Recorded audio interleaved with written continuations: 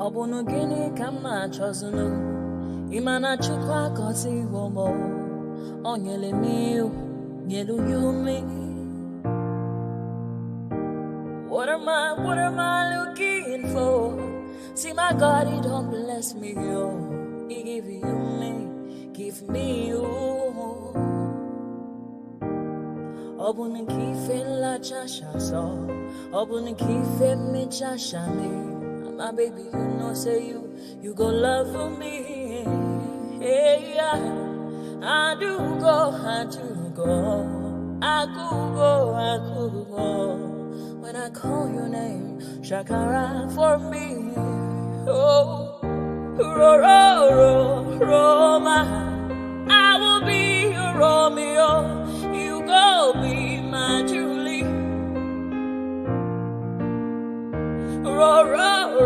Roma, I will be your Romeo. You go be my Julia.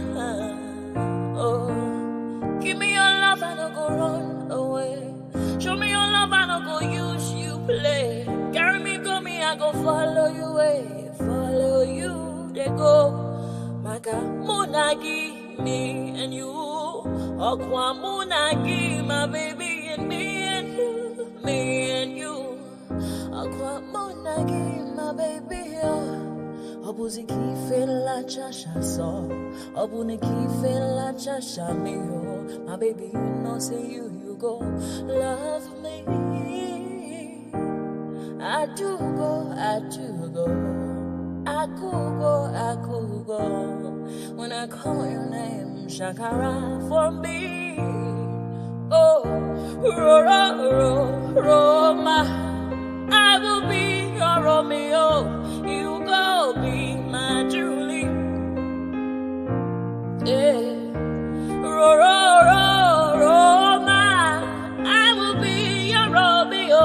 You will be my Julia. Oh, Roma, I will be your Romeo. You will be my Juliet. Roma, I will be your Romeo. You will be my Juliet.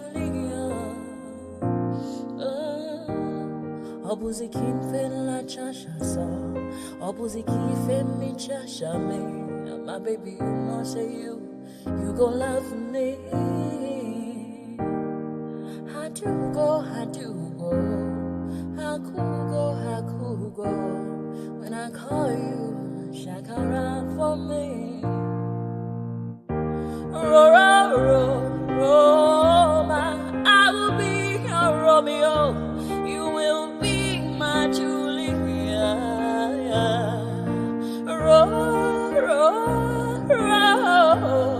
I will be your Romeo. You will be my Julia. Oh, yeah. Ayandaba.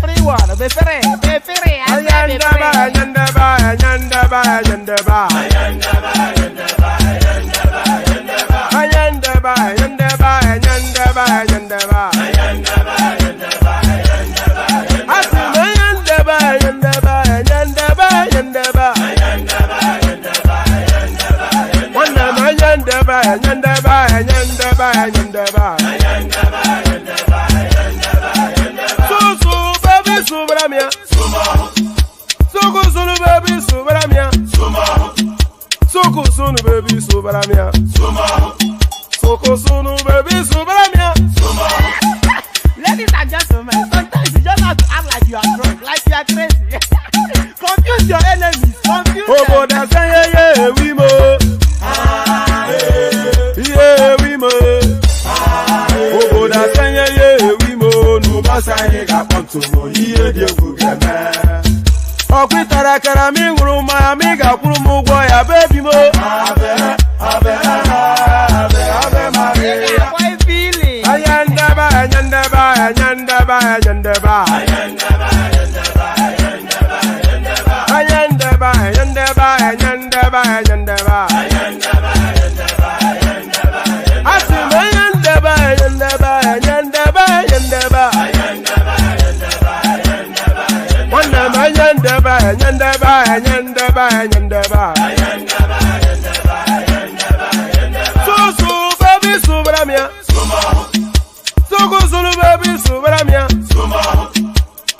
Sunu baby subaramia Soko sunu baby subaramia Ase kwa nefo ya banyo si akuna nyego mkambasi ozo. Since I was born, but now I am plenty youth. Akuna mota wakuna koga book.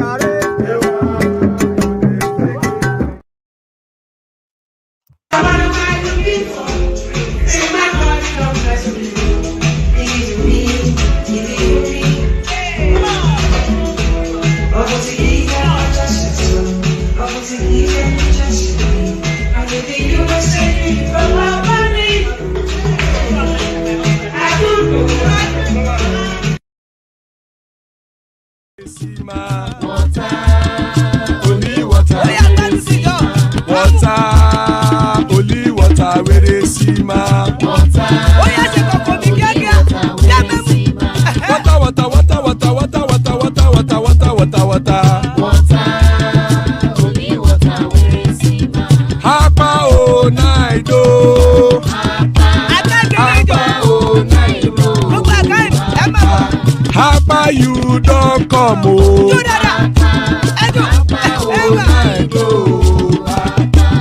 Hapa o naido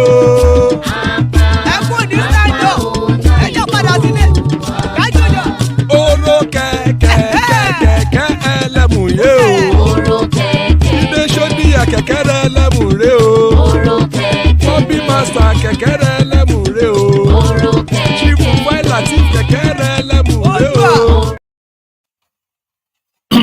sorry, that was the wrong music. That comes after the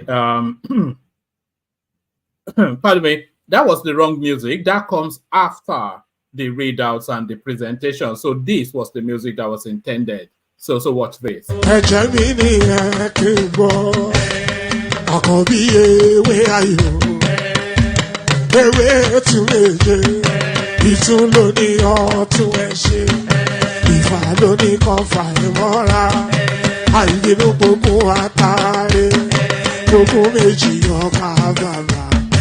Gbogbo mẹ́ta ọ̀ka wáṣẹ́ orí ló túmọ̀ ẹnu gbogbo ọ̀nà ní túmọ̀ ẹsẹ̀ akọni ìmọ̀ tú ìmọ̀ ọjọ́ ìmọ̀ èmi ni wọn kì í dálẹ̀ wọ́n bá lọ mẹ́lẹ́mọ́ wọ́n á fi jóye ẹlẹ́mọ́ akọni wọ́n bá lọ gbé fèrè wọ́n á fi jóye ẹlòkò bọ́ọ̀wọ̀ wọn bá tẹ̀lé wọ́n á fi jòyè aláre àwọn mẹ́tẹ̀ẹ̀ta parapọ̀ wọ́n wá jọ ń pẹ́ mọ́ ẹ̀ẹ́mọ́ olóko jẹ wọ́n pa Akíntọ́lá ọmọ Ògún wọ́n pàdé Ìyọ̀dà ọmọ Àtàràbọ̀bà Àkànbí wọ́n pàdé Ṣàtàdàdẹ ọmọ ọba Ìjẹ̀bú Mèrè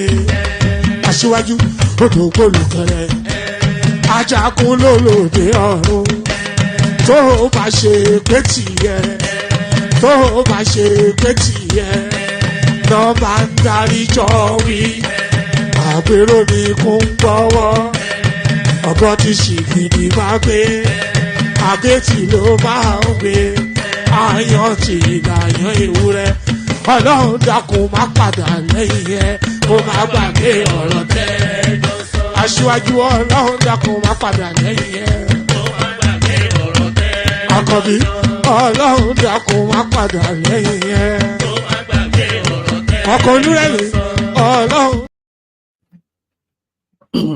And there it is right there. Ọlọ́run má padà lẹ́yìn ẹ, may God never depart from you. I already told you what that means. So, Ọlọ́run má padà lẹ́yìn ẹ, may God never depart from you. So, how will anybody not say amen to that? So, amen to that on behalf of myself and you, my friends. So, amen to that on behalf of myself and you, my friends. So, the usual protocol, click on the like button just as soon as you come in. Subscribe if you haven't done that already. And if you want to come and join me on the screen, click on that hyperlink that says StreamYard. So click on that hyperlink that says StreamYard. Let me send it to the comment section again, so it's immediate to hand. Let me send it to the comment section again, so it's immediate to hand. Click on like, click on subscribe, click on the hyperlink that says StreamYard. To come and be an active combatant on the One Man Went to More experience. So come be an active combatant on the One Man Went to More experience. The ebb and flow, the thrust and parry, the boost gas, all of that. So all of that are being served up on the menu. So come take your pick. Click on like, click on subscribe, click on that hyperlink that says StreamYard to come into the studio. And then the last click then, the dollar sign at the bottom of the YouTube stream, click on that as well and super chat, super sticker to the stream, just as exemplified by Isaac Ojo, who has been doing that with increasing frequency, and Ola, who does it the most in the history of this platform. So join Ayo and Isaac in the super charts. We have the anticipation of 5 minimum super chats per stream. We've been hitting that oftentimes. Let's hit that again today. So do that. Click on like, click on subscribe, click on the hyperlink that says StreamYard, and then click on the dollar sign to super sticker, whatever it is, to the stream. So do all those. Rather than the readouts, we're going to actually kick off this stream with a series of clips. So we'll kick off the stream with a series of clips, and then we do the readouts, and then we'll cap off that phase with another video. So settle in, get your cocoa, get your coffee, get your glass of wine, get whatever it is that you use to settle in. So which one should I actually start it off with? Let me start it off with yes, actually, let me start it off. Hold on one second. Continue off and on until the military. Oh, all right, that might come in later, but let me start it off with this, because this first clip is a follow-on from conversations ongoing over the last couple of days. You know, all the conversations around the lack of purpose of Mko Abiola, the Ogun State governor. So he has now heard all of those criticisms, and here he is now responding. We cannot reconstruct all the roads in 3 years. As a matter of fact, no administration can reconstruct all the roads in Ogun State, not even in 8 years. But we will continue to be inclusive. So today, we reconstructed Hundeyin Street, priority road. We've reconstructed priority road. We have so many other roads that we consider here, but because there's so much deficit in the infrastructure development in this area, at times it appears as if we're not reconstructing them as fast as they want us to. But my pledge is that I've come here today to see for myself. There are 2 roads that are considerably important to our people. First of all, the road have given the contractor a marching order that road must be completed in the next 2 weeks. Asphalted, the bridge completed. The deficit that we made in assumption of office was such that we began to wonder what was the previous administration doing. In some instances, they appear to have good intentions. You go to the roads, you demolish houses, roads that should not be more than a single carriage, highway, they will turn them to dual carriage. But by so doing, remove all the asphalt that was there serving the people and abandon those roads. We inherited quite a lot of those roads. Some of those roads were federal roads, but our people cannot differentiate between federal or state. They will geolocate their pains where and when they are feeling it. So we have to draw up a priority list. And the priority list, amongst others, factored in the vehicular traffic, the economic impact. Then we can brag and say, not only have we constructed over 600 kilometers of highway or roads, both interstate, intrastate, inner city roads, but I beat my chest and said there is no local government in Ogun State today. So there is Mko Abiola right there, the governor of Ondo State, trying to befuddle the indigents of that state with English. They are not especially educated over there. So it's trying to befuddle them with English. So for all of the grammar, where is the road essentially? So, I mean, you can only really point to something that you have done. You cannot explain, especially infrastructurally, you cannot explain what you have done. You can the only explanation is to point to it, to say, look, I did this. So he's standing in front of the camera, flexing mustache and beard and whatever it is, speaking grammar, but not having done anything. It's fast forwarding to 8 years in that on that seat, and there is nothing to account for it. The only thing that accounts is expensive wristwatches and fancy cars. So there is the spendthrift governor of Ogun State. So that's the spendthrift governor of Ogun State. Let's go from that spendthrift governor to a theory. So I'm only really calling it a theory because I cannot prefix with any other adjective to say X theory. So if we come out of the back of it, then you can tell me if it's a conspiracy theory or not. But what this? You stole Shango, the divinity of leadership and revolution. You stole his archetype. You stole his colors, red and gold. You stole his weapon, the double-sided axe. You stole his nature element, thunder. and you created a character named Thor from Shango. And then you went back and you stole Ogun. You took his machetes and you put them on a man named Logan. And Logan has 3 machetes on this hand and 3 machetes on this hand. The Wolverine, his power is like iron. His number is 3. And if you take the L off Logan, you almost get the name Ogun. Let me continue. You went back to Yoruba culture and you stole the divinity Oya. Yes, you did. You stole her element, the winds and the tornado. You stole her color, African woman, and you turned her into Storm. Halle Berry's Storm is the divinity Oya.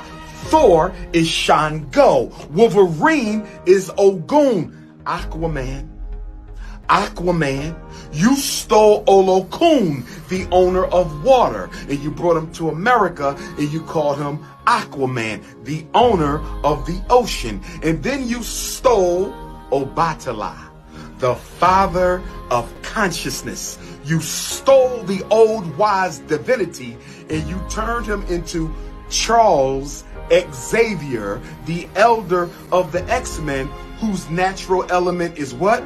Consciousness. Is it a coincidence that Obatala is the elder who rules consciousness? Charles Xavier in the wheelchair is the element that rules consciousness. So since you didn't have any superheroes in the Bible, and since you didn't have any superheroes in the Quran, and since you didn't have any superheroes in the Torah, you stole our deities and turned them into X-Men in Marvel Comics. All right. So that is conspiracy theory somewhat gone mad. So that's conspiracy theory somewhat gone mad. But what strikes me especially, that guy is a well-known guy, but I can't not remember his name at the moment. Anybody that can recall his name, put it in the comment section. So that's conspiracy theory gone wild.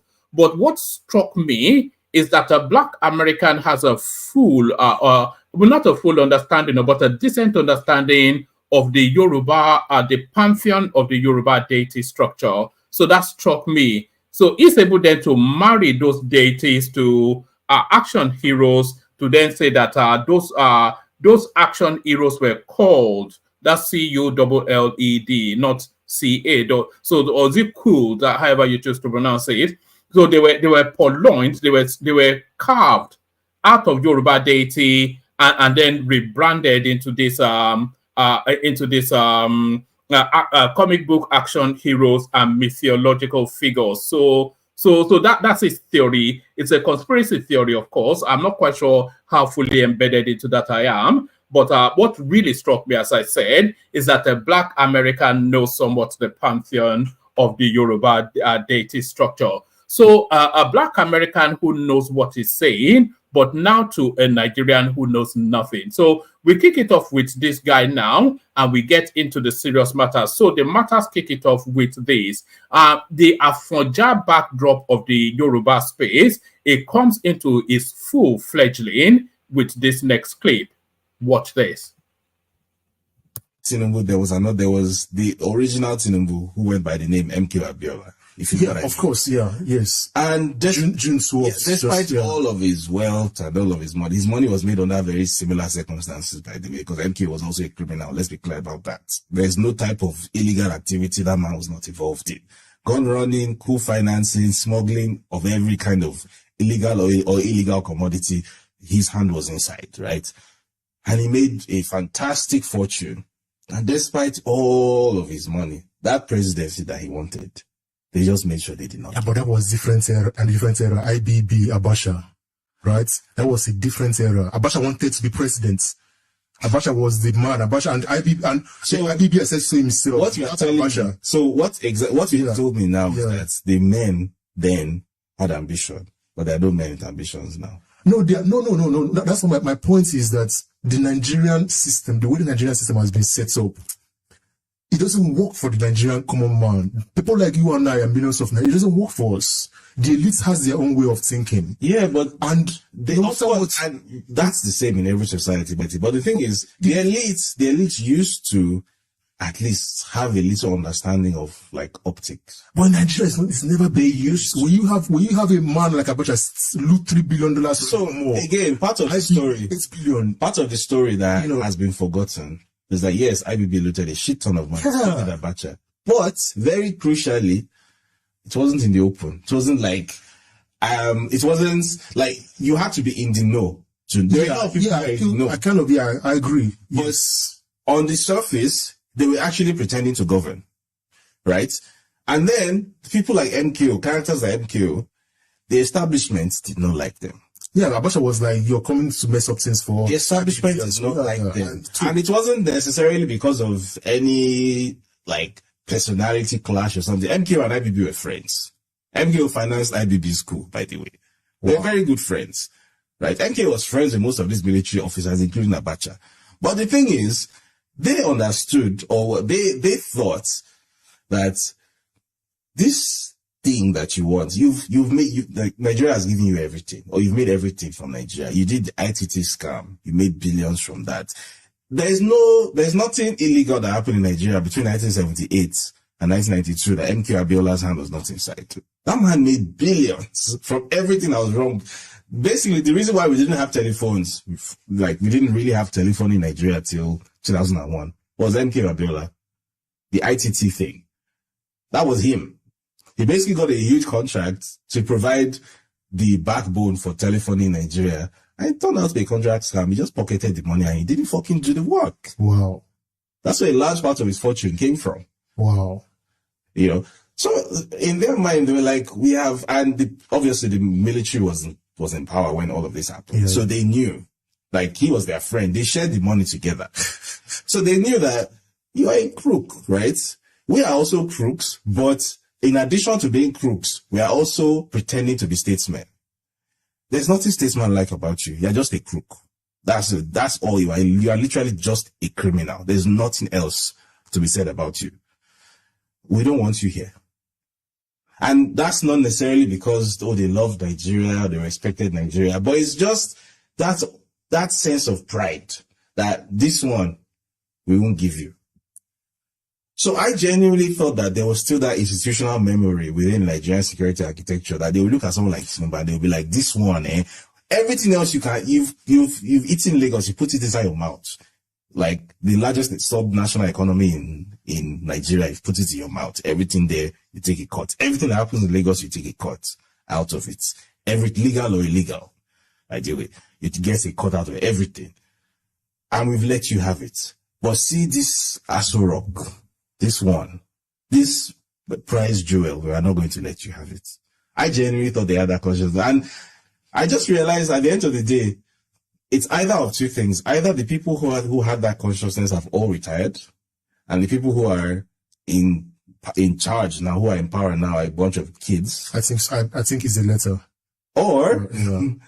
Or this man just is able to wield so much money and so much international support and influence, specifically from the US government, the State Department. I'm going to come to that next.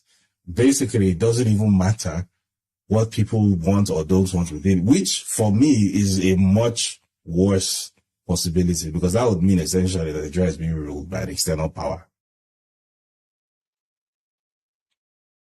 All right. There is so much that is wrong. In fact, the totality of everything that guy said it's a whole bunch of baloney, hogwash, balderdash, and piffle.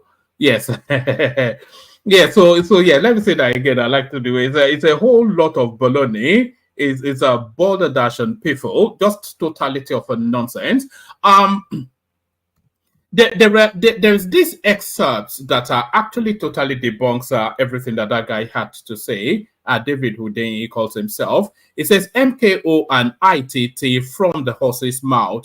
I was going to read it out, but it's such a long and winding essay because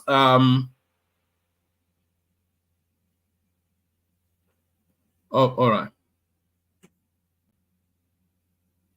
Yeah, it's such a long and winding essay that I just buckle at the thought of it because I don't know quite where the point is made. So, but I'll send the link to the comment section anyway. If you see on and on it goes. So I'm not going to certainly read through all that. But essentially, what this excerpts from a book, MKO and ITT from the horse's mouth, that totally debunks everything that guy had to say. But then, of course, that guy a verilous liar, as we already know within the Nigerian space. So a verilous liar. So sorry, I was scrolling through something. I didn't even. Yes, this is what I was showing you. So this is what actually debunks what David Hussein says. I'll send the link to the comment section, as I said. So if you want to have a read through, have a read through. But I'm certainly not going to labor through that. So I'm not going to labor through that, but I will labor through this. So now this next headline. Sometimes we joke in here that the people in Nassau Rock, they listen to our platform.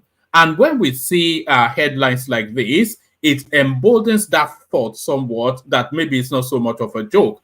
So countless times we have said, hold on.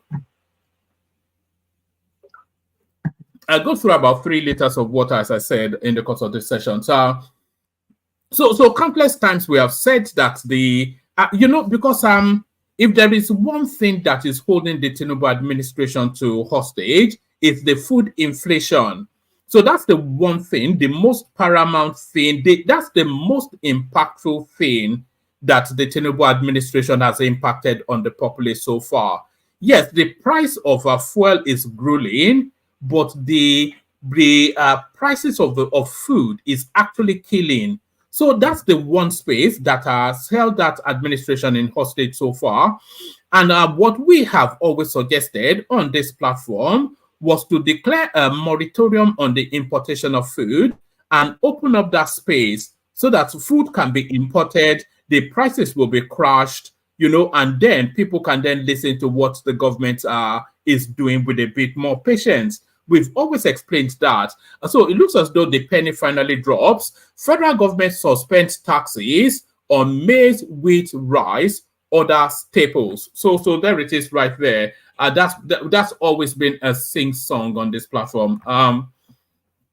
The federal government has announced the suspension. The federal government has announced the suspension of duties, tariffs, and taxes on some essential food items imported through land and sea borders. The Minister of Agriculture and Food Security. So a lot of people have been asking who. So this is who he is. So Kenny, I think you were asking. Abubakar Kyari, his name is.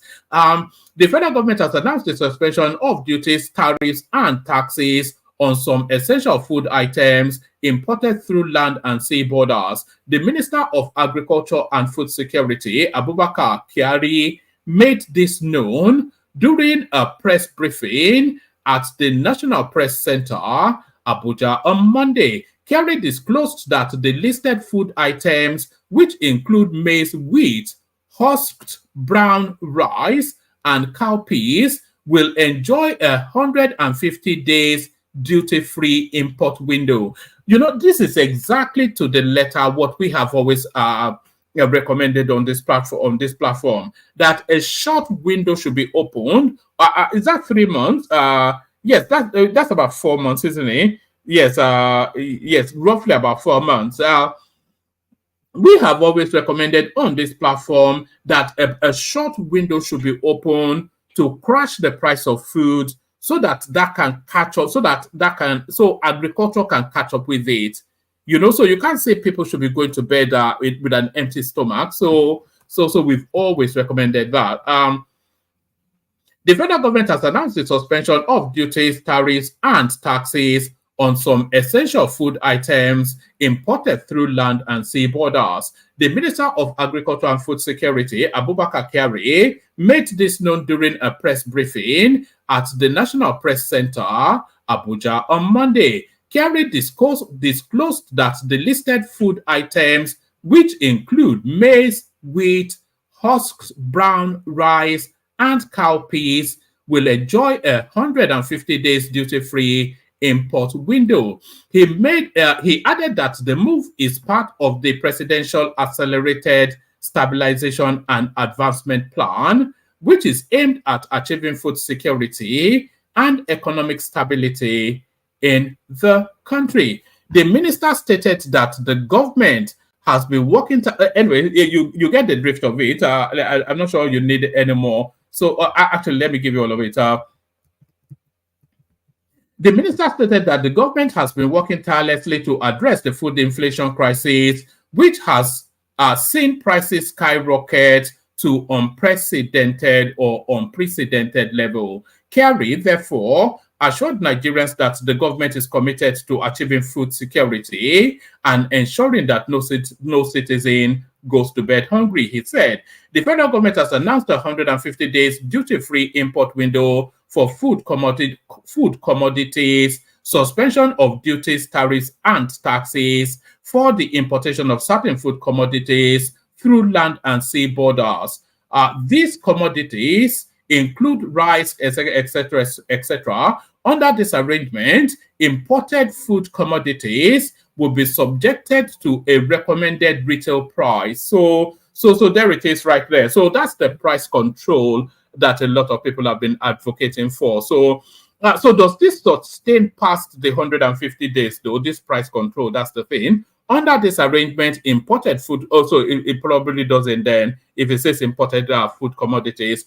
Under this arrangement, imported food commodities will be subjected to a recommended retail price. I am glad to reiterate that the government's position exemplifies standards that would not compromise the safety of the various food items for consumption.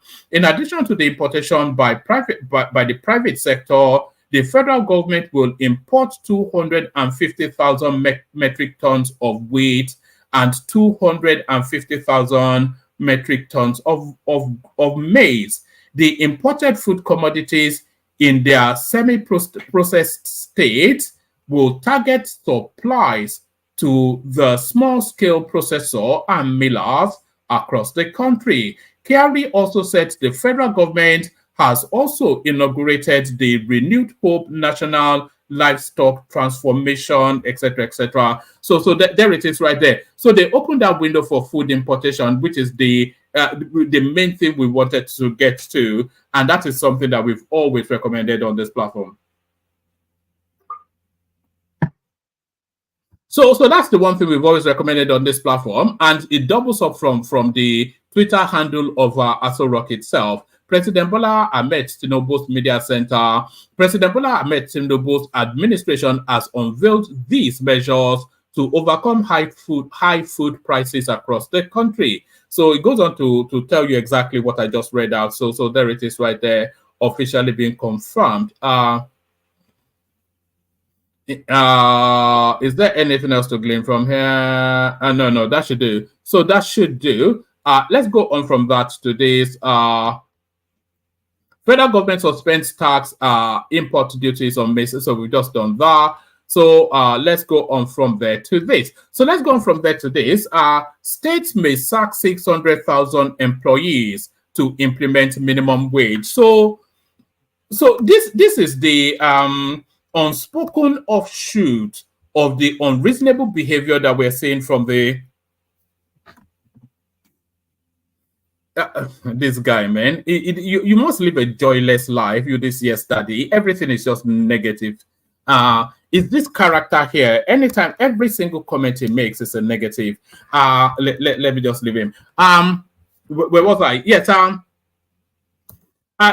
This headline here is an is one of the consequences of that unreasonable stance of the labor union.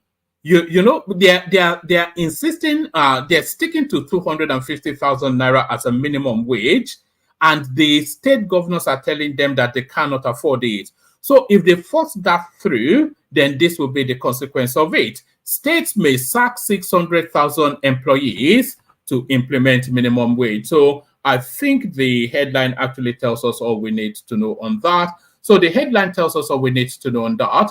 And let's let's pick it up from a reaction from Shehu Sani. Shehu Sani once again state government sacking over 600,000 workers to implement new minimum wage. So I'm not quite sure. It's a matter of affordability, isn't it? If they can't afford it, I'm not quite sure what you're warning them not to do. Let's just go to his tweet. So Senator Shehu Sani, the state sacking 600,000 workers in order to implement the new minimum wage will increase the risk of insecurity, crime, suicide, and divorce rates in the country. So, well, you know, the ball is in the court of the labor union. If they don't want that, then they should come with a reasonable expectation. Mohammed Abacha asks Loko Biri to retract OPL 247 resolution claim. So this OPL 247, it seems to be the oil fields that the in situation government always passes around themselves. It's not a long one, so let me read this one.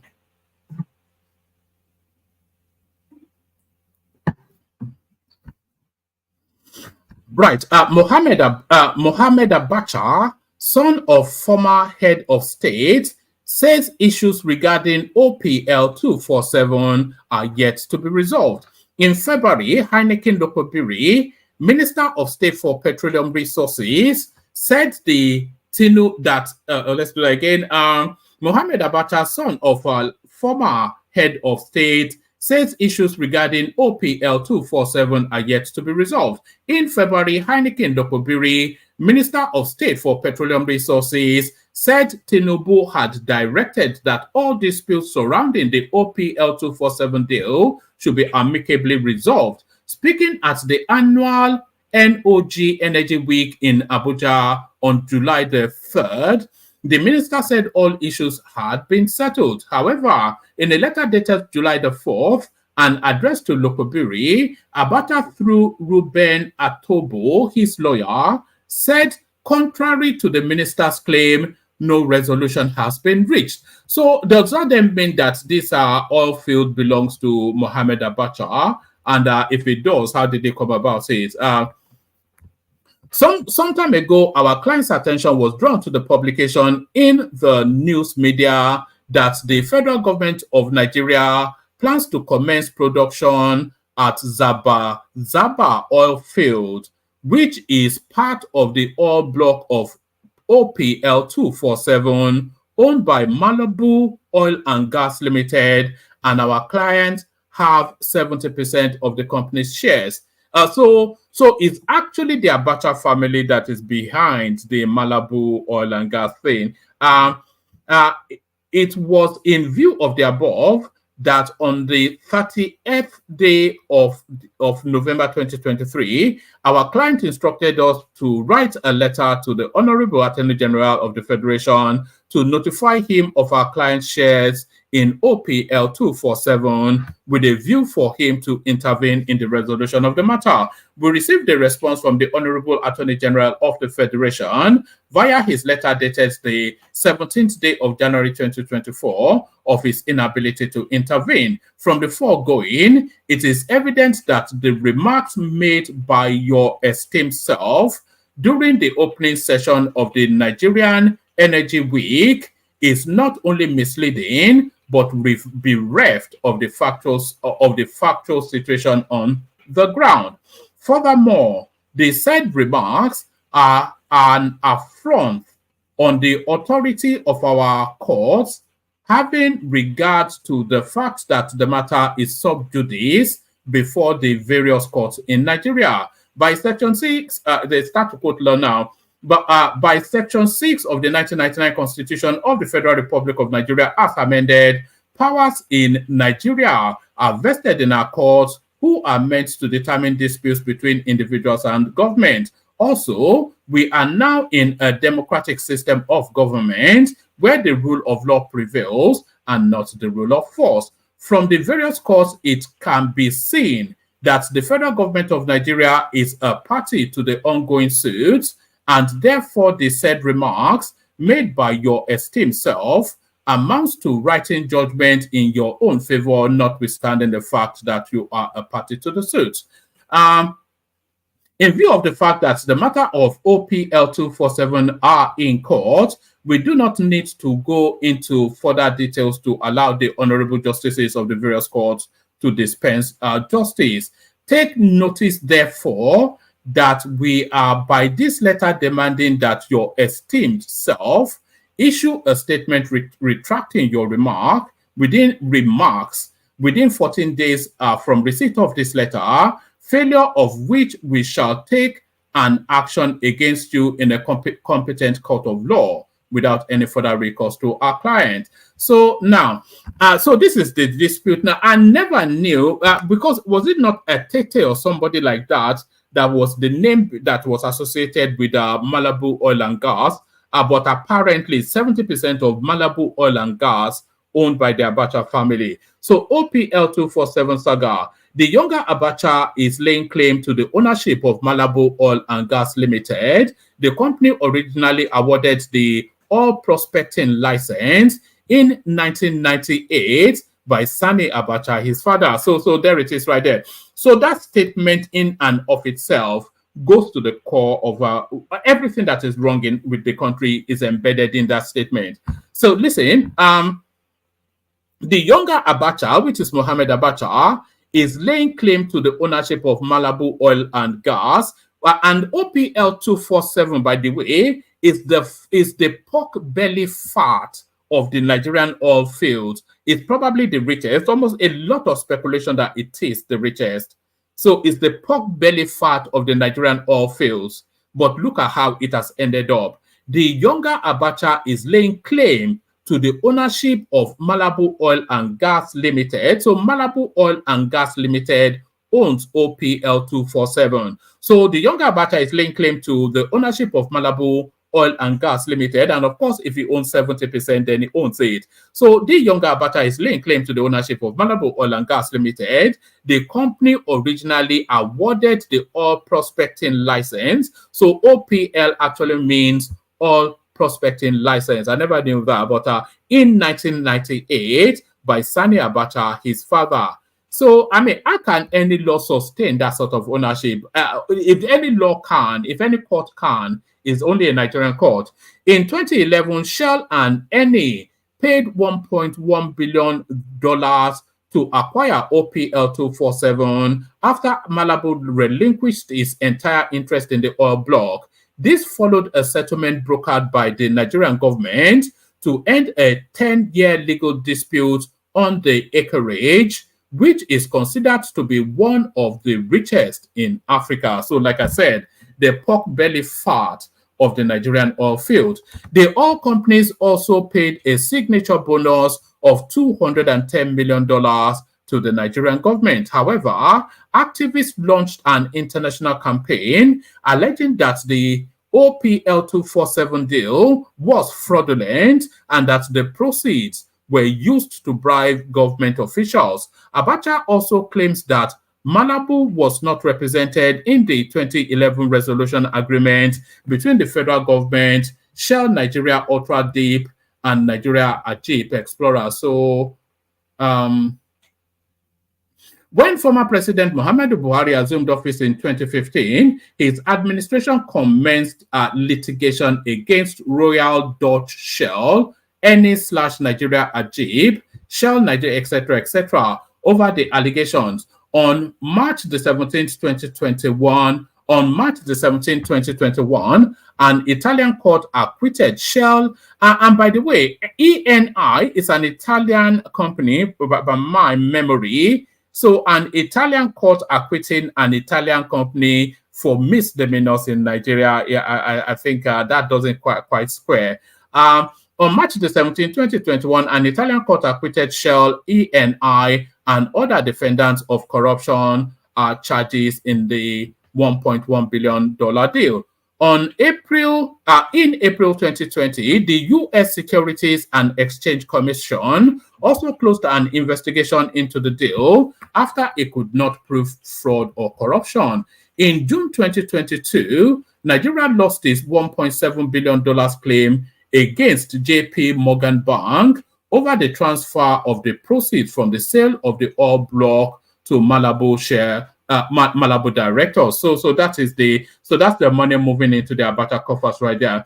After several losses, the federal government in November 2023 withdrew its $1.1 billion civil suit in Italian courts against ENI and Shell. In March, Mohammed Bello Adeko, Attorney General, when OPL 247 resolution agreement was signed in 2011, was discharged by a federal capital territory court over allegations of bribery and corruption in the transaction. So there it is right there. That's corruption wanting to stake claim to the fullness of its entitlement. So all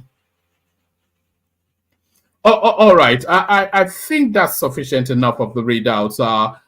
If there's more, we bring it in the course of. But the room needs populating, by the way. So let me send the link. Anybody that wants to hop on. We play the Kegite music, kick off the session, see where it lands. Let's go first to... You know I always struggle to... Yeah, let's go first to... You know, I've got so many clips on my thing. Yes, I found it. Let's go first to the care guys. Only water, where they see ma.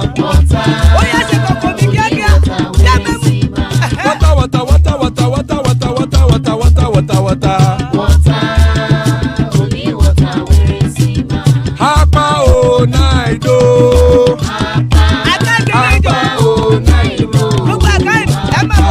Hapa you don't come o.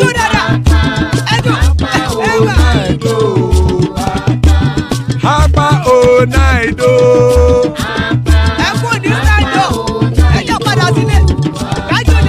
Oro kẹ̀kẹ́ ẹlẹ́mù yé o. Ilé sọ́dí àkẹ́kẹ́ ẹlẹ́mù ré o. Bobby Master kẹ̀kẹ́ ẹlẹ́mù ré o. Chief Wáìlà tí kẹ̀kẹ́ ẹlẹ́mù ré o. Eruku lẹ̀lẹ̀ ẹlẹ́mù dé. Eruku lẹ̀lẹ̀ ẹgbẹ́ ẹlẹ́mù dòde ojàre o. Eruku lẹ̀lẹ̀ Ghana ti dé ẹgbẹ́ bọ́dì o. Ọmọ ẹlẹ́yẹ ẹyẹ o ó dilé o. Odúyẹ̀lá ẹyẹ o ó dilé o. Petrosonana ẹyẹ o ó dilé o. Petrosodúnkẹ́ ẹyẹ rẹ̀ ó dilé o. Ẹlẹ́kọ̀ ọ̀run mú ìní o.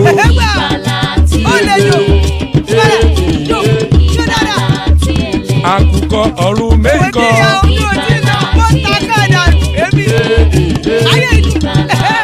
Ikú kò ní ríwà gbéṣe o.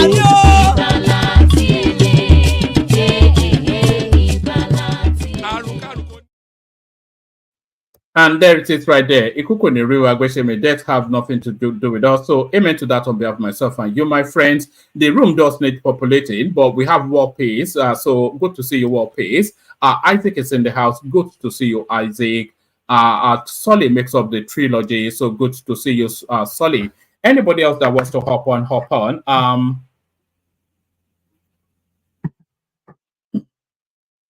I'll be going through a lot of water today because I think I'm having the beginnings of whatever it is that I'm having. My throat is completely dry. But so good to have you, gentlemen. Look, I'm going to actually kick off the session with this clip as we wait the room to populate. So this clip still, it goes back to that space of this media outing that David Hundeyin had. So we saw him accusing Abiola of all manners of corruption, etc. But it didn't stop there. So let's pick it up from here. Since Nigerians have to accept that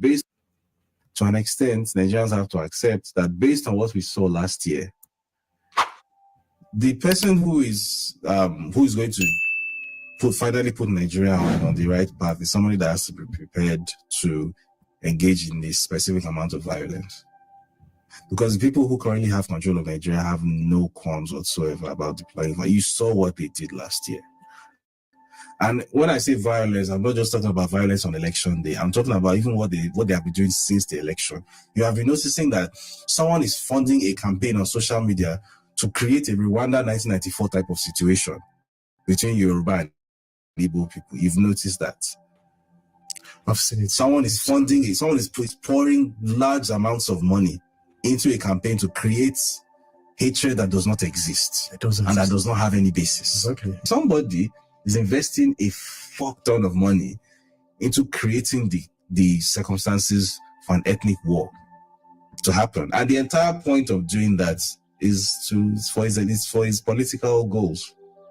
Because as far as this person is concerned, the reason why he did not win the election in 2023, even though he was able to pay money to INEC and get himself declared the winner, but the reason why he was beaten so convincingly in 2023 and everybody used it, his home state, or what he claims is his home state of Lagos, was humiliated.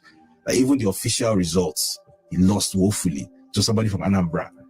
And he has decided that therefore means that the Igbos are somehow encroaching on his political turf. And they need to be taught a lesson, they need to be beaten back. And the way to do that is to create enmity, create hostility, animosity between both groups. So that for the first, bear in mind that Igbos and Yorubas have literally the distance between Idanre in Ondo State and Onitsha is about 150 kilometers. Can you ever think of any time in history where there has ever been any kind of armed clash between Igbo? This guy is a very dangerous guy, and I would not be averse to him being renditioned in the same manner that Nnamdi Kanu. Did you hear what he just said there? He's a very sick guy. He's a very sick guy, yes, which is fair enough, but it's also a very dangerous guy, which is quite concerning. It started off with saying that the country has to be taken violently from the government, and then he went on to accuse the sitting government of stoking the embers of ethnic discord between but this guy is a very dangerous man. Igbo and any Yoruba group has it ever happened anywhere? Even in modern Nigeria, has it ever happened? How does I know of? None. Even in modern Nigeria, None. where there have been pogroms like Hausa kill Igbo, has that ever happened? Yoruba Igbo has not happened. We're not enemies. Yeah. This guy is trying to create that enmity where it doesn't exist because he has no qualms with using violence to achieve his goals. Even if that violence means 200,000 people should die, that's not a problem. He's fine with it. It's an acceptable for him. It's an acceptable price to pay. So those of us who are sometimes, which I tend to violence take it by force. Yes, you have to prepare to inflict a certain amount of violence on the people who are determined that your life must not get better. Because there are people like that. The one I was watching recently where some guy who says he's Yoruba nationalist, Igbos to leave Lagos. That kind of like stupid nationalist that doesn't understand what the meaning of the word nationalist is. And this man was saying on a YouTube live stream that we will make sure Igbos cannot vote. That democracy is I'm quoting him verbatim. He said democracy is a tyranny of the minority against the majority. That's what democracy is. And we're going to show you.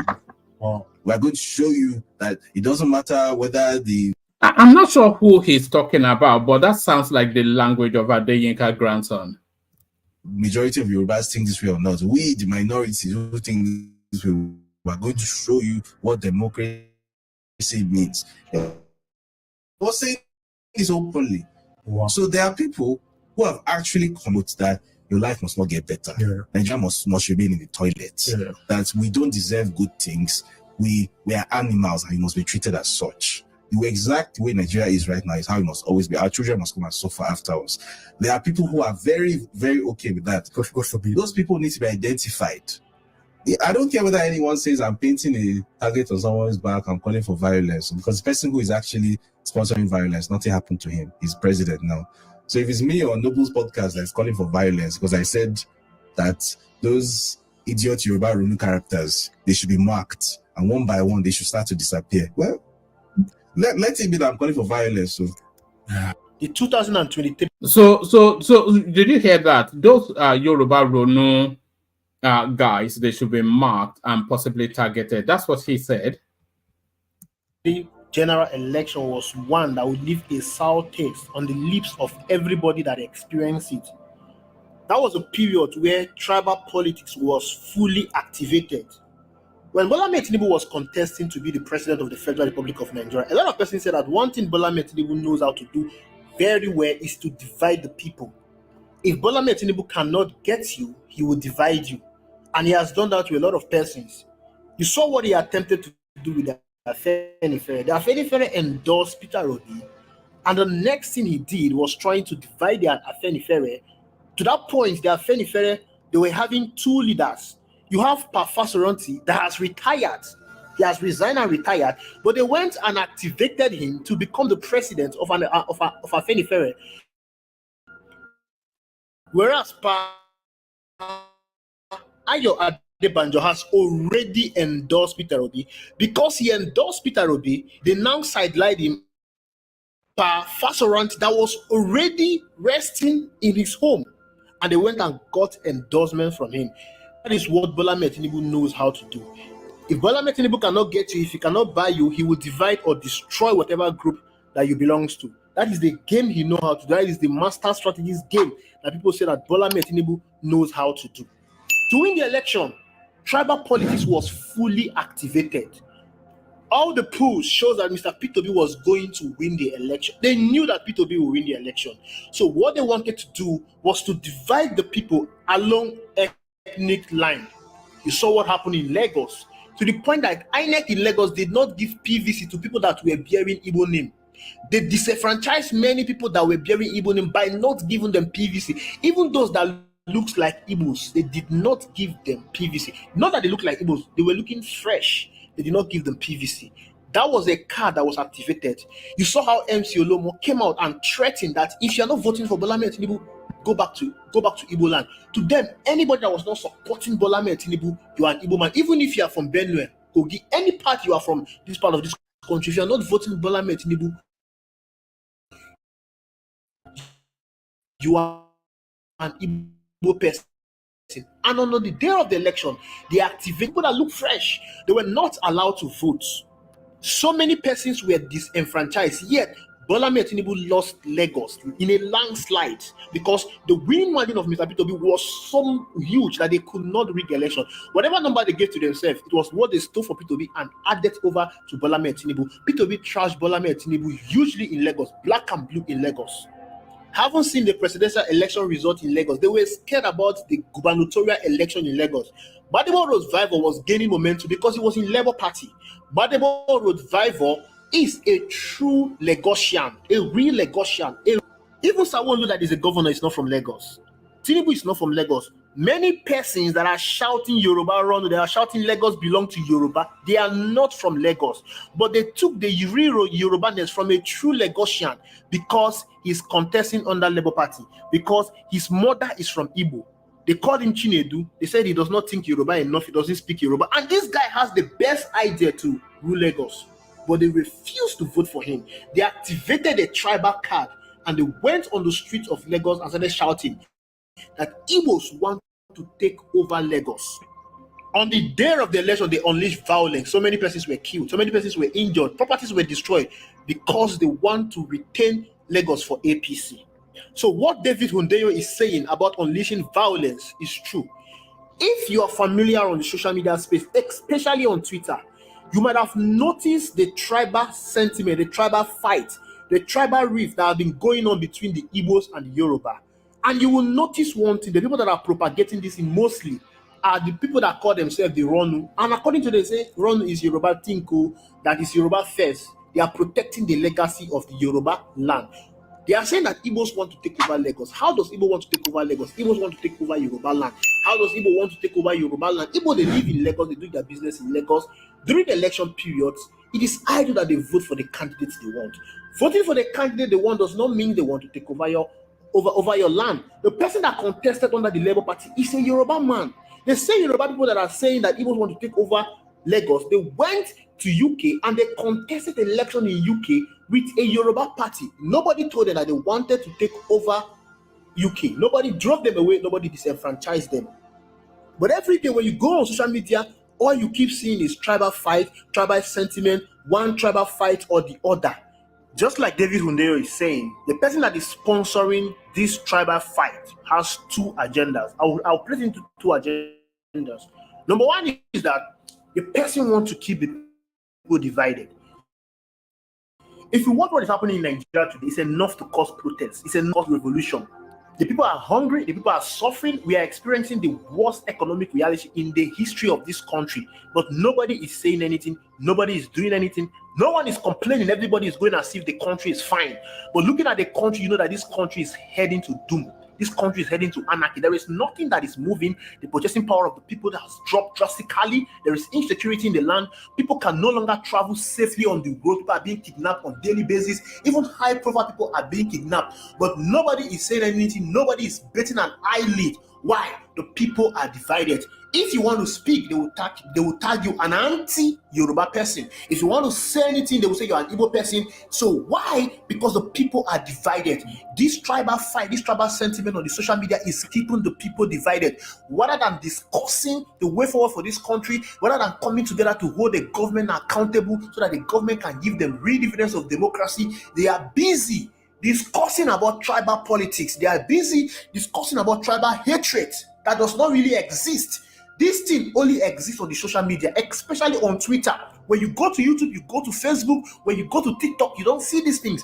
Go offline, you don't see these things. The people, they marry each other, they intermarry, they relate very well with each other. But these things is only on Twitter. That is to tell you that it is politically motivated and someone is sponsoring this thing. As long as they are busy talking about tribal hate, they will not come together to discuss the way forward. If it was all about tribal hatred, Kenyans will not go to the street to protest. But you saw what happened in Kenya. They had one mind. They put away their tribal sentiment aside. They put away their party affiliation aside. They put away their religious sentiment affiliation aside. They came together in one voice and protested. And when you ask a very vital question, is it that these people that are talking about tribal sentiment, that are talking and supporting the government of Bola Tinubu, are they not suffering the same thing that other Nigerians are suffering? Are they buying bread cheaper? Are they buying gari cheaper? Are they buying rice cheaper? Are they not suffering the same insecurity? Are they living better life than other people from other parts of the country? They are suffering the same thing. But because of their stupidity, because they think their brother is in power, they have to protect the Yoruba race. Protecting the Yoruba race means, according to them, according to this Ronu, listen, I'm talking to the Ronu, these Yoruba Ronu people. I'm not, because I know that there are so many sensible Yoruba persons out there that are not in support of this government. I'm talking to these Yoruba Ronu people. According to them, protecting the Yoruba race means they need to shield bad government. They need to protect their bad leaders. Somebody organized a space to talk about the bad role in Ogun State, and someone came to that space and was talking about the Igbos. That is to tell you how bad this is. These people are being sponsored. But it's quite unfortunate. Having someone from your tribe man does not equate to good governance. Buhari was a president for 8 years. The North suffered the most. Go to the North. They don't even have access to good water, good potable water. Ordinary potable water, they don't have access to it. Insecurity was so much bad in the North. Every form of insecurity is there. Boko Haram, banditry, Fulani herdsmen, they are all in the North. But Buhari was the president for 8 years. It did not change their life. It did not change their status. The North, most part of the northern region, they are still backward. Why? Having someone from your tribe does not equate to good governance. The same way Tinubu is the president today, and it has not automatically transformed the southwestern region. It has not. Why? Because it will not until you have someone that is detribalized, someone that is competent, someone that is people-centric, someone that will put the people first.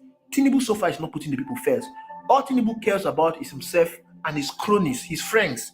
He wants to satisfy them first. Because if you look at all the policies that have been put forward, all these things are anti-people policies. Tinubu is taking from the people and it's not even given to the people. The fuel subsidy, the taxes, the electricity increment, the interest rates, everything is anti-people. The reason why the price of goods in the market has skyrocketed is not even because of dollar rate, it is because of the interest rate. Because the interest rate has increased from what it was under President Muhammadu Buhari. Manufacturers now pay more money when they borrow money from the bank. So who is going to bear the brunt? The final consumer, of course. Another reason why they are sponsoring this tribal head, just like David Hundeyin said, he said that what happened in 2023 will not happen again. Tinubu was trashed in Lagos, and they don't want to experience that again. They want to make Lagos uncomfortable. They want to make other parts of the Southwest uncomfortable for people that are not supporting Bola Tinubu to come out and vote. That is the reason why they are breeding this tribal hate. They want this tribal hate to translate offline, so that there will be hatred between the Igbos and the Yorubas. And just like he asked a very vital question, where in history have you heard that the Igbos and the Yorubas were engaged in war or in fight? Absolutely nothing. This whole tribal fight we are seeing today, it is because Bola Tinubu is the president. That is why we are seeing this thing today. It was not there before. These things are politically created. And to every one of you that are involved in this, I want you to think and understand that it is your future you are destroying. You are not teaching P2B a lesson. Most of you say you wanted to teach P2B a lesson. Ever since the election was done and concluded, P2B has been going around donating money, millions of naira to different persons. He has the money. He's a billionaire. He's enjoying his life. It is your life that you're destroying. 8 years of Buhari wasted. Another 8 years of Bola Tinubu, you want to waste it? That's 16 years of your life. Are you thinking about your children? Are you thinking about your future? Most of you want to jump out to another man's country. What if you go there and they deport you back?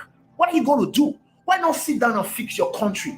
Look at what is happening in other part of the country. Are they engaging themselves in this tribal fight like we do in this country? We cannot talk about good governance. We cannot hold our politicians responsible. We cannot hold them accountable because we are divided. We are engaged in tribal war. It's not helping us. The people that benefit in this tribal fight is the politicians, not you.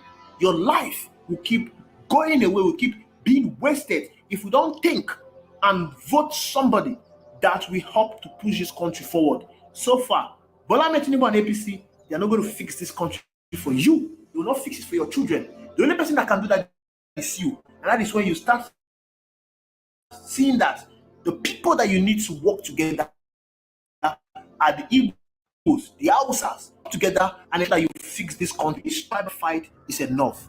Thank you for watching. I will see you in the next video. So there it is right there. Thank you for watching. He will see you in the next video. So hold on one second. So thank you for watching. Hold on 1 second. So thank you for watching. He will see you in the next video. But there's a lot of what he's saying going on the Twitter space. By the way, all these are heavy back and forth with the Southeasterners are mainly. I wouldn't even say the Southeasterners. I'll say sections of the Southeasterners and sections of the Southwesterners. So the back and forth between what they term the obedient and what they term the Ronus, which are political foot soldiers of different candidates of Peter Obi and the government. Let's just put it that way. Why it's the North not innate has always been my question. So if the fight is for a better Nigeria, then why is the North not innate? Because we don't hear significant enough of Northern voices in any of this back and forth. So why is the North not innate? So if you want to answer the question, then you might well look in the direction of our 2023, and you can see clearly it's a carryover of an election won and an election lost. So people still very much holding that February 2023 to hostage, even a year plus on. We're going on 2 years since that election, and that space been held hostage. Some people make the argument that they are fighting for a better Nigeria, but how can it be that only a subsect of the country wants a better Nigeria, and anybody that wants outside of them, or anybody that has a view outside of theirs, does not want good for the country? So does the North not want a better Nigeria? Does the Southwest not want a better Nigeria? Does the South not want a better Nigeria?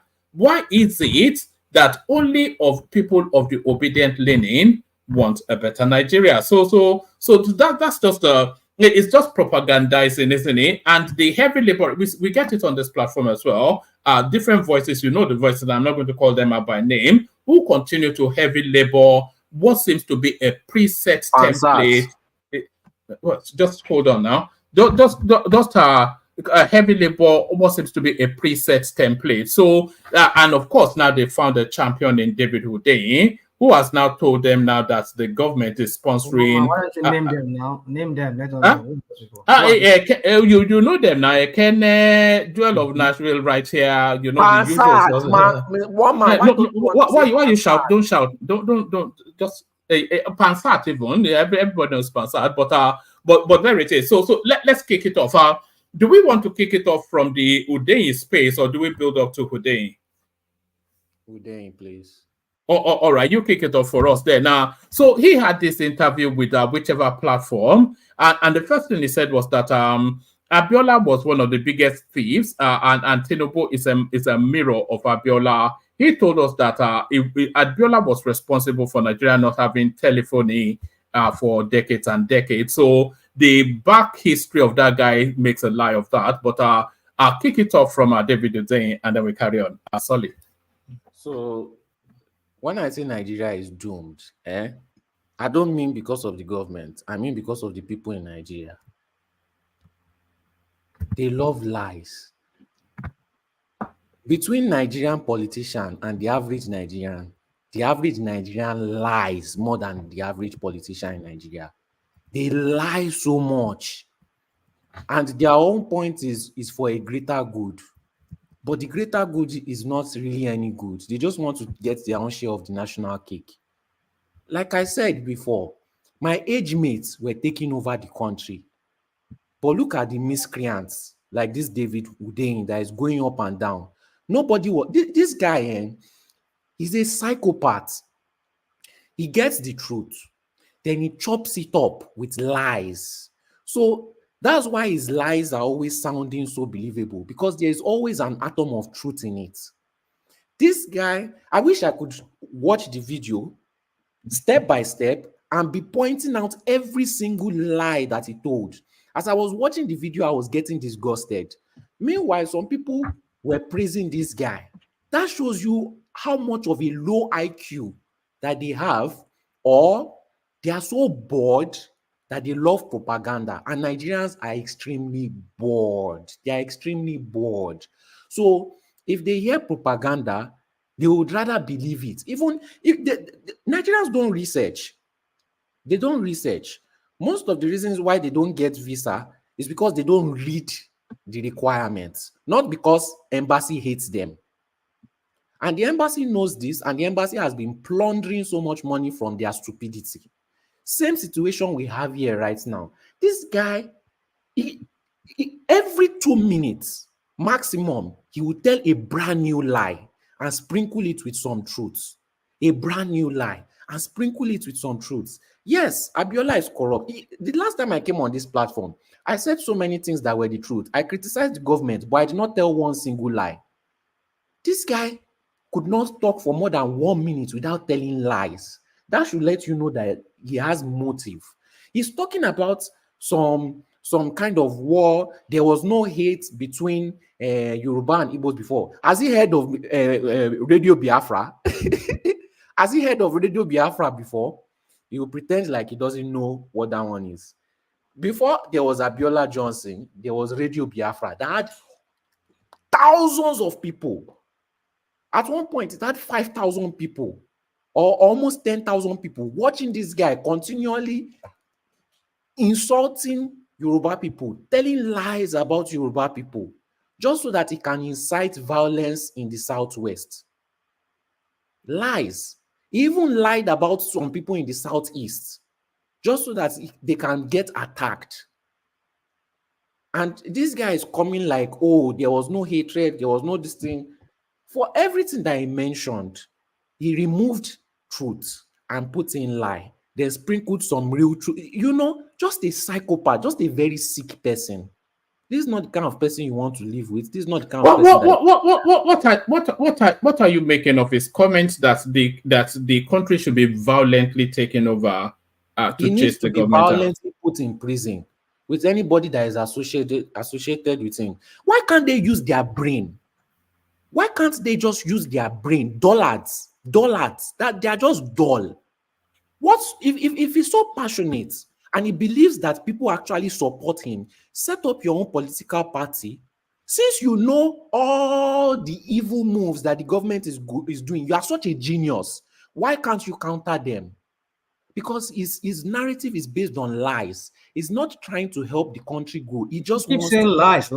I mean, yeah, come on, dude. You want us to? Can you give us? Can you No, give us? okay. Come You on, want I'm us asking to? you a question. Can you give us an Okay. example of some of the lies he told in what he Play, said? play the video again, and I No, promise come on. you. We don't need to play the before, video. before we I'm not going to play another Come on. for No, come 16 on. minutes of. No, Can you rational just say mind. somebody's lying? No. He kept just say you have the truth. So you tell us the truth you have and then the lies that he told in what he said. Okay. That's what you should do.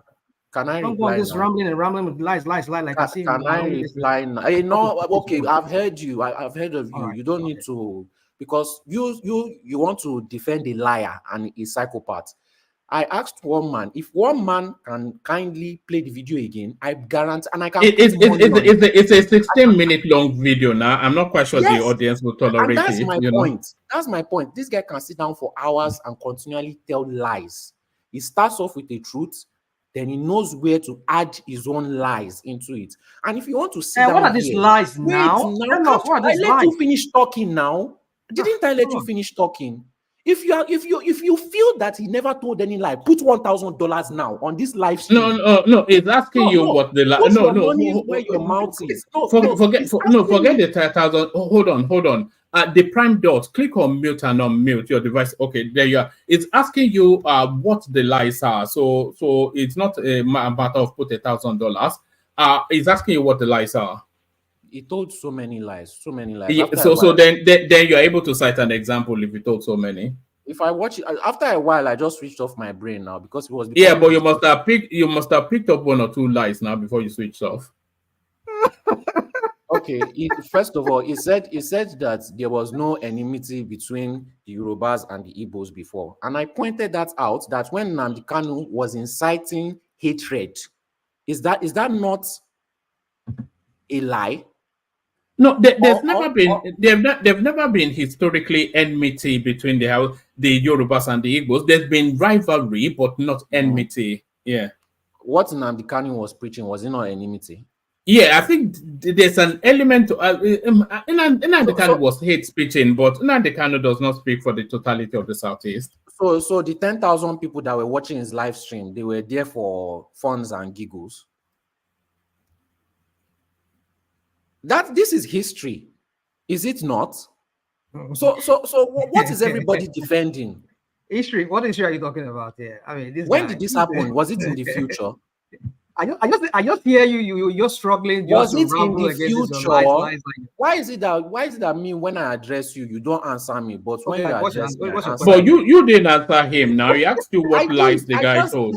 I just did, and you tried to back him up, and I refuted your argument too. No, there's nothing repeated. Just ask me the question you want to ask me. What is the question you want to ask me? Okay, what didn't I refute? You said historically Igbos and Yorubas have been over each other's neck, and you were citing Nnamdi Kanu, who was just a recent development. And the woman was putting it to you that how many are these people? This so-called Nnamdi Kanu and his people. Well, how many of them? Even though maybe there was a hate speech, did it go to the extent of whereby everybody had to go after each other's neck? Where you see the Igbos coming to the southwest and wrecking havoc like you see the Fulanis, herdsmen people doing. Is that to that scale? So, dude, when you're talking, just be balanced in what you're saying. Wait. That's the point. During I can see somebody who is just struggling to make a point that there's no point. There's no point in what you're saying. You know I'm making a point. That's why you keep on interrupting me. Come on. No, it's inviting you to give an example. It's not one man. Every time I try to respond, he just interrupts me. And sorry for that. My apologies for that if I do that. No, he's interrogating what you're saying now. You are saying the guy told lies after lies.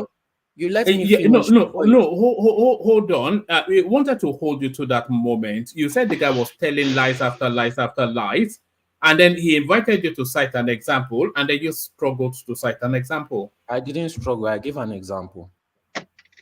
Who destroyed those BRT buses in Lagos? Was it because the NSAS protesters? Yes. Was it not based on the command of Nnamdi Kanu? No. How can you say that? You can't say that. Did he not give the command? How did you establish that? One man, did he not give the command? Yes. What command? on his live stream when they were doing the EdSARS, and he told them to burn down the buses and burn down Lagos and burn down all the infrastructure. All right. I don't know about that, but can I interject? Yeah, coming uptown. I would really like EndSARS and Lekki toll gate happened just in front of my house where I live. That means that I was entirely part of that process from beginning till the very end, the day the military came. And I have personal attachment with that space. I actually have had a discussion with someone earlier, a triggering discussion earlier today on that particular space. Please, I want to beg Solly. He can continue with whatever he's saying. But to use EndSARS to back up whatever he's trying to push, whatever agenda he's trying to push, by twisting what happened right before our eyes there on the ground, where we had emotional attachments with what went on there. I don't think, please, this is me pleading. I'm not like imposing on you. Please cite something else, please. One man, if you go to YouTube today and go to the live broadcast by Channels TV on the morning after, EndSARS was peaceful till the military guys came to shoot at the toll gate. The morning after that, when the looting started, go and check the people that were in the live streams of Channels TV.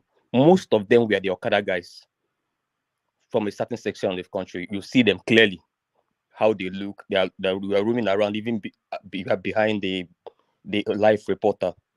These were the guys who were destroying things around.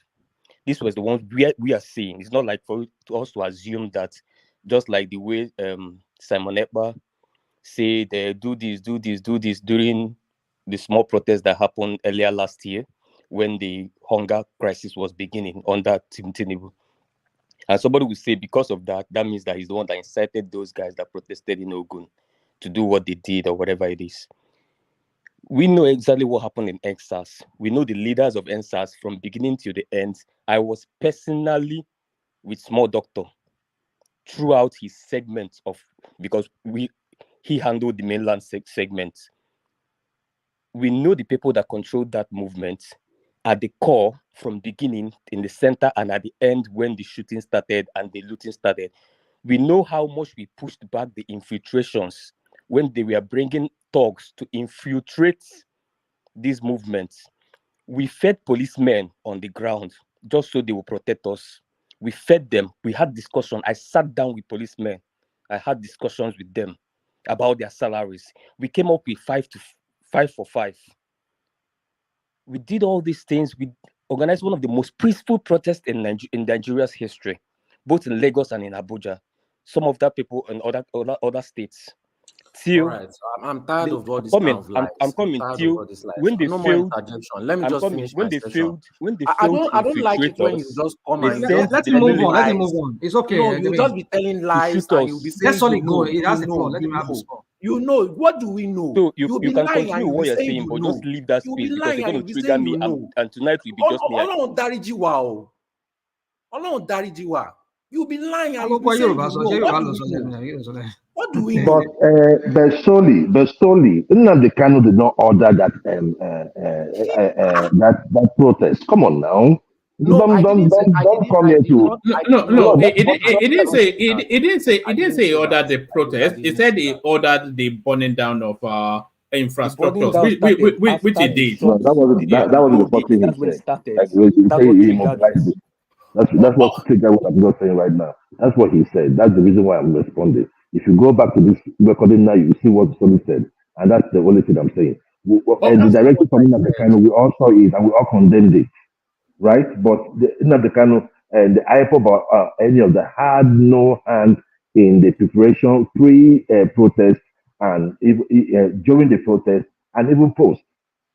We know the people that infiltrated the palace of the Oba in Lagos State and was swimming at his swimming pool. We know them. They took the staff of office there. Okay, but why do you keep on talking about things that I'm not talking about?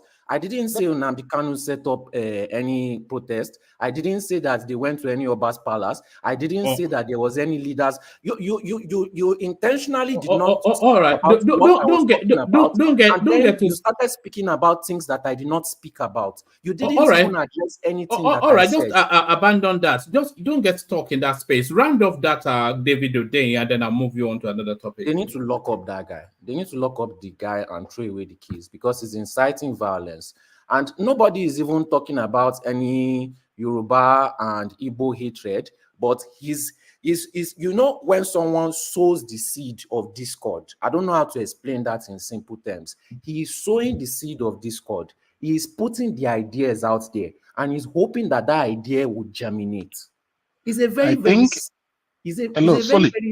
sick, manipulative person. Because this matter in the Southwest has died and is dying slowly.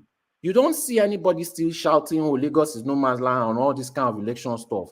But people like David Hundeyin don't want it to die because that's where he feeds from. When somebody is feeding from, is it not just common sense to just use your brain for once, black people? When somebody is feeding off violence and propaganda, does that person have any good for you? It's just common logic, but you are not going to accept it because deep down, you have your own agenda, but you want to pretend that you don't. You have your own bias, but you want to pretend that you don't. Leave it with David Hundeyin. Yeah, and you are here backing him. You know that he's lying. You know that he's pushing propaganda, and you know that he eats off him. There's no difference between this guy, this David Hundeyin, and Simon Ekpa and Nnamdi Kanu. In fact, him and Nnamdi Kanu, they are about the same level of manipulation, and they plan to bring the same level of destruction. Him and Nnamdi Kanu need to be locked up in the lowest cell where they cannot interact with human being, and they can only see daylight, maybe sunlight once a day, 1 hour a day maximum. This kind of people should not be interacting with other human beings. Because once you give them, I think you've made the point. I think you've made the point. That's all. But one man, let him land. I want to move you on from there. A chance. Once you give this David Hundeyin a chance, you that you are supporting him, he will buy everybody that you know. The moment you don't support him, and this guy has a little bit of power, this guy will be worse than any Nigerian politician. Because you know, Nigerian politicians, they still hold their violence. This kind of person will not hold his violence. He's a very sick psychopath. And everything that all right. He does, I think he's not smart. Sorry, can you hear me? I think you've made the point. All right, thank you. So, I think we gathered that. I think we gathered that. Let me move you on to another topic, Solly. So now this is something that we have been clamoring for on this platform for quite a good while now. The penny finally drops with the government. Federal government suspends tax import duties on food items. So this now, the only obvious panacea to the food inflation space. So your take on that? It won't really change anything, one man. Are Nigerians not going to still take what they are buying and go and sell it in other countries? Won't they smuggle it in other countries to go and sell it for more? You know, I don't even know what that means. Is it not the same thing with this when we had fuel subsidy? Were they not taking the fuel and going to other countries to sell it for more expensive price? That's what I think Nigerians are going to do with this issue too. There's no more, they suspended the tax. That means the prices will be lower. That means they will pay less. What are Nigerians going to do? Are they going to turn around and sell it to Nigerian people? No, they want to make profit. They will take the same goods, go to maybe Cameroon or somewhere else and go and sell it for more to make profit. You know, like I said, the West have already checkmated us. That's for issue. They made us remove our subsidy. They brought price back, you know, and the petrol is higher. Even though we're still paying partial subsidy, it's still higher. That removing the subsidy was a plan for the West to make sure that our suffering continues. You know, and me, I said, let the suffering continue. 50, in fact, that 50 million youths that Tinubu wanted to recruit into the army, all of them should start coming to Europe. Yes, because the Europeans need to understand that there are consequences to your actions. You cannot be oppressing people and expect them to continue to suffer.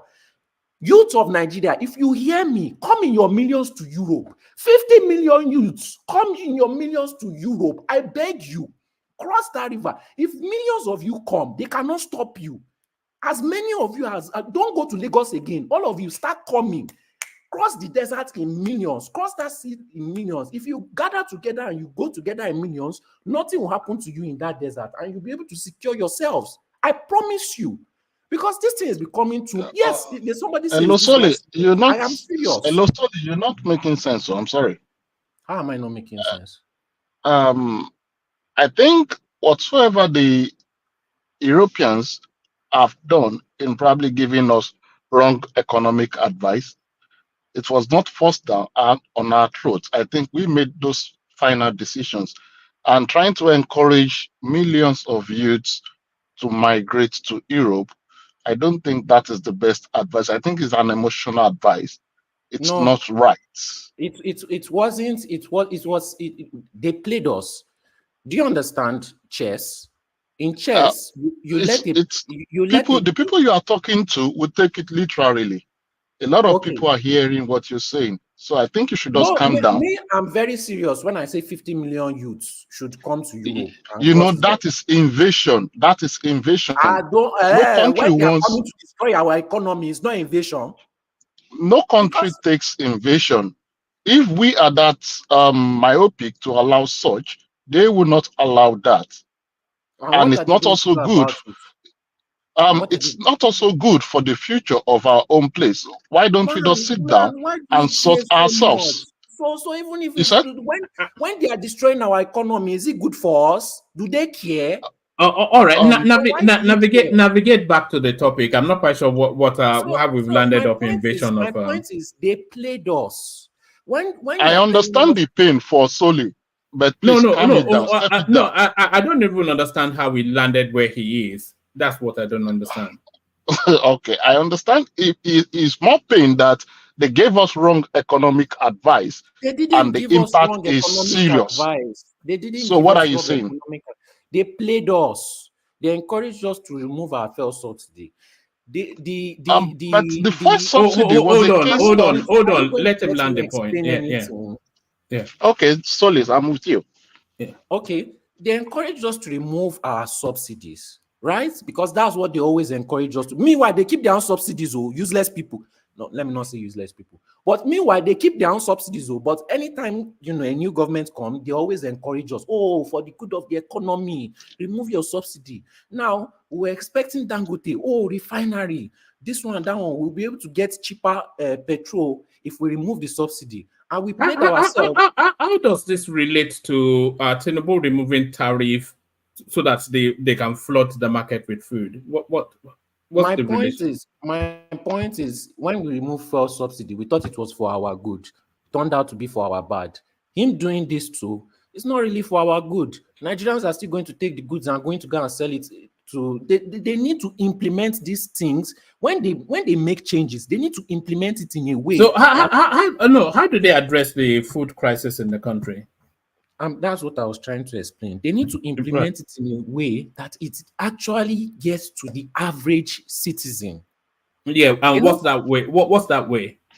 They need to set up. They need to set up a structure for that. When they wanted to be oppressing, no, don't run away. A structure for what? For the distribution of the food.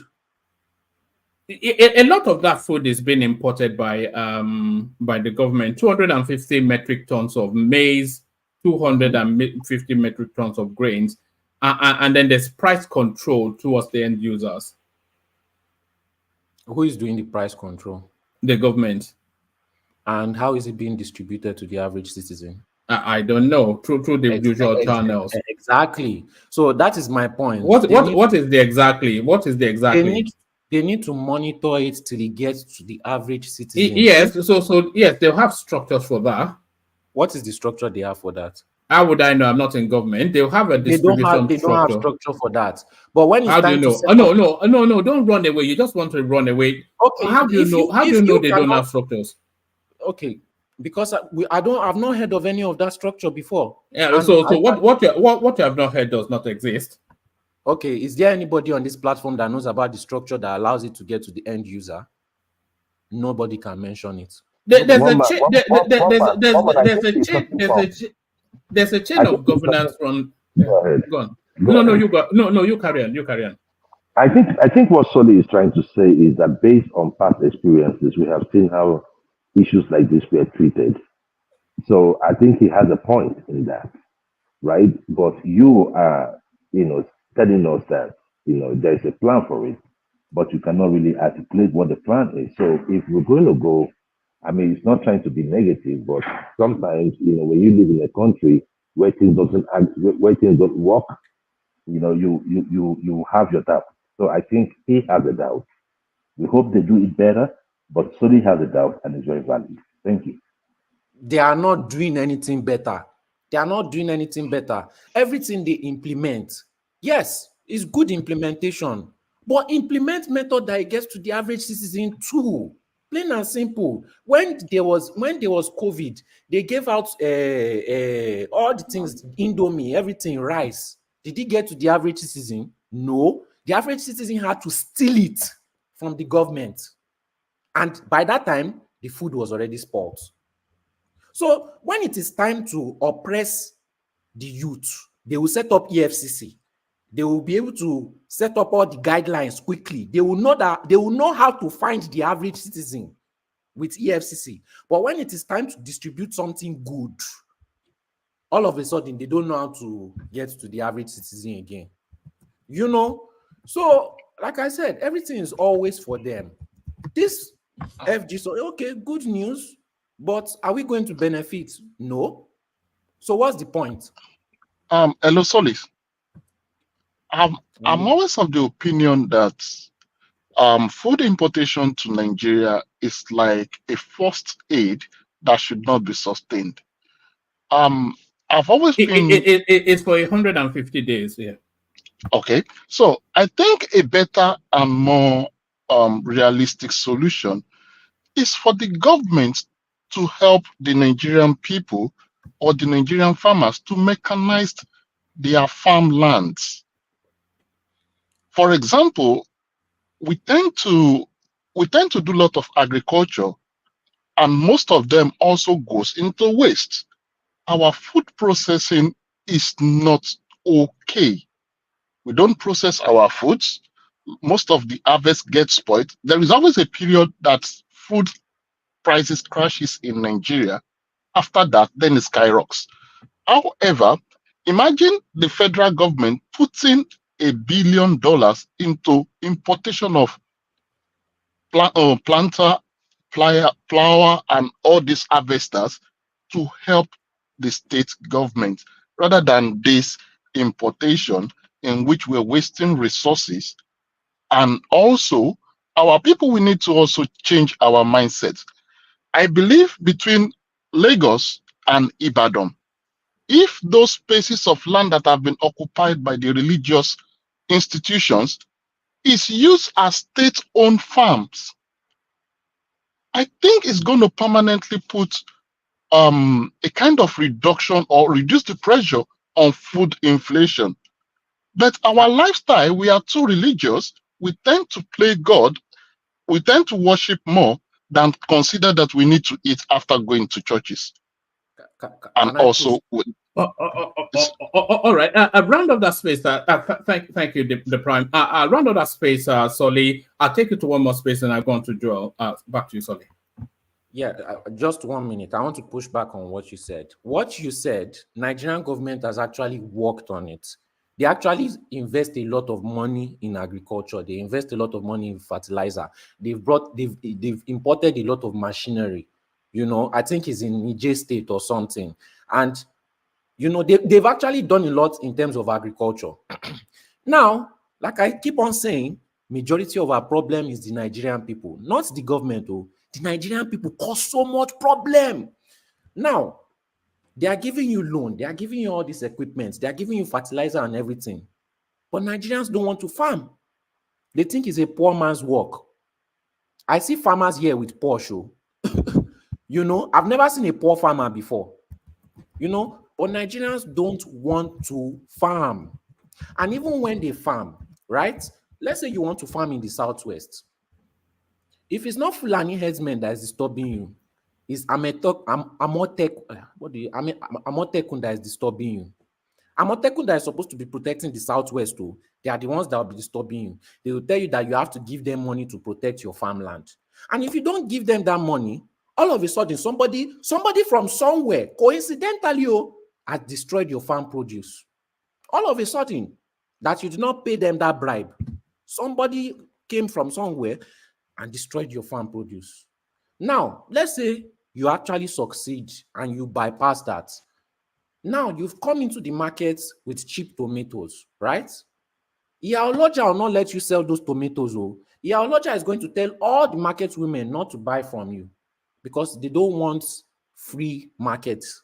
They want to have their own people that they are working with, their paddy, their friends. So then you will not be able to sell your tomatoes, and what will happen is going to rot. Now, out of everything that I've said, government did not do anything bad. Who destroyed this mechanism? The average Nigerian citizen. Like I keep on saying, millions of Nigerians suffer because of very, very few Nigerian citizens. And that's Iyaloja that is that is causing famine in the land. When she goes to party, you will see all the dumb people celebrating and spraying her with money. Not when you come online, you start talking about Yoruba Ronu is not allowing you to become president, that we should put it on a platter of gold and give you presidency just because you are from a certain tribe. You have no solid plan, no, but because of who you are, we should give it to you. What's the difference between that and nepotism? No difference. I'm talking about real issues. I'm speaking the truth. I'm bringing facts. And I'm still getting my point across. You don't need to lie. Hello, Solly. You don't need to push A minute, please. The prime, let him round off. I want to move him on. You don't need to blend. You don't need to blend lies and truth together in order to make people push forward. Use your brain. God gave you brain for a reason. God gave you brain. You're using the brain to lie. All right. All right. So, sorry, just a very brief comment. Sorry, the prime. I just want to move him so that we can get to other voices quicker. Just a very brief commentary on this. States may sack 600,000 employees to implement minimum wage. So this is the consequence then of the position being adopted by the trade union, insisting that 250,000 has to be the minimum wage. All right. Sorry, Foster. Maybe yes. If you're able to come back, I'll come to you just as soon as you come back. Yeah. So this is a consequence of this insistence on 250,000 as the minimum wage, which the states have already told us they cannot afford. So something has to give. It's either the trade union become more reasonable in their demands, or there'll be just job losses in order for the government to be able to afford where they're sticking to. So what are you then making of that headline on the screen? When Nigerians were pushing for higher minimum wage and being manipulated as usual, they love being manipulated. It's one of their greatest desires, to be manipulated. So when they were being manipulated for increase in minimum wage, they didn't think in their head that if minimum wage is 250,000, they have to pay their gatesman 250,000 too. They have to pay their house help 250,000 too. They have to, and the price of goods and everything in the market. Even me, I was supporting it till I saw the economics in it, and I said, "Oh, this is just manipulation." You know, as usual, when it was coming from Labour Union and Labour Party, I should have known, but I don't know why I gave them the benefit of doubt. But look at the consequences. More people are going to suffer. What we should have been pushing for is more subsidy, subsidized food, subsidized fuel, subsidized. I agree with you, Scully.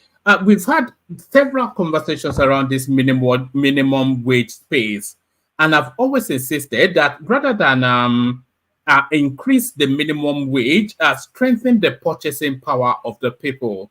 So do the heavy lifting and get the economy right. Then that 30,000 naira will actually be, 30,000 naira previously will buy you a car. So tackle the economy instead, rather than causing hyperinflation and printing needless money and all of this nonsense. So the people that were pushing for it, they had evil agenda. Nigerians, as usual, once they get emotional, their brain is gone. Their brain, they throw it in the gutter. So they start going with the emotional crowd too. No, and when you try to talk to them and tell them the logic and show them that they are being manipulated, they insult your father, they insult your mother. If they can lay their hands on you for trying to show them the truth, they will beat you on top of it too. Because if they cannot get manipulated as Nigerians, they will not be happy. Their day will not be fulfilled. They must always look for the next person that will manipulate and use them to push their agenda. That is what Nigerians do. That's why I said that country is finished. Not because of the politicians, but because of the Nigerians. They are going to mall, shooting TikTok video, dancing like mumus up and down. My age mates, I keep on saying this to them, my age mates during 1 month's time, they were taking over Nigeria. But even if they want to take over Nigeria, is it useless people like David Hundeyin that will not be taking over Nigeria? It will even be worse. At that point, Nigeria would have just been finished. Like I said, 50 million youths. Me, I'm not joking, no. 50 million youths start coming, and I'm not saying come one by one. Plan it together and come all at once. They cannot stop all of you. They cannot, and there's nothing they can do about it. They can't.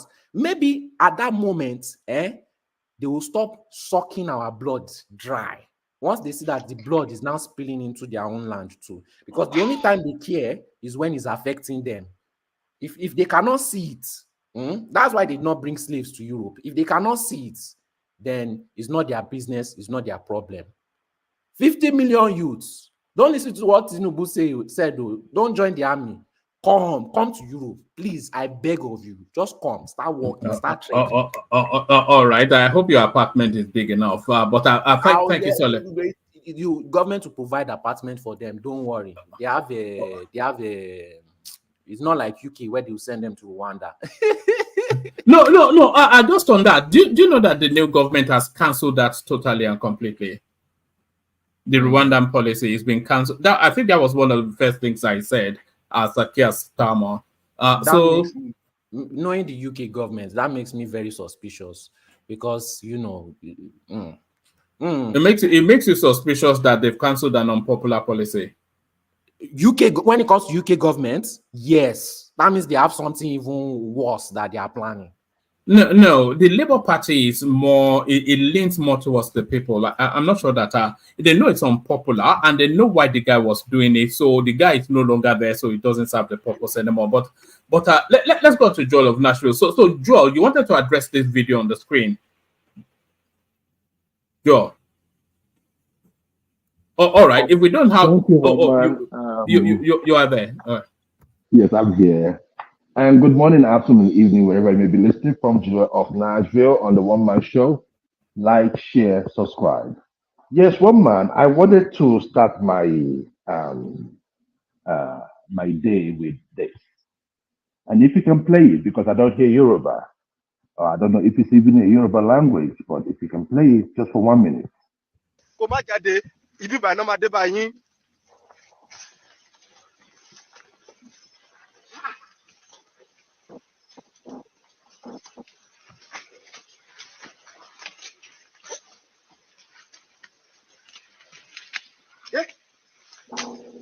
Wálé màlúù ẹ kúrò nínú oko olóko.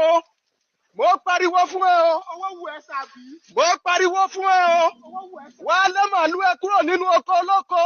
Tọ̀.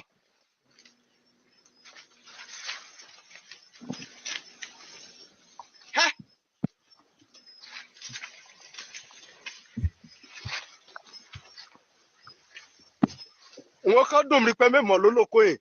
Àjẹmọ́. Tọ́lá gbẹ̀yìn o.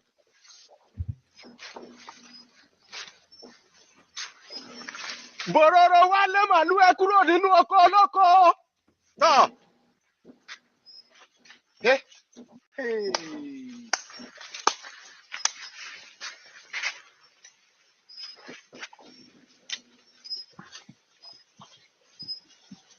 One man, I mean, I think the statement is made. Thank you very much, one man. Yeah. Just for the benefit of, you were saying Bororo, come and chase your cows from somebody else's farm. So who is the Bororo? It's an ethnic. It's one of the ethnic Fulani stocks. Good. Thank you very much. One man, why did I saw this video this morning, and I felt so bad. I felt so bad because my dad, his side also was pig farming. I know what it takes to put up stuff like this,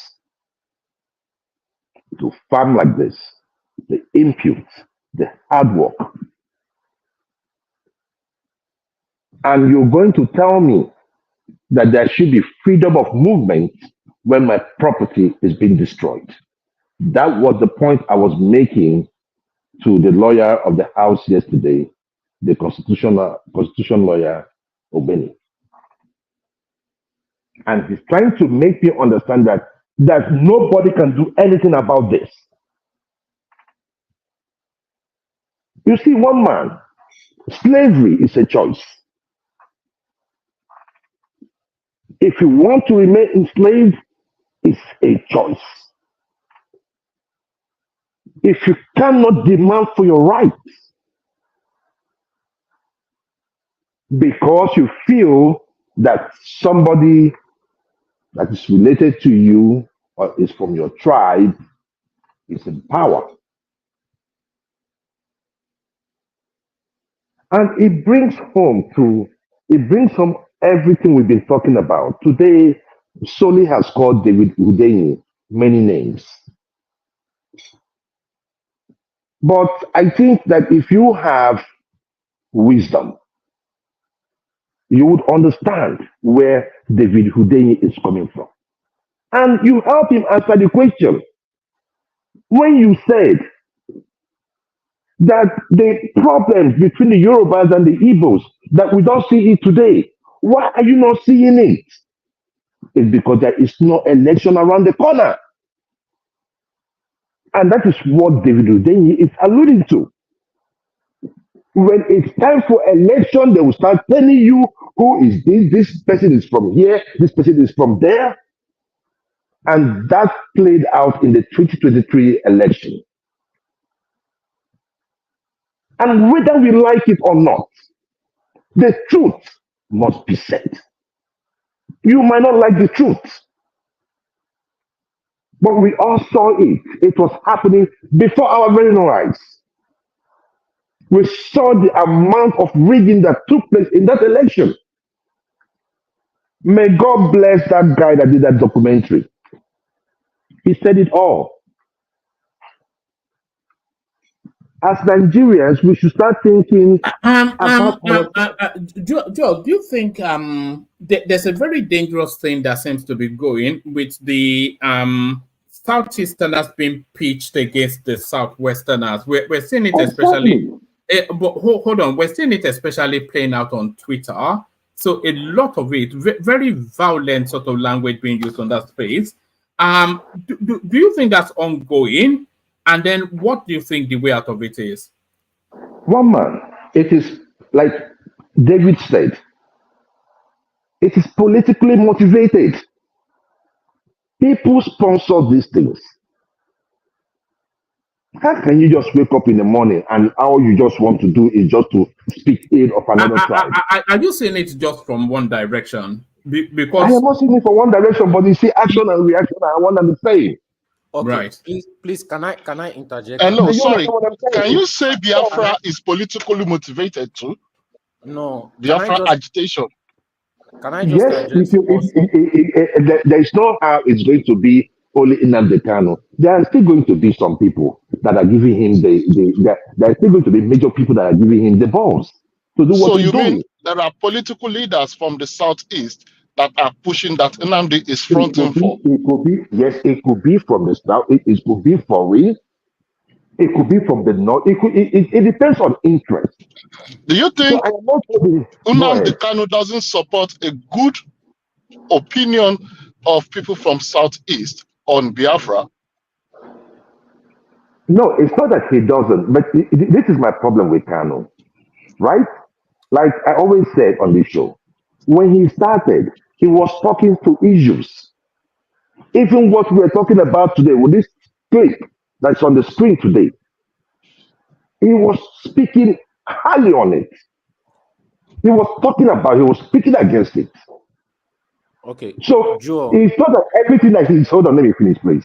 It's not that everything that the Kanu said was just like false, but there was some violent angle to it. And when that violent angle came in, he lost many people.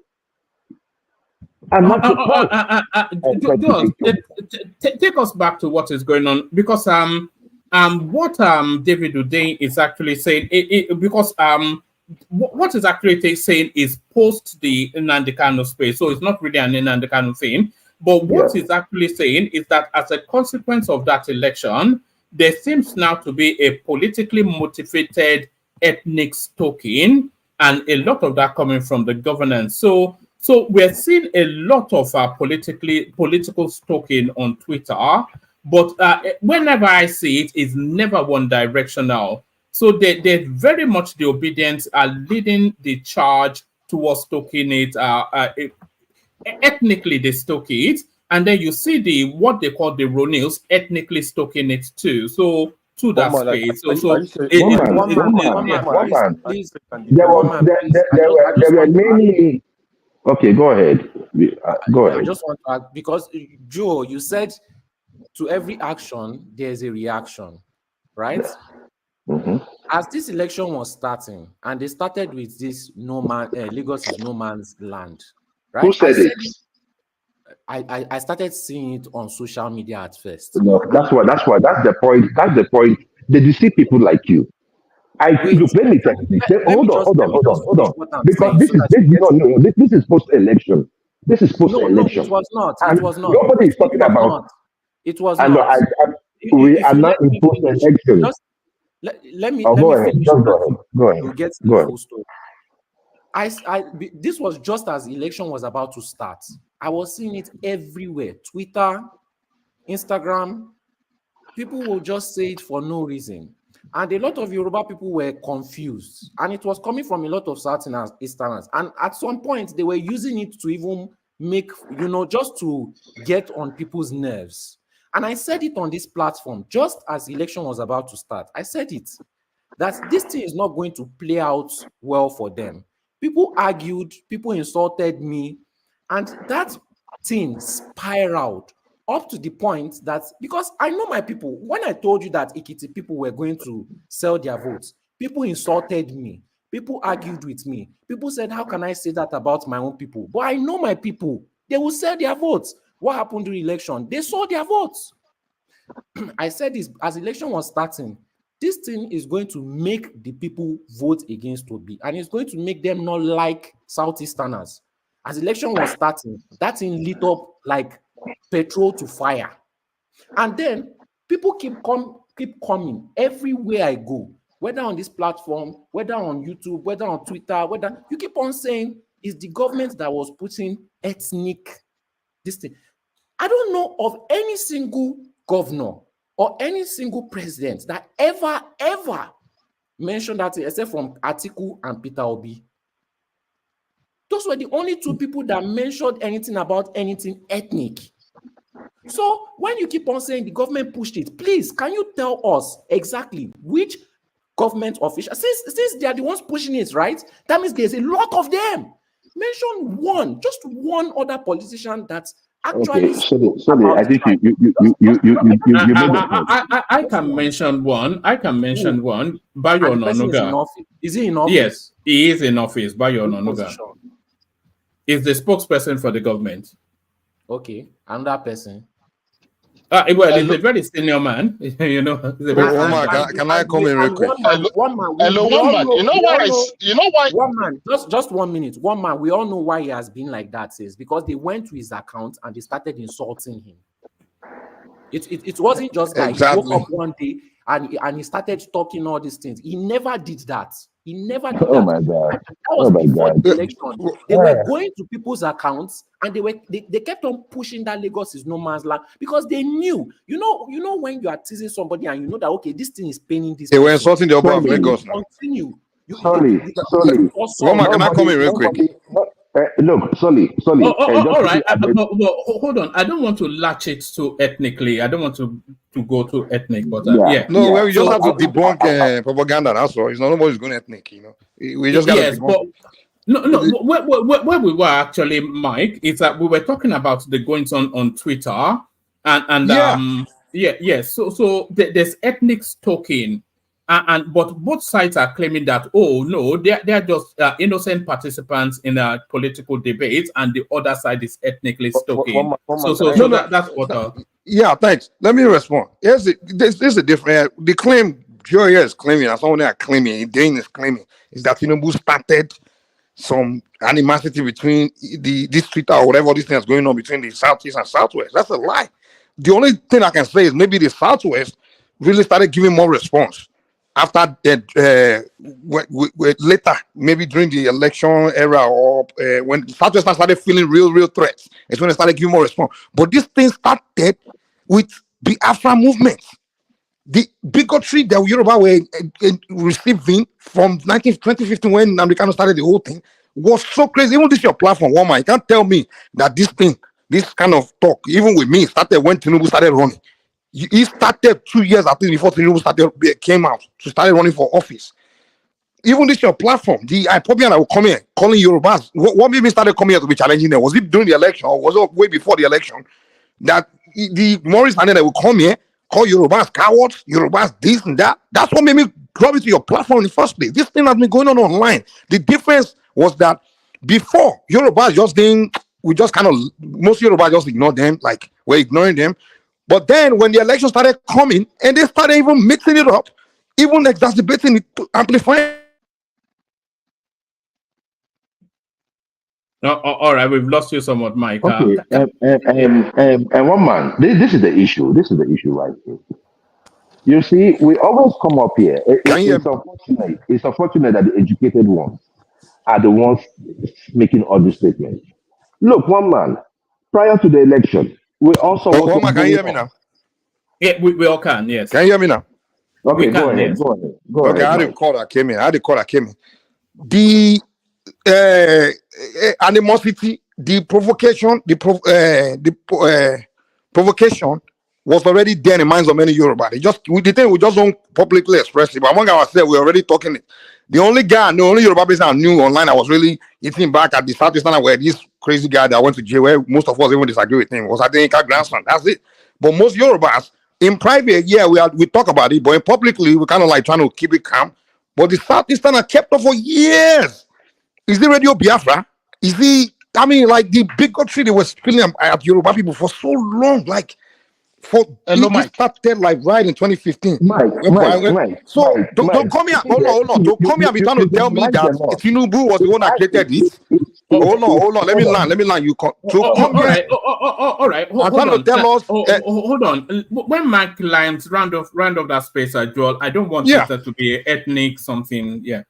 So when Obi came out, the something that you're already on the minds of many Yoruba. We already be enjoying this bigotry. Now Obi came out, rather than them just keep it politics. They started making it more evil ethnic. They started turning the obedient, the kind of every Yoruba person. Lagos is no man's land. The people you already been insulting for so long. Now you're really bringing it to their land to that level.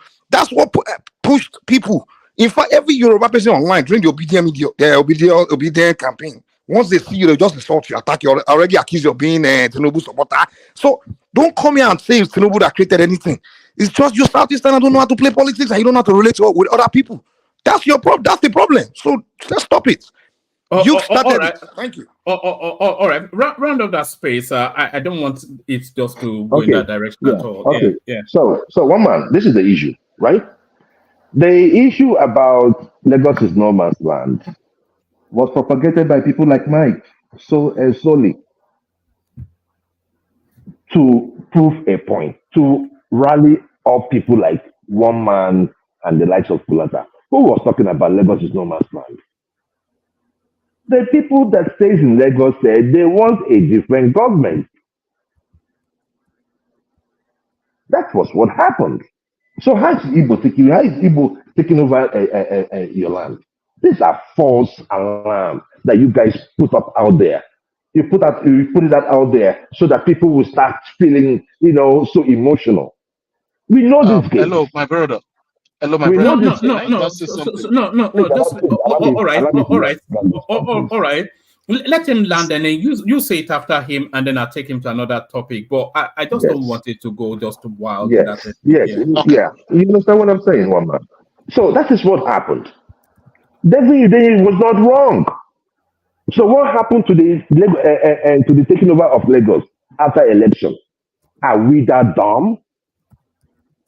Where is the Lagos is no man's land? Are we that dumb not to know that the politicians Yes, are now you don't playing know you're that fun? dumb. Are playing fun with us? Mike, just when they insulting the of Lagos in the middle of Lagos, are you kidding me? No, Mike. Let him just You land. don't I understand. want to take him to another topic. Yeah. So one man, I wouldn't want to. I just want to say here that the real enemies are those people that take cows into people's farms.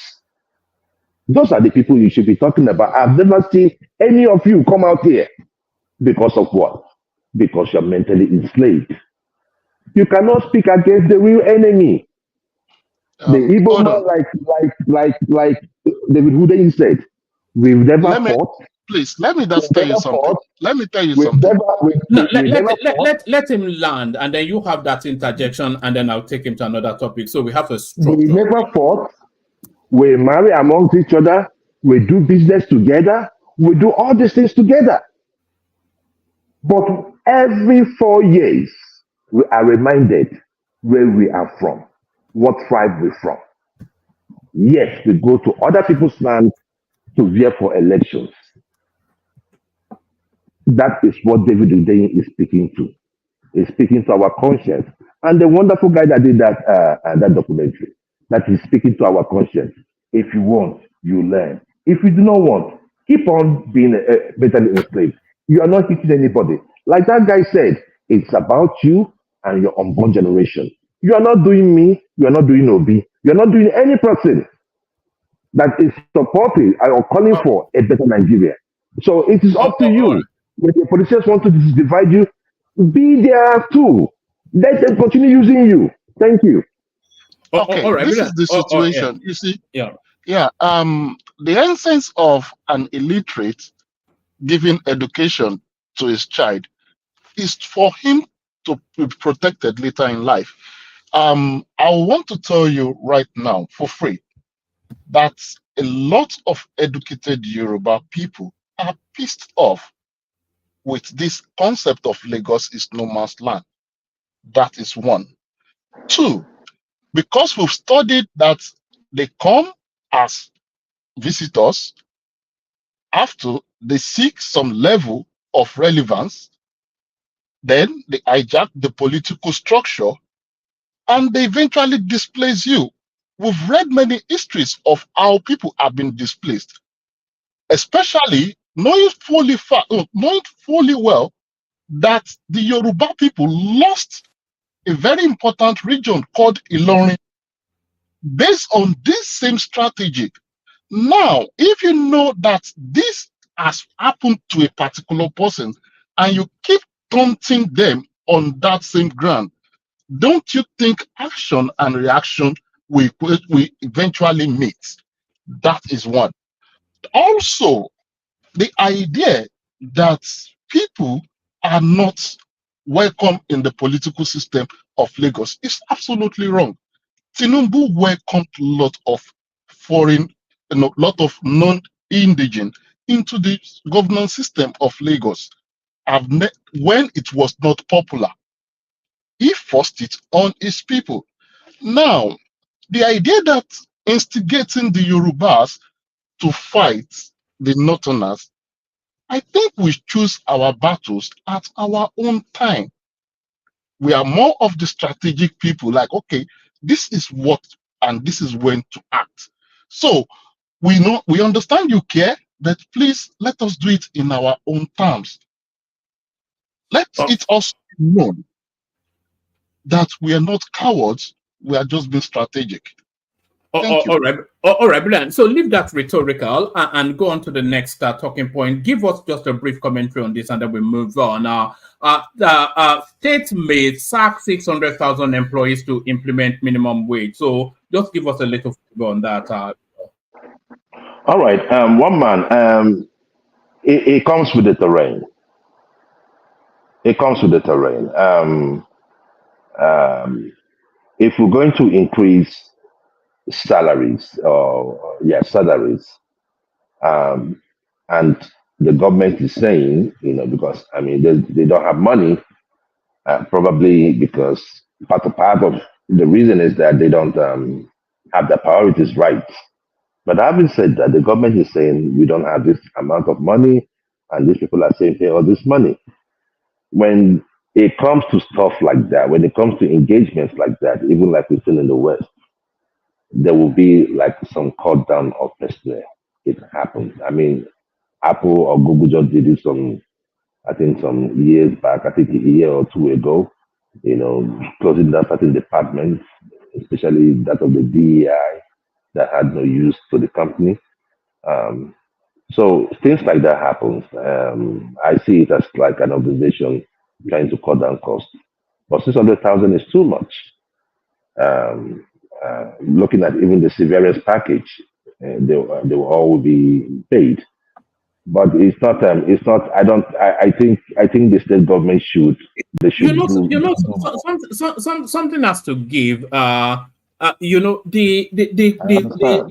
economy simply cannot afford 250,000. Say, oh, cut your SUV, this, that, and the other. Forget all that. The economy cannot afford 250,000. But then maybe 62,000 is too small as well. But certainly, if the labor union hold to that space, then this will be the consequence. No, one man, they can pay. We can pay that money without sacking anybody. But our priorities are not right, and those lack of priorities, led us to where we are today. And where we are today, we cannot afford. That's the truth. If they say 600,000, I mean, these state governors got about 3 times what they were earning before. I mean, even though we can still look at the exchange rate and all that and say, okay, it's not much. But there was an increase in the monthly allocation. What are they doing with it? One man, you can see the building of the construction of roads, fun parks, and all that.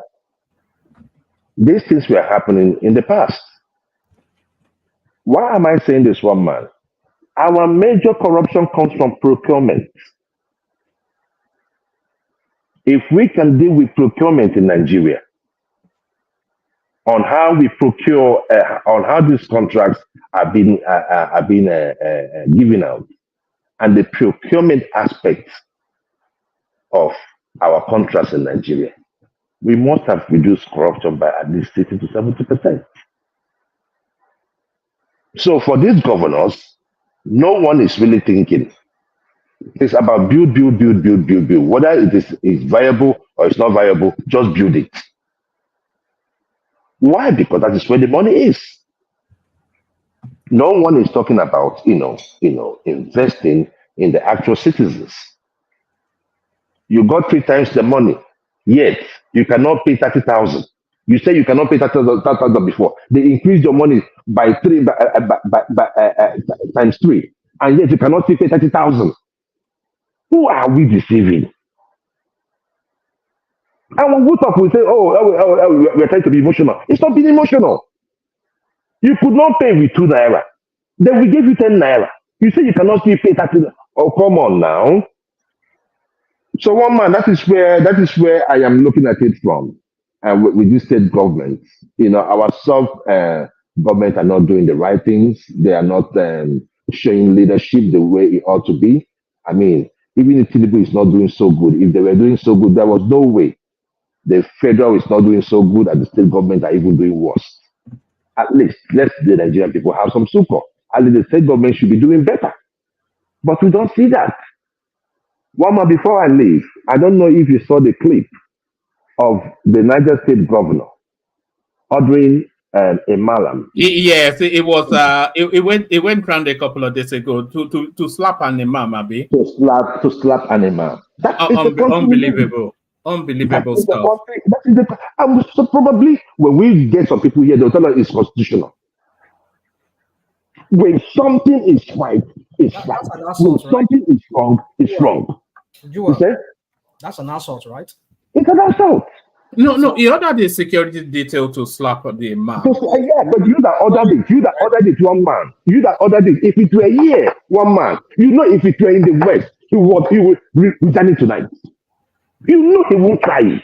Oh, If it was in the West, it would never happen. It will not happen. Hold on. Was it captured on a camera ordering? Yes, on camera. It went viral. You should have seen it. And that's not the first one. There's another one of him, which we played, I think, a couple of sessions ago, when he ordered the arrest of an indigene for interrupting when he was speaking. You see, woman, Jewel, just hold on. I wanted to stop. See, rational mind. Please take it from there. Take it from there. Thank you guys very much. I just sometimes when I look at issues about Nigeria, it doesn't give me joy. But you can take it up from there. Let me just say this real quick. You see, woman, I've often said it on your platform here. I've championed it. I said we should not allow this. So, Joe, is it Tinubu that's responsible for that one too? Am I talking to myself or am I talking to? No, it's not a Tinubu thing. It's an abuse of power thing. But yeah. Hold on, what's going on? Yeah, Karen. So I was trying to say that you see what I said here on this platform, that we should strip these guys of immunity. The level of impunity and lawlessness and the kind of things these guys perpetrate without immunity while they're in office, it's just mind-boggling. So that's why I've said we should strip these guys of immunity. I don't know anywhere, not even here in the United States, that governors have immunity. You cannot do that. You cannot do that. You cannot order your whatever. I mean, the point is this: that if these guys are stripped of this immunity, I tell you, they will all sit up, because while they're in office, they can be sued. Because you cannot sue him right now. You cannot sue him. You cannot sue him for assault or whatever until maybe after this. So by the time he gets after he gets out of office, they go play another politics, or they say statute of limitation as overcome it. So you see, Omar, are you there? I'm here. We need to retain this whole thing. Is anyone talking? This guy. No, Rational Mind is talking. Can you not hear him? No, I'm not. Can you hear me? I'm hearing you, but I'm not hearing anybody else. No, Rational Mind is speaking. Can anybody hear me? Or anybody else? No, I can hear you, but sometimes we get that. I can hear you. You should check his ears. Yeah, I'm also hearing you. Well, I'm not hearing anyone else. Well, it's okay, sir. Maybe I'll go out and come back in. All right. Back to you. Back to you, Jewel. No, land your point. I just said we should strip these guys of immunity. That's what I'm just trying to say. They should not have but you can't strip them of immunity, though. You have had this conversation before. What is the point of immunity? Do you know what is the point?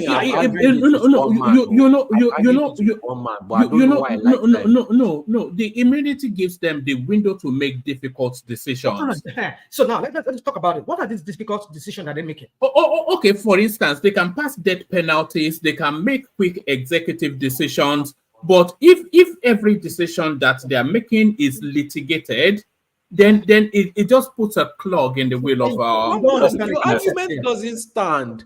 In America, don't they give death sentence? Don't they? You don't understand the concept of those immunity. kind of decisions. The concept of immunity is usually for those who wield some kind of power, like the head of state, like the president. Now, if the president is to in the event that the president did something while in office, then it's covered with that immunity. So, but then these are just state governors who only administer some locality within it. Okay, if we're to say this, now why don't we give chairman there too immunity too, right? So the point is this: the whole concept of immunity should only applies to the president and the vice president. One man, can I ask you a question? So I don't know why we're giving these guys immunity when they don't have any. What major thing? You know we operate a fed. You know we One man, can I ask you a hold question? on, just hold on. You know we operate a federal system. Okay.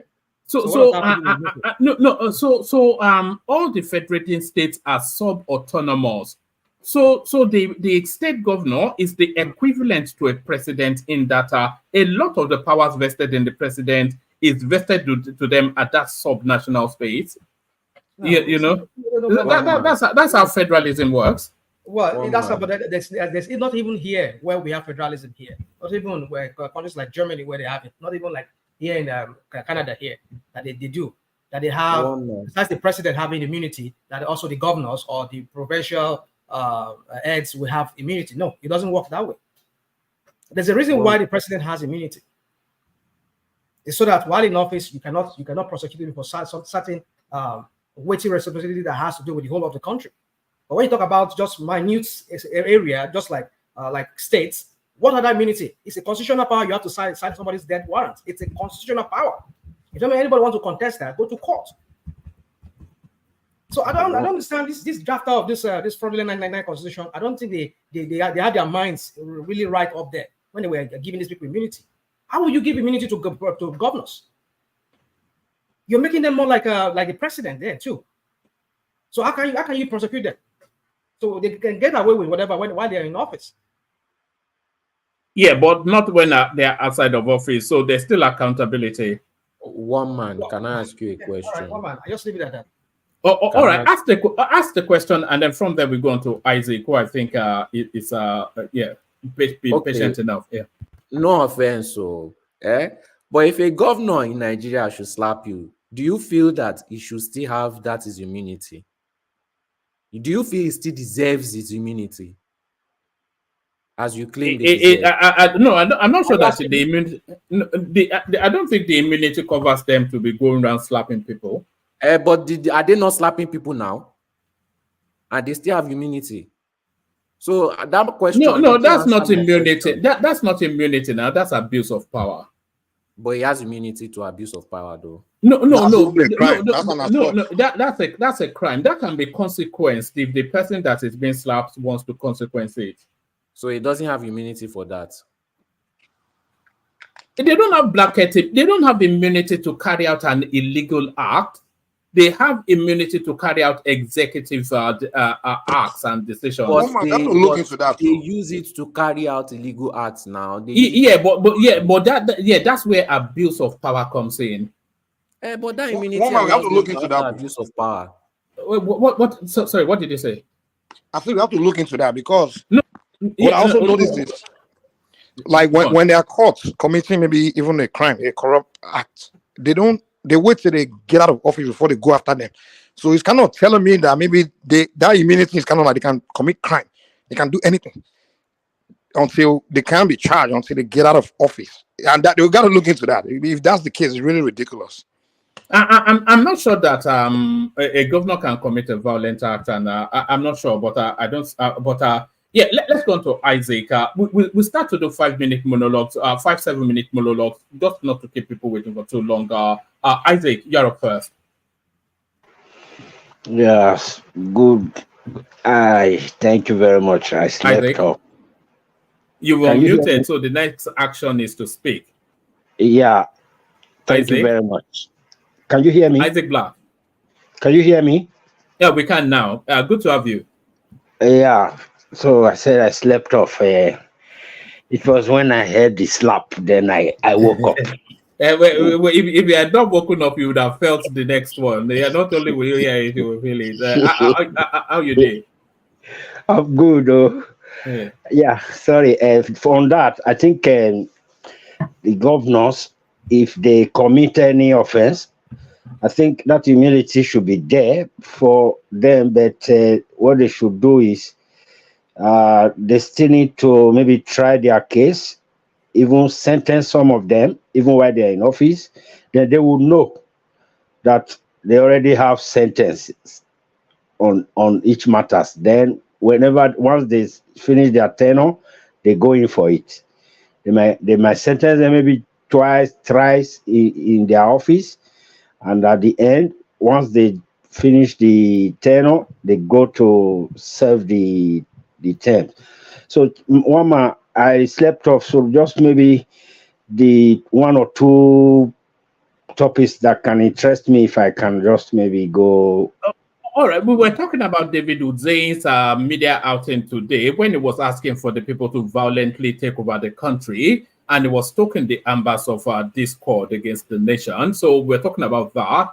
We were also talking about the minimum wage space with the state's position saying that if the labor union insists on an extortionate excess, that they would have to sack workers to insulate that. So we're talking about that. And then we were also talking about something we've always spoken about, but the penny finally dropped with governance. They are opening a portal for food importation. So we're wrapping conversations around those. Yeah.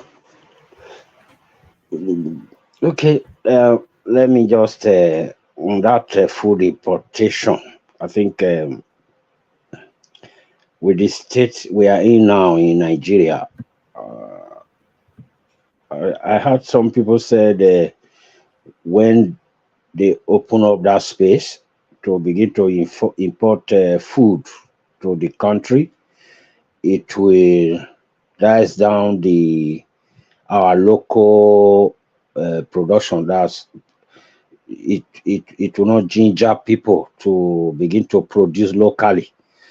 But on the situation we are in, I think whatever the government can do, because I was in Rudolph.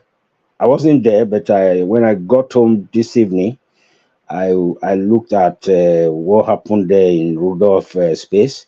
I saw Kulata, though he wasn't on his mask today. I saw a little bit of his face. I saw his glasses and all that.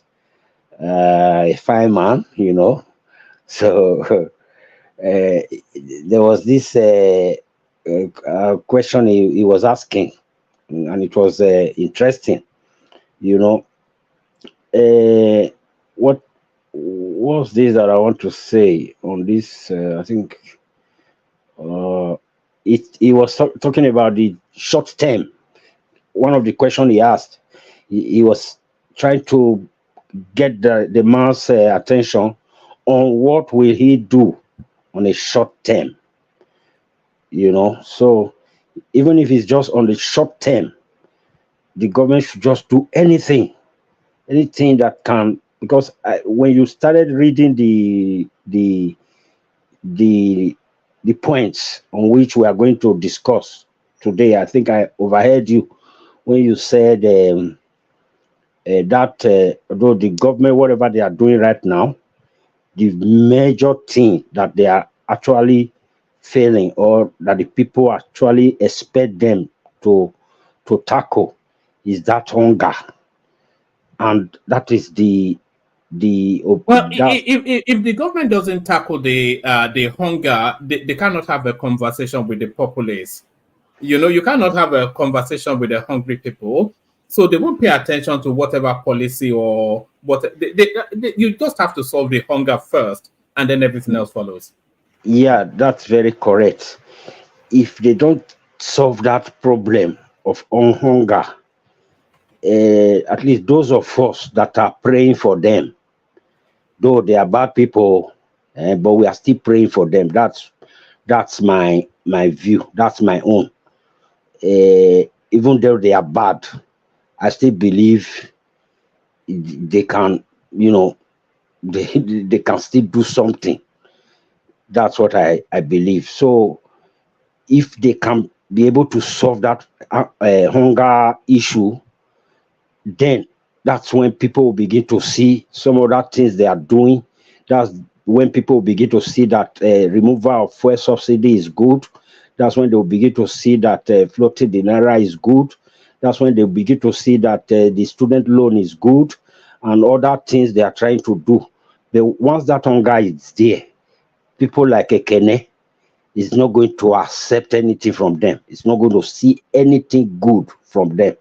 So if they are hearing us from social media, from all platforms, actually they should go for that. You also said something concerning this governor on his blue cap.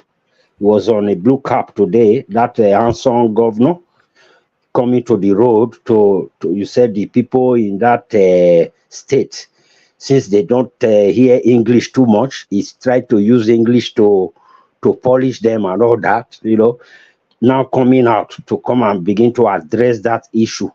So this hunger thing, they should also hear us. Do whatever. If they want to import something from food from China, US, wherever they want to, even from Ghana, no problem. As long as Nigeria get that food, and then getting that food, I mean, bringing prices down. Rice should go back to Ekene want rice to go back to the price they normally sell it during Jonathan's time.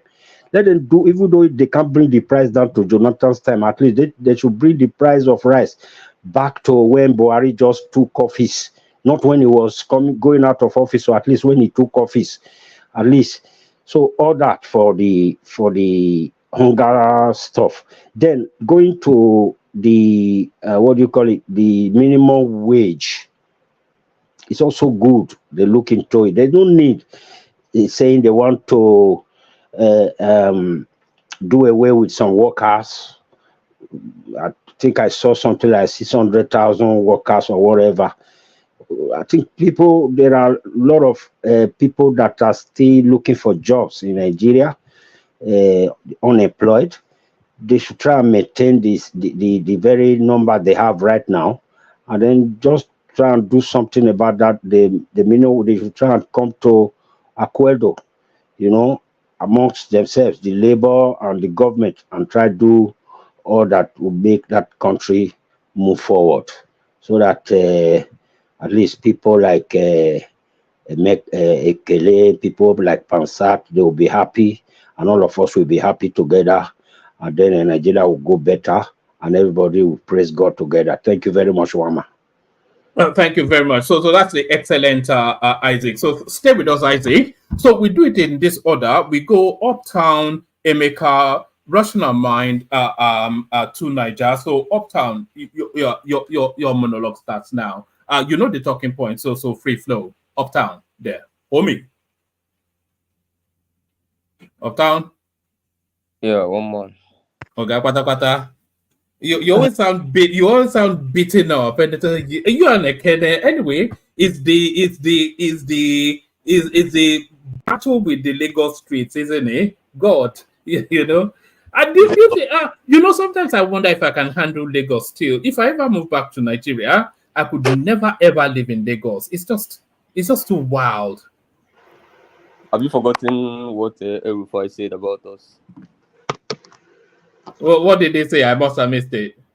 Okay, I think he said Lagosians should be exempted from going to hell, something like that. Oh, they are there already, Abby. Yeah,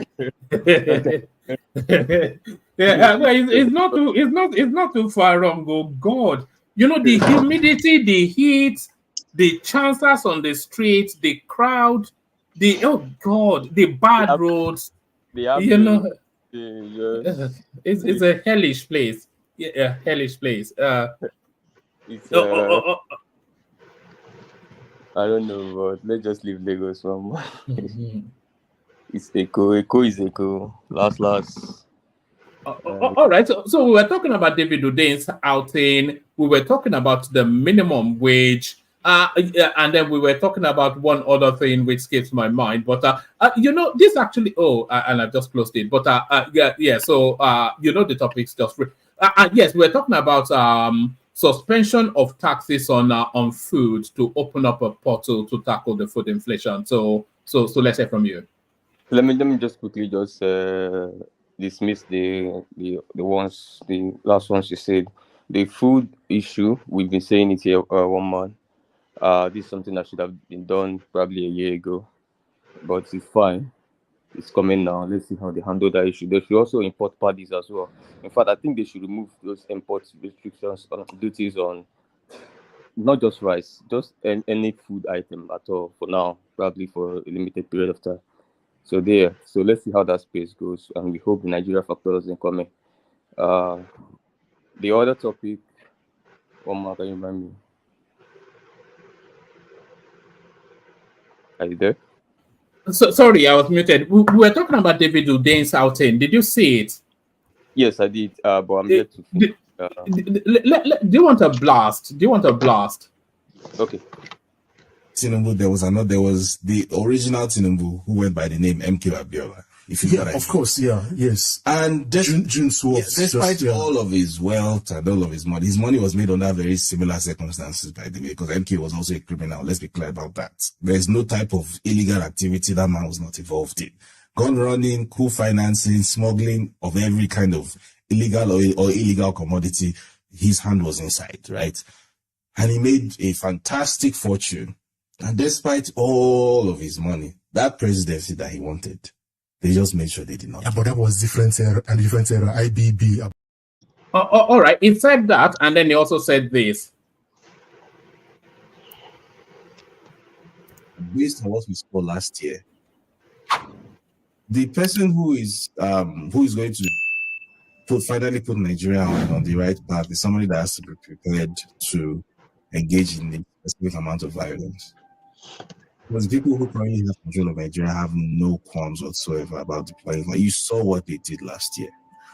And when I say violence, I'm not just talking about violence on election day. I'm talking about even what they have been doing since the election. You have been noticing that someone is funding a campaign on social media to create a Rwanda 1994 type of situation between Yoruba and Igbo. You've noticed that. Someone is funding it. Someone is pouring large amounts of money into a campaign to create. All right, and he also said that. So it raged against Abiola and all of that, and then he was calling for a violent takeover of states, and he was stoking the amber of discord between the northerners, the southeasterners, and the southwesterners. One man, I will beg to excuse myself from the Abiola talk. He's a dead man, and I respect the dead. I think I have the same policy across board. Please, let's skip that. All right. Let me talk about the second thing he discussed. Firstly, I'm not sure if you had the conversation with Joel, but there is a lot of it says social media, but we want to narrow that to the Twitter space. I mean, when they say a lot of very is it vuvulence or whatever it is that you guys call it? Vavulence. There's a lot of that with quite biting, very dangerous language being used. But it's not one directional, of course. So I mean, can I speak freely? Yeah, carry on. Okay. I wanted to say this in a platform today on Twitter. I didn't do it. I'll probably do it later in the week. But I have hinted this. I've never hinted this on any platform on Twitter, but I've hinted this on this platform before, about 6 months ago. And what prompted me to hint it about 6 months ago, when I think I can remember that night very well, I really raged against the APC. I said that what these guys are doing is going to probably set this country on fire on the wrong run. Yeah? And the reason why I did it is because I, Uptown of Lagos, got an offer of a gig to join a band of 120 accounts, legitimately sponsored by, and I know names,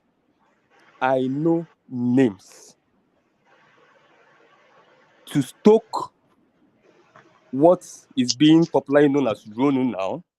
In fact, as I speak today, and it still remains the same 6 months later, 2 of my colleagues from the PR section of our industry, who is doubling, their job is actually PR, who, funny enough, are obedient, both of them, are working and earning with a cover-up account and doing that job. And I know 2 of them.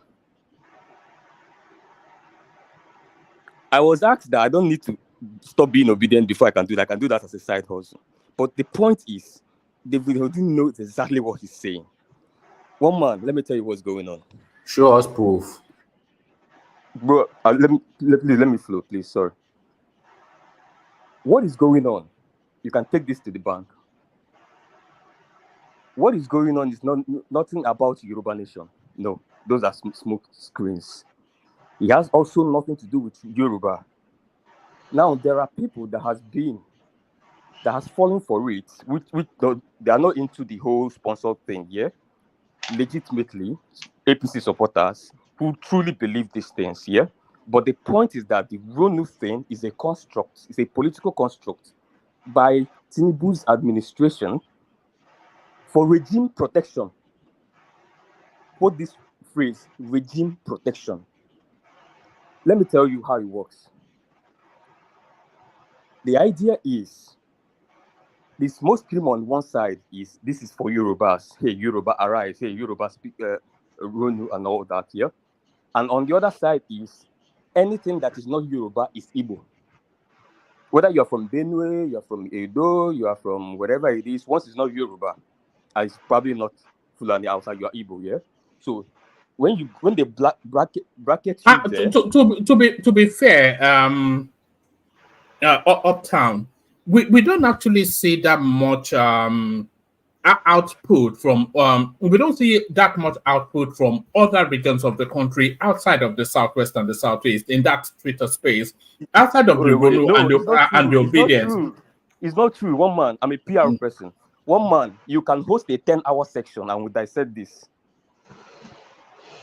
What they are doing to cover everybody, every ethnic group that is not necessarily among the three major ones, that is not among the Yoruba Ronu, and they have excluded the people they are now calling the Omoales or the Yoruba bots. That's the name they have given them, Yoruba bots. So by Yoruba bots is that you don't buy into the Yoruba Ronu thing they're doing here.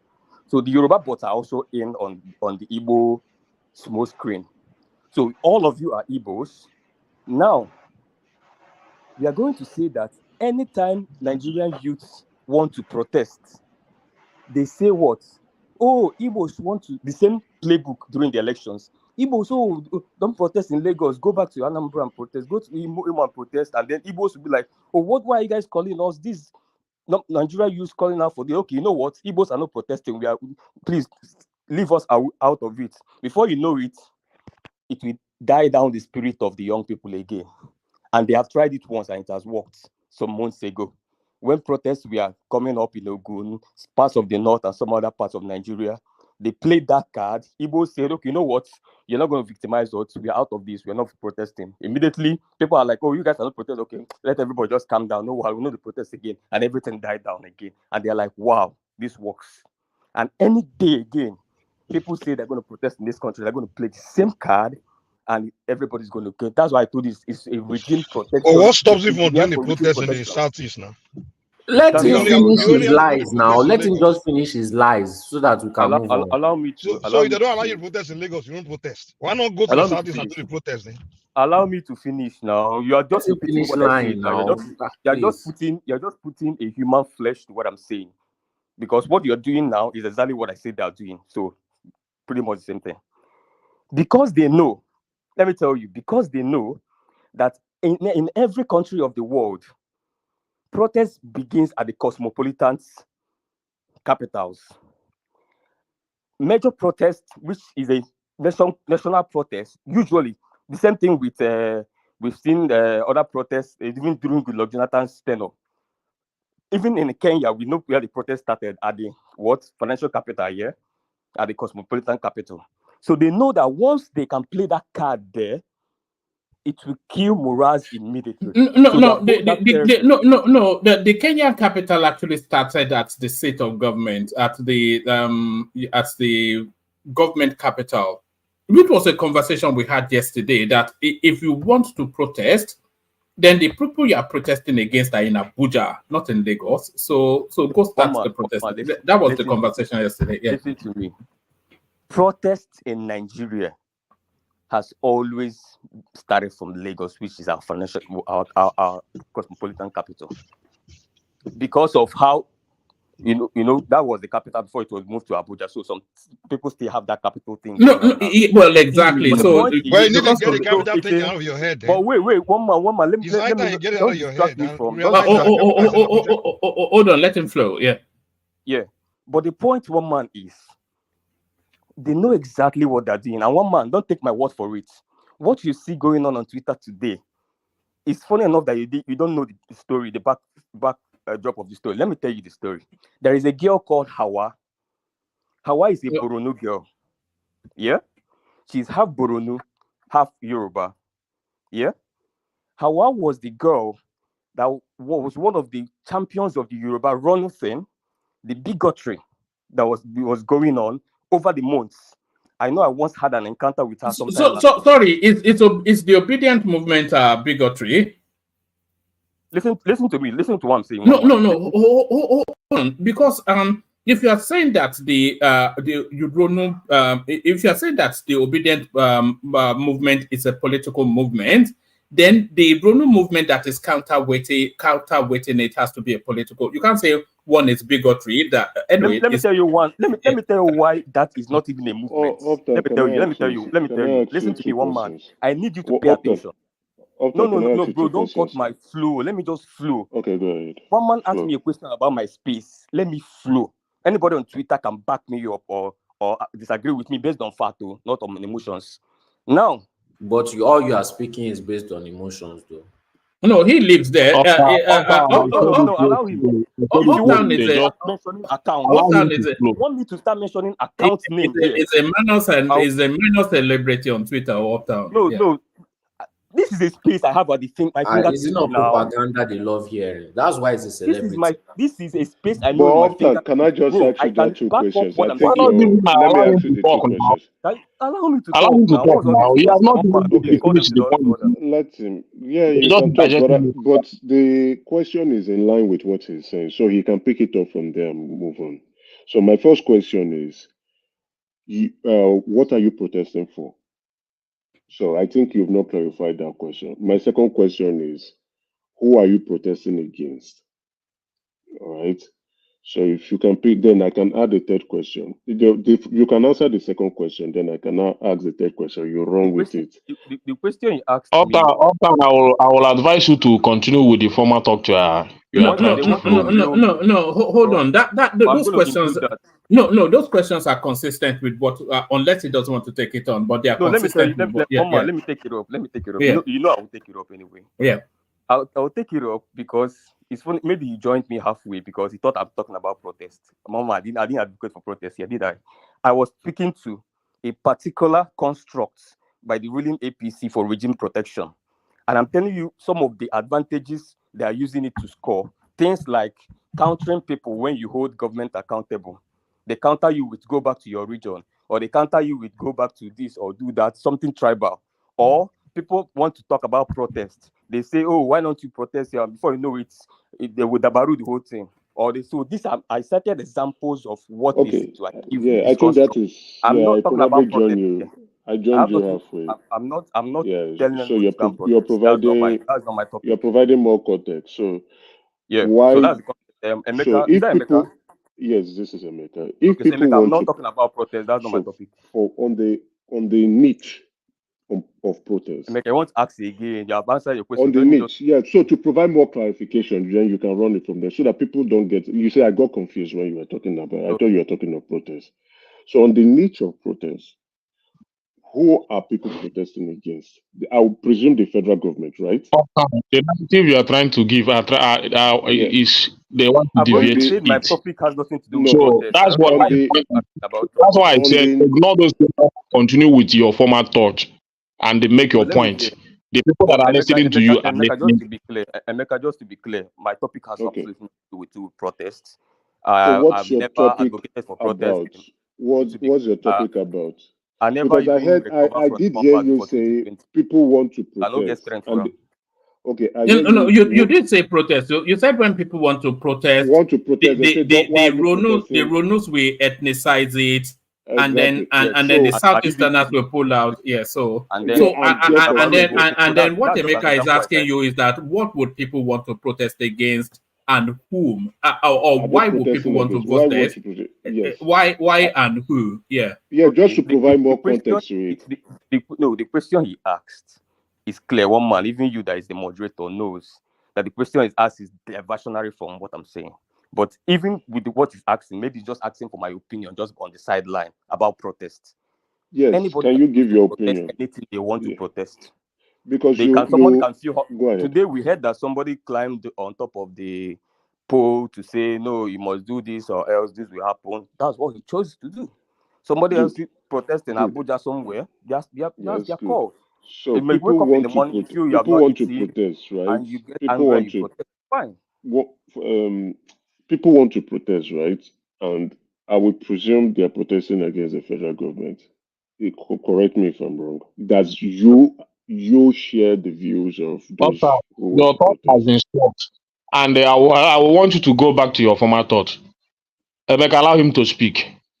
People don't ask you questions when you talk. Emeka, are you hosting a protest? This one you're shouting protest. No, or I'm someone asking I'm just seeking clarification now. In my view, okay, no, if you're Emeka, protesting against the maybe federal government, because okay, you said Emeka, something that I need clarification from on your opinion. I'm not saying that is what may be the reality, right? my You opinion, said, let me tell you my yes, opinion. your opinion. Like You I said said before. people. Hold on. You said people can protest where they want to protest. On, I agree with you. I'm not that. But if you are protesting against the federal government, I'll presume you should be in Abuja protesting. So why do you want to protest in Lagos? Why are you giving him time? Why are you giving him the space to interject your They want thoughts? to burn Why? down the red line now. The red lane that someone just built. They No, want to burn it down. That's what Why are you exactly. giving So him space to interject you? if you want to protest against Why the are you state taking those government, questions? if you want to protest against the state government, you can protest in Lagos. If you want to protest against the federal government, why don't you protest in Abuja? That's what the Yorubas are telling you. That okay, why do you want to now let me ask roll you a with that? question. Pick it up Let me from ask what you I a want to counter say. question. Okay, Let me ask you a counter question. If you are living in a particular part of Nigeria and you feel like you're going to protest, and you feel this protest is for Tinubu, and then you enter bus to Abuja or fly to Abuja. No. Hold on. I don't feel. You understand? Tinubu may not be there tomorrow. So if I want to protest against the federal government, right? The right place for me to protest is where they are, so they can see So me. you transport yourself to Abuja. Yes. Hold on. I say this and then you carry on. Uptown. What Emeka and I think a few people are putting across is that if you are going to protest against the federal government or against the situation of the country, which is a federal government matter, the seat of government is Abuja. So if you are not protesting in Abuja, then it doesn't default to Lagos. It defaults to all of the other 36. So you can protest locally or protest federally, and the only protest federally is at the seat of power, which is in Abuja. But yeah, take it from there and then just carry on so that we can move the conversation around. Yeah. Oh, I think it dropped. Oh, there it is. I think that was why it was pushing. Oh, all right, Emeka, you're up next. You guys have achieved your aim now. Quite unfortunate. Quite unfortunate that No, he'll be back. He'll be back. I'm sure he'll be back. If he comes back, I'll give him space to wrap up his opinion, right? Because the opinion is valid. He has to provide more context. Because for me, I'll presume if you want to protest, if you are protesting against the federal government, you should be in the capital city. The capital city is not in Lagos. So, except you want to protest against the state government, which is absolutely fine, and you can allow that because you're upset with some of the policies that the state government is doing. If you want to protest against the federal government, go to Abuja, go protest, make your voices heard, make your noises loud, and let the federal government feel your protest. And it Emeka, should be please, can you give me 20 seconds or 15? Por favor. Sorry, I like it that Ekene is here. Please, Ekene, what the people just suggested now, that if you want to protest against the federal government, you go to Abuja. if you want to protest against the state government, you protest in the state where that government resides. If it's Edo, you protest for Edo, for Obaseki. Is that okay by you? Okay. Is that okay by you? Yeah.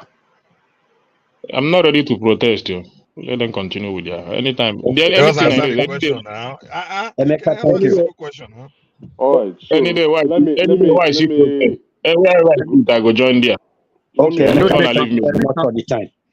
I will Emeka, can start I with. take a few minutes of your time? Let me just say something. No, you will not. I will recover my time. So you are just Okay. you are Okay, speaking here. just give some time to me, please. You see, some of us are old enough to remember the Arab Spring. What came out of it? Most of Disaster. those countries, they ended up with worse dictator than they were protesting. Secondly, the people of Lagos that are reluctant to protest still remembered how they suffered along with the president against the president of that time called OBJ when he suffered the state. So they are still bearing, trying to sensitize and push them into protest. They are not willing to do it. Why are we not respecting people's choice? Like, okay, these people, they've not gotten it to the brim.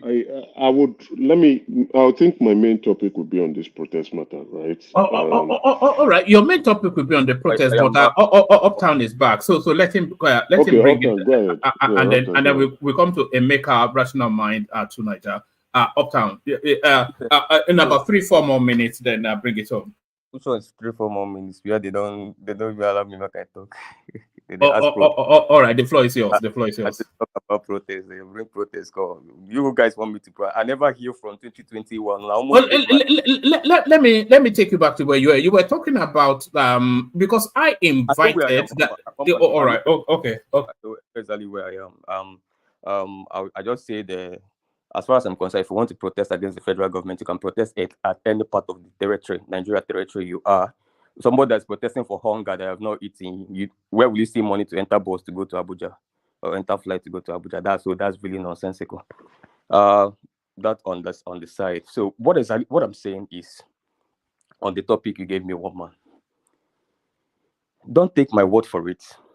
I was one of the first people that came and raised the alarm that APC has put together and engineered something together for regime protection.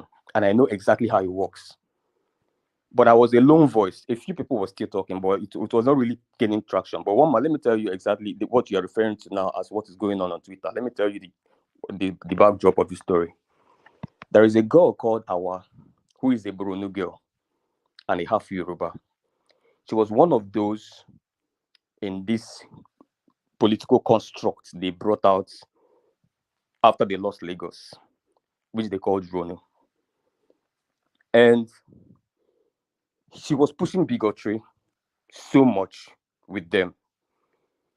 Recently, she started calling out Ogun State's Dapa Biodun and posting videos of bad roads in Ogun State. And immediately, her fellow Ronu bigots immediately turned against her. And immediately, they searched the fact that she's not even purely Yoruba. They now saw that, oh, you are even partly Boronu. And they started saying that you come from a terrorist zone, they have killed your people. They started using bigotry to finish that girl just because she Show called proof. out. Show proof.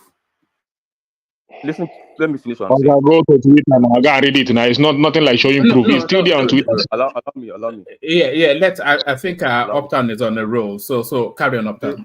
They started attacking her and attacking the north where she comes from. And that is because also there was already a build-up that the north is trying to conspire against them. So now, what Awa was now doing was the one saying, oh, so what you are doing, being a northerner from Boronu, is part of the entire northern agenda. Because why are you from Boronu calling us out in Ogun State? But they are forgetting that this is the same girl that was part of the Ronu thing, bigotry against the Igbos that they have been doing for like over 10 months or 12 months. The girl now got angry at some point. Was like, I didn't even say anything about Yoruba or whatever it is. I just called out this because I'm partly Yoruba as well. I called out my states. I called my governor. I posted bad videos, and they started attacking her with tribalism instead of them debunking what she was posting, which is speaking to fact, which is something like somebody like Uptown has been saying for over 2 years here. When I come and say, if I say fact, don't tell me to go back to Anambra. Don't tell me Igbo. Don't tell me IPOB. Counter my fact for fact, data for data, number for number. Forget about my name, whether it's Igbo name or whatever. I don't care about that. Counter my fact. That's where I've always stood for over 2 years. Which is what this hour was now saying, like, hey guys, I just posted videos. If you want to debunk the videos, tell me that I'm lying. Don't tell me I'm from Boronu, Boko Haram, and all of this stuff. And then they kept doing it, and the girl went gaga and now declared war and said he was going to expose all of them. She started posting how they were sponsored by the APC. Most of them, even some of them who are essays to governors, including Governor of Ogun State, Governor of Lagos State, APC governors, most of them being essays. Like I'm telling you, essays where we say the day office, so no be former essay, sitting essays of APC officials with their handles on Twitter. She started calling them out, and they started going back to back. But guess what? As they are attacking Hawa, a Boronu State girl, a northern girl, half Yoruba, some of them were still leaving Hawa to go and attack Igbos, saying Hawa is doing it on behalf of Igbos, so let's attack Igbo again. Igbos didn't even take part in it. 2 months before Hawa came out to tell us what the APC agenda was with the RONU, which is regime protection, 2 months ago, Dan Malam, I have that screen record. One man, I wanted to send it to you on Instagram when I screen recorded it then, but I was like, I don't really measure on the mind. I would rather talk about production, consumption, which I've been talking about. Everybody hates me about that. Oh, you're talking about Obi all the time. If you have candidates who get capacity, why you go waste time? They talk about tribal and all those nonsense, because there's a lot to talk about in Anambra. There's a lot to talk about in education. So why would I waste my time? Like Jimmy Dusu said, he said, when you are tested, Woman, are you playing a video? Because I'm hearing another video. No, video is playing. No. I'm not playing anything. I think okay. I think your thing may be crossing over something or the other. Yeah. Maybe she wow. So, like Jimmy Dusu said, one man, when people are tested, when people's capacity are tested and it's found wanting, they pivot to ethnic covers. So people run for ethnic covers when their capacities are tested and it's found wanting. 2 months ago, that Northerner came online.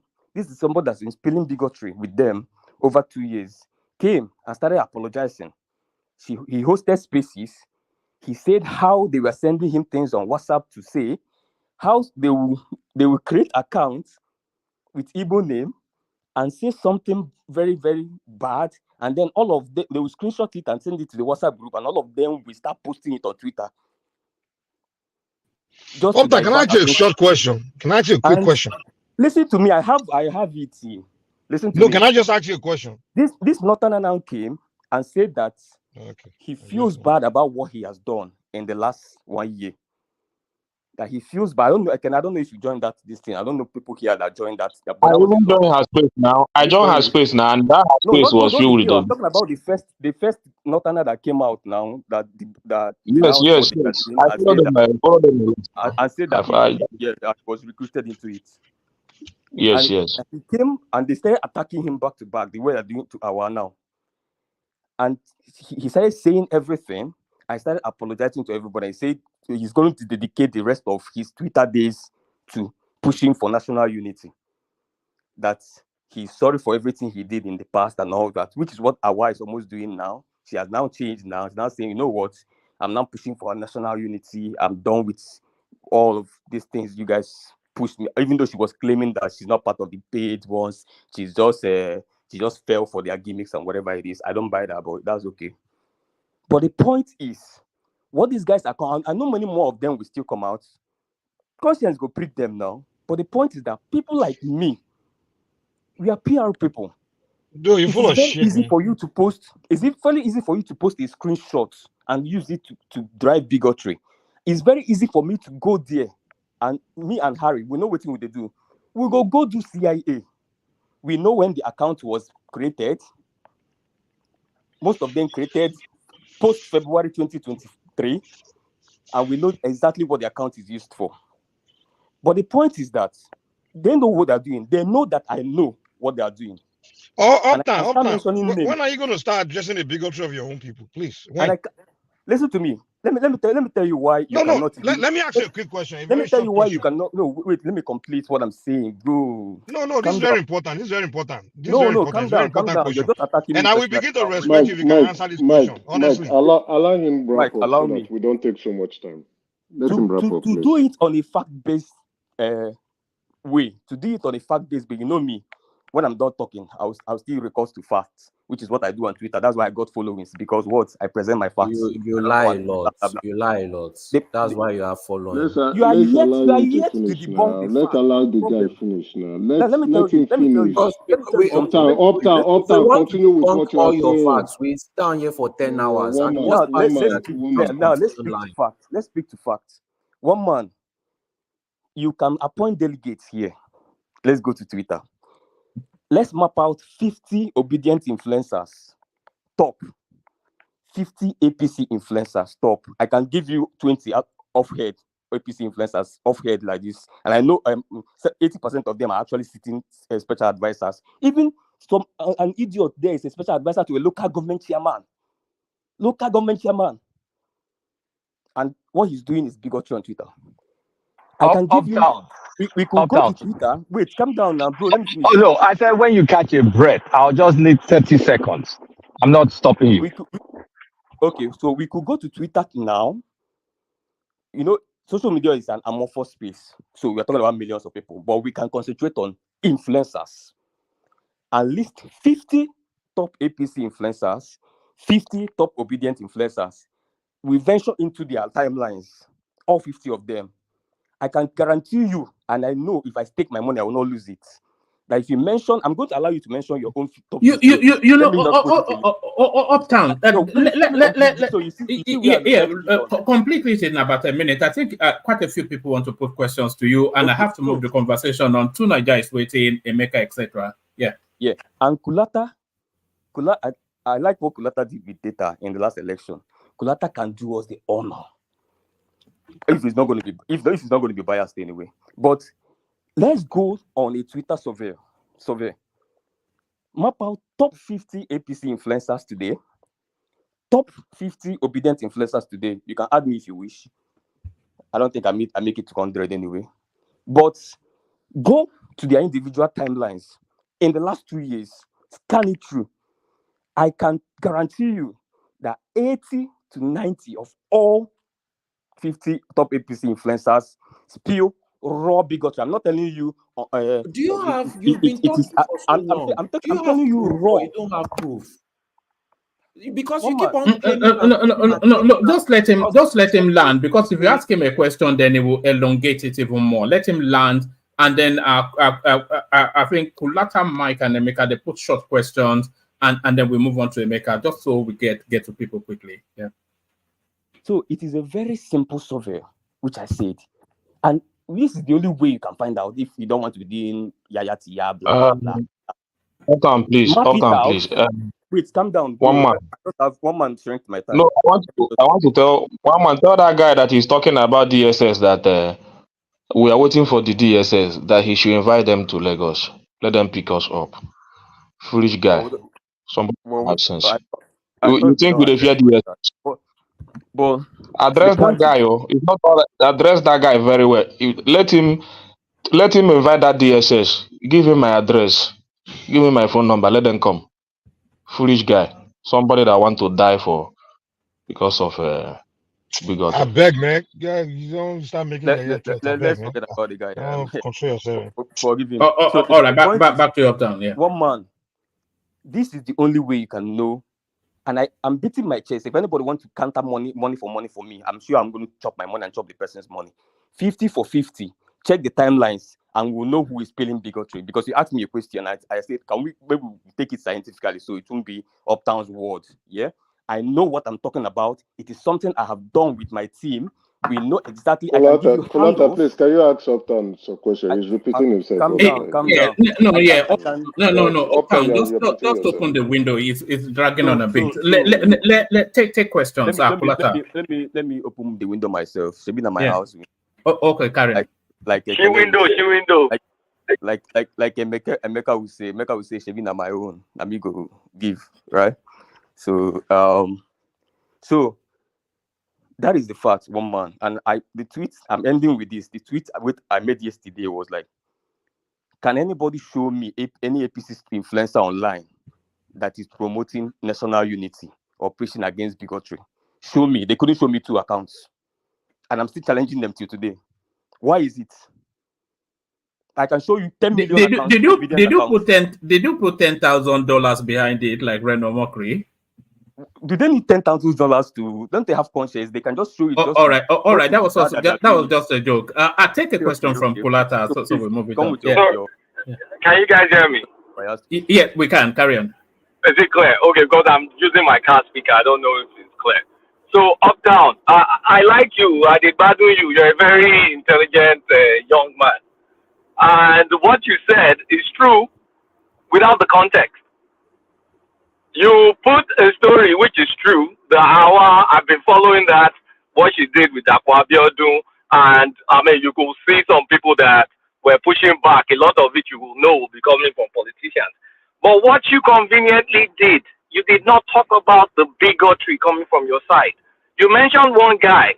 That guy's name is Harry. He's I don't know if he's an illegal immigrant or some guy that crossed Sahara to get to Italy or something.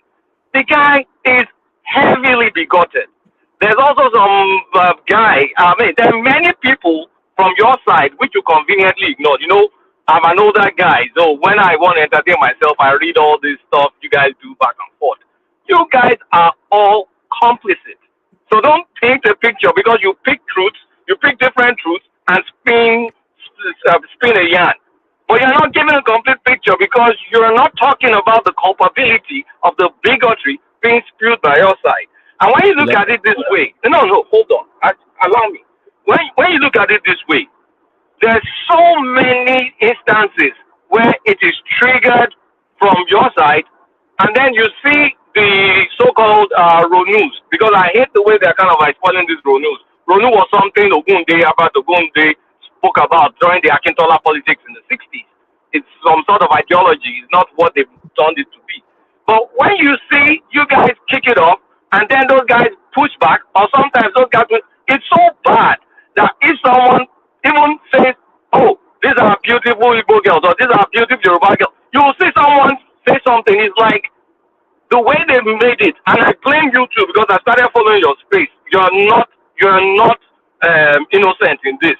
I've seen your post, but I just said I'm not going to comment because nobody needs to know. Hey, let me finish. You're not innocent in this, and I'm just telling you. I'm giving you feedback because I know you're an intelligent guy and you have a bright future. But hold on, let him land, and then you push back. Let's the truth there because it's clear for everybody following us. He can't throw it out on the sideline. Hold on. The question being asked was the bigotry, and also the pushback against the protest. Our narrative has nothing to do with that. That's kind of like a new narrative that started happening like last 2 weeks. That's when I started seeing it. I actually went to follow our girl because I was interested in her pushing back against the useless governor. And I saw how all that stuff panned out. And I've been seeing your space and even your Larry guy and some other bunch of stuff. Igbo, Yoruba, they're all in different camps. There are Igbos in Ronu camp, there are Yoruba. I kind of understand all your setup. But do not claim that this side is this. Both of you are culpable. And you have to own up to it because it's clear for everybody to see. And I monitor that space. I see it. And I just shake my head. So let's put some proper context in this.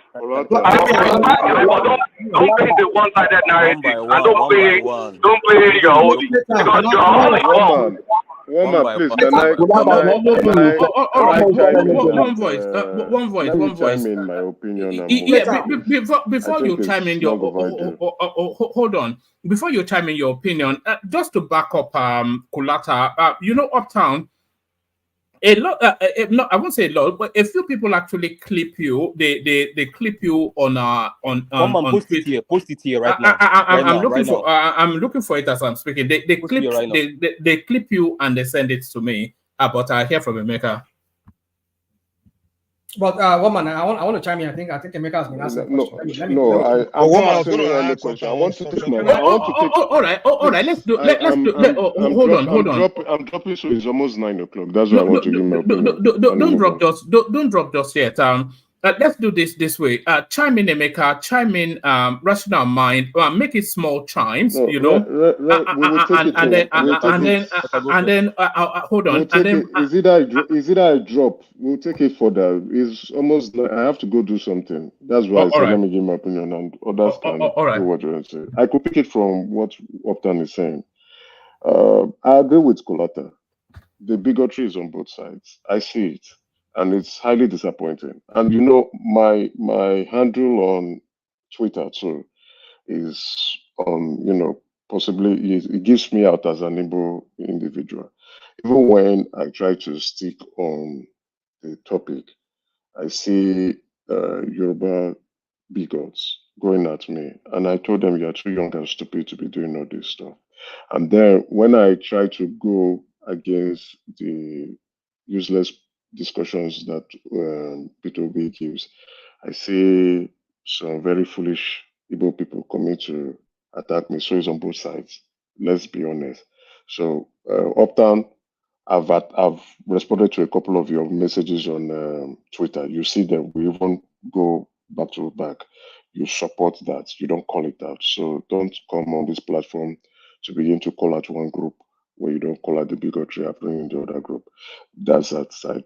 On the protest, I wanted to put my comments on protest. Now, somebody spoke about the Arab Spring, and he's clearly right. The Arab Spring has not generated the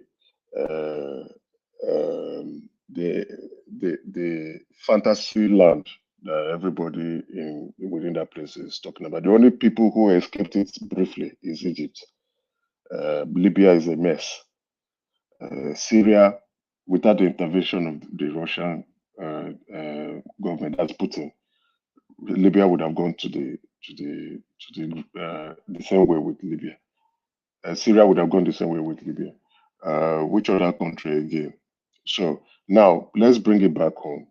In 2010, I was still in Nigeria, occupying Nigeria. I will never forget where we were going against President Goodluck Jonathan. And that was what pushed Nigeria into Twitter. I think that was when I even opened my Twitter account, and I even decided not to go there for quite a long period.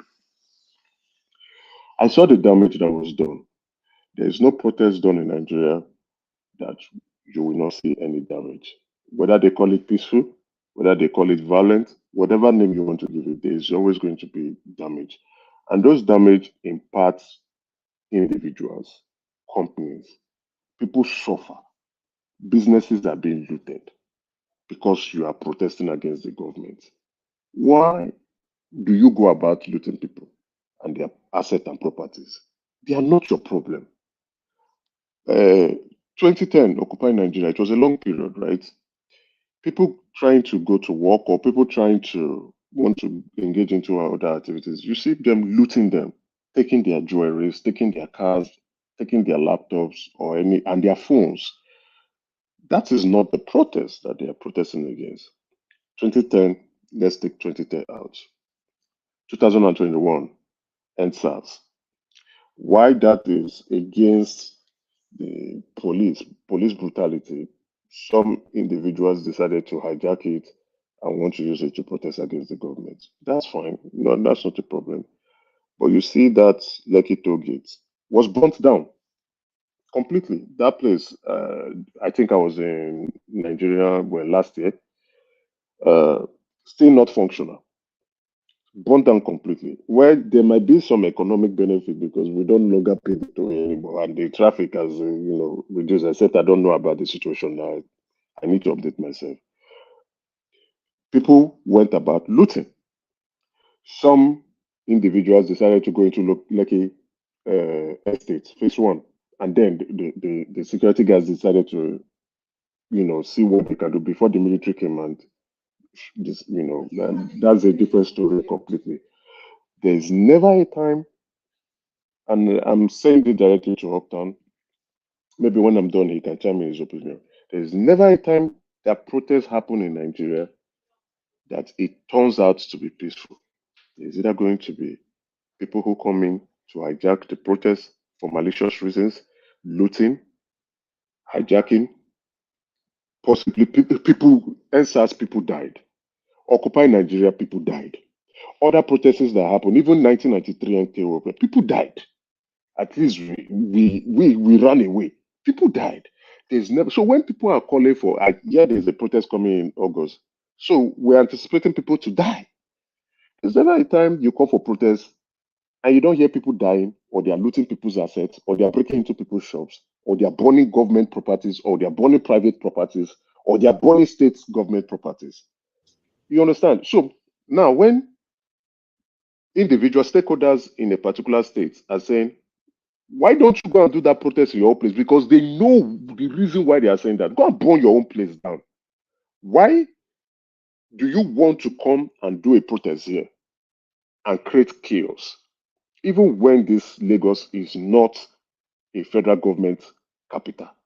Go to your states, Enugu, Abia, Anambra, Imo, and go and hold that protest there. Because let's be very realistic. I agree with what Upton said. Most protests are being held in metropolis. Lagos, in that is in Nigeria. Lagos, Abuja, mostly Port Harcourt, right? Mostly in the south. And sometimes if the north thinks they want to include themselves, they tried it in Occupy Nigeria in 2010. Kano decided. Kaduna wanted that. In Kano and Kaduna, they flogged all of them back home. So, but that's why I agree. Upton made some sense, but he didn't provide more context. That's why I wanted him to flesh it out. If you are protesting against the state government, that's completely understandable. But if you're protesting against the federal government, I think the federal capital is a better place to do that. When these protests happen in wide scale, it results to chaos. And why do we want to tolerate chaos in the country? Look at Kenya. They burnt places down. They looted private businesses. They burnt private properties down. They fought the police, even though the police, their job is to maintain law and order. People died. So protests, we've been calling for it. People were pushing Obi to call for it. Protests usually is not the answer. Some people will say, oh, because the president of Kenya has removed the finance bill that they've won. He came to Twitter space. No, Kenya's never won. The government is going to borrow. Why did they do that finance bill? It's so that they can raise revenue to fund the budget, right? To tax Kenyans to fund the budget. But Kenyans kicked against it, which is fine. Now they will go add into their debt level to fund the government. So the president is trying to make some makeshift. Okay, I'm removing some first lady, second lady. I didn't know the president had more than one wife. Is this an intervention or is this what are we doing here, woman? It's my time now. It's my time. This man, it's my time now. Please, can you just stay quiet? Let me finish. Then you can come in. The truth used to pain rational mind. Rational mind, it's my turn. I told one man it's my turn. I'm here. So yes, rational mind.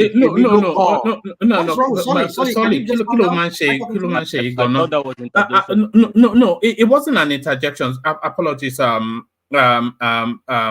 Uptown, but Emeka is about to leave, so he just wanted wanted a slice of your just to give a little contribution, and then you round off, and then we go to rational mind. So that's what's going on. Okay. So it's my turn. I'm not interjecting him. I'm giving my own time. and I'm borrowing a leaf from Uptown, right? And I want my topic to be on protest, please. Rational mind, I beg you, hold your peace. Let me be done. Then you can, when it's your own turn, you can say what you want to say. Oh, all right.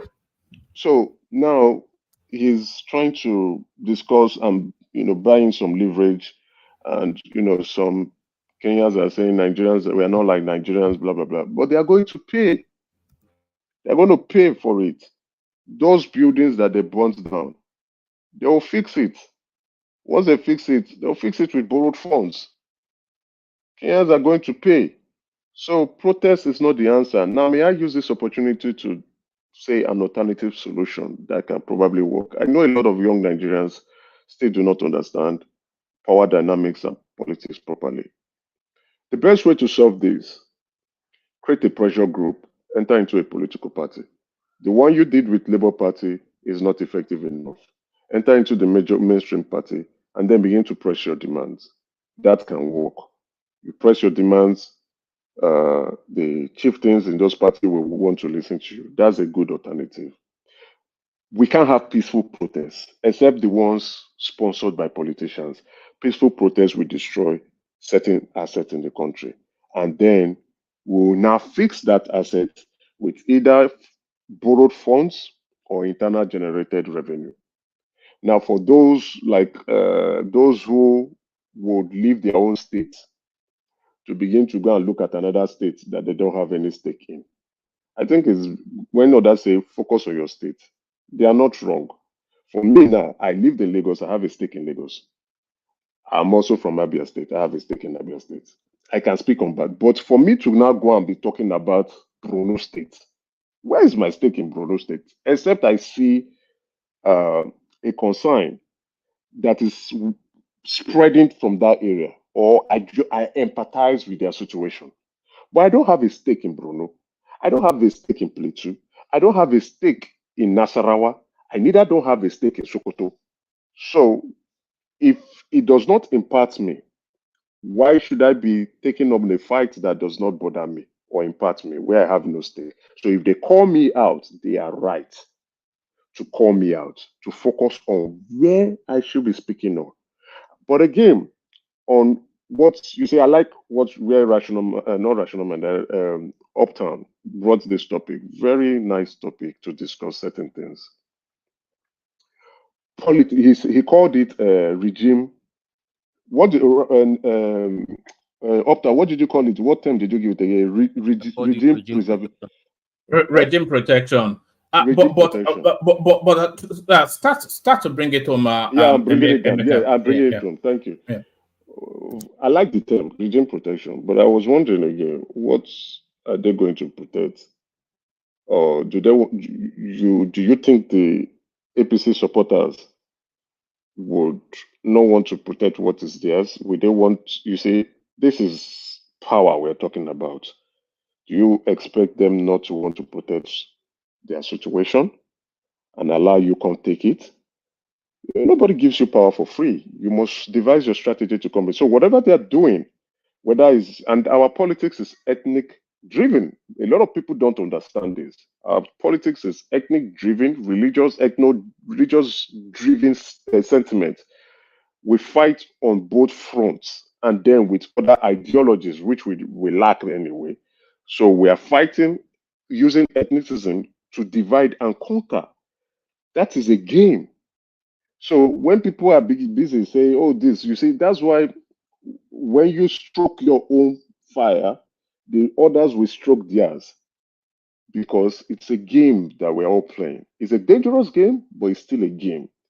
So I don't expect, like, I will speak directly to Upton. I don't like doing it, but I will just say it. Upton, politics is a game.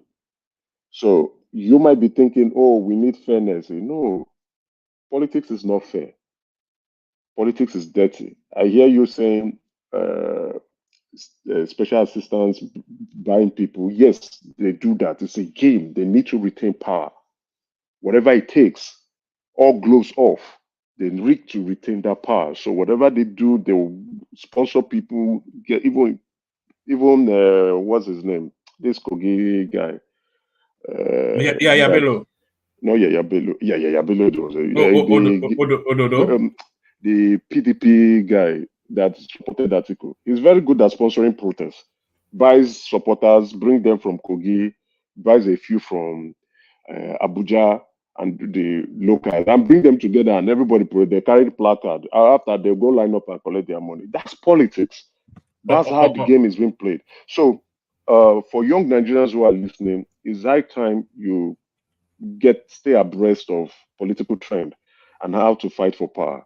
I don't support protests. Why? Because I've seen the outcome. It generates nothing. It's an additional cost to us. Form a pressure group, a social pressure group, call it a name, and begin to apply pressure by writing. Writing to the press or pushing your narrative to the press or enter into a political party and push your views. It's all the same about listening and helping Nigerians get better. But to protest is a dangerous one. Thank you very much. Good evening. All right, brilliant, excellent. So well done, Emeka, and thank you, Uptown, for yielding that sorry, the long space. He just needed to get in. It's been here a while and might not be here for too much longer. But Uptown, bring it home. So thank you, Emeka, for stopping by. Bring it home, and then we go to I wanted to interject, but it's okay if you want to move. No, Emeka has actually left. Did you want to interject, Emeka? Are you saying he left? What's his name left? Emeka. No, Ekene is here. No, I'm not interjecting Emeka. I'm I think you want to Uptown. One man. All right. Hold on, sorry. Just I just want to tell Rational Mind something. Right. Emeka look on. Look at this. That's all, man. Look at this guy. All right, Amsterdam. Let me just say this real quick, man. I'm sorry, guys. It's just I wanted to start from where somebody said I was trying to give us a crash course in history of the bigotry, how it started in Lagos. That was why I've been posting stuff in there in the private comment section. I've been posting about how it all began. If you even want us to go back in time as to how it began, we can go back in time. But I would want to start from 2050, but not now. Maybe when it's my turn, I will talk about it. I just want to address what Kolata said as to, you see, misery loves company, like they say. And that's what Kolata's, a young man calling another young man. Kolata, you're so full of it. So, I mean, like, you're referring to Uptown. No, Uptown, I know you. Uptown is a younger person compared to you, but you say, the younger person. I don't know, man. Let know. You be my bro now. You don't know. Really? Really? Yes. Yes. If you don't know, you better know now. You be my junior brother. Do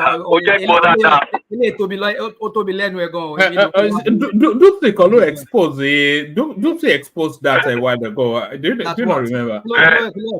We did some calculations to land you as a Kolata Saburo.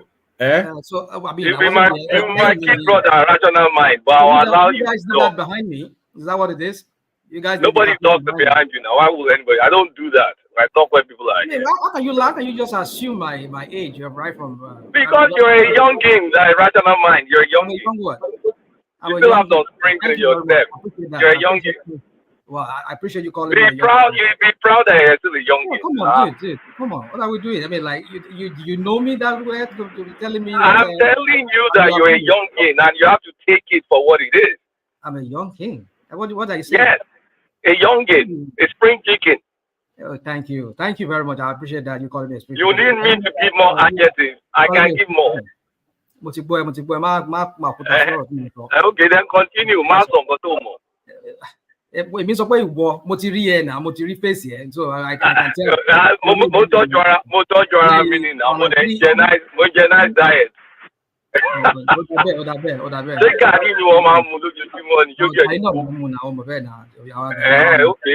So say what you know. So anyway, you see, misery loves company. You see these APC wing of the Yoruba Tinubu people. There's nothing we never hear from their mouths. You see this story about this girl from Borno State who happens to be from Ogun State too. From what we're hearing, the dad is a Yoruba man.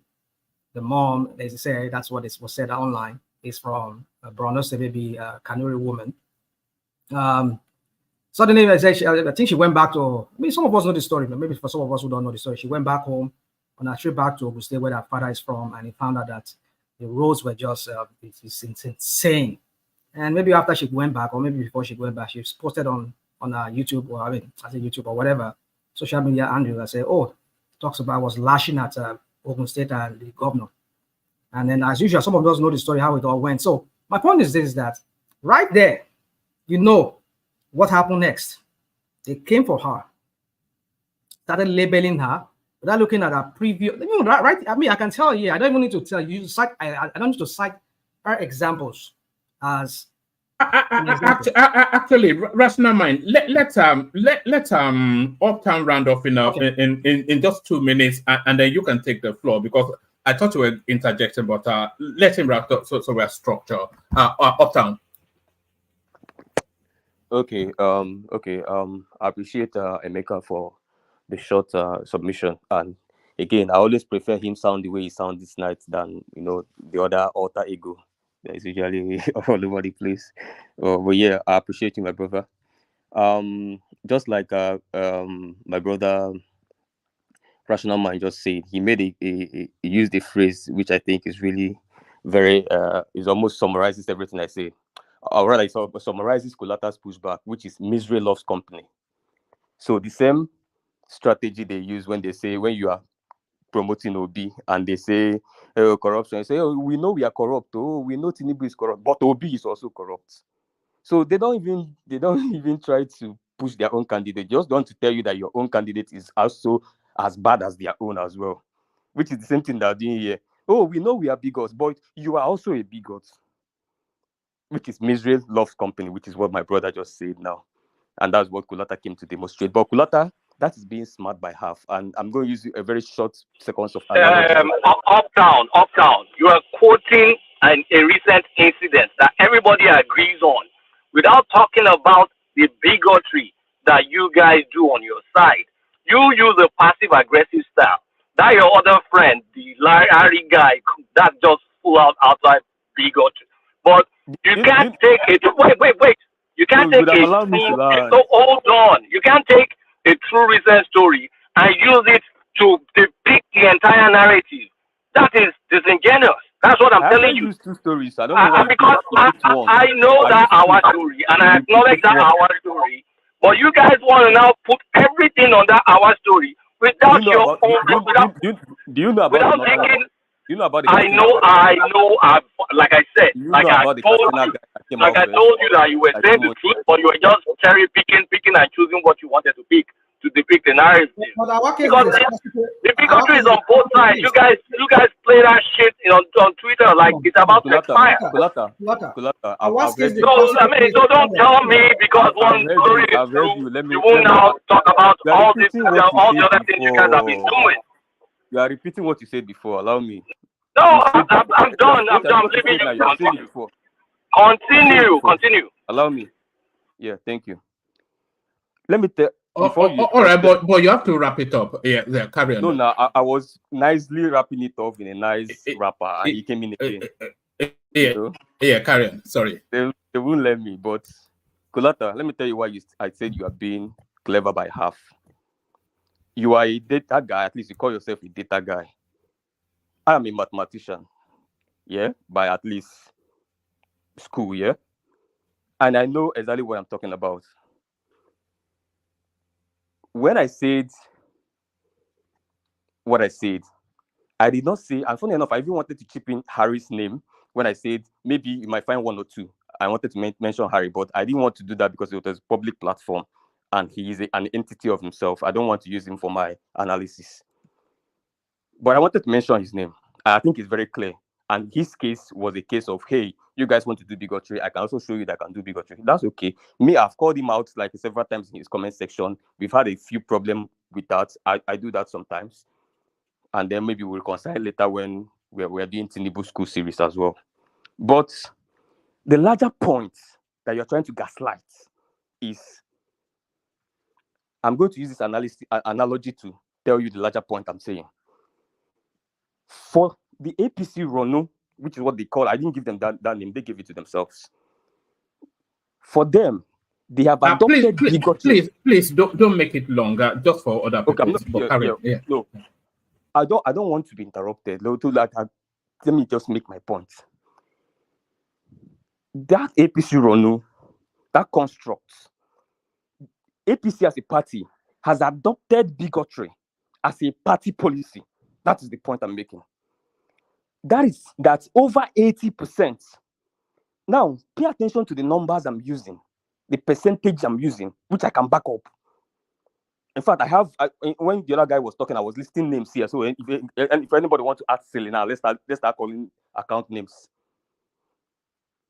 Over 80% to 90% of APC influencers who call themselves Rono have adopted officially and openly and proudly bigotry, raw bigotry, as a party policy to defend anything Tinubu. Whereas in the Obedient movement, you are saying, you cannot tell me the Obedient movement adopted bigotry as a strategy. No. And the analysis is very simple. What I'm saying, two families. One family is a money heist family.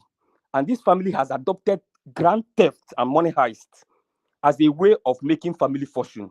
That means that if it's a family of 18, the entire 18 or at least 17 is in on it, is a consensus in the family that this is our family business, money heist, robbing banks. This is how we make our fortune in this family. And then another family down the street of about 18 or 20 people as well, which this family is a legitimate family business, they're doing whatever it is, but one or two of their sons also go to rob as well.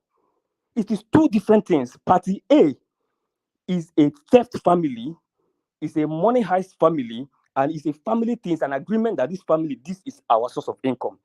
Everybody's in on it. The family two is that there can never be 100%. So this is a normal family, yeah? But one or two people can still get into anger and do one or two things. That is two different things. So that is the analogy I'm using to make my point very, very clear. 90 or 80%, at least let me put it at 80% to be fair, of obedience, whether you're talking about Aisha Yusufu, or whether you're talking about Nefertiti, or whether you're talking about Bolanle, Pio, Macaroni, Rinu, Wuyemi, Magnitude, even Dr. AI, Dr. Mo, Babatunde Badomosi, everybody, Malam Jeba, even David Onde, everybody. If you go to their timelines and scrutinize, they spend 80 to 90% of their energy, if not some hundreds, on promoting Obi, the candidate. Whereas if you go to the other family, they spend 80 to 90%, the same percentage of their energy on bigotry. That is a clear distance. So you cannot come and say, oh, when you come to your family too, you go and cherry pick Harry. And then maybe cherry pick, what's this guy? His name cannot quickly come to my head. Then two of them and say, oh, yeah, they're doing bigotry too. Oh, we are all the same. We are all bigots. That is nonsense. That's nonsensical. And we know it. So let nobody come and gaslight us. And anything I'm saying here, I'm going to say it in front of anybody, including those guys. I know some of them personally. You get so Kolata should not come and tell us, say, oh, Harry did this, therefore this and that. How many times now round this up because I need to quickly interject because cool story, bro. Just quickly round up. Please, can I just say something short? No. I want to round off. I don't even want to go back and forth again. Please, I'm tired. Because I have more names. I've been observing you guys, both sides. Calm down. You guys are both sides. You guys are terrible. On Twitter, that Twitter space is that Twitter area is insane. I hope Nigeria never turns to what those guys write back and forth between each other. And I insist, both sides. You can cherry pick Aisha Yusufu and whoever you guys want to pick. But I'm saying both of you guys, even you do a passive-aggressive approach, and I've actually screenshotted some of what you wrote. So don't come and play some, that. No, don't do that. Don't do that. Don't insult our intelligence here. Really, don't insult our intelligence here because it's starting to piss me off because there are many Both sides. I don't want And to so agree with the you have to acknowledge it because you were the one that mentioned that Harry guy's name. I didn't put that word, I didn't even put that in your mouth. And I remember that that guy was incessantly banned many times for bigotry. And you were the one that mentioned his name first. What I'm saying, that's the point.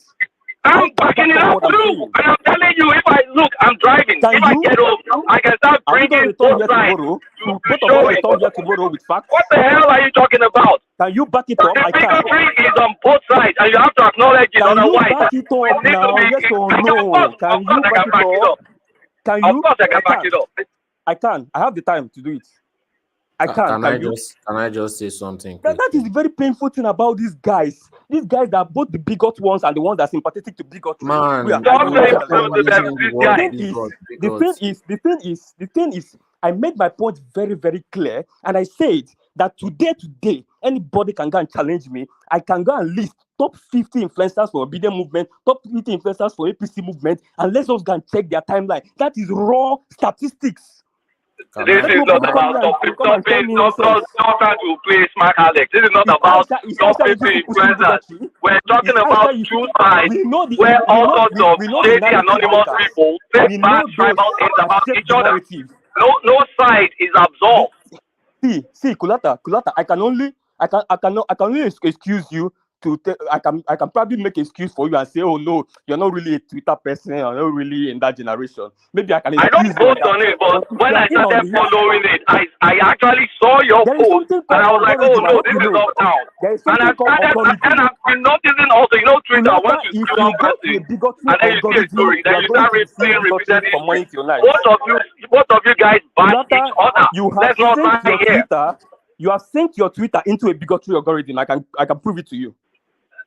I can see both sides. All sides. You don't know. One side will say, what's it called? You don't know how it works. One side will post one thing. The next side will act like that what you post, I'm the exact opposite of it. Why do you guys do all that nonsense? Kulata, let me listen. Let me tell you this. Anybody that is a Twitter person, nobody that is in politics Nigeria, and politics Twitter is an algorithm itself. I regret for stumbling on that politics Nigeria Twitter. Listen to me. Anybody that is on politics Twitter will tell you that these names, Nefertiti, Aisha Yusuf, Pio, Bolanle, Macaroni, Rino, stop cherry picking people. Stop cherry picking. You guys don't like facts now. You guys like Shalaye. You guys always want to Okay, even that Nefertiti girl you just mentioned, I actually saw a post from that person. The guy is a guy. Bring it out. No, that Nefertiti or whatever you mentioned, that is the guy. Because the guy is using a catfish account, or apparently. Bring it out. Let me get to my. You can hear my engine, right? He's saying a post. These are names, people I follow. You need to own it. I'm just tired of you guys saying, no, it's this side, no, it's that side. Did you hear me ever defend Harry? Well, let me tell you, the analysis, Kulata, do you know why do you know why yours is kind of different? If I'm talking to the normal Euronews on this now, I assume that some of them are not educated. Kulata, you're educated, you know exactly what I'm saying. You are just being deceptive. Don't patronize me up now. Don't patronize me. I know what I see. And I'm telling you what I see. I have nothing to lose. Either you don't understand how Twitter works. You guys, both sides attack each other. Being deceptive. You guys attack each other. You can play passive aggressive. Other people may go frontal aggressive. Leave him. Just round up playtime. I'm going to leave you to him. You know me. I don't like.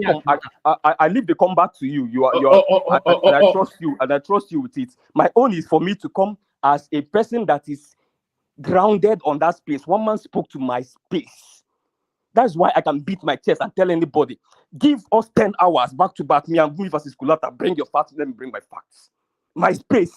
I know how to follow algorithms. All I'm going to say, if you guys don't dial it down, from both sides, it's going to lead Nigeria to destruction. Let me say this. Let me add this. Do you know how many times I personally have debunked an account that the Ronu used for propaganda, which belongs to somebody that is a Ronu, because I know that it's the same email that connects the two accounts. You see how this guy is talking. I'm just waiting for him.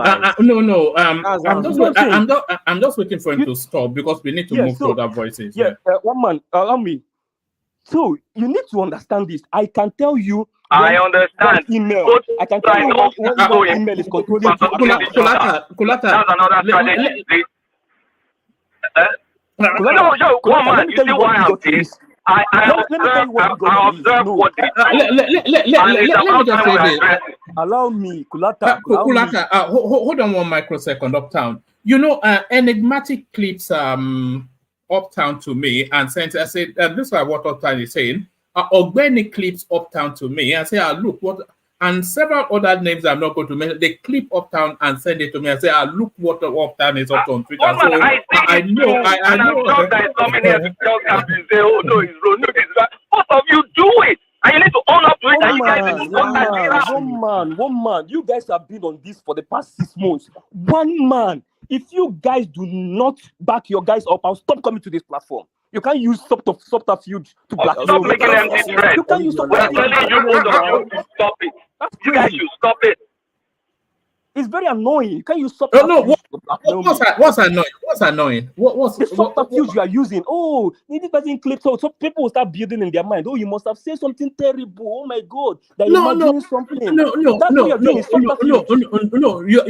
They have not actually said they are saying something. No, imagine you are going to pass the ball now and let them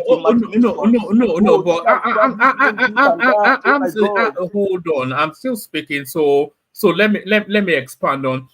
I was just looking for it, but because there's so many messages exchanged, I'm scrolling up, but I'm still not hitting on. It's not usually. It's just the non-committalness of some of your language. But certainly, anybody. I'm not talking about social media language. We know that Twitter is violence for violence. I'm talking about bigotry here now. We're in a specific topic. No. Nobody has accused you. No. Hold on. Nobody has accused you. Nobody has accused you of saying anything bigoted. So one man, that is one man. Anybody that listens to you now, we imagine that what you certainly not. Nobody that knows you for once. You didn't clarify it like this because you wanted them to feel that this guy is probably doing. No. I believe you are a bigot. I'm going to have to let you go if you don't stop this nonsense, Solly. What's all this now? You know, I don't find Solly offensive. I already know him. It's just I'm just waiting for you so I can go to Rational Mind, to Nigeria and everybody else. But let me just clarify for the benefit of nobody is accusing you of bigotry. One, but what I was saying is that you are at the heartbeat of those back and forth, and because you have the power of oratory and language. There's a subtlety to your presentation, but there's an undercurrent to it as well. But the undercurrent is not bigoted; it's more of a political bias. So that is okay. I mean, we'll be supporter now. Why we using it to try to use it to gaslight me from saying what I'm saying about bigotry? I'm an OB supporter. Will I go and say I'm a Tinubu supporter on Twitter? That's a different space altogether. Please, let's not stop playing smart with ourselves. My point I make is a point I can back up on Earth, on Pluto, on Mars, and any part of the universe you take me to, because it's my space, and I know exactly the fact that these guys use one email to create 3 accounts: one Yoruba account, one Igbo account, one Hausa account. They use this one to attack this one. They clip it, screenshot it, and send it on a WhatsApp group, and all of them, and I can mention their name. Be honest with yourself. Is it only one side that it personates one side? Both of you personate each other. Premeditated bigotry. No, Uptown. Are you being intellectually honest by saying only one side personates one side? Come to my WhatsApp group. What we discuss is. I mean, come on, man. I don't like this. This is almost bothering on. I will invite you to my WhatsApp group. Both of you do this game, and you are just making it a single narrative. All I'm trying to say is you guys need to stop it.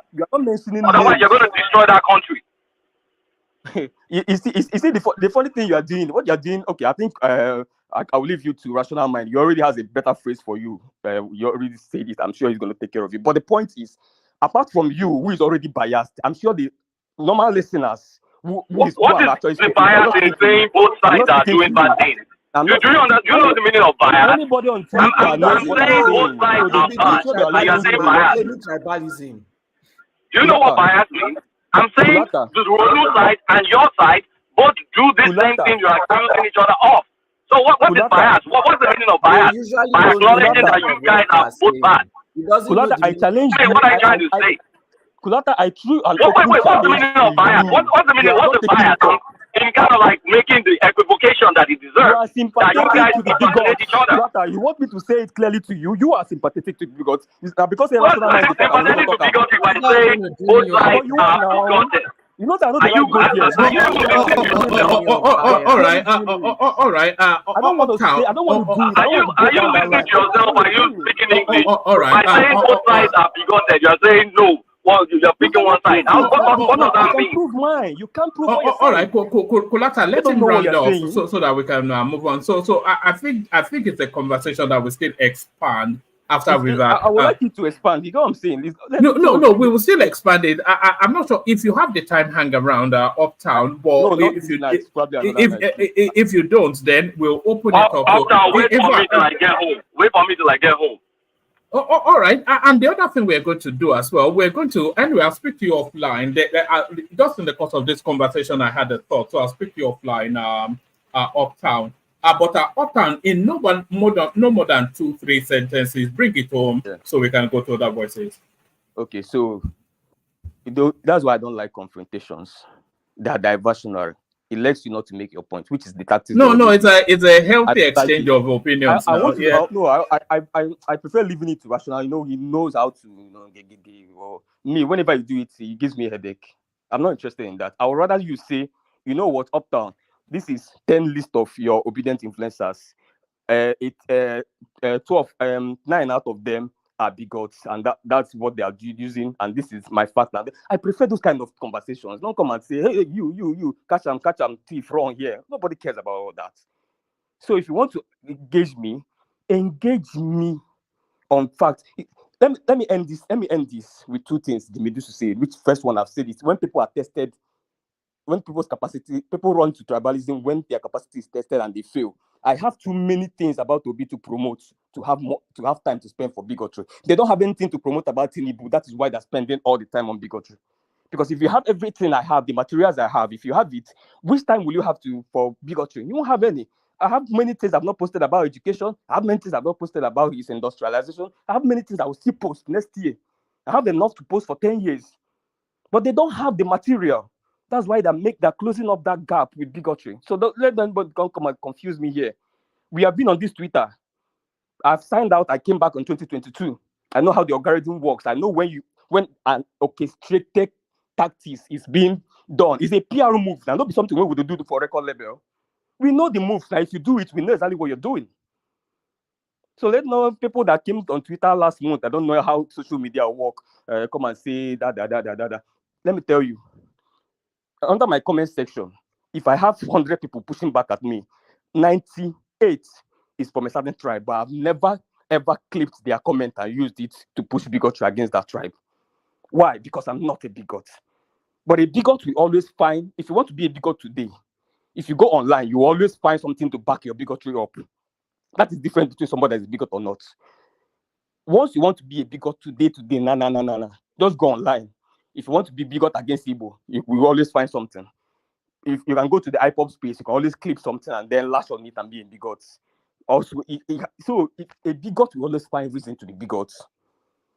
If I want to be bigot today, I can go to Yanko and fetch materials that I'll use and say, oh, Yoruba this. Oh, you see, they're attacking me. Oh, they're telling me to go back to Anambra. Oh, they're calling me uptown of Anambra, uptown of Abia. Nobody cares about all that. If you call me uptown of Abia when I'm talking about Obi's education model, I'm going to come under your comment section and tell you, do you have facts to counter my figures on education? I'm not going to care about your uptown of Abia. Nobody cares about that. That's diversionary. But that's what they do. They don't have content. So nobody come and tell me anything about. Nobody promoted Asuwaju. No content. Nobody discussed their manifestos. How many times did I come to this platform to discuss manifesto? Even in this platform, let's take a survey. Who are the biggest in this platform? No BAPC supporters. One man, I thought you took the call for a couple of seconds. So other people need to talk. Uptown is enough. Let me sign out a bit. Well, one man, that is the context of the question you asked about what is going on online. And you can go and ask anybody online. That's exactly what's going on Twitter. Thank you. All right, brilliant, excellent. Rational Mind, you're up next. Uptown, if you're around in the next 10 minutes, I might play you a clip. Rational Mind, you're up next. Well, man, maybe you should set a ring for both of them. Him and yes, the ring. Yes. The last time we had the ring, it was it went out of. No. One man. You know what? You know why I'm annoyed? Why I'm annoyed is it's easy to kind of like cherry pick because you're not seeing both sides exchange. There, you'll see a Yoruba name, you know that person is not Yoruba. You'll see an Igbo name, you know that person is Yoruba. And both of them will be attacking each other. But you say no. Excuse me. Can you excuse me? Can you excuse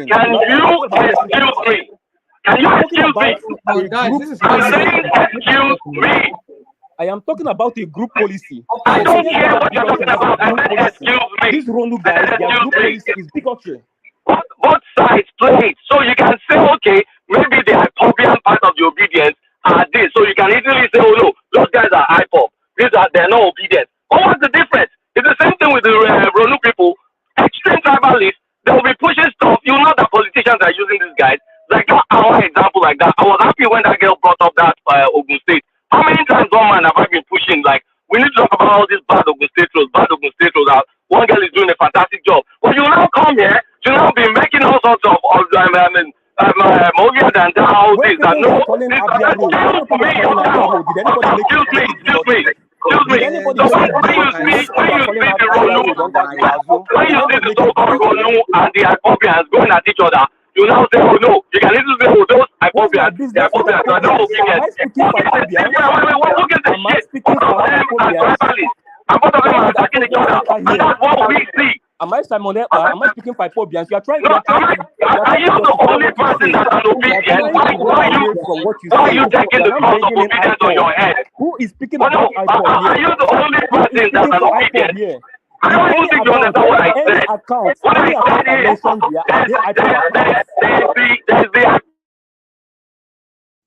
what's going on? I mean, I have to mute both of them. What's going on, guys? I mean, the sound is so irritating.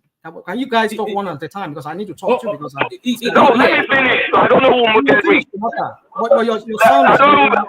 The thing is, both sides have the extremists and they have the bigger people. And it's obvious for everybody to see. All right. Hold on, because it won't stop. So let me just play a clip that makes the point, and then you pick it up from there, Rational Mind. So this clip is to where Rational Mind, where Kulata and Uptown were. So after the clip, Rational Mind. Without the Igbos coming to Lagos to develop, your young men will be jobless. Now we they feed una young men. Now we they feed una. All the bus stops. Now we they feed una for Lagos State. We'll give you guys job. We'll say it proudly. One day I can't go. We are richer than you people. If I say it, if it's a bigot, let it be. We are richer than you people. If I am we are proud to say it. We developed Lagos and we feed your youths up to today. So I think that's the point that was being made, that there's bigotry on both sides. Did you read the topic on that piece? Solly Kilon Shele now. What are you doing now, Solly? No, we're trying to have some order, and you keep just chiming from the take it from there. Rational Mind, yeah. Later, I'm trying to stop you, but please, let's just take it. Let's just other people to come into this matter. No, it's okay. You see, woman. Thank you, Peter. You see, woman. You can. I wonder sometimes. I've had people here like a Kene or the so-called people that are not Agbado people or the Ronukus. They said they sent you several videos, but you never ever play those videos. But only when you want to find videos and make your point, that's only when you find that. I'm not saying you, maybe the people that those behind the scene Agbado people that are two-faced, they come here on one face, and then behind the scene we hear what they do, and they send you videos. Why is it that those videos are? I mean, there are scores of videos. I can even send you some. I know I've told you many times that in the past that I am a member of some APC group. I sneak in there. I'll just go hearing that useless conversation. I can bring you scores of them, but if I do that, what's my gain? That's the point. Because like I'm trying to make a point like, oh, they are bigots. We know they are bigots, except we don't want to admit that fact, which is fine. We don't want to admit it. They will continue in this trajectory of this bigotry and backwardness of as a country that they call that country. So my point is this, one man, you don't play those videos, you don't play those clips. But when these people want to make a point of some headless, as let me use one, somebody's a lady once called them headless mob, some headless mob. Don't get me wrong, I'm not saying they're not bigots on both sides. But you see, what baffles me is that people like Kulata, the anger, this righteous indignation that is displaying here, like he suddenly realized that the obedient are bigots. Have you also condemned both sides are bigots in case you weren't listening? Both sides, not obedient are bigots. Both the APC side and the obedient side, both sides export bigotry. So stop this nonsense that's saying, oh, it's one side narrative. Are you deaf? Can't you hear that I'm saying both sides? Can I think I've heard you, Lata. I think I understand what you're saying. So stop saying nonsense narrative. I call both sides out equally. And then you're trying to make it like it's this. When I said clearly, what you've been doing. Your ear training you. Go and fix this your.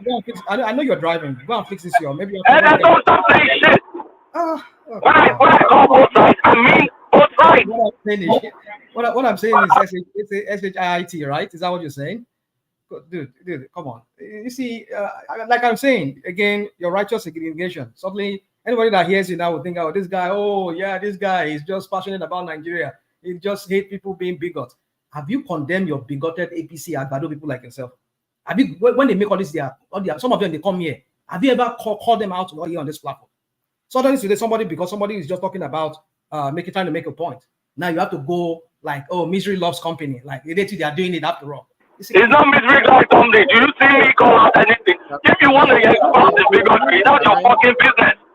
But don't win the narrative because you hate one guy, you hate one politician, then you want to make it like, oh no, it's only one side. When it's there, as both of us are, we should be able to be intellectually honest and say that it is. I wish we were intellectually honest, but it doesn't seem like some of when both sides expose the bigotry, just say both sides and move on. Yeah, it's just the sheer amount of hypocrisy I see here.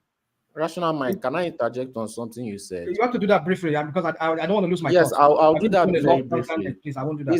It's very disingenuous when you come here and you pretend like we don't push back on bigotry.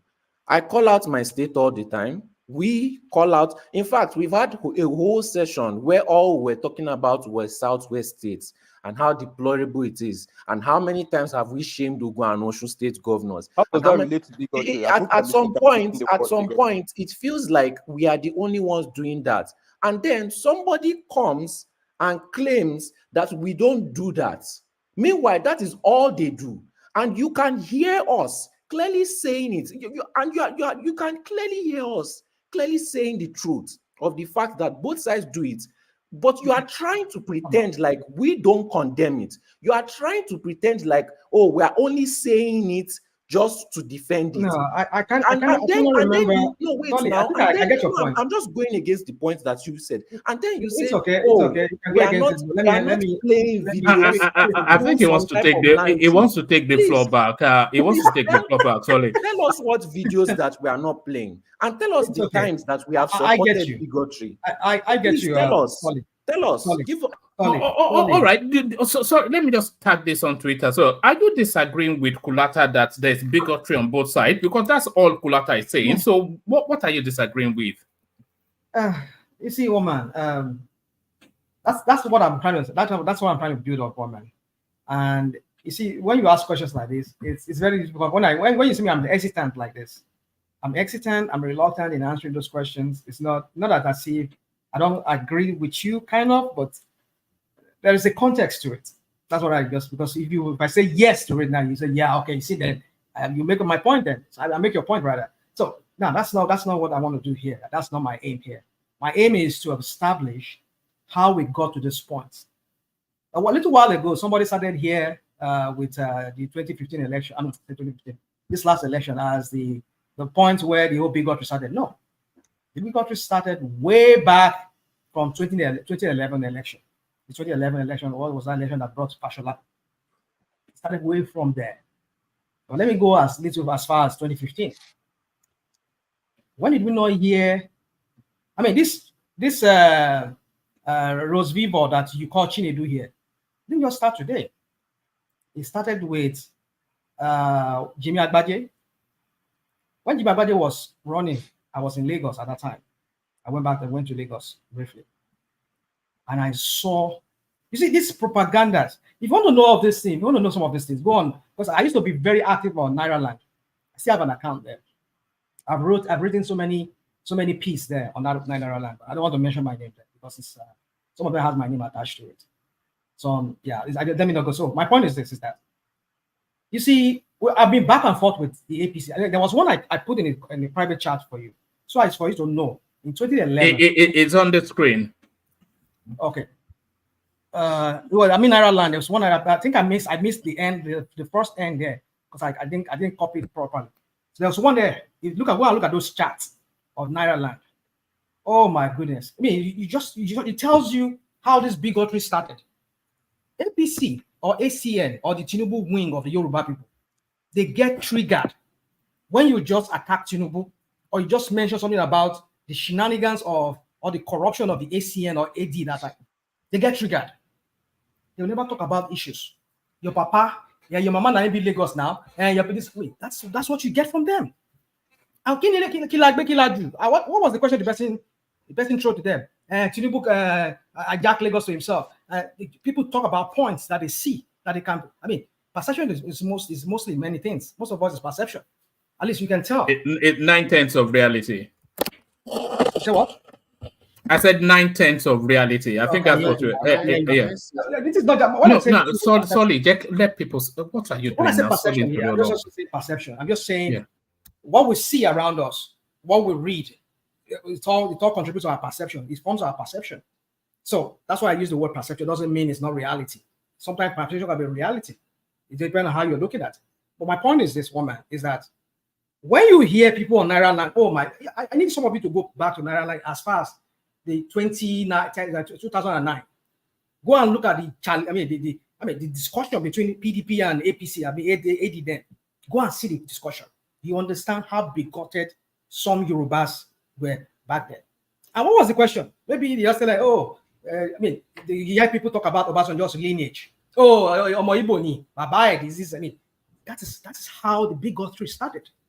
And what was it that was even said? Rational mind. Larry, please let me just say this. With due respect, don't let us.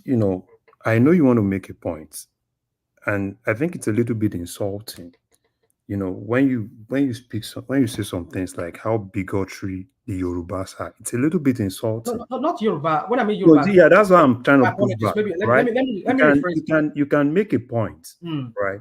And it's also insulting to a lot of us that are actually from that tribe that actually understand. Let me rephrase it. Maybe it was personally. I don't care where you belong to. I don't care. Probably you are APC, you are PDP, you're this, you're that. Right? You can make your point. Okay. Right? The politicians Nigeria does not belong to anybody. It doesn't belong to you. It doesn't belong to me. We all form what is called Nigeria. So when, I know a lot of you want to, you have your conversation, you want to push back but I think it's a little bit insulting, right? So yeah, Larry, let me just really say this. I hope you will listen to me when I said it, because that's one thing. Sometimes I say things in isolation sometimes, but I can't really point what context when I said Yoruba people. But if you understand, I usually like to use the word the Yoruba wing. If somebody was even quoting me in the comment section, Yoruba wing of the Tinubu people. So when I said Yoruba wing, it means that there are some other wing that are not part of the Tinubu section. I said Tinubu's Yoruba bigoted people And does that mean that those ones are Yorubas, but are not Just begotten? use Ronu. They have already given themselves a name, Ronu. So that's so. okay. So that's what I'm saying here, Larry. And if I said Yoruba, maybe it was. Or if I say Yoruba, I'm not talking about the generality of the Yoruba. I don't belong to the Ronukus of the Yoruba, Tinubu Yorubas. I'm my own kind of Yoruba. I'm a Ronu. Yeah, get back to your flow. I think Larry gets where you are. So please, I just want us to clarify that matter. So having said that, you see, my point is this, one man, is that we need to trace this antecedent. Somebody here was, I mean, I don't know some of us how young some people were to even understand politics, how it all began. I mean, when I mean politics, how it all began, I mean, I have this idea, grasp of how we got to where we are today.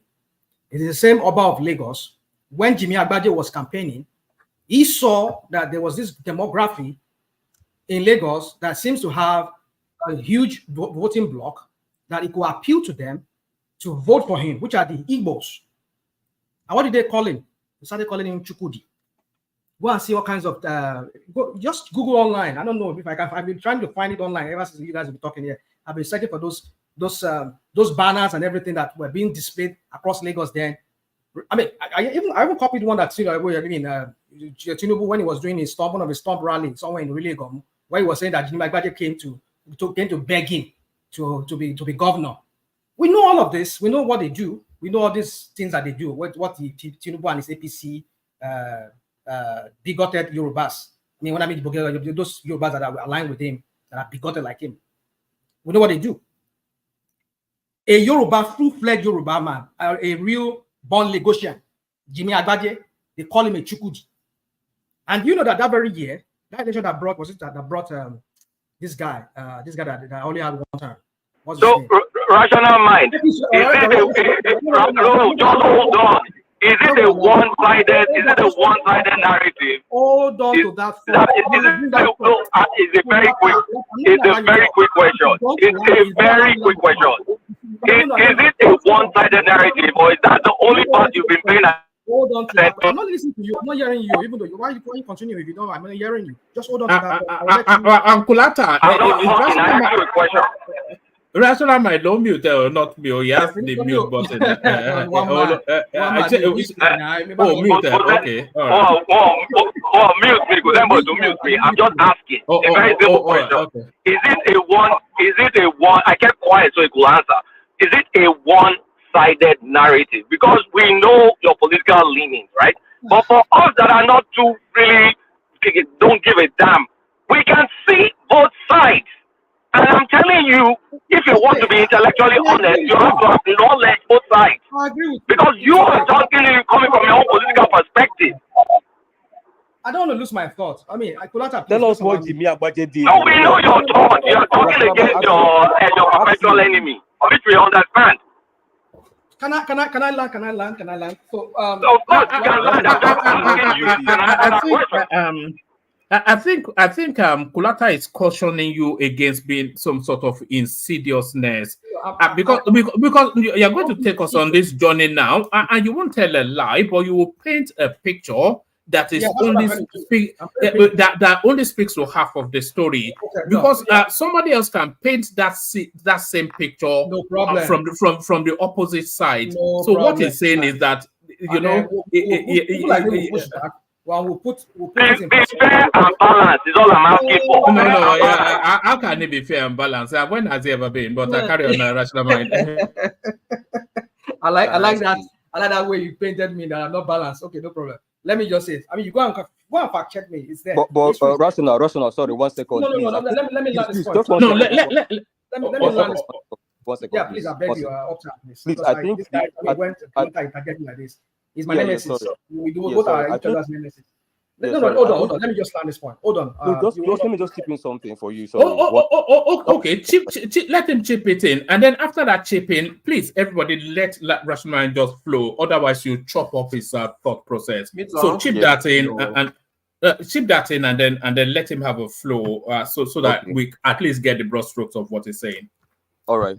Please, rational mind. I wanted you to ask Kulata, because if you're asking, if somebody's pushing don't ask Kulata. Just make it a rhetorical question. Okay. Yeah. So the rhetorical question is: he asked you, is it one-sided when you say they were calling this guy Chukudi, Jimmy Agbaje? Ask him, He said, is it one-sided? Ask him, what did Jimmy Agbaje do on his own that is also bigotry for them to call him Chukwudi? What did you do to them? That's why I'm going. That's what I'm getting at. That's what I'm getting at. That was the place I was going before. See, the point is this: is that when you go against Tinubu is seen as by some Yorubas. Is Jimmy Agbaje not a Yoruba man? Is Jimmy Agbaje an Igbo man? Uptown? No, he said it's not one-sided. Now. So that means Jimmy did something too now. So let's know what Jimmy did. He said it's not one-sided. That's what I'm pushing back on. When you guys go Okorocha, Okoro-Hausa, when you go Okorocha, Okoro-Hausa, Yoruba people come and do we go to your side and start putting our mouth and start calling you bigots? Your people that your people. No, do. Don't really. But you know I have the floor. You are breaking up, Mike. Anyway, you are breaking. I have the floor. You are breaking up anyway, Mike. So the fact of the matter is, if Yoruba people are going against other Yoruba people, what is your fucking business, man? Your people that are going no, not that language, man. Okay, sorry for the language. I hope it's not addressing your own people. Your own people directly attack your own people directly attack other ethnic groups, and you never talk about that at all. I spoke to politics. I didn't speak to tribe. I spoke to politics. Mike, I'll need you to settle down, Mike, please. Rational Mind, back to you. No, don't chip in. Just let rational mind flow. To you too. We need structure. We need structure. Please just calm down. Let me just stop. Let me have my peace. Everybody can have their own peace. Now, my point is this: is that Jimmy Agbaje is a Yoruba man, like somebody was trying to ask. Yeah, he's a Yoruba man. But the point is that when Tinubu's position and his criminal enterprise in Lagos is in some kind of jeopardy or some kind of threat, that is when they play this card. This suddenly, Yoruba, because Tinubu is a Yoruba man and he's seen as a Yoruba man. So what happened to the other Yoruba man, which is Jimmy Agbaje or Rose Vivo? How's that your own business now? How's that your business? Look, Mike, I don't want this. I don't want this session to spiral out of control. So just let him speak. Yeah, please. Let me address him. If you want to no, don't address it because then it'll turn into a fight. Yeah. Just carry on with your flow. Yeah. If anybody wants to have conversation without hostility, without some kind of, we'll have that conversation. But you want to start using vulgar language, that is when I won't tolerate that around me, because I'm not using that against you. So if you want to have let me tone it down. Let me tone it down. No, don't tone it down. Just let him speak now. Don't put it on. Just let him speak. He's not even had. But he has not. No, he has not had the chance to even establish a position first, and then we have the interjections. Yeah. So let me do that. It's just my position is this: is that if Yoruba. Mike, can you allow me talk? Can you please allow me talk? I don't want us to go back and forth. Let me just make that. You just had one man said, let me make that position first. Then you can interject. You can ask me a question if you want to ask a question. My point is this. Then we have a structured conversation. Otherwise, we just shout at each other. Now, which is not. For those of us who are here on this platform, I'm a full-blown Yoruba man. Don't get me wrong. But for the fact that I don't support Tinubu does not make me a That's a fucking lie. That's a Oh God! What's all this now, man? Hold on! No, Mike, you have to take it easy. I'm moderating, so let me moderate, please. You see what we're saying when I hand over to you, then you can run it your way. Let me run it my way. But so you see what I'm saying here? After a lot of things on both sides, but we are seeing the side is coming from. Oh no! Play time. Just hold on. Listen, just hold on, please. This is what I'm saying. One man, I've said it. I don't know what triggers people when we talk about things like this. They get so triggered and they start using all this kind of abusive, insultive languages. We're just talking about issues without having to resort to this loneliness of this gutter kind of language. We can do that. If you truly are an adult, you're not. Come on, let me not go into some kind of thing that's. All right, just carry on. You were talking about Jimmy Agbaje. Yeah. So Jimmy Agbaje is a Yoruba man. Tinubu is a Yoruba man. At least that's all we know. For me, that's what I want to believe he is. So now Tinubu's enterprise is threatened because somebody seems to be appealing to a demography in Lagos that seems to have a huge voting bloc. And suddenly they realize that, this guy's a threat. He might defeat us in this election. You know that election that brought this guy, what's his name?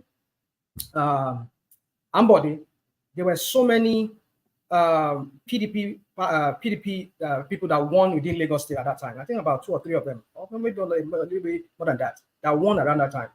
They were part of the legislators in I think during our Ambody or maybe one of those times. But my point is that they saw that as a threat, and they had to call this guy name, Chikudi, and you had an Oba of Lagos saying a certain tribe will be thrown into the lagoon if they don't vote their own candidate. And what has these people done? All because they are aligning with one person, who is a Lagosian, who is a Yoruba man, in the person of Jimmy Agbaje. He said, okay, we're going to vote for you. Or similarly, a large portion of this ethnic group seems to like aligning with Jimmy Agbaje. And finally, they see that as a threat. Mind you, Jimmy Agbaje is a Yoruba man, no. So what is the threat there? But now, what did they do? They went calling him name, throw out their propaganda machines out, and they start saying, up to the point that even the Oba of Lagos had to come into the matter and had to say these people will drown if they don't vote. ACN. Then, what level of bigotry do you want? What antecedent? What historical background context do you want? Do we have to this? If not that. So what are we doing here? I'm not saying that some Igbos are not bigoted too, like some of Yorubas are bigoted. But it is when they triggered them. That's why I want to go now to this other lady now. This Yoruba girl, who is partly Kanuri, father and Oguman. I want to believe the full-blown Yoruba man. His daughter went back. Rational mind. Wait, just calm down. Before you switch topic, what you just described, because I think I understand your political leaning. You were probably on the other side and the other camp. I'm listening. Go on. Did you drop? Okay, no, I think it's Okorocha, calling him Okoro Hausa. Within Igbo to Igbo, they call him Okoro Hausa, or they call. Let me just. So this can be quick. Or another fellow politician calling Uzodima or calling Soludo one thing or the other. And how is it different from one elder? Because we have different structures. Yoruba have the eldership, Igbos are more Republican, so there's really no central authority, but they have elders.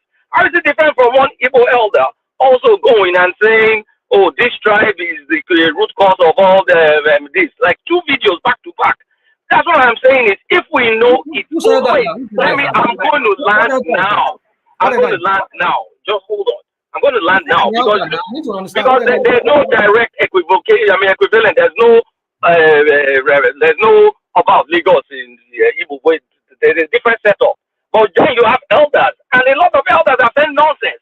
But when we know politicians are always going to use bigotry to protect themselves, let's not make it a one-sided narrative. Let's be fair and balanced. That's all I'm asking for. So what I'm doing here, what I'm trying to do here is that so that Kulaka made a valid point with that Okoro, with that Rota. So I hear you. You always do for, like I said, misery loves company. It's not misery loves company. Rational mind. You have to be intellectually honest.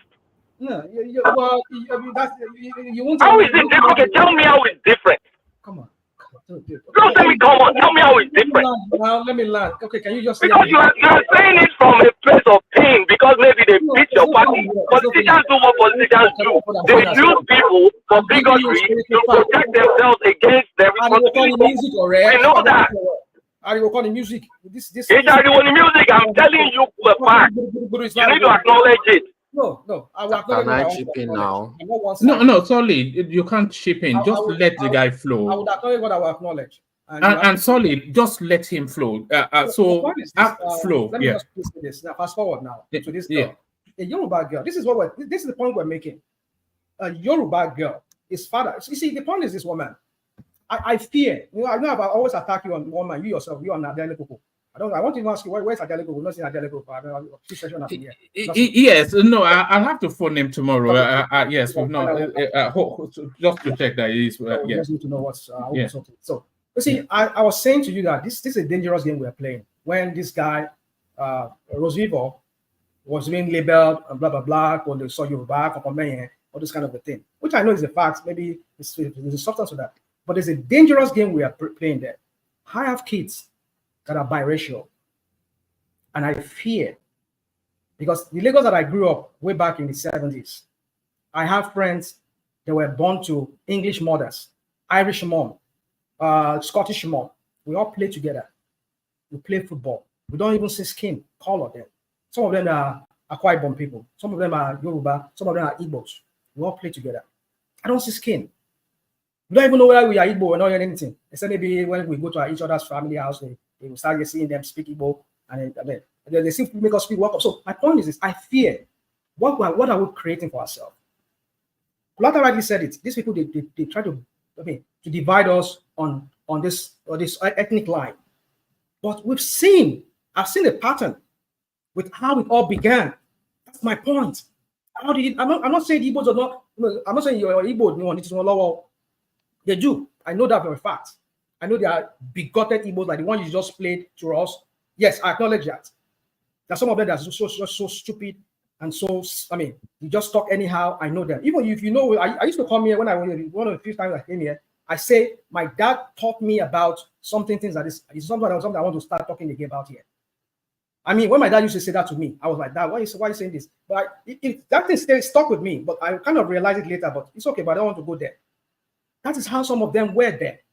So my point is this, is that Rational mind, remember, this is a party, not tribe versus tribe. They want to push you to tribe versus tribe. This is APC versus obedience. This is not so that's what I'm saying. They want to push you. So why are you saying Yorubas are big gods? Hold on, Uptown. What the hell are you talking here? When we are responding to you saying Yorubas are big gods, and now you're saying it's APC. I say me. Uptown says Yorubas are big gods. Me mentioned Yoruba here. That's the point we're making. No, you are rational mind. That's what you guys are saying. Me. What we are responding here is what we are hearing you guys say. Larry just asked me that same question, and I said APC has a construct for regime protection. You see what we're talking about? I said Yorubas are big gods. Are you here, Claudia? Can you hear? Can you hear now? Can you hear? Somebody now, after we have clarified this matter, let me address this guy. Wait, Uptown, do you agree with the rational mind statement when Yorubas? Do you agree with the statement? That what?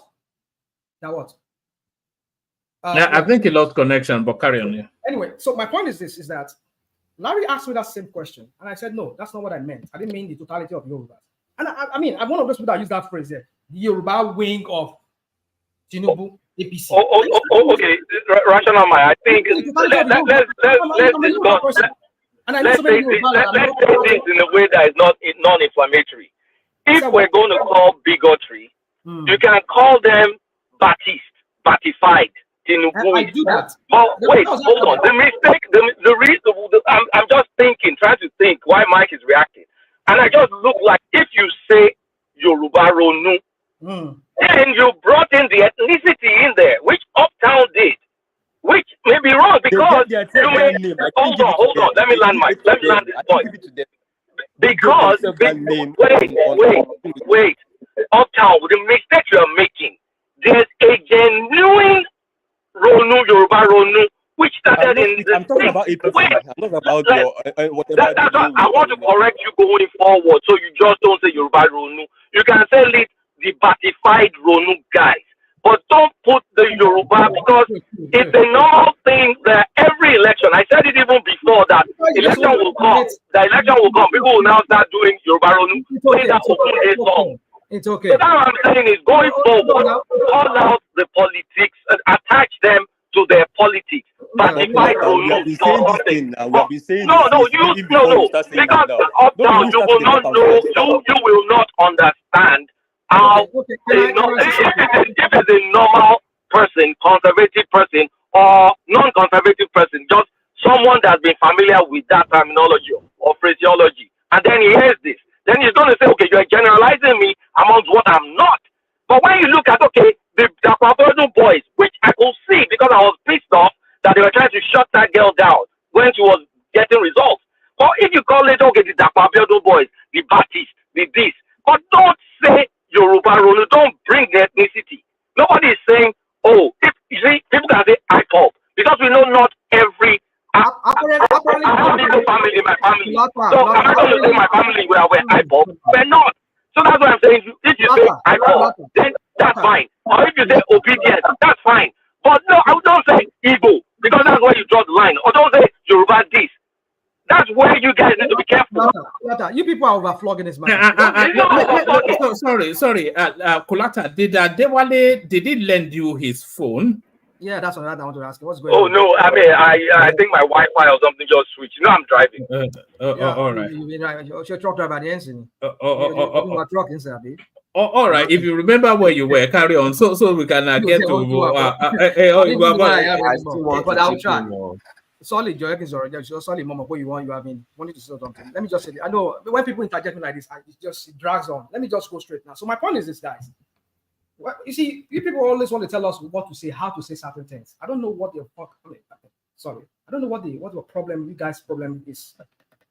What is all this? We use Batified. We use all kinds of names because you people evolve with time.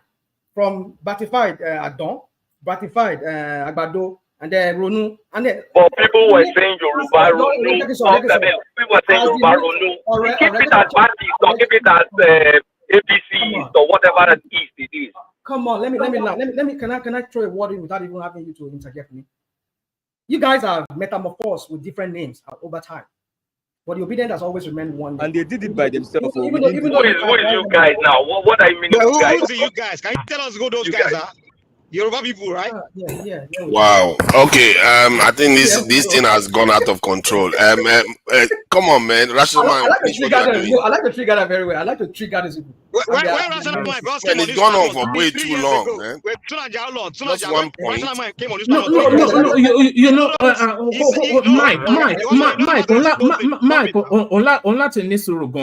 because I don't want I'm just making a statement now. Yeah, but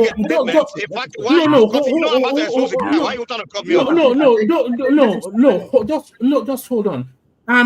Okay, make that point, and then after that point, I have to insist that Rational Mind gets to speak, so that when he speaks, then I go on to. But I don't want him chop, because then even tonight is starting to complain. Larry Spencer is a new voice, so make that point, and then let's just let the guy go. Yeah. Rational Man can use Ogun to swear right now. Even you, one man, you know. When Rational Man first came on this platform 3 years ago, he told us he was an Igbo man, and he even spoke Igbo. So all of a sudden, about within a year and a half ago, he started telling everybody, because most of the people here just started coming here like maybe a year ago or something. He's been telling everybody that he's a full-blooded Yoruba man. Are you kidding me?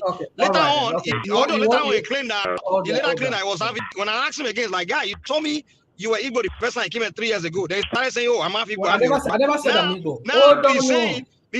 Let him just speak, and then I think you deceiving. Okay. That's why I hang with you. I don't like that kind of fake human being, man. That's my frustration with you. Thank you.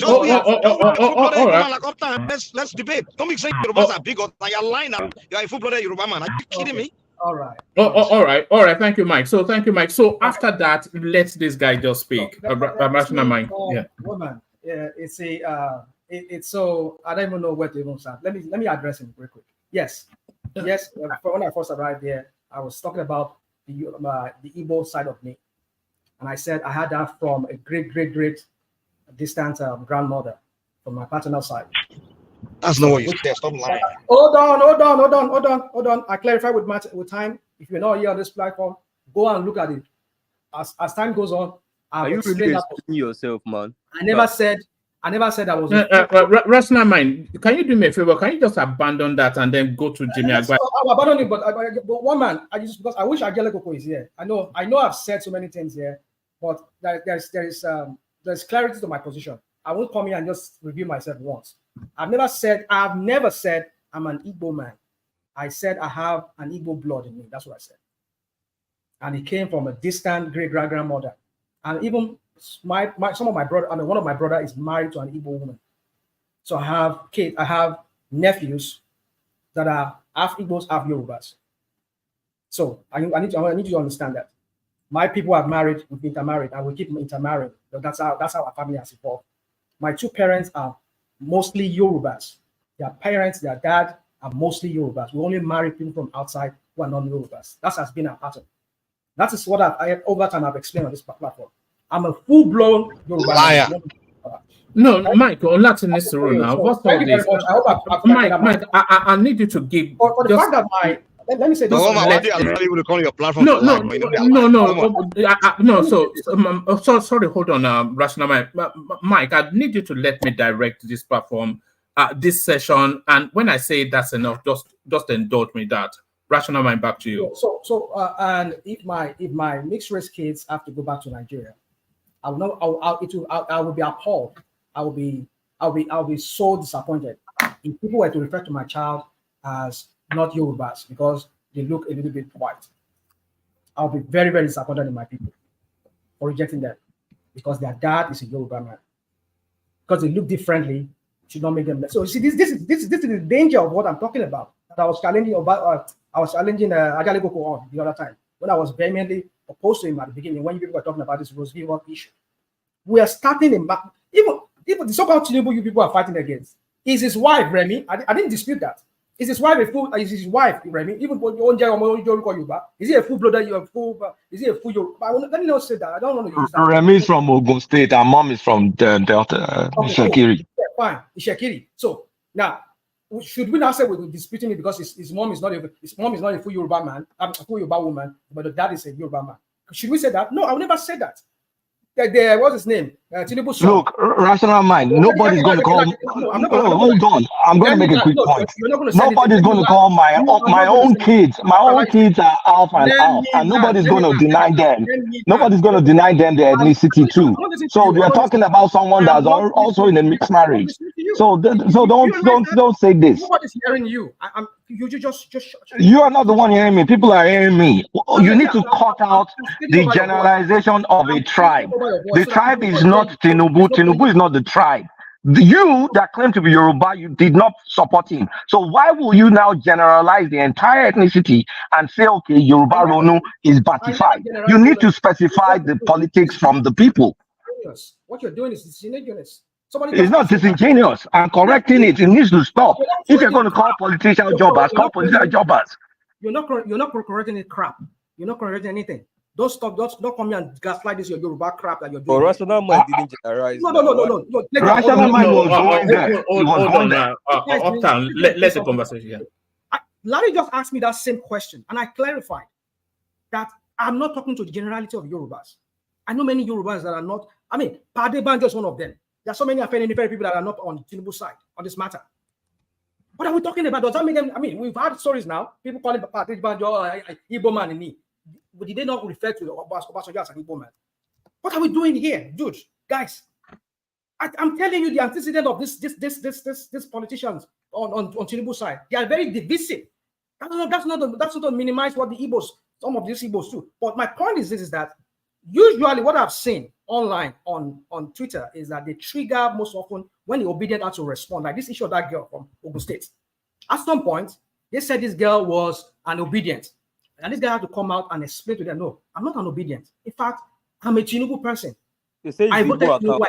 Hold on. No, just hold on, Rational. Uptown. Carry on, Rational. But suddenly, because now I'm criticizing Mko Abiola, who happens to be an APC, a Tinubu person. Now suddenly now I'm no longer a Tinubu person. I'm no longer. Oh, okay. For that reason now I'm no longer Tinubu anymore. And for there, what did they do? They went for her.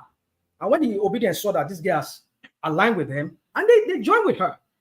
And now they have to make it like obedient now versus Yoruba Ronu idiots. And that is how it all played out. But you fail to understand how it all developed, how the whole thing, how it all evolved, how it all began. A Yoruba girl started something, and then before you know it, it became it backfired. And before you know it, and then they started saying it's now Yoruba versus. That is how it began. But what I've seen is this. I've always seen that this Tinubu Ronukus, they are the one that always gaslight things. And when they start it, I know the other people too, they will take it up and they will become bigot like them too. That's what I've seen. So how do we solve it? That's the question now. How do we go around it? Can we just focus on issues? Let us criticize either it will be you want to call them or say they speak like woman and gay, whatever you want to call him. No problem. Tinubu, that one when they fall like something when they get a certificate, we don't even know that druggy. Fine. Let us leave our tribe out of it. But when somebody like me, Who's a Yoruba person now say, I'm not for Tinubu? You say, oh, like that girl now. Oh, you see her now. He's not a Yoruba person now. Because who is Tinubu? Tinubu, I mean, Yoruba anthem says, even though I'm a slave, it's the same way Tinubu was born. The same I was born. Does not make Tinubu superior to me. And that is what some of you Yoruba Yorunukus, you pedestalize this guy, you made me like a godlike person. This is exactly what I'm talking about. This is exactly what I'm talking about. You just said it again. Yoruba, stop bringing the tribe. You can call it Tinubu. This is exactly what I'm talking about. I'm not talking about. I don't even know what man is doing. I'm not talking about the totality of the Yorubas. I'm talking about the Yorubas that are aligned with Tinubu. That's what I'm saying. And get triggered. What is wrong with you guys? Rational man, why do you enjoy this so much? He just relishes dwelling in this. Just move on. You've already made your point. Allow Rational man to talk now. Why you guys not allowing him to talk? No, but he's been talking for the last 30 minutes now. He's wasting a lot of people's time here. Allow him to talk now. Let him talk now. Rational mind. Okay, in conclusion, you have to consider other people's time, man. Rational mind. You tell that to those people interjecting me so that I make my point. And I still want to interject you. Okay, Larry, please. We don't, the kind of words you use, I respect you so much. But what are these words now? I mean, Larry. But are you afraid to be Tinubu's? Is it are you part of the Tinubu's? No. Can I just hold on? Too many voices. And some of us will kick back. That's just it. No, come on. Please stop this thing. He's already made the point. What is the point wallowing in it? No, okay. We don't like it. No, Rational Man is an equal bastard. He's a bastard. If you go down, they call you. You can talk of APC, you can talk of Labour Card. I don't care. But the moment you start saying Yoruba Ronuku, will kick back. Stop it, please. I'm not saying. Come on, dude. I mean, Larry, I've said it. I think I keep repeating myself. You take me out of context. Rational man, you know what you're doing. I'm going to tell you that you know exactly what you're doing. I don't know what you're talking about. I don't know. Then you should have no business talking. All I'm doing is to gaslight a whole tribe. Yoruba Ronuku. No. That's not what I did. That's not what I did. No. Don't tell me to stop it. Yeah, you don't understand what I said, and I've explained to you. You are basically insulting all of us here. I'm not talking about. What is the meaning of Yoruba Ronukus? Okay, let me explain to you. I just call them APC Ronu. Let them rest. It's going to take another 10 minutes to explain to us. Man, shut this guy down, man. He's just going on and on and on. Stop it. What is I don't know what point he's trying to make. I don't know what point you're trying to make. The guy is a bastard now. He's a bastard son of the He's an OC. No. Hold on. No. None of that, Mike. No. What's the meaning of that now? See what I'm saying? What's the meaning of that? Don't do that now. Read the one here now. That's what is talking. He's resulting Igbos. How Igbos take it that is thing now? All right. No. You can't interject, guy. Don't just keep saying, can I interject? Just let's settle down. Rational man, bring it on 3 more minutes, then we go on to Nigeria. What's all this? Larry, I don't want to go this route. It's just why I'm going this route. No, can you not do that? What's all this now? The reason why I'm going this route is just so I will clarify it, that there are some Yorubas that are not for Tinubus. They are also Ronu in the sense that we Ronu in a balanced way. We welcome people to come to Southwest and live with us. In my grandfather's Abba, there's an Abba my grandpa has, my maternal grandfather. He has a huge settlement of his own. We have Robos, we have Igbos that settles there. My grandfather rented those places because he has a huge cocoa farm. That's how I was raised, how I knew my people. So my point is this. Yoruba Ronu means we need to understand where we're going, where we're coming from, where we're going to. But you not turn the Ronu of the true Yoruba Ronus to the bigoted APC Ronus. That's what I'm saying. So when I said Yoruba Ronukus, I'm not talking about the totality of the Yorubas. I'm only referring to... I'm just going to get out, man. Fuck this. All right. Thank you, Mike. That part of Yorubas that are for Tinubu. Woman, I leave it at that. All right. Okay. You say thank you, Larry. So to Nigeria, you are up next, and to Nigeria, with you being up next, with your permission, I'll hand over to you. So the floor is yours. Sorry, one man, before you hand over to Tunaja, because me too, I'm going to bounce.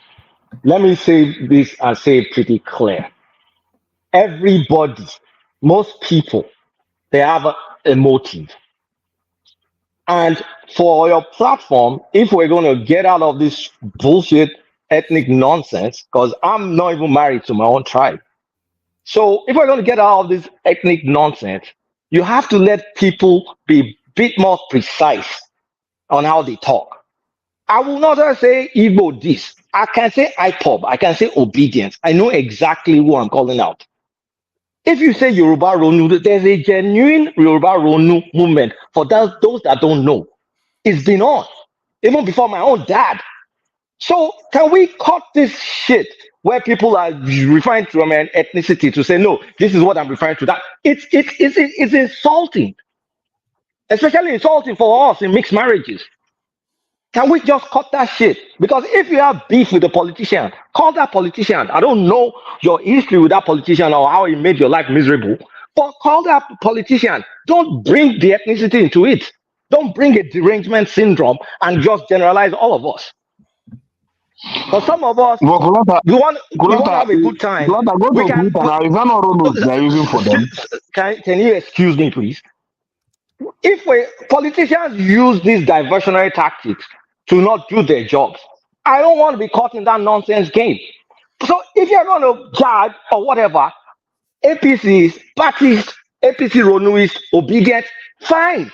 But don't bring the tribe into it. It's nonsense. It is insulting. And if it continues like this, it's just going to dissuade a lot of us. We're here to have a good time, but I'm not going to sit down and let someone generalize me on something like just brush everybody with the same thing. It's bullshit. Sorry. Well, Kulata, one man real quick. Well, why don't you call people out when they refer to people like us as Omali? Is that not bigots? Is that not bigots? When did I sit down here and let someone call you Omali? Oh my I only jabbed you. When? When? Did you hear somebody call me a bastard a while ago? Well, why would I mean, so I should be shouting every time. Look, rational mind, you ask for the trouble yourself. You ask for the trouble yourself because of how you speak. I'm going forward. If you're going to extend your Tinubu, look, everybody here knows you have a batified derangement syndrome. Keep it to that. Yeah. Thank you. Okay, Thank you. Thank you. And then you're acting like you're a champion of. Let me I just just carry wanted on. to say something. Come on. But Contain argument yourself. has been going on for hours. All right, brilliant. All right, so tonight you're up next. Bail out and you take the floor. Ayo, the super chatter. So Ayo, still the super chatter. There's Isaac Ojo right there. That's Efosa Isaac. Can you read that last name, Tunaja? Efosa Isaac Ohueze. Ohueze. So that's Efosa right there, and still Efosa Isaac Ohueze. And then that's Tima Jack. So that's Tima Jack right there. That's Isaac Ojo, who's on screen as well. That's Kulata before he decided to come on. That's Isaac still having conversations there. Kulata still chimes in with something. That's Isaac running commentary still right there. Isaac carries on still, and that's RB flogging at a rational mind. So keep the conversation going. Keep the super chat streaming. Thank everyone. See you tomorrow. I know you only came in as a panelist, but you know I always bully you into it. Tonight, you're up next. I don't know. You show my head earlier than you expect to do. But no, it doesn't. It doesn't matter. I just when you get bored with it, shut it down. Yeah. All right. Thank you. I'll have my say now because before I start becoming a moderator, see from what I can tell in Nigeria, the Yorubas are the most benign of the three major ethnic groups when it comes to using tribalism and stuff like that. That one, from my experience, that's what I've seen. And when it comes to the politics of the last year that we've seen, you have the obedience didn't come at it from the point of view of tribalism. That is, from my observation, is more about Peter Obi. And if you're not on his side, they come at you. And but I noticed that on the APC side, they used tribalism in a very nasty way that resulted in actual physical harm being done. So these are facts on the ground, and Thank you for that point. pardon. These are facts on the ground, so it's not No, I like say one made it up. thank you for that very, very honest point. Yeah, so these are facts on the ground, and there's that. This is why I was a little bit frustrated hearing this conversation earlier on, because it's a very simple thing. If you observe what is happening, you can easily see that yes, nobody will accuse Yoruba people of being the most tribal group in the country. All my experience with them has not indicated that they do things in such tribal manner. I think somebody mentioned something about they lost Ilorin because of this, and that is something we have to be careful about. And that kind of statement, I listened to the video, the audio that was played about the Southeasterner making some statement. Such statements is not new to me. I've been on a panel where they've made some of them anyway. I don't know why they do that. I really don't know why people do that kind of stuff. It's very rarely you hear Yoruba people make that kind of statement, or Hausa person made that kind of statement. But you will see a Southeasterner come somewhere and just say such things, incendiary things that is not even good for their own people. It's like, I don't know whether that person that is making that statement is a Southeasterner, because how can a Southeasterner say such things that bring such negative energy towards their own people? It doesn't make sense. But you see them, these elements, they go about saying this. It's not only, they don't do it only in the Southwest, they do it in the South. God knows why they don't. I don't know about the North. It happens in the South too. And they make this statement. For the life of me, I don't know why they do these things. Because it doesn't bring good energy. All it brings is people just start attacking you and hating you, feeling like you're just talking down to them and stuff like that. This is a fact of life that any Southeasterner should pay attention to. And if they see their fellow Southeasterner doing, they should shut them down. Because those people are not helping. My brother, sorry, let's also add that when that audio dropped, there was a counter audio dropped by Obedience from that same space, showing that majority of people on that platform called that particular guy out. Everybody. I agree with you. I agree with you that Obedience don't. They didn't obedience. Real obedience. They didn't go at this from a tribal point of view. They didn't go at it from a tribal point of view. They use that one part of it. They just use one part of it without looking at the collective. Exactly. For me, that's not equivalent. That is not equivalent. They went to the space. They cut out the part where everybody called him out, and then they cut his own out and used it for their tribal agenda. So that's what we're saying. It's not equivalent. That's the thing. The one person says something, or one Southeasterner say one stupid thing. It's not equivalent to the Obedient campaign doing that, because the Obedient campaign, from what I observed, they were very, very non-tribal. They were more about obedience. Yes, they can be very, very passionate, even against me, but they were not about tribe at all. And it was the APC side I saw repeatedly make it about tribe. And even in Lagos, you saw, my goodness, we all know what happened. Come on, we saw it with our own eyes. You don't see that from the Obedience at all. They are body counts to this case. That's the thrust of the argument that I think Rationama was trying to make. That is not the same thing when it comes to the political angle. The Obedience were not approaching it from a tribal point of view, but while the APC made it tribal, especially in the Southwest, they made it tribal. Kulata was coming to gaslight us now with English language, as if we are not on Twitter. Now, you see, the thing is, when people say those sort of things, you say, okay, show us the evidence now. Look at the body counts on the that's what I asked you. Show me the body count on the APC side. So it's very obvious what was going on. We all know that. So I will leave it at that anyway. I hope. You asked for body count. You are part of the people. You are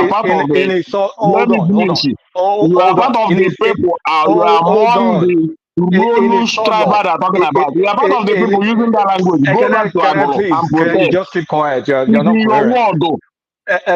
So what are we hiding? You are part of it. You are not being coherent. If the angry directional mind is calling you out, just be angry about it. Just change it. And I said it here that the educated people we have in Nigeria is one of the people. You are one of the people dividing this country. Educated ones like you. You are one of the people dividing this country. And so that intelligent. Let me put it this way. To Niger, the violence during the elections, if you are paying attention to, the first person that died in Lagos died in a solo. It was an APC thug that went there to try and disrupt the Mallow bot, and he got killed. And then there are other people that got bullied in the southeast. But from a scale perspective, yes, what happened in Lagos was more magnified towards the APC side. But when you look at the body count, it's on both sides. But yes, from the election perspective, there was more. There was more of it, especially expressively, from the MC Oluomo and co. But to now deny that things did not happen in the other side, especially when you look at videos of people that wanted to even vote for the other side in the southeast, that happened too. But that We are wasn't well Yoruba stopped discussed. in the southeast. We are Yoruba stopped. That's what you should speak to. Not Yoruba. There was Igbo people that were doing it, not Yoruba Can you indulge me and let me come in for 1 minute, please? Because it will not, I don't think I'll ever catch a rational mind, a Kenyan Playtown on the same platform again. So just give me 1 minute. This for rational mind platform, Playtown and Ekene. You see, this Runu you are using, I know you've been wondering why it triggers a Southwesterner.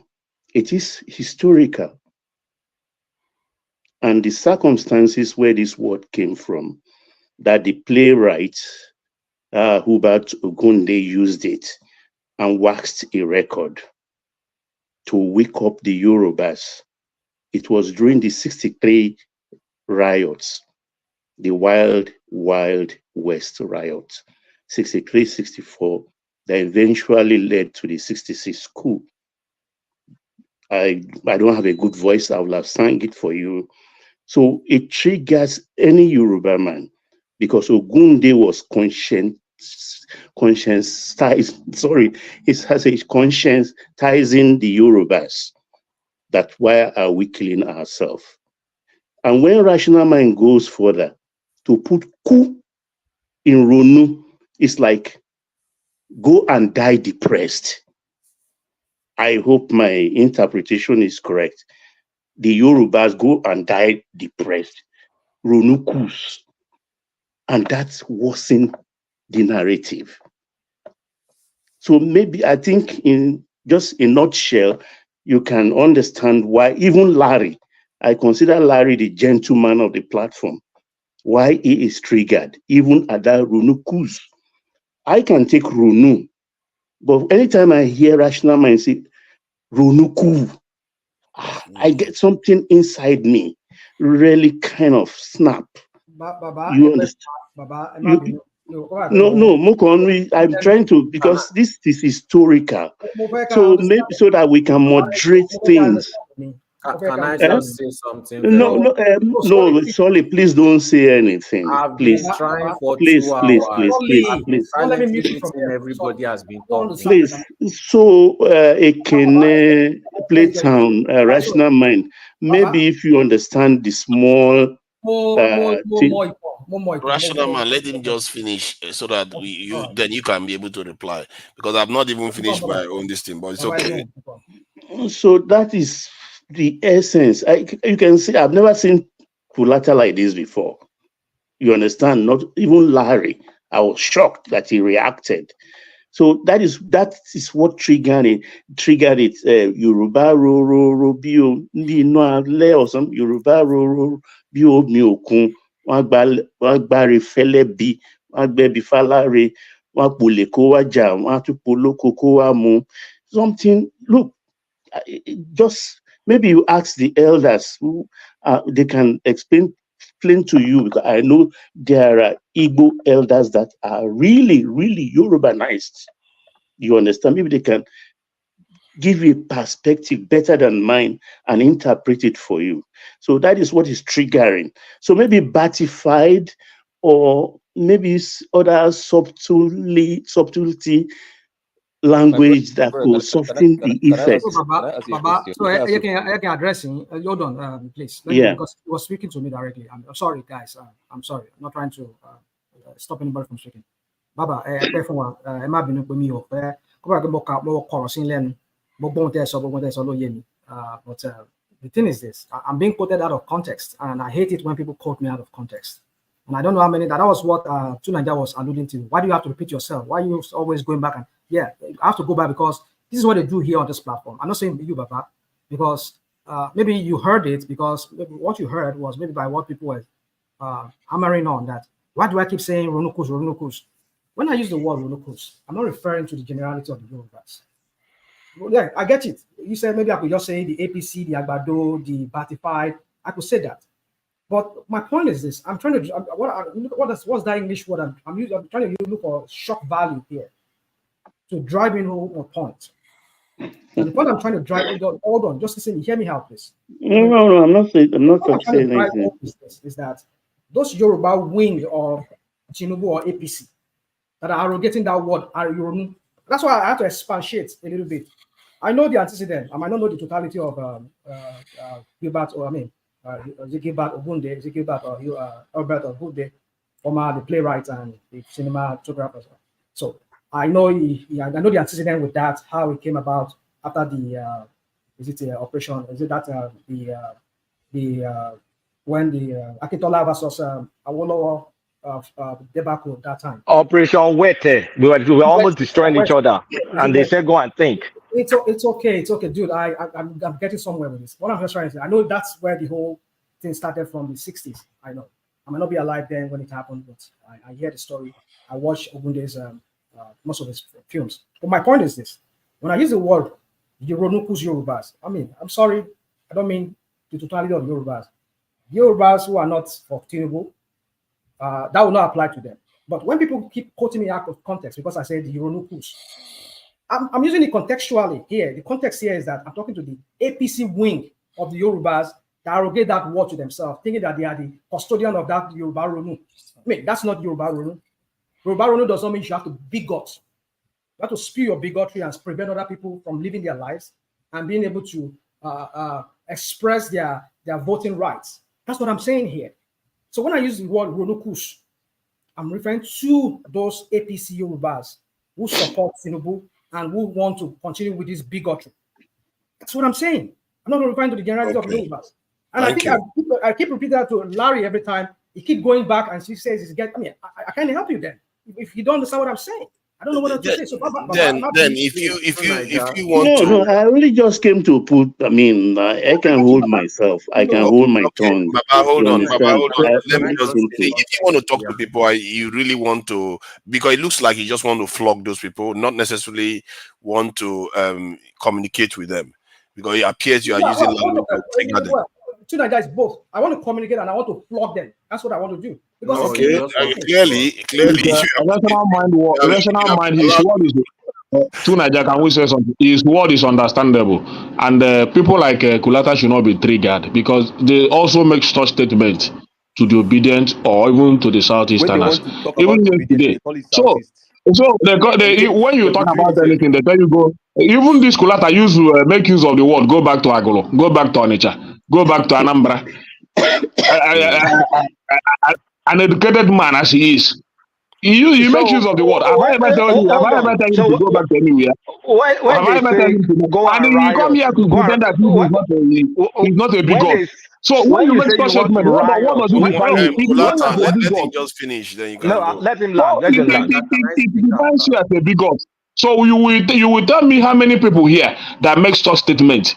Go back to here, go back to here, go back to here. It's people like Kulata and other people that is in this platform that makes so when rational mind is talking and you are triggered, it's because your conscience is flogging you, and that conscience should flog you more. That's what I want to say. Okay, thank you. Anybody out here can I just Solid next, then Kulata go, then Solid next. Solid, let me just quickly, because I'm doing something. I may do scraping something. I've waited for you many times. Okay, Solid, go ahead. I just don't want it. I just want to respond to Ekene directly.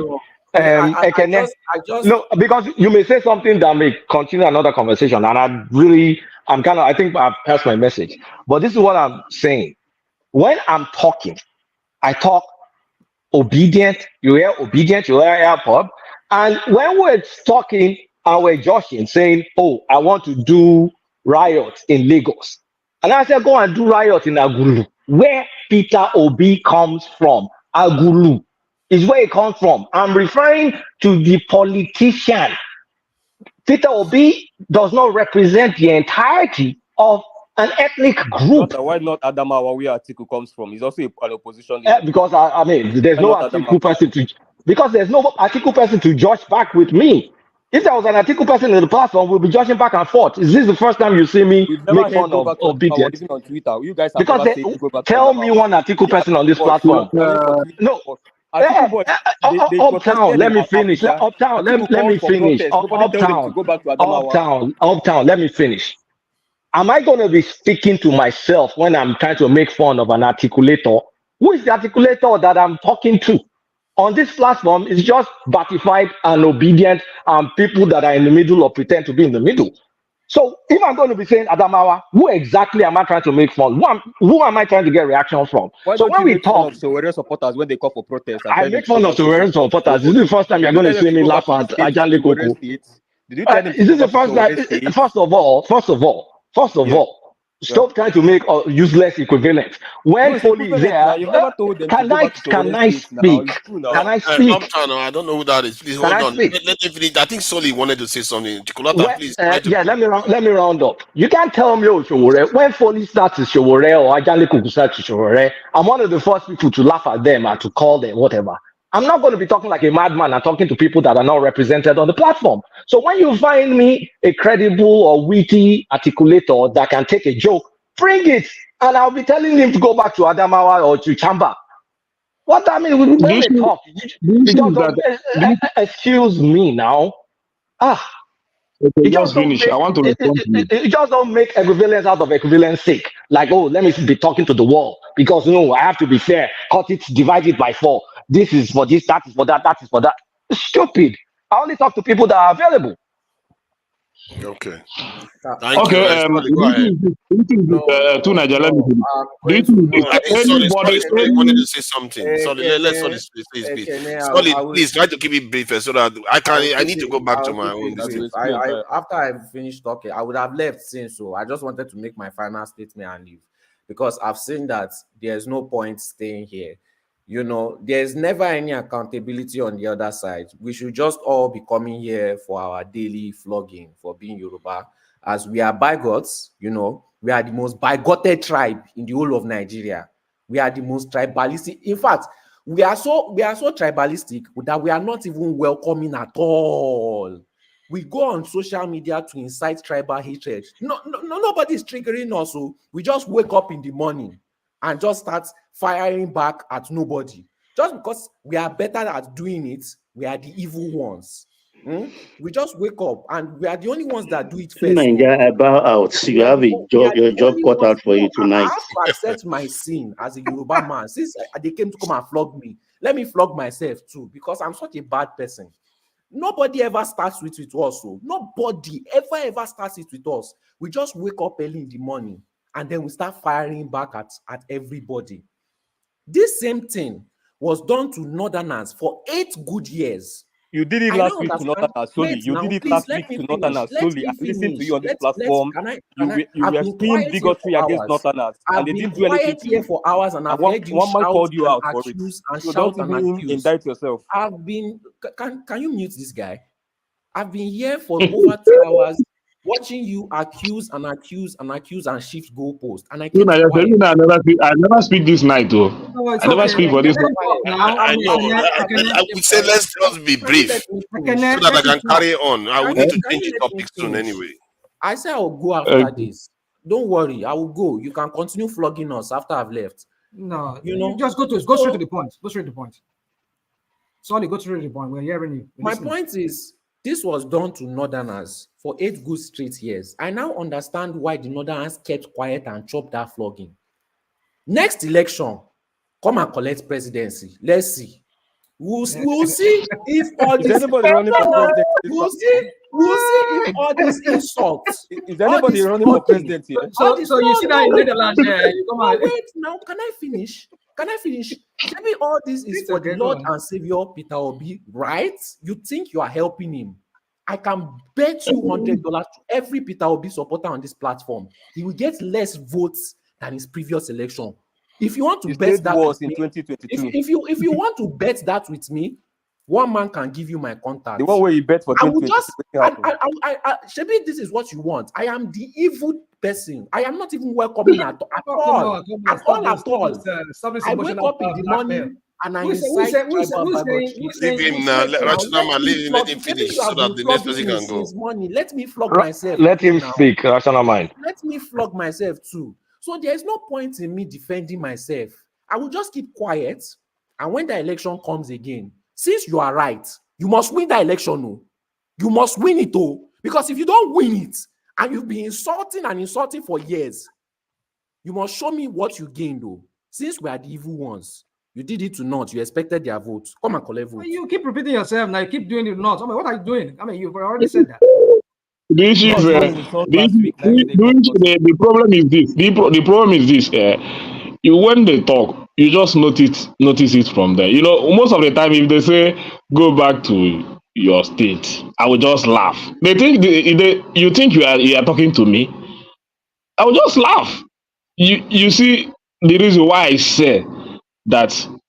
I don't know why I see the way I look at educated people in this country. I don't know if that's how you people see it.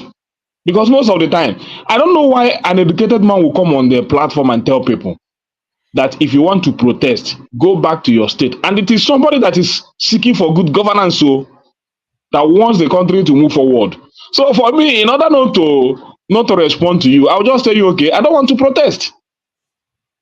But you that needs good governance, an educated man, speaking, narrating things, giving the government analysis of their policies and all that, and they are not carrying it out. And you see the country going down every day by day. So your priority now is the protest should not start in Lagos or in your own state. The protest should start in Anambra or in Agolo. So that's your narrative.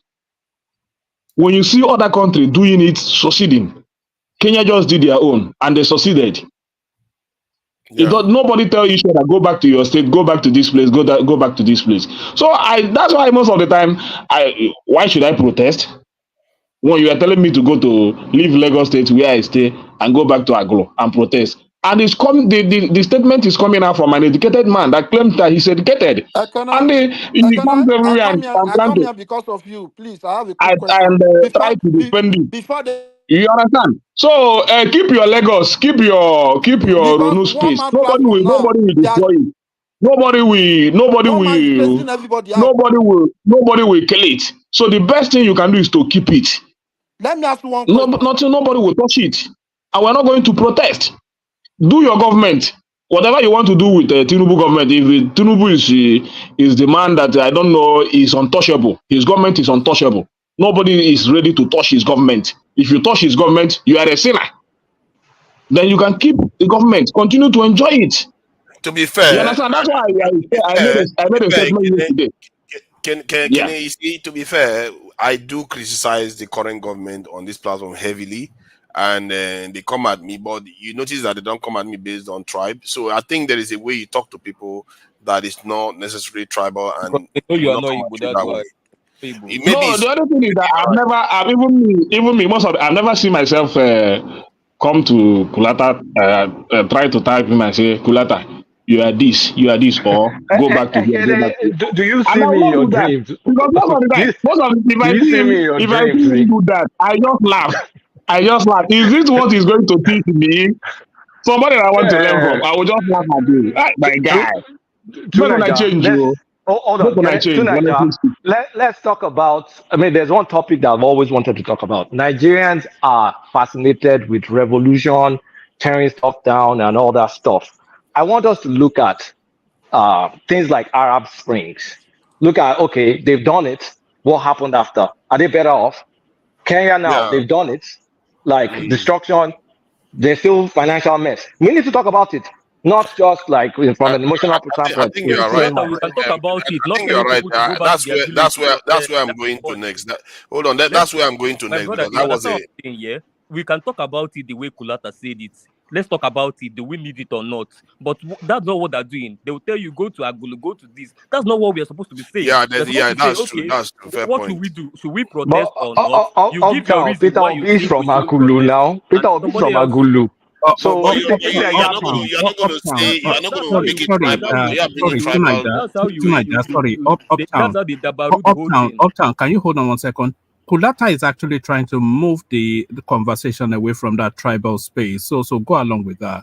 Yeah. Thank God. Yeah, Thank God that's this what I man is wanted here. to What he said, I said Thank God one man is here. One man. One man. One man. One man disappeared into the wilderness. Disappeared. It's all right. Okay, sorry. Before I leave the stage, I want to quickly say maybe I might be wrong. Maybe say the right thing about this issue you guys have been rolling. Now, I'm going to tell you people the truth. We have 3 major tribes in Nigeria. They call them the Wazobia. Thank God I am not from these 3 tribes. So, if a Yoruba man comes into this platform to come and give the judgment, he is wrong. If Hausa Fulani man comes to this platform to come and give the judgment to all you have been saying, he is wrong. When an Igbo man comes here to come and give the judgment to everything you guys have been discussing, he is wrong. The only people that can come here to come and give you people your report card, these 3 tribes, are those people that are not from there.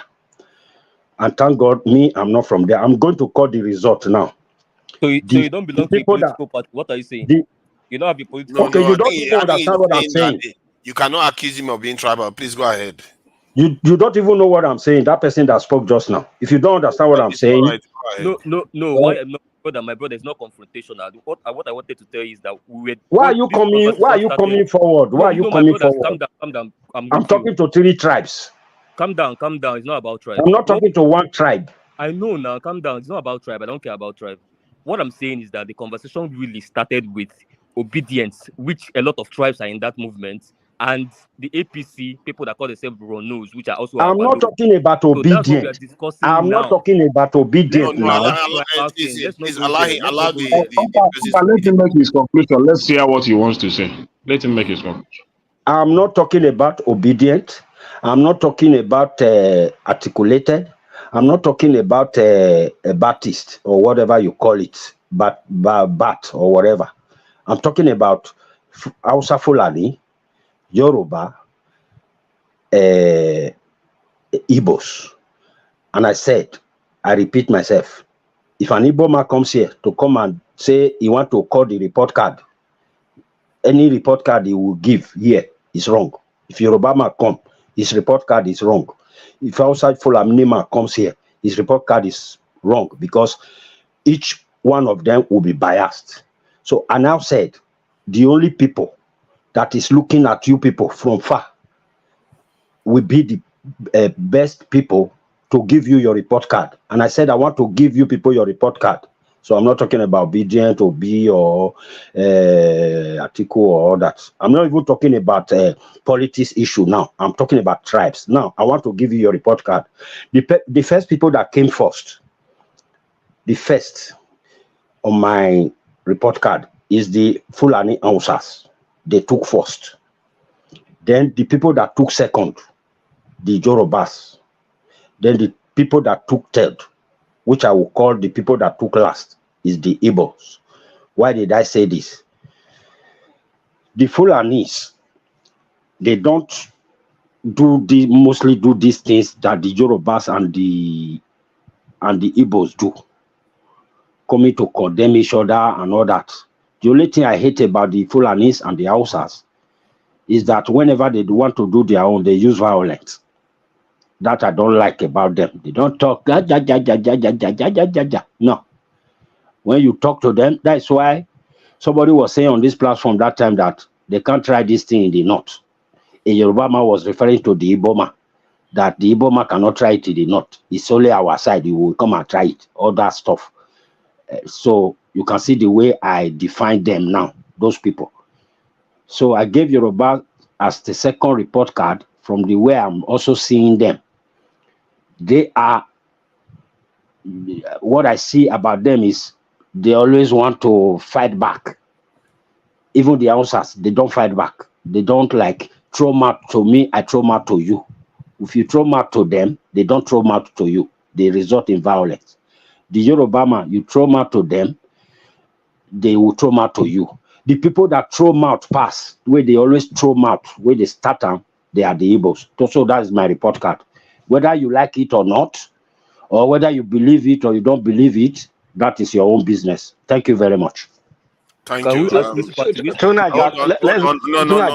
carry on. Move to the efficacy of riots. We need to talk about it. People need to learn. That's where I was looking to go next. I must say, to an extent, I concur with the last submission. Apart from the North, they tend to do it based on religion, and this is why they don't tend to go after the Southwesterners, because Southwesterners generally half and half is this in Muslim. And Southwesterners are quite benign in terms of, they don't do. I don't know why it appears as if Tinubu just made it a thing now. It's not. If that was the case, people would not be going to Lagos as much. Let's face it. And I also think that all fingers are not equal. These three tribes in Nigeria, they need to get their act straight and use their tongue to count the number of teeth in their mouth. If you ask me today, if I'm to say the dynamics of Nigeria as it stands today favors even the Southwesterners the most. And but eventually, because of the demographic shifts that's going to happen, it's going to favor the northern parts of Nigeria. It's funny enough because most governors, that's presidents in Nigeria, are often from the minority groups because of the rival suspicions between this in a major group. But that said, in the end, those are not very important things because other nations have them too. Look at the UK; they just handed the Sunak, one of the worst defeats ever, to the Conservative Party because the guy was Indian. So, but that said, regarding the efficacy of riots, and I really do like the way Emeka came across his submission, the way he put it, because you have to look at events, which people he favors and who he doesn't. Given what happened in the Arab Spring, it's obvious. The result is very clear to see that there was a lot of negatives that came out of it than positives. And if you also look at the way riots happen around the world, or protests, let's do protests, not riots, you have to, this idea, you have to know yourself. In other words, you have to be aware of the geopolitical weather, what is happening. It's like somebody going to war without understanding the weather of that region or what is happening. If you don't know what is happening, you go into this kind of stuff, you're going to end up in a worse situation that you cannot even predict. And what I mean by that, understanding the geopolitical weather, is that you have to know the forces that are outside the country causing all these. Some of them want certain people to be in power, and if you are trying to dislodge them, they are going to do everything to stop you. And you have enough power to overcome them? No, you may not. And if you don't have enough power to overcome them, if you don't have enough power to overcome them, do you have alliances with other people that will challenge them so that a neutral outcome from the people will be made? That's what you're going to get. Because if you don't do that, what is going to happen? An example is you go and protest, and maybe Americans like Tinubu. Who do you think is going to replace this in during the protest that is going to happen? Who do you think they're going to put there? It's going to be somebody that likes America too, and especially the Chinese say they're not going to, they don't care, or the Russians say they don't care, and other people say they want to hands off. Americans will win. They'll get their way. You can't beat Americans in that game. They will get somebody that will speak your language, talk like you, be from one of you, and he will go and do their bidding in the end. How do you think Tinubu emerges? Every time, I think somebody said something yesterday that I found quite interesting, actually, that in Nigeria, there is a lot of churn in the political class, that there is barely one family that dominates the Nigerian political space, that there's a massive rotation going on. And this is why you don't see a Tinubu emerging, two Tinubus emerging as presidents, or Babangidas emerging as, you don't see that in Nigeria, because there's a lot of churn. But how is it that the outcome is still the same, even with all that churn? It tells you that the people that are in charge are ensuring that a certain type of people makes it into office. And if you go and start tearing your street up, and you can't control the outcome, forget it. If you look at the countries that protest and it favors, look at Hong Kong. They protested. What happened? Then the protesters went and won election and went into the House of Assembly and started governing the state, because the Chinese can contain it. You can Americans try to influence this in the protests, but the Chinese were strong enough to make sure that, mind your business. If there is a protest in Iran, the Iranians are strong enough to say, mind your business, America. The outcome is going to be ours to decide. Or in Israel. But in Nigeria, do we have the power to tell them to back off? Do you? So you have to be careful. All the nations, if you look at all the nations that protest, like Syria, Libya, all those people don't have the power to prevent Americans. And look at what happens. Tunaja, sorry, you're taking it to look at Syria, they protested, or look at Egypt, they protested. The thing is, protest is not the end goal. What was the successive leadership they got? They lost all their rights.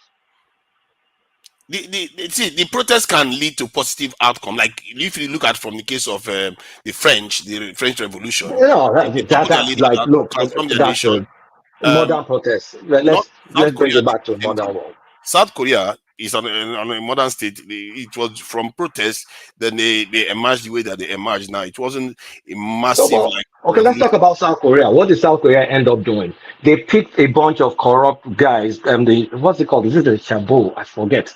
Those companies, and then they empower them. The company is company better off, yes, but in Nigeria we'll call it corruption.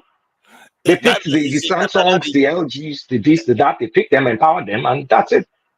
Not to be fair to them, they were also patriotic, even from the late 50s and 60s, because they put import substitution.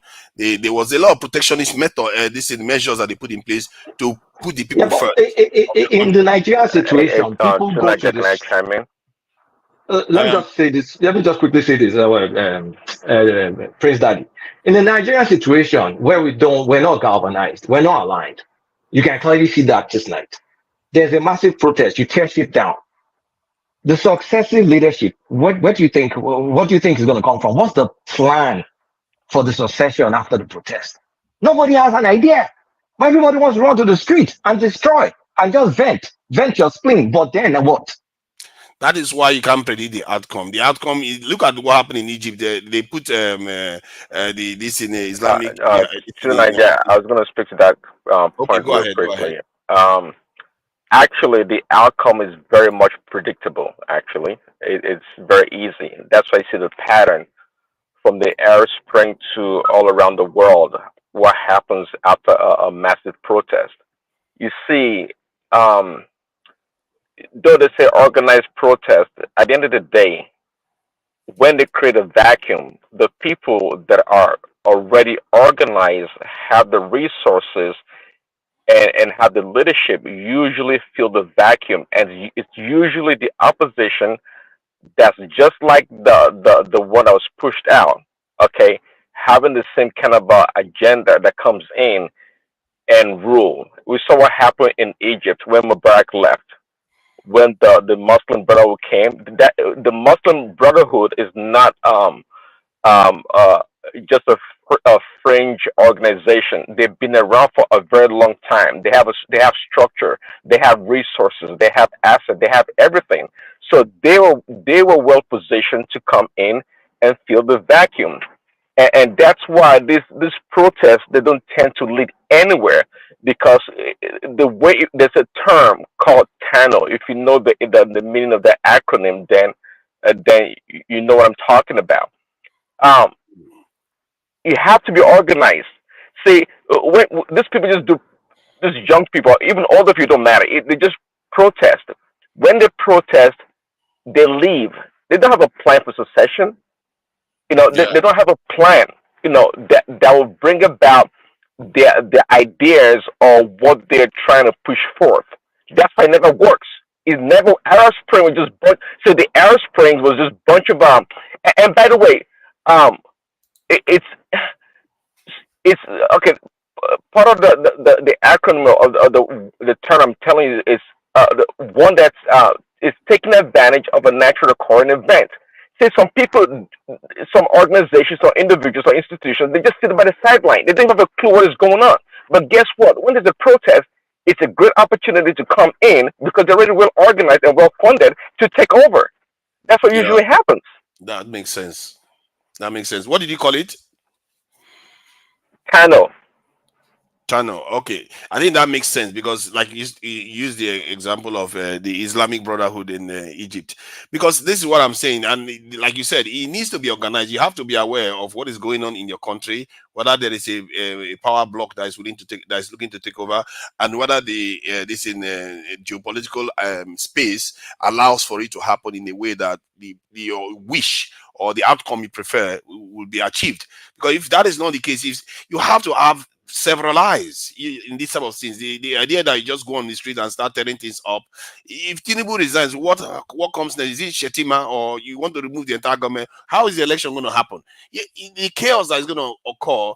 You wonder why Nigerians are not ending up on the street, because nobody has come to spell whatever is going to come after out.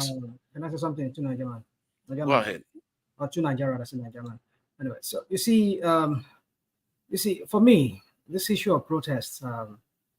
What happened in Kenya? I don't see it really happening in Nigeria. I don't think it will ever happen. And the reason is this. I think somebody earlier said that all the protests that we ever seen, even the ones that were done back in the 90s, 80s, usually has some politicians behind it. But because the one of Kenya, at least as far as we all know, even though we know there are some, because I think for up to now they're still trying to find out who are the source, who are the financier of that. Of course, definitely they must have financiers, and probably no doubt this has also politicians. What I'm trying to say is that these ones, that of Kenya is quite different. It's just some youths just came together and said they're tired of this status quo and all of that. But in that of Nigeria, we've always said that the protest that has always been in Nigeria has the backing of some elites. These elites are politicians, like the ones we've seen in Lagos and other places. It has always been, one of them is the one that is currently in power now, Tinubu. He was one of their financiers.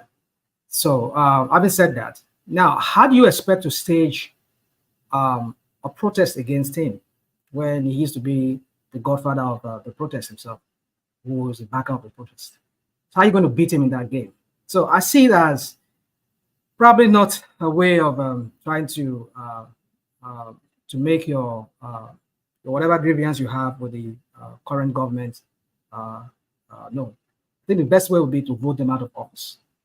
But then, hold on. But I think you can protest.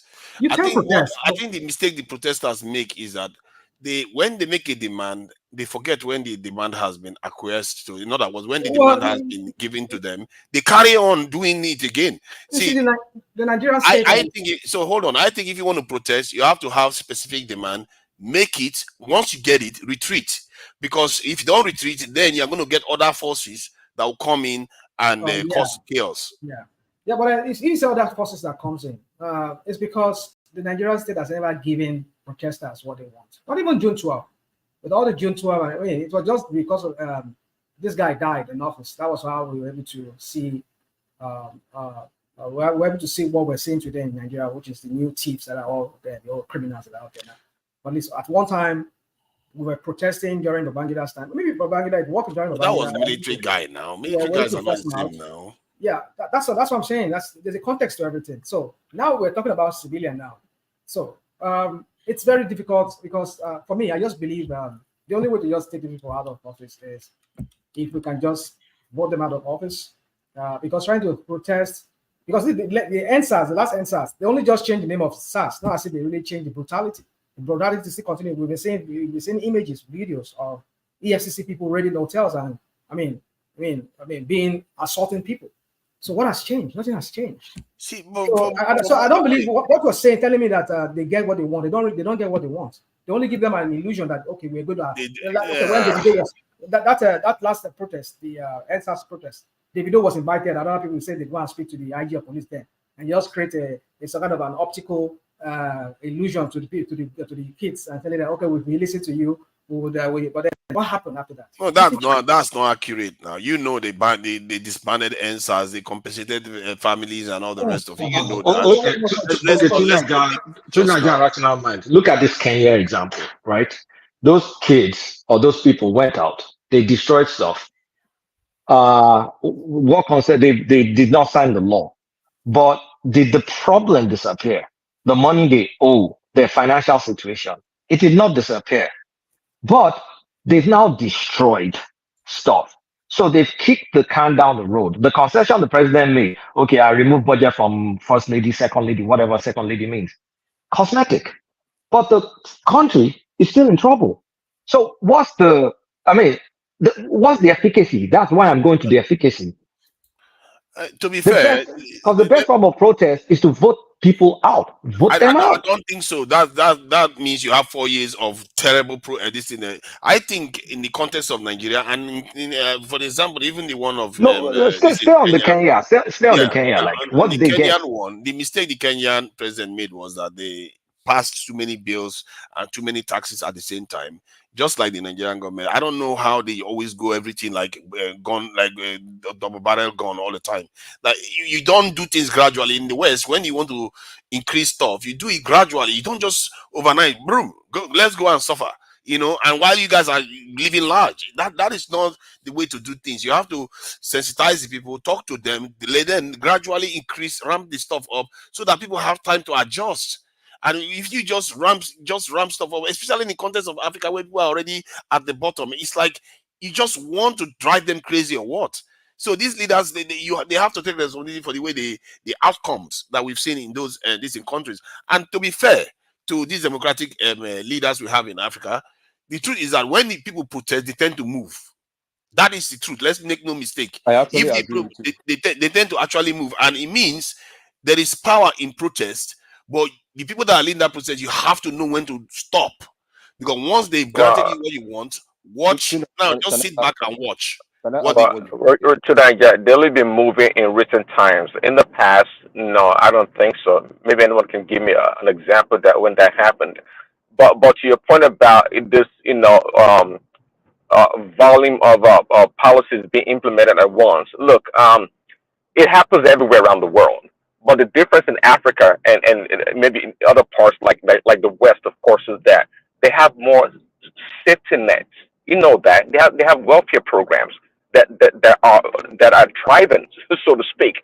So when the government comes about and implement budget policies, it trickles down because the people don't really feel the impact as we do in Africa. So the excuse that the Kenya government is insensitive, I don't care for Ruto or the government anyway. I'm just saying it's not entirely true, because sometimes some of these policies are complementary policies. You know that you can't just pass one single policy. Sometimes you got to pass multiple ones for things to be cogent. We are talking about 3% to 5% tax on the value of your car, the tax on tampons, tax on everything. Overnight, you can't do that in Nigeria. When we brought just payment tax, cyber this thing tax the other day, you saw how Nigerians went. Now the government pulled back. So can you imagine that's what he wanted to do? Multiply it. That is exactly what he wanted to do without consulting the people enough, without telling them precisely what he's going to do with the money. I don't understand these leaders. I really don't get them. You have to tell people exactly what you're going to do with their money. And believe you me, people are reasonable. They are not just going to start fighting you when they know you're actually about to use their money for their own progress. Is that an African thing? Give me an example if you can. Oh, like in the UK now, if they want to tax you, like when this election now, they will give you the figures, exactly what they are going to do with the tax that they're going to get from you, whether they're going to increase your tax and by how much they're going to increase a specific percentage. They will give you specific percentage of what you're going to do with your money. Not say, oh, we just tax you and we'll do whatever I like with your money. That is not how it works. That's not entirely true. I guarantee that if they tell the people we're going to tax you and go give the money to Ukraine to fight war, people will protest. I don't think so. They may tell them what sounds good, and it's not always the case, by the way, that they tell them exactly what they're going to use that tax revenue for. I don't think so. It sounds good on paper, but it's not true. Guys, let's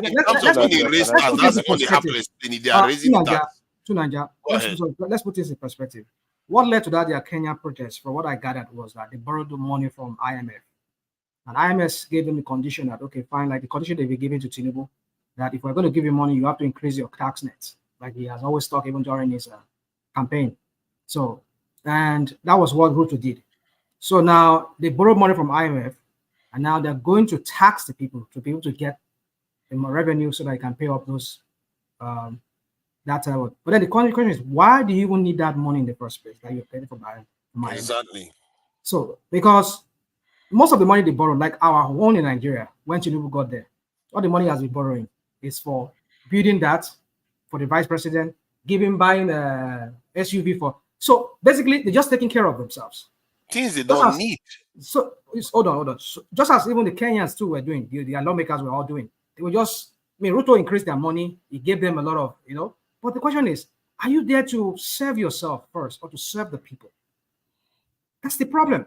So you are borrowing money, and then you're using that money to take care of your own self for the large part of it.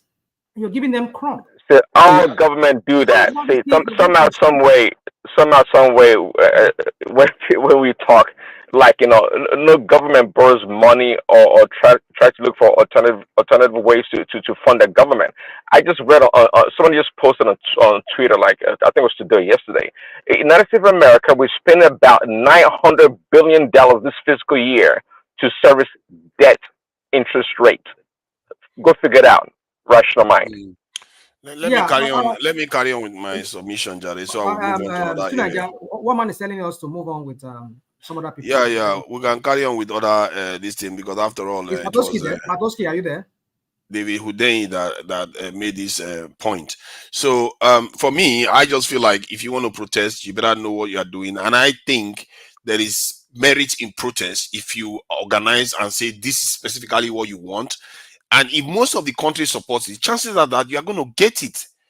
And our mistake is that we don't seem to know how to protest. Maybe that's a skill that has been lost in time, where we think that when we protest, it's equivalent to this thing, what they call it, a revolution. You can protest and get what you want, then stand back. Then the next time you come out again, get what you want, and you stand back. That's how you do it. And I don't see anything barring the politicians from fulfilling the needs of the protesters. If protesters come out today and say, you know what, we want security in this country, you need to go and recruit people, you need to secure our borders so that our people can feel safe, the government is going to move. Are the government going to fight the people for demanding that? No, you won't. If the government, people say, we want to protest for electricity, are the government going to fight the people for doing that? No. Sooner or later, the government will concede and say, you know what, this is a state of an emergency. The people are really upset about this. We are going to act. And can you see the kind of positive force positive outcome you can get from protest? So I believe protest can work. Just that you have to be organized and know exactly what you want before you even start heading out there. Tonight, I don't think the government respects the people. Let's just start with that. See, even when they come out and protest for security, power, and good roads, they're not going to do nothing about it. That's reality. They're not going to do nothing about it. They don't respect the people at that level. It depends on what you demand. If you are smart, even when they demand for electricity and good roads and healthcare. Can I just interject? Before you stop, the government have to spell out how they are going to solve the problem. So Niger, nice discussion. I woke up from sleep to hear this. Let's be realistic here. We're very educated, intelligent people, right? And I think we should be able to extrapolate from past experience. What has protest actually achieved? Let's look at all the time we've protested in Nigeria, number one. From 1993, we protested against the annulation of the election. Did it produce any results? No. The Aba women's riot, did it produce any result? No. Occupy Nigeria 2010, did it produce any result? No. Are we not still suffering from the subsidy removal? What else again? NSAS, did it reduce police brutality? No. Are we not still experiencing police brutality? Go and look everywhere in history, even the United States. What has protest actually achieved? It will delay the decision, but that decision will happen. Mark my word today. What the president of Kenya just did was delay that finance tax. They will put it back. This time around, they will not announce it. People will pay. They will just tell you, oh, things has gone up. What's the finance tax? What will you do? So the mistake they made was to announce. And then people reacted. And to be honest, if you monitor geopolitics very well, I overheard you said the United States, and you're quite right. The Arab Spring was sponsored by the CIA. And that was why it was effective to bring down those governments. The only time it didn't work was in Syria when the Russians came in. Now, most of the protests, even our current president sponsored protests. He sponsored the occupied Nigeria. He was part of those who sponsored the 1993 protests. He has been organizing ever since. So even this Kenya election was sponsored by the opposition. If you don't sponsor protests, it doesn't work. And then again, protests do not achieve anything. It delays the decision. Go and sit down. I think you conflated quite a few data there and made it let me like just add my no. I need to deal with that point. Let me deal with that point directly now. It's my turn. No, it's not your turn. 1 minute. Talking. You No. are the one. It's my space to talk. If I decide not to grant space. It's my turn now. You are the moderator. The host now. No, you I'm can not. interject. No. It was my not. It's not that the host. It's as my turn. This least guy, this righteous mind. What was his name? Rational mind spoke for more than 1 hour. But let me have a reply. Are you contending with the panelists now? You are the host. You should let I'm this not thing go contending round. with the panel. You see me muting you. I'm just saying it's my turn to talk. You allow me to talk. If you can just allow the guy, he's a new voice. I mean, why should I allow him for? Because he says you're the moderator now. I'm not the moderator. Don't cheat me because I'm a moderator. No, you are the moderator now. That's what one man said, right? When one man left, it was my turn to speak, and I'm not finished. We've been back and forth on this topic. So let me reply to him. It's up to you. So for me, the points you made regarding you conflated quite a few things together. You said June 12 didn't work. Actually, the June 12 protests and the pressure that was put because of the protesters and all the movement that took place during that period is why we have the democratic system that we have now. That's why Nigerians say never again for military, at least for 25 years so far. Also, the NSAS one, they granted them exactly what they wanted. See, the idea that the ultimate outcome, nothing changes that much, is the reason why the process. June 12 didn't work. MKO died. See, June 12, hold on. And that June 12, it was how many years? 8 or 9 years, right? Yes. The protest died down after immediately when the military stepped in. The organizers ran away from the country and were shouting from outside the country. June 12 never worked. So it worked. It never worked. Let me explain why I say it works. Let me explain. Right. See, the ultimate objective of the June 12th was democracy, wasn't it? What was the end? It was the annulation of the election by Babangida. And it was democracy that we're heading for. It was not just it was later on that became, because when time has elapsed. It was later on that became the fight for democracy. The reason why Babangida put the election was to transition to democracy because he cancelled the first two that he started. Then when they voted for Abiola, he cancelled it, and everybody was like, it didn't matter whether it was Abiola or not. If anybody else, they would protest the same way because get my point. Let me analyze June 12, just 30 seconds. Okay. The effectiveness of June 12, someone won that election, right? Or someone was winning, they didn't announce. Abiola was leading that election, and that election was annulled. Now, to ensure that if we want to say June 12 worked, is because the democracy, we actually had an election, that result should have stand, or the result should have stood, rather, and Abiola will be president. Yes. Right? That's when we will say it worked. It never worked. Everything was cancelled. The military continued. And then we had another election again. So that protest was not effective. I think your interpretation of history is actually wrong. You have to look at the churn in the population and what was going on. Because the objective was democracy. Make no mistake. It wasn't back to military.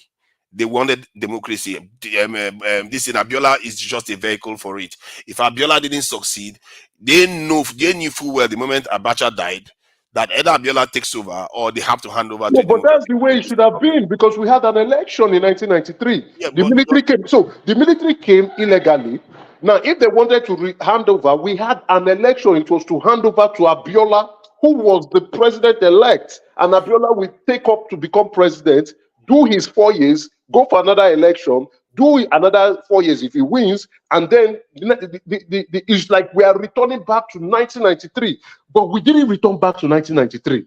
We move forward. Abiola died. Forward in a Abacha democratic died. because Abiola died. We move forward in a Or democratic Abiola system was that was. murdered. Not that he died. Hold Abiola on. was I think murdered. see, your mistake is that you did it here. You used saying that the June 12 failed because the Abiola died. No. I didn't even go to that point. I said, what is the effectiveness of a protest? Even June 12th was not effective That because was your submission that they failed because of it. the viewpoint of June 12th was Babangida should reinstate Abiola as president. Did that happen? Let me flesh out the point you made. It's not democracy. No, you are changing it. Hold June on 12th, now. I know June 12th. Maybe you were out of the country. You know, you left Nigeria very early. You left Nigeria very early. Let me make my case against the points you made one by one. Oh yeah, go ahead. Make your point. But to Nigeria, I just want to remind you that you left Nigeria very early. It's okay. Okay. You went on to say that you went on to say that the NSAS protest didn't work because police were treating people badly. So in other words, you are looking at the ultimate outcome. You were not looking at the fact that the government gave them what they wanted. So suddenly now you made that argument as a part of your case. But when it comes to Abiola, you didn't make that argument that the ultimate outcome is democracy. You see that inconsistency that you are doing there. If you want to be honest about it, protest does work. It depends on how you do it and the circumstances that it occurs. In many cases, in the context of Africa, it doesn't work. I think we are talking from we are getting to the same point, but from different pages, right? Now, the protest on June 12th. I'm talking about that June 12th era in 1993. Can we let this discussion go round? Let me let people speak. Niger, I've been asking to add something to what you're saying. It's actually an extra point to your own point, Funino. Please, if you will let me add it. Please go ahead. I want to come at it with the answers my brother said. And I am a full participant in that protest. And I can tell you that all we wanted to get with that protest, we got it. We wanted SARS to be removed, to be ended, which is actually the name NSAS. Why? Because police brutality had gotten to almost 90% in terms of velocity, efficiency. People were being killed. It started in Uheli. It didn't even start in Lagos, that protest. And right after that protest, police brutality went from 90% to shrink to almost 10%. That's massive. That's the if that was an exam, you passed. It's an excellent mark. Police brutality immediately went down from 90 to 10. It can never, I don't think even us that was protesting expected the result to be down to 0. No, there has to be some brutality here, but that 90 was massive. So it works. It's just like saying your argument, my brother Emeka, is just like saying, if I'm having a headache today, I won't take paracetamol because if you take paracetamol and it goes down, sometime next month, you can still have headache. So why take paracetamol? No, let it go down now. When it comes again, we can do something to it. It has to be regulated. Even if you take all the paracetamol today for headache and headache stop, you still have headache. If you don't have it next month, you have it next year. Yeah, so that's not the point. The point is, you have headache today, you did something for it, and it calmed down. SARS was disbanded. Even the ones in Anambra that was causing mayhem, the ones in Edo, those notorious ones in Delta, most of those places were being shut down. Most of them are shut down today. There's a little bit of resurgence in the last 6 months here and there, but those are skirmishes. What triggered that thing in 2020 was massive. Like, I can't even go for shows. I can't enter Uber in Lagos State and go for a show from VI to, say, Ikeja without praying that maybe I won't end up in the show. I'll end up in a cell, kidnapped. Nobody will know where I am till I bring out all the money I have or get beaten or whatever it is. That was you're almost living in fear as a young person. That was massive. You can't tell us that we achieved exactly what we wanted to achieve with that protest. And the second one was that, remember, is that protest that led now to the youth being politically aware. Now, a lot of youths that before then, they don't care. They're just watching Big Brother, watching African. Okay. Now you start talking about Uptown. politics. Uptown, quickly. I can agree with you that Can I say something? a protest. Let me finish, please. A protest can bring about an attention to a single narrative and bring about a change, just like you said. But I But think my maybe brother, myself please, and Colata. Let me line. let me add something Huh? before. I think that's what you're driving to. Let me just put That that what? caveat. Let me put that caveat real quick so that you won't bother going around. There's a strong caveat to that, and I think that's what Niger was speaking to.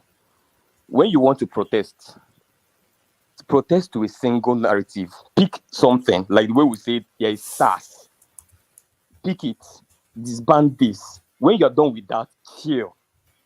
If there's something else you want to protest about later, and make sure those things are deliverables. Don't come and say you're protesting for electricity. You know electricity won't be fixed in 3 days. So pick deliverables, attack it, get it, and calm down and re-strategize. That's how protests work.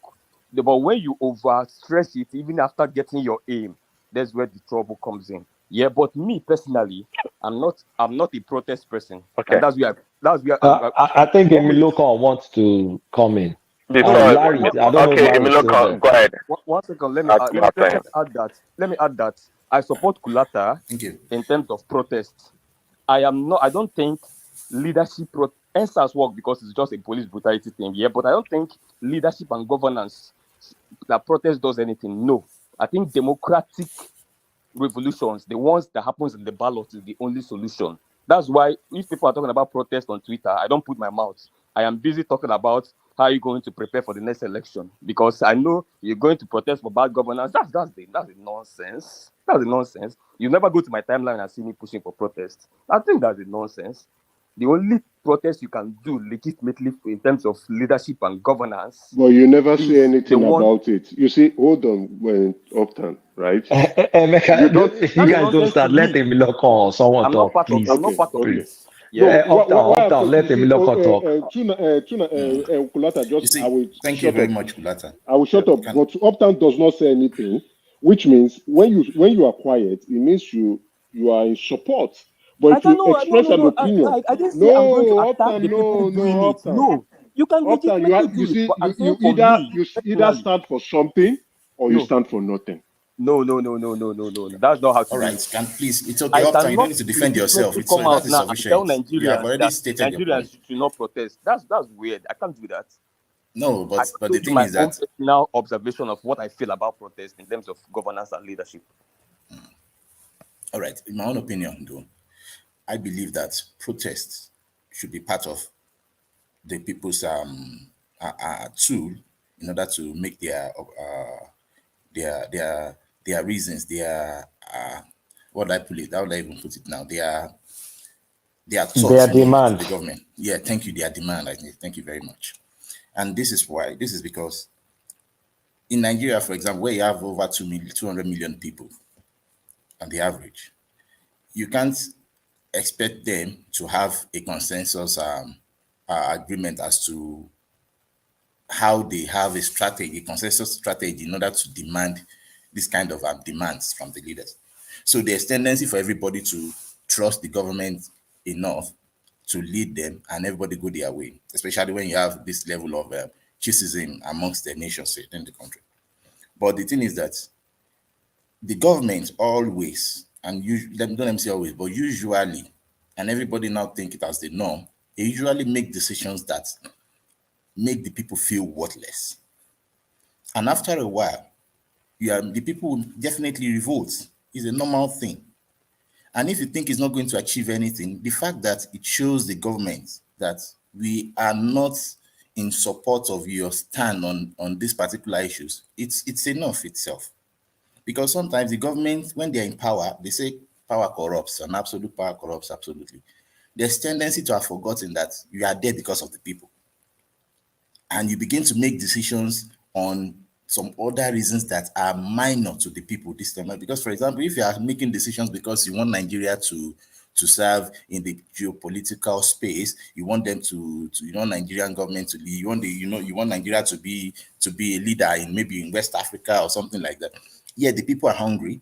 Then you are not doing the bits of why you were even voted in.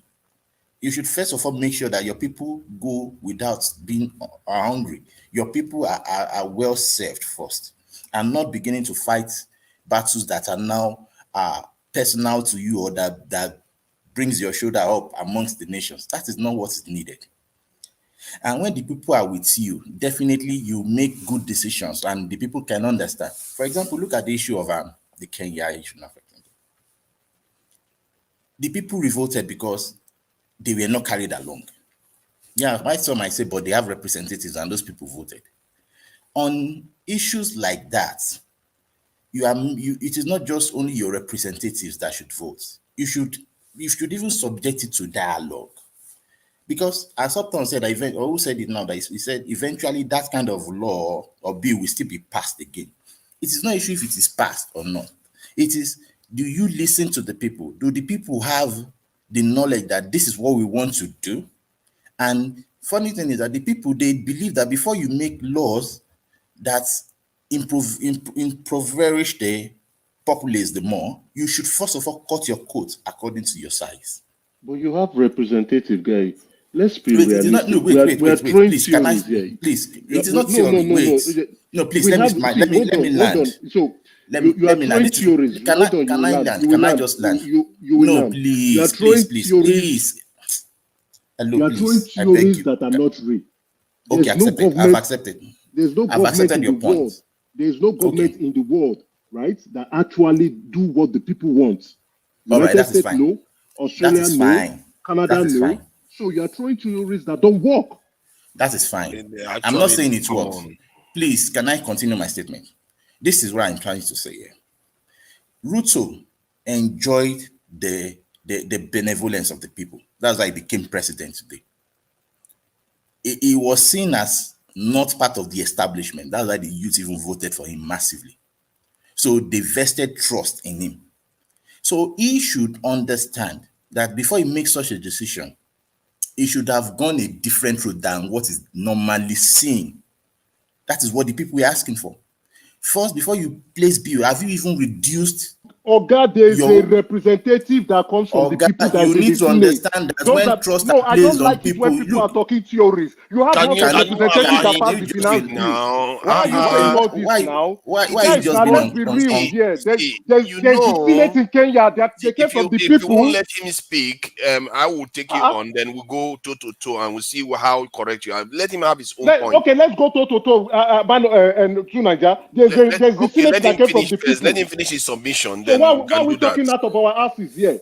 The Senate were voted by the people. And it doesn't matter. The finance bill in Kenya was passed by law. It was an act. Yes. It's not like he just came up and did an executive order. It's an act. So when the Senate, listen, people, we don't understand government here. That's the problem with us. Very ignorant all the time. I think when the Senate pass readings on things, can you let him finish, Emeka? Let him finish now. Come on. Let him talk fast. Let him not be talking theories. We are not. We don't. Emeka, let him land. Let him finish. I was going to suggest your position also, but let him look and finish. Let him finish. You see. You guys have to understand that everything doesn't have to go by your capitalism ideas all the time. Life is for the people, and it shouldn't continue. You shouldn't make laws all the time to continue to impoverish the people, especially when they have that mindset already, and they don't even have an idea in the past of what good your decisions have made them. You can't just continue. Look at, for example, in 2015, there were a lot of decisions that Buhari made that everybody kept quiet, accepted. Why? Because they believe that Buhari is a new leaf to that system. And they endured it. But after 8 years, what happened? People were more impoverished. Now, in just 6 months that Tinubu came in, look at what he did again. So how can you tell the people, for example, that, hey, the decisions that Tinubu are going to make is going to, in the next 8 years, benefit everybody? When you already seen the records, you've seen the antecedents already. So if an average Nigerian goes to the street to protest, will you say they are wrong?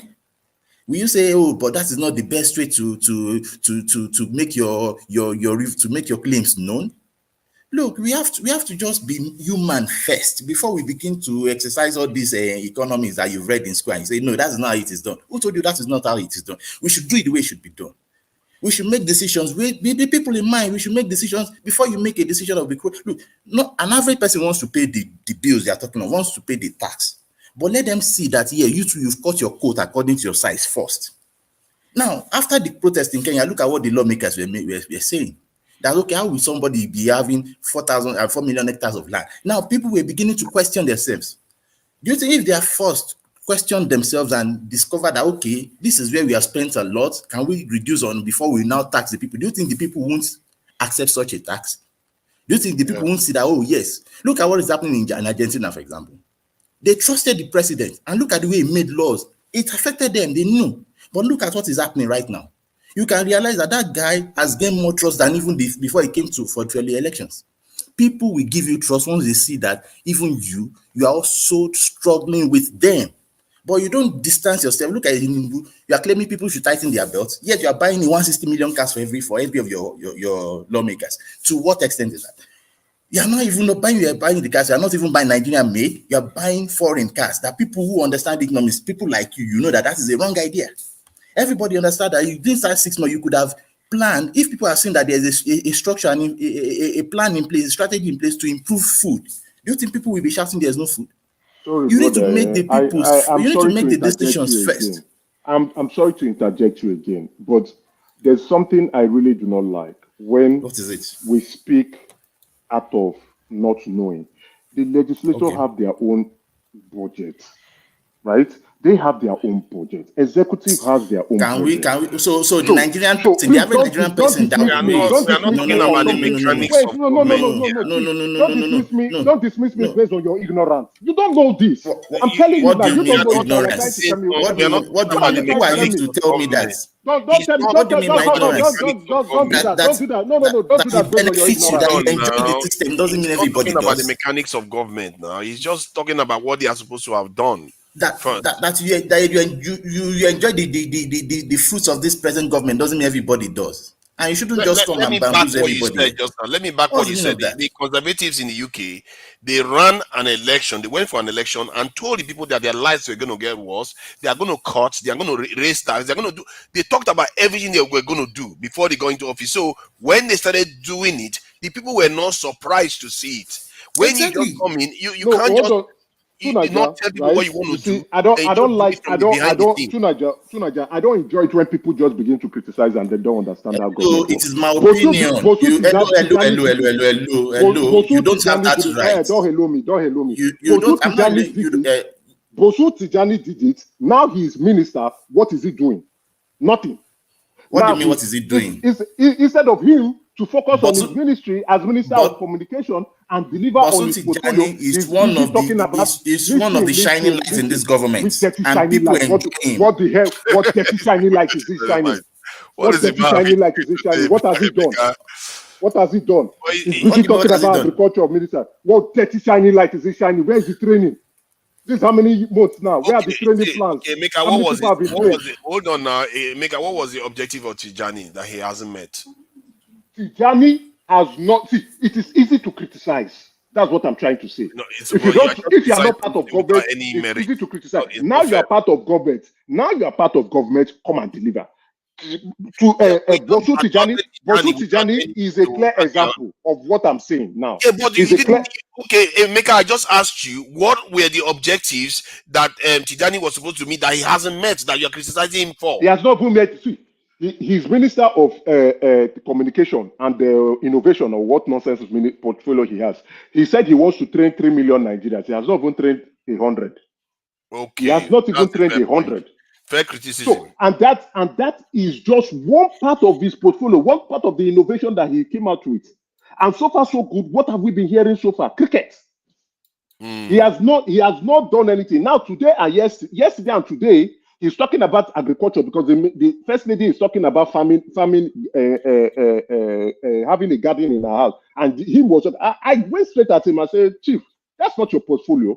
You want to use. See, you're a minister, you have a Twitter page, you should be communicating what you are doing. You are busy now talking about agriculture. Are you the Minister of Agriculture? You see how when we were talking about ministers not knowing their job, it is easy to always criticize, just like what we do Is here. it not where protest is good? Because if we go to Tijani's office and say, hey, you promised us 300,000 or whatever, you haven't even said, then he will remember, okay, I have to step up because I You promised. don't even need to protest. You need to call him out like I did. Oh, I call told him him, out from Oga, here. How many people are going on to see Twitter, him? call to face your job. You don't know your job. Farming is not How your many job. people Go on and the do your ground job. To Niger, Go and do your job. Now I want to correct let me I want to conclude my correct that guy that was talking. I So want to you correct see, him. Now you have in House of Representatives, patriotism, there right? is riot in Okay, it. you have House of you So will you not see, hear that now. means You're not that going to learn now. You're going to make ignorant statements. You're not are going to hear you now. okay? He's not You're not making going to hear now. ignorant You are the one that is not statement okay, that is making now. ignorant Are you statements. mad? Emeka, You are the calm one that down. is not okay. You are making ignorant statements. You are telling me I'm mad. You are the mad person. So when you are going around, Come on, this is not when you are going controversial. around talking idiotic things and somebody is trying to correct you now, you are because your ego is on the line. You don't know this thing, and somebody who knows it is trying to tell you. But there is tell no you how to ego know there it. now. Why You is can't it you are trying to trying to bully throw people or insult? something. Why is the idiot trying to throw insult on things he does not know? Why are you calling him? You are calling Well, him but he names. said, am I mad? Why is he asking me if I'm mad when he's a stupid person that does not know what he's saying? I'm trying to correct him that he does not know what he's saying. I'm trying to correct him. He doesn't want to humble himself and listen. Keep it down so that we Let can him humble himself and listen. Let somebody who knows tell him what You he's are supposed part to of do. the They're busy talking deranged nonsense. in let's Nigeria. hear each other. Let's hear each other. Okay, see now I've it's watched getting you bad. here. So he does not know here. that he does not know that the financial You're a in Kenya stupid is fellow. actually a law. Backstage, He doesn't know. Stupid fellow. Emeka, what's your name? You're a stupid fellow. Idiot. You are the mad idiot. All right. Where's the other guy? Is that Eme? Eme, you are very calm before. How are you replying to Emeka like this? Okay, who is next? Who wants to say something about this protest? This thing, Emeka doesn't contend that protest is useless, and I contend that it is useful in a measured way. You have to be measured. It's like in life, in everything, you have to be measured. While some people believe that one way or the other protest is good, it doesn't matter how you do it. Protest is good. So who wants to go next? Is anyone there that wants to go next? I think we Let need to Kenya go. Shore supporters. We know they are the revolutionary guys. Let's hear their Is Kenya there? Hey, Kenya or Larry? No, Kenny now. I don't know who Please, is can there. I I just can't see submit the my name. statement finally, please? I'm sorry. Okay, I am please go sorry ahead. for the audience. I'm sorry to the audience for such a rash. Amy, I know that's not your style. I think Yes. Emeka But you know, you see, so this is also what is affecting us in the nation. Some persons just like to they want to gaslight you, like to make you feel like you are nothing, to make you feel like you are ignorant.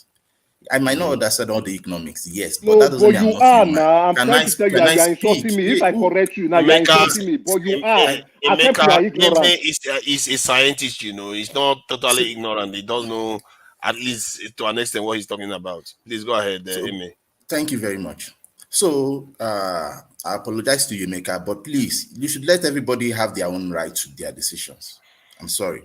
So, but tonight, No wala, go on with your speech. I'm sorry too for shouting at you. It's just I don't like when people are saying things that don't. Sorry, no. Please, thank you. That you don't accept it doesn't mean that you correct me. I will take it. So let us just leave it that way.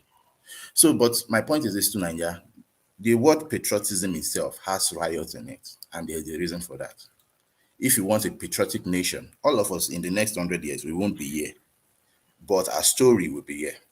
Our history will continue. So in order to continue to build a better future, we need patriotic people. We need a patriotic history. And sometimes riot might be one of the tools to achieve that sense of patriotism.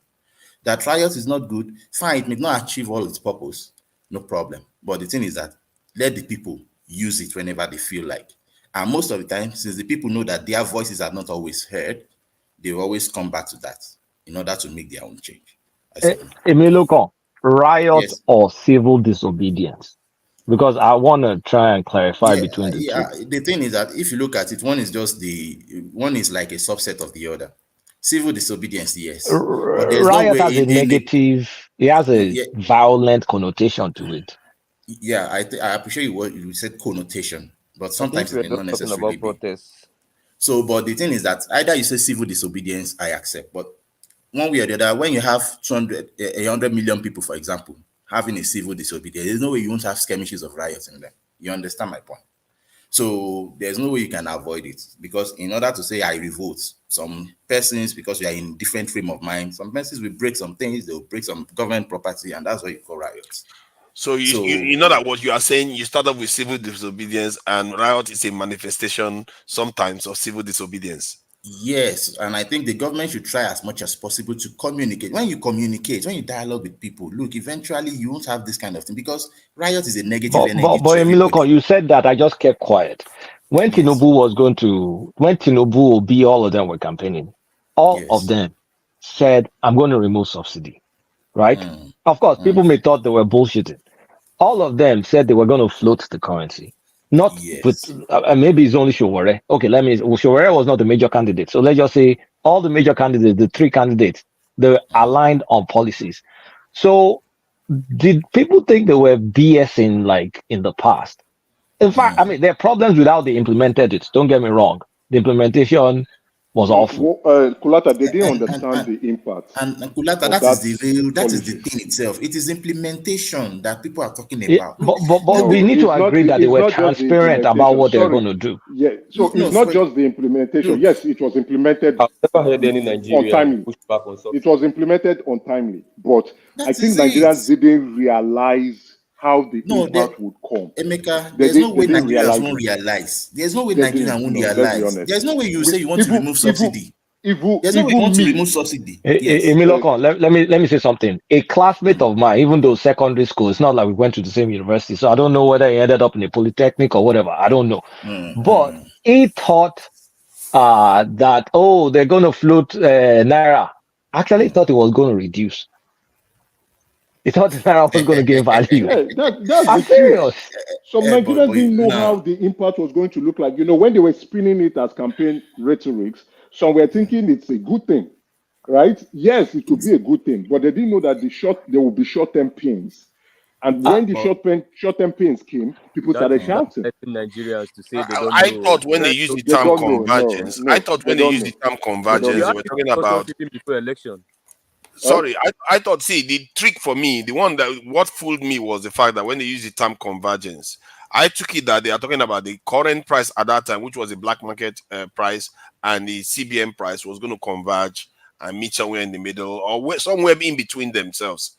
But not that both of them will go north. If they told people that the Nigerian currency will lose value altogether, like go up to 1,000, people will not sign up. Even the CBN governor, I doubt. Even the CBN governor, right? Let's be realistic. The CBN governor did not, and all the economists in the country did not know how severe that impact was going to be. It was after the implementation, and we began to see the sensitivity of the Naira to the dollar, that we now knew that things were truly, truly wrong. So if they knew how that impact was going to look like, that the Naira would balloon itself to this rate, I don't think they will want to do it. They will do it gradually. How can you say that? I think sometimes some of the things you say is a little bit alarming. Yet on Sunday, there was this this doctor that came on. He made a very devastating case against the government that they should have put a lot of measures in place before they floated it. That they should know. They didn't control demand. I engaged that guy tonight, ja. A lot of what he did was Monday morning. Come on, he was very correct. Let me explain. Let me just explain briefly, 30 seconds. First, did the government bungle it? Yes, they bungled it. But there were many unknowns that will have taken time to unravel. Wait, let me just land my point. Let me land my point first. Let me land my point. There are many unknowns. First of all, nobody knew the status of our reserves.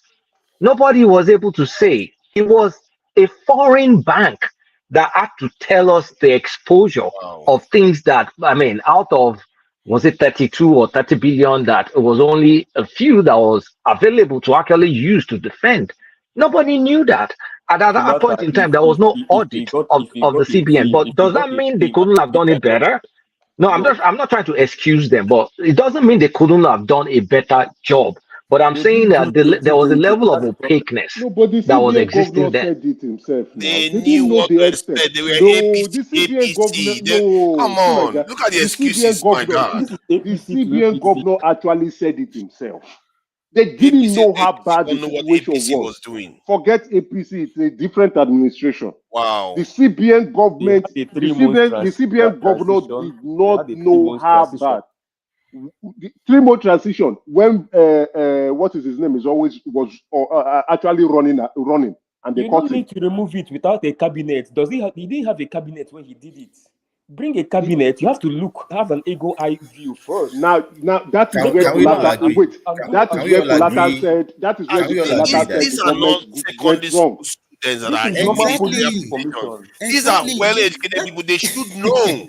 No, it's their job to know these things. Okay, guys, let's listen. Right, the president floated the naira without a CBN governor being in charge, without a minister of finance. Oh my God, that is very wrong. So if a minister of finance was in charge and has seen things, and the CBN governor was actually at the helm of affairs and seen things, I don't think he would have floated the naira. You think the president? So that is what we are saying. That is what we are saying. That is what we are saying. That they didn't know the extent. They didn't know the consequence. They waited 6 months. Do you know? They said they waited 6 months before they started taking any measures to control demand and supply.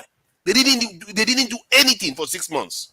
They left it like that. Come on, man. If you pretend as if these people don't know what we're doing, I don't buy that. When you say 6 months, when you say 6 months, the doctor that came on this in the panel the other day, he talked about how they didn't control the demand, they didn't control this in the. That guy was talking nonsense. Because he was talking nonsense. This is a president who went under the recommendation of IMF and World Bank and decided to float the naira. Right? He's talking nonsense. He's reacting on an let's put timeline into perspective. He's reacting based on what has happened. The president entered without his cabinet, and the first 2 things he did was to float the naira and remove fuel subsidy. Now, in hindsight, what the president did was wrong. Completely wrong. In hindsight, it was wrong in the completely wrong. See, we are not economists, and I didn't know a lot about foreign exchange then. When somebody's coming out, hold on now, let's put it in the right perspective. When somebody's coming out and say they should have known, who should have known when there was no CBN governor or minister of finance? There was nobody there. Okay, so he decided as a president, he decided to float the currency without the CBN governor. That's based on IMF and World Bank recommendation. That was what. So that is not sabotage to the Nigerian economy. You listen to a foreigner. Hold on. You are telling me our own president listened to a foreigner to tell him to float our currency before he chose a CBN governor to advise him on the proper thing to do. But Tunaja, hold on. Tunaja, hold on. You know, Tunaja, it's been very long you left Nigeria. You always remember that. We've always been devaluing our naira. We have always. No, why I'm reminding you is because you are in short, you are British in my eyes. We have always been devaluing our naira. Emefiele devalued our naira 3 times or twice.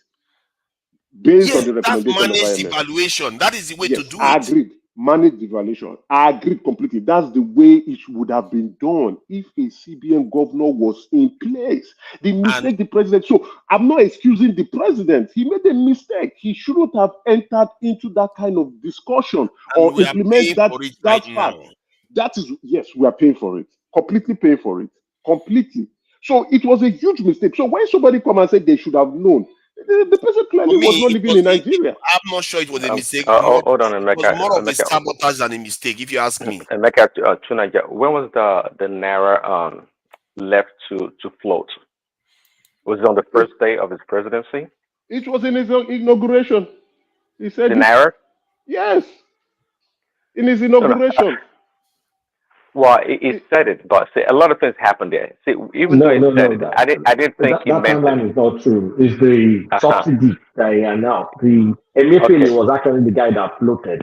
The problem is it was during a transition. It Emefiele floated. Shortly after that, I mean, it even took a couple of months before he fired Emefiele. But A CBN is not just them. That's true. There are That's multiple deputy governors in the CBN, so it's not just one person making the decision. When they do MPC, there are multitudes of the executives in the CBN that meet. So one person is alone. But The those talk alone will not those make a CBN difference. governors there now, they were all corrupt. That's even worse then. If Okay, they on had the all these on the people issue, there one making second, on the decisions, that's issue even of worse. the subsidy removal, on the I issue just of checked. subsidy removal. He floated the currency under the when he made the engineer, the mechanical engineer acting CBN governor, and Deji was calling him out for that. That's when he floated the currency. Imagine Yeah, that. that's Yoruba guy. There was a Hold Yoruba on. guy he made acting governor. But he started with Unlike initially, then that Yoruba guy kept at it, and yeah. unlike see the subsidy removal, okay, was not meant to happen the first day. The insiders, just like inside traders, they engineered and circumvented the whole thing. It was true because we all know Buhari said there was no provision for subsidy in the budget anymore. We know that. So him saying subsidy is gone is essentially telling Nigerians that he's not going to provide or make provision for the subsidy anymore going forward.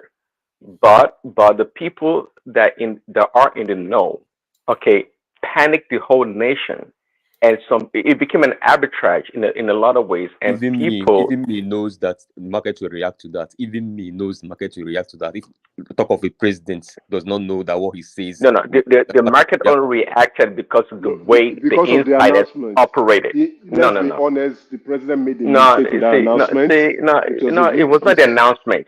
See, let me tell you. See, it was true. Come on, if you know about market perception and reaction, the fact that the news was even percolating and it was not the president yet, and they knew he was going to do it, I think the market would have tumbled even before he announced it on the first day. So don't go with that. That's not how the market works. If he announced, if it comes to pass 3 months or whatever, how long before he actually took that power, if the market knew, everything would have gone haywire. But the fact that he announced it on that day and all this brouhaha happened shows that it was orchestrated. That's my position, and it was quite clear. Market don't just behave based on a single day pronouncement. It takes a while. Okay, how come the No, market it does not depends react? where the announcement is coming from. Or is it coming from the most powerful person in the country? But yeah, but this is the timeline. When it was running, the market was not sure. Hold on, when it was running, the market was not sure. When it I was won, in Nigeria when that guy announced that, the market reacted immediately. Instantly. No, on that, Prince no, Daddy, Prince Daddy, that was an ad lib. I think someone admitted afterward that was an ad lib. It wasn't supposed to say that. It wasn't in the speech. Hold on, Kolata, do you see my point here? My point here is that, okay, when Obi, Atiku, and Tinubu were running, fine. They all said they're going to remove the subsidy, but the market was not sure. So when we finally had the winner when the INEC announced Tinubu to be the winner, I think at that point in time, from that point on, that's when the market should have started reacting, not on the first day that it became the president and said it. It doesn't make any sense. My point is that let me defend the market a little bit. No president has had the balls to pull subsidy.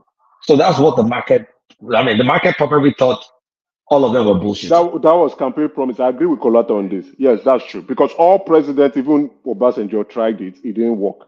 They were only doing it in phases.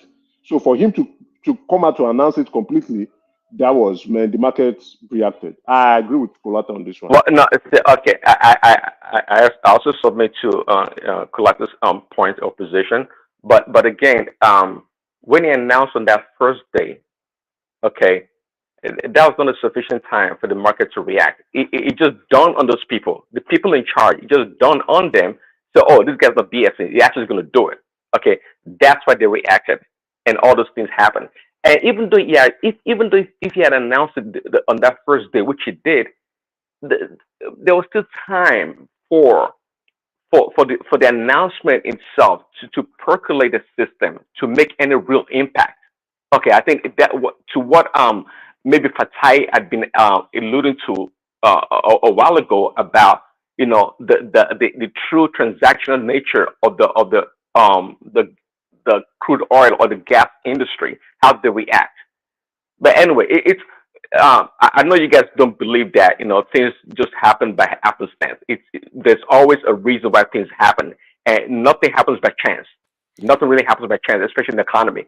Some people are engineering stuff. That's my point here. But anyway, next person. I think that's true. I think there are a lot of speculators out there taking advantage and harvesting wealth from Nigeria. Yeah, but you guys know transactions happen in microseconds now. When a window opens, you take advantage of it.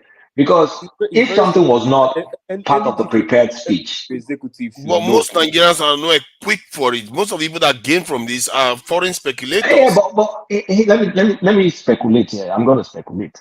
I think Tinubu was over enthusiastic to please our slave runners, which is the international community, Western, whatever.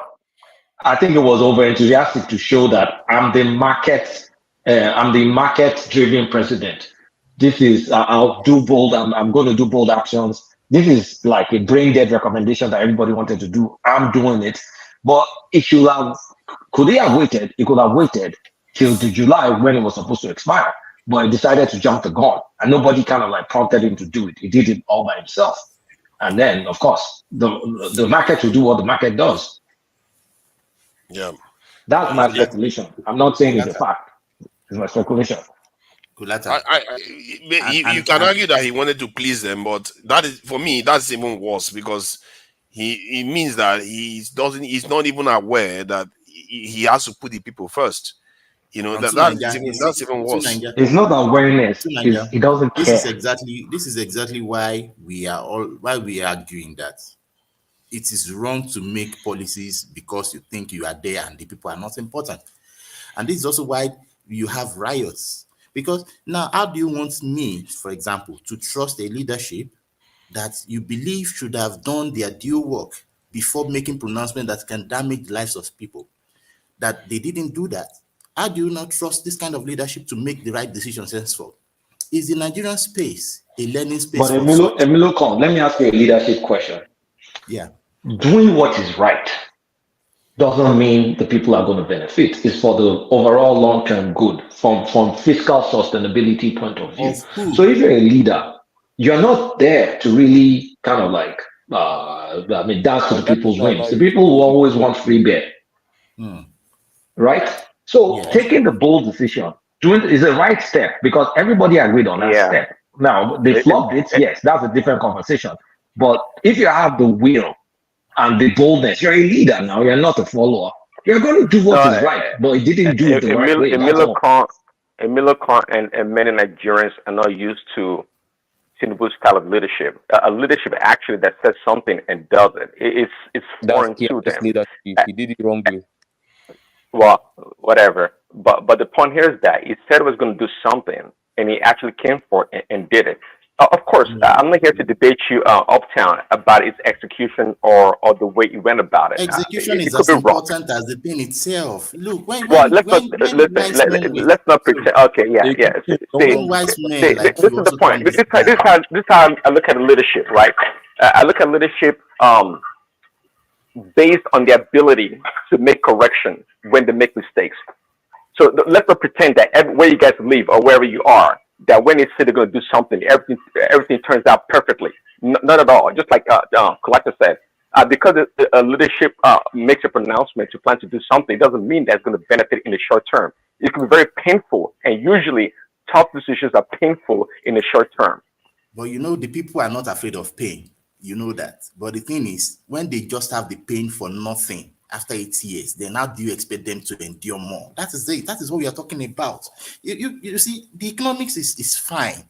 The purpose is good. Yes, we need all those things. But the question is, people the way it was done. Endure pain if they know where they're going to, and they can measure it. So there's a point there to say, did they carry the people along? They didn't carry the people along because after making them suffer through a bad decision, then they now, the optics was just good. Then they now turned around and started discussing the yacht, car, all this bullshit. Can you imagine? Can you just imagine? Yeah, but there's not.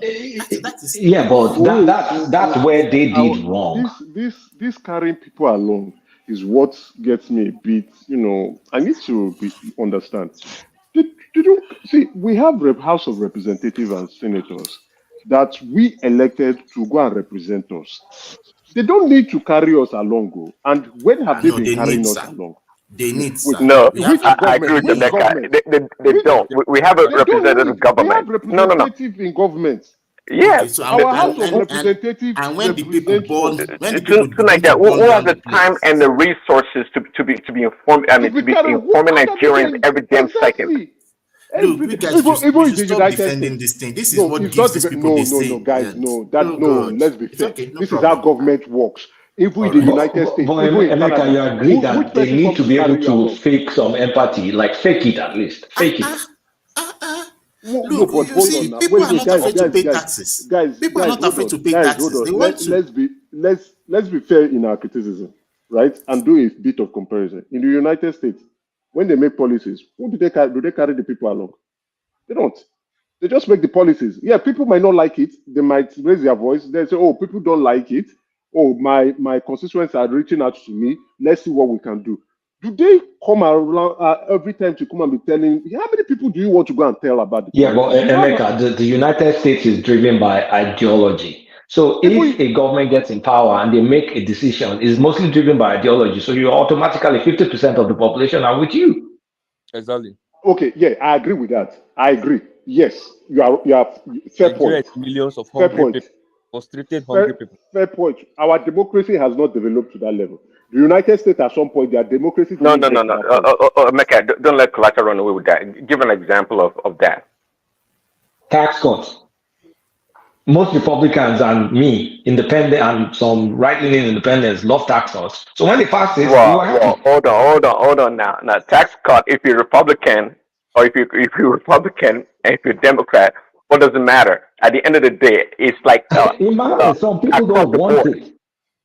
Excuse me. Not everybody will. Not everybody supports I'm yet tax to see. cuts. I'm yet to see you and your fellow Democrat return the money I'm that not you a saved from Democrat. tax I've cuts. told you many times. I'm an independent leaning person. But do I like tax cuts? Yeah, sure. It's more money for me. Okay, Yeah, but let me give another why one. I agree with Kolata is because if Republicans are going into power and they're being voted in, you are going to get tax cuts. If Democrats are getting into power, you are not going to get tax cuts because they need more taxes for social benefits and welfare. So typically, it's driven by ideology. So when that happens, a lot of people will just say, okay, I will wait for another 4 years to see if I can get out this useless government, get them out. So I agree, it's driven by ideologies. We have not gotten to that point yet. No. But they do Guys, not I need another example. Give me an example. Tell me, Americans, they're like, okay, we want a higher fuel prices at the pump. We want to go to war and pay more taxes. Give me such examples.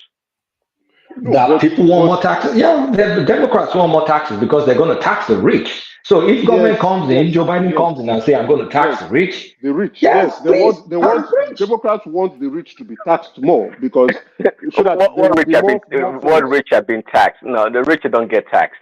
They that's just pay their own.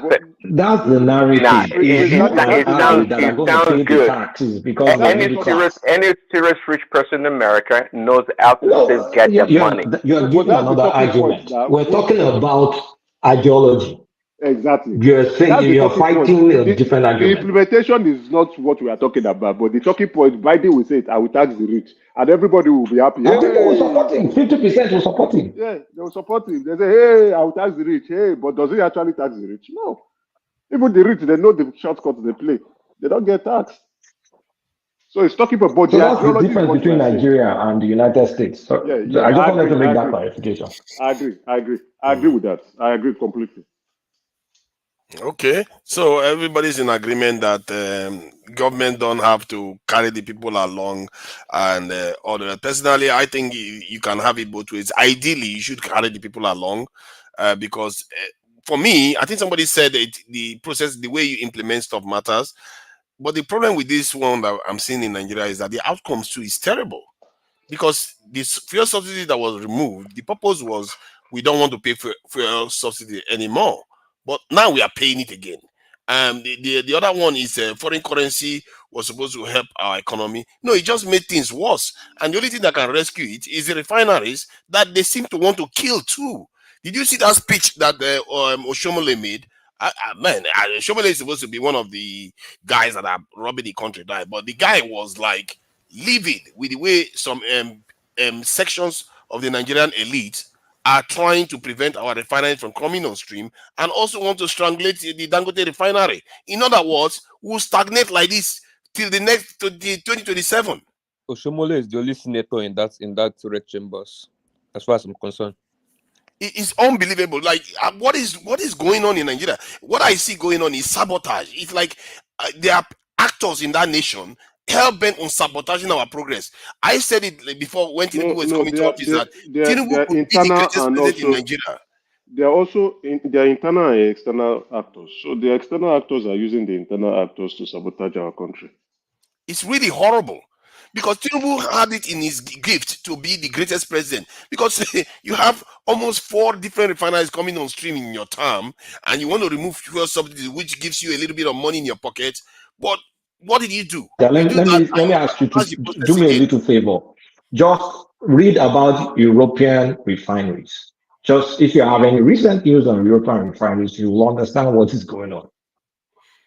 A lot of them, their capacity, they're reducing it because of Dangote. They've been making a shitload of money for a long time. But this guy is starting to disrupt their business. And the Nigerian government should be backing him because it's our money. That's the sabotage. It's not just Nigerian government now. The IOCs, the part of the Nigerian people, it's a mess. But that's just the way the world. That's the way of the world.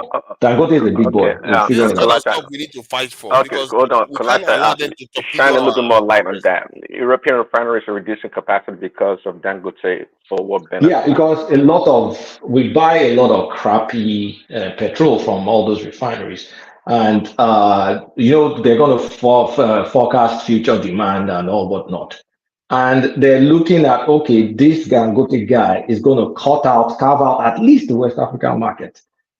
So what is going to happen to their business? Their business is very cutthroat, very slim margins.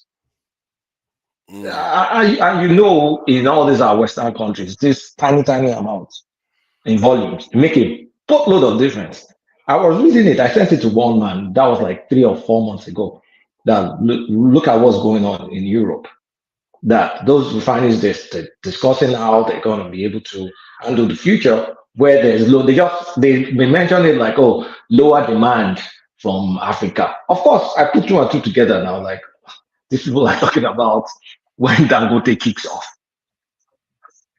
So I'm not surprised that they're trying to sabotage him. But also, Dangote too may be trying to get additional concessions from the government that he doesn't deserve. Kolata, didn't you hear that he complained? He made a speech about it. That he complained. I saw it, but I still need to. While he's complaining, I still don't trust Dangote fully because he may be trying to get at this some cost. Maybe I don't know the deal he's trying to get from the government. I don't know, but for sure, billionaires now they always have their own interest. I don't trust him because he's coming to lament. Don't pity the guy. Dangote's business is a business. One of my friends is one of these private equity guys in Nigeria. We were talking in our group. He said, "Look, don't look at Dangote and think this. Dangote is a business that he outsources his risk to the government. How many people can outsource their risk to the government? And that is our risk now." So we want it because his success is our success. Okay, again, sorry, shed a bit more light on that. So we know that big business, they externalize risk. We know that, and waste. In terms of Dangote, give us more insight. Like what? Getting free money from the central bank? Sorry. No, that's not what Kulata is trying to say. Sorry to interject.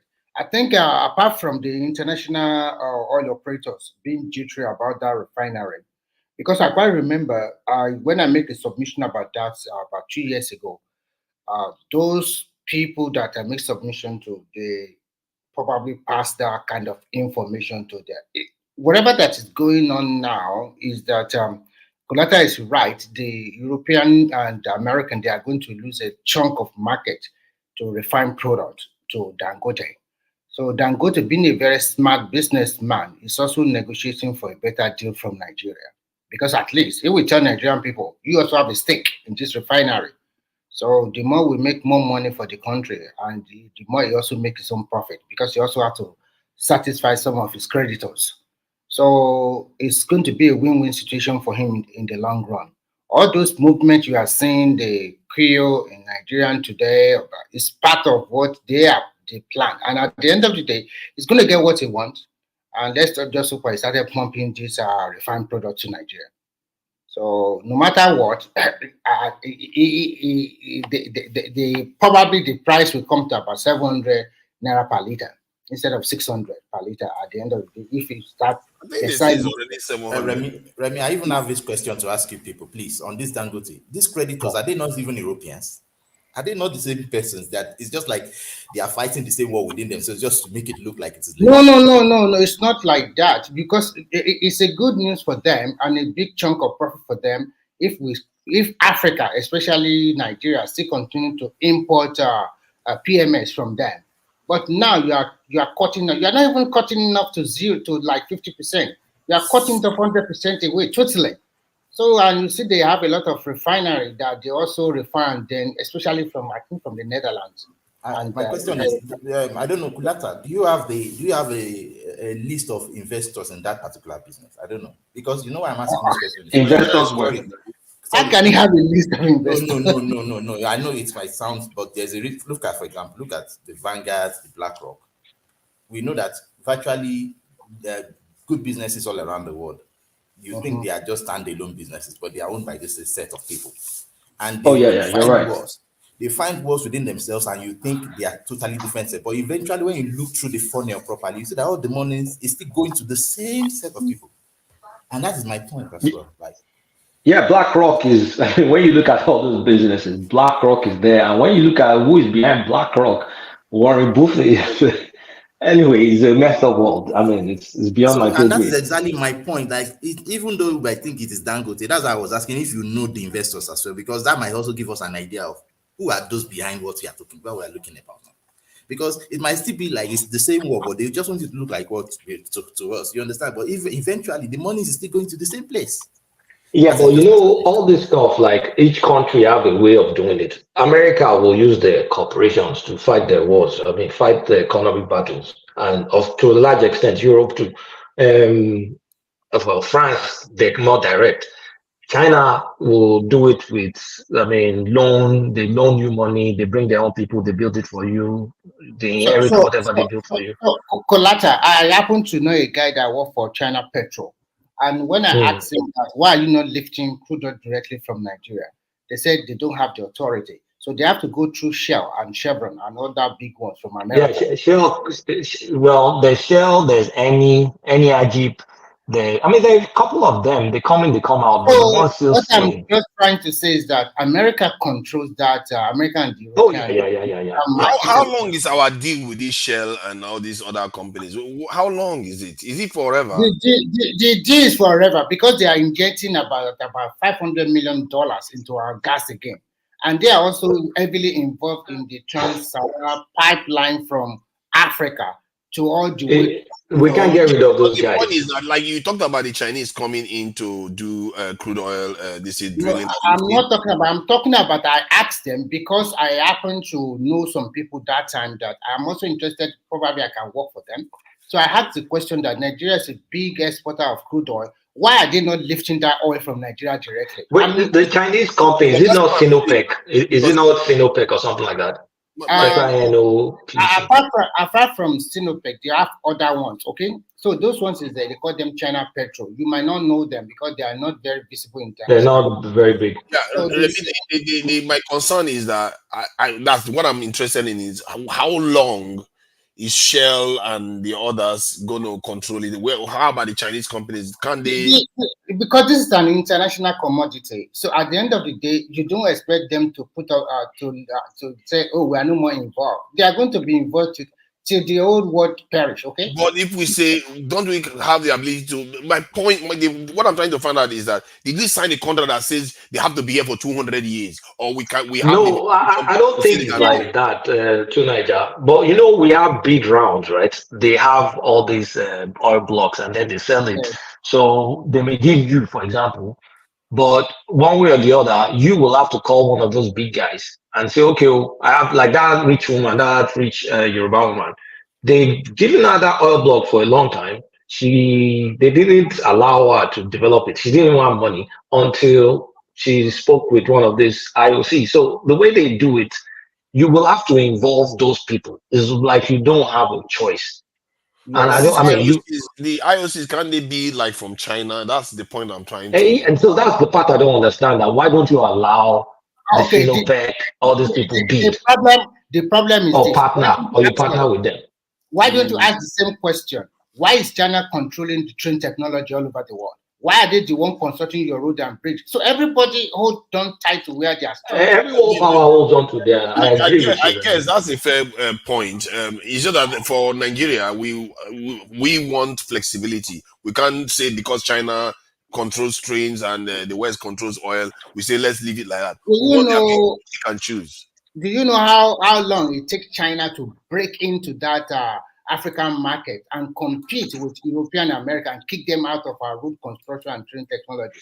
It takes a while. They were not even constructing. That's the problem. They were not. But it depends. Let me give you an example. When I graduated and I was working, that was when we were setting up all this MTN and all those things. Back then, Ericsson had the monopoly. Ericsson, there was Nokia then, Siemens was there before it became Nokia Siemens. Bottom line is they were controlling the stuff. It didn't take less than 10 years. These guys had been replaced by a company called Huawei.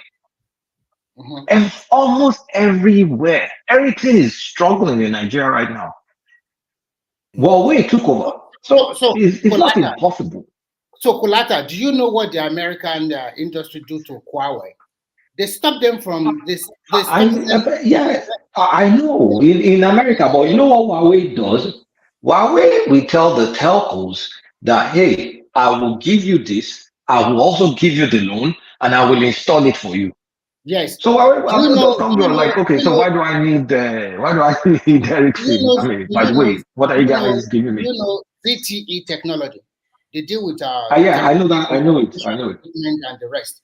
So these people are very. I remember because when Economic came on board, I went for a training there in Nigeria. So they are the ones supplying all those technology, equipment. I'm not talking about equipment. They are the ones supplying. But why can't Nigerians go to China and learn how they build? Because if the Chinese, those guys can build quick and build fast. Why can't we just go and learn? Nigeria, the perception of average Nigerian about Asia, especially China, is that China is there to cheat you. China is there to molest you. China is there to control your economy. So the seed, the Western world already planted is there. And the perception of an average Nigeria about Chinese is that inferior quality. They are not going to do. They are going to just do. Many things. But I am a firm believer of one thing. If you want something, whether you get it through loan or through borrowing, get it done first. There's always a way for you to renegotiate after. But when you disrupt it, or you have, because by this time you're supposed to forget about that standard gauge ran to Abuja already. But because of our legislator, they are fighting, the contract is not good, and blah blah blah blah like this. At the end of the day, it was stopped. So when you say to Nigeria, go and learn what? Because the Chinese have no qualms training you on how to use their product, right? They will train you that. But how to create the product, they will not teach you. Yes, of course. There's also true in America. It's intellectual property that we're dealing with at that point. But do you think Nigerians don't go for training? They all go for training. But what do? They collect extra code, stay in hotel, they go and shop. Yeah, I think let me just add to the training aspect. I think Nigerians probably have the training. Like we have construction companies in Nigeria. Maybe Nigerian this thing can say, you know what, just to make sure you do your job well. We incentivize you to go study the equipment that they use there, and if you want to buy some of them, buy them, bring them to Nigeria. And one of the biggest drawbacks we have is that we don't manufacture steel. We do Okay, cement. I want to Steel say and something. cement allows to manufacture those equipment. I want to say something. Yeah, but we don't have the intellectual property to build those stuff too. The Chinese model. You build your own. You don't have to build their own exact. The model they introduced is totally different from America and the Western world. What they did was simple. Because they have the money, they float all these corporations. We call them corporation. All these CECCC, all these DTE, they are state-owned before they started divesting interest from them. So they support them with this. If any Chinese company get a big contract in any African country, they will go to the China Exim Bank, that's the China Export or whatever import bank, to source loan from there. And the government will support that company because they have a big interest. Majority of them are from the state, but they give them a leeway to have a director. But the way they operate their own business, it's not like Nigeria, all this wahala that it's not from my state, this tribal. Whatever their leader said, that is fine. Everybody follow. Yeah, but let me add to one thing China did. China, while what you are saying, they did that. But what they also did was took money to Western universities to fund research. Yes. So you had Western professors doing research on behalf of China. So those findings, the intellectual property from that, of course, had to be repatriated back to China. That's one strategy. The other strategy is outright stealing of intellectual property. I quite remember that there was a big plant from Ford, from all these big Western automobile companies. They built a very big plant, and after about 5 years, they forced them to have a joint venture with Chinese own automobile like FAW and the rest. And before you know it, they started churning out their own local product. It was a total 100% copy of all these American brands. But one thing that after about 4 or 5 years, all these their local brand can compete favorably with foreign brand, even more better. Because you develop competence. Yes. You first need to know how to copy. Just share this quickly, man. Because for me, when I look at this, it's just a marvel. It's like I don't know why Nigerian government is even bothering with Western companies to build stuff. They should just go to China. The Chinese are ahead of everybody. It's not easy like that. So when you say go to China, is it to go to China to buy? Is it to buy? For example, watching a train go trough an apartment isn't something you'd expect, but in this city, it's completely normal. This is Chongqing you are showing. You find the gas stations on the rooftop of buildings. Yeah, it's true. It is not enough. This city has one of the deepest subways in the world. It goes 94 meters deep, which is equivalent to 31-story building. This city has got to be one of the most complicated. It's a marvel. This is just crazy. To Nigeria, what you are seeing over there, that is the beauty of if you have opportunity for people to travel and explore. If you travel and explore, you will discover that there are so many countries that is far ahead of almost of this Western nation. You will be surprised. This is another level. If you don't know and you just stay, if you do not want to travel, then you have to read and research by yourself. By so doing, you will know exactly what is going on. That is the major problem. But here's also what happens, right? Your country, where do they get their money, is important. If you're getting loans from the West, they may put 1 or 2 stipulations that will not be favorable for you to go and use a Chinese company. So that if you're going to borrow from China, So that is the problem. It's a game now. It's a game at a high level. It's a power game. So this is the way it operates. When you borrow from the Western world, they will give you the money with a lot of conditions. When you borrow from China, China will not hand over the cash to you. They will come and do it by themselves. Exactly. That's what you need. And they won't teach you. And they get things done, so you can go and steal it. and they get it done as quickly as possible. But they also have their own condition. You have to also create. One of their conditions is to free your market for their product to flock into your country. Oh, is that a condition? I've never heard that before. And okay, so you don't go to your Eko or To be fair, their products are already flowing in without any loan. Go to your Lagos today, whether you not see a lot of Chinese selling wigs, selling clothing, and so many things. Before they were not there. Now they have shop in your local market. To be fair, the reason why I'm saying that is because their products are already moving in without them even doing business in your country. That's the thing, because we go for their product because they are cheaper. But if you put them side by side with the Western world, a lot of people will prefer the Chinese. That is right. Because seeing is believing. Not somebody that give me money and then tell me, go and do whatever with the money. And some of the money will end up going back to them again by our people stealing them. I prefer the Chinese approach because you're going to get something out of it at the end of the day. Yeah. The Western approach, and I also don't like it reduces corruption. The people cannot steal because they build the stuff. They're not giving anybody any money. See what I mean? But Nigeria, don't be deluded. All of them are trying to rape us. All. Of course, I agree with that. That's for sure. If you give them the opportunity, they will. And for me, when you ask them to build stuff, you have to make sure that stuff they are building for you, you know how to capitalize on it for your own interest. It's not about them. Worry about what you are going to do for your people. That's how I look at it. Yeah, but at the end of the day, just like Kulata said, if you have two companies in your hand and you see one that can build things very fast, very quick, that's what you go for. But at the same time, you have to also look at the population, the people of your country too. Where did they, an average Nigerian, most time we probably go with the Western world. China probably generates more than 20 gigawatts every year of electricity. More than 20. What are you saying? I mean extra, not the one. Let me tell you something that will shock you. They can easily use our power system, but our government is not dragging them here. You know what they did? They have one super dam in the center of China. That one alone produces about 50,000 megawatts. And that is not enough. Now, when you now go to their northern part, you will see a lot of solar, wind power energy. That turbine, very big, like very. So what they did was that they used the climate of each region to generate electricity.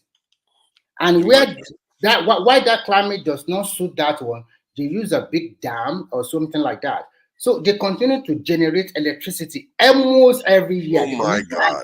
They never stop.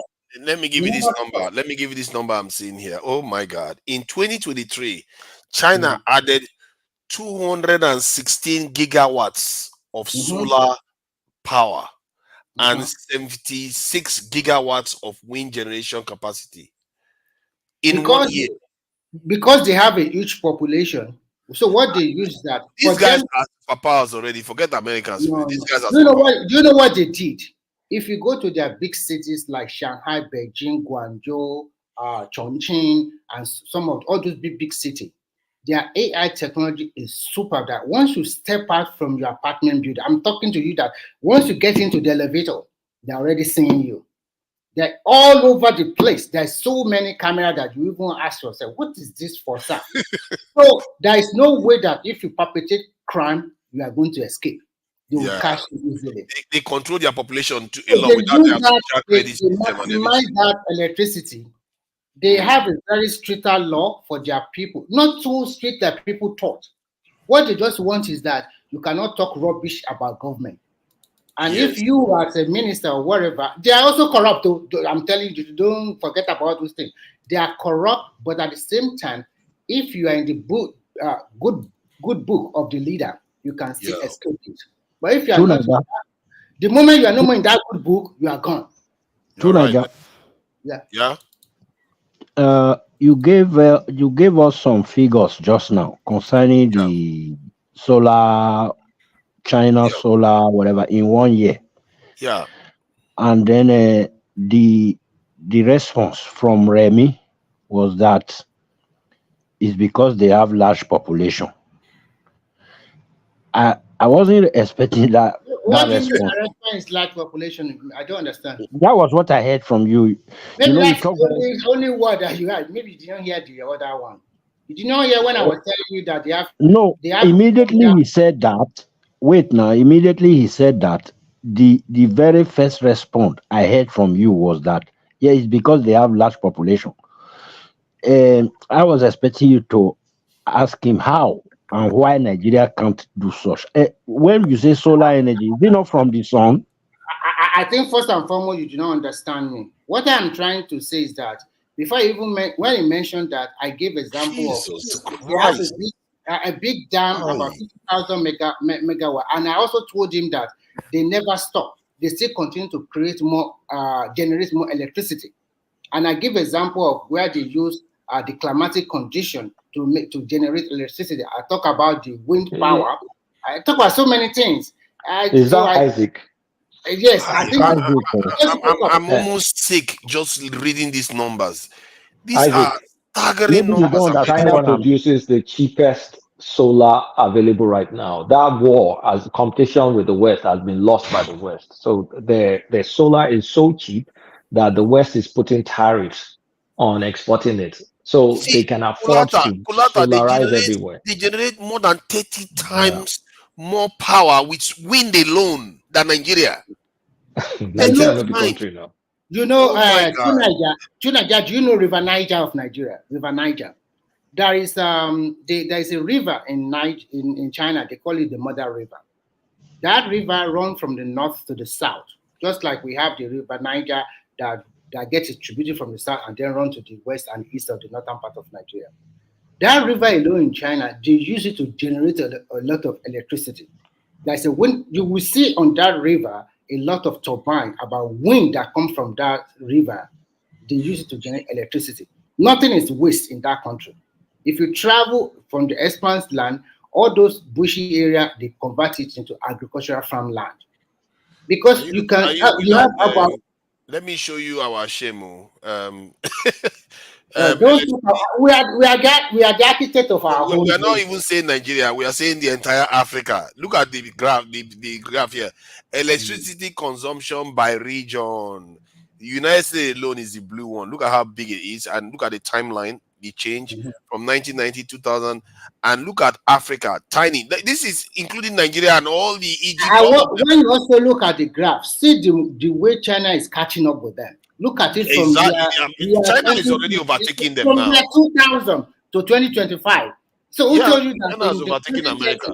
They will overtake them. It's as simple as ABC. So it's just me. I am feeling sick reading the numbers. We are talking about terawatts now, not gigawatts anymore. The numbers are staggering, and these are just the people like us too. But one question I want to ask you, one question I want to ask is that these people, they are working like this. Do you think an average Nigeria can put his own personal interests aside and work for the country?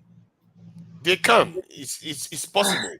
I think it must be under like dictator like Abacha, okay? Not this democracy. Forget it. It's not going to happen. This democracy. The people need to open their eyes. I think if people know some of all these things I'm reading, I'm feeling sick reading it alone. This is sickening. I think what you guys, the mistake everybody is making is until we get to the point where we can make our own stuff, we will never catch up. So don't bother even trying to compare us because we can't make stuff. We can't make anything. So why are we expecting something out of nothing? So tonight, when I read about their protest and some of the conditions, I just laughed. I was thinking that if you are going to pray, why don't you guys launch yourself to Abuja and go to the National Assembly and tell them, first and foremost, you want to reduce the current expenditure. We want one house. It's going to be on part-time basis. Second, we want resource control. We want the federal government to hand off a lot of stuff. That is what we are talking about. But you are telling us EFCC is too handy. They should do this. Oh, these are flimsy, unnecessary demand. You go to the root of the cause that can change everything. Not bad being power. They should import food. You go to where you give more power to the state, and then you handle the state later. That is how it's supposed to be. I was talking to a colonel yesterday, and from my retired colonel, and he was proposing a change in the constitution. And one of the things I liked about what he was talking about was this rotational system of government and making the creating regions from the 6 regions that we have now, and having those local governments will become like states somewhat. and changing it to a parliamentary system. And the thing I like about what the UK did, I will finish 30 seconds. What I like about what the UK did was, the moment the election was over, the government is changed. All the ministers are in place. Not like our government where they will take 6 months to a year to appoint people. That is such a waste of time. It makes the nation not efficient at all.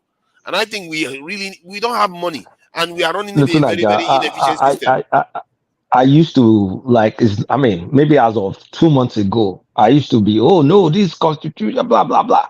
And I said, okay, I looked at now, okay, thank God for ChatGPT. I said, okay, which country has a similar system, constitutional system as Nigeria?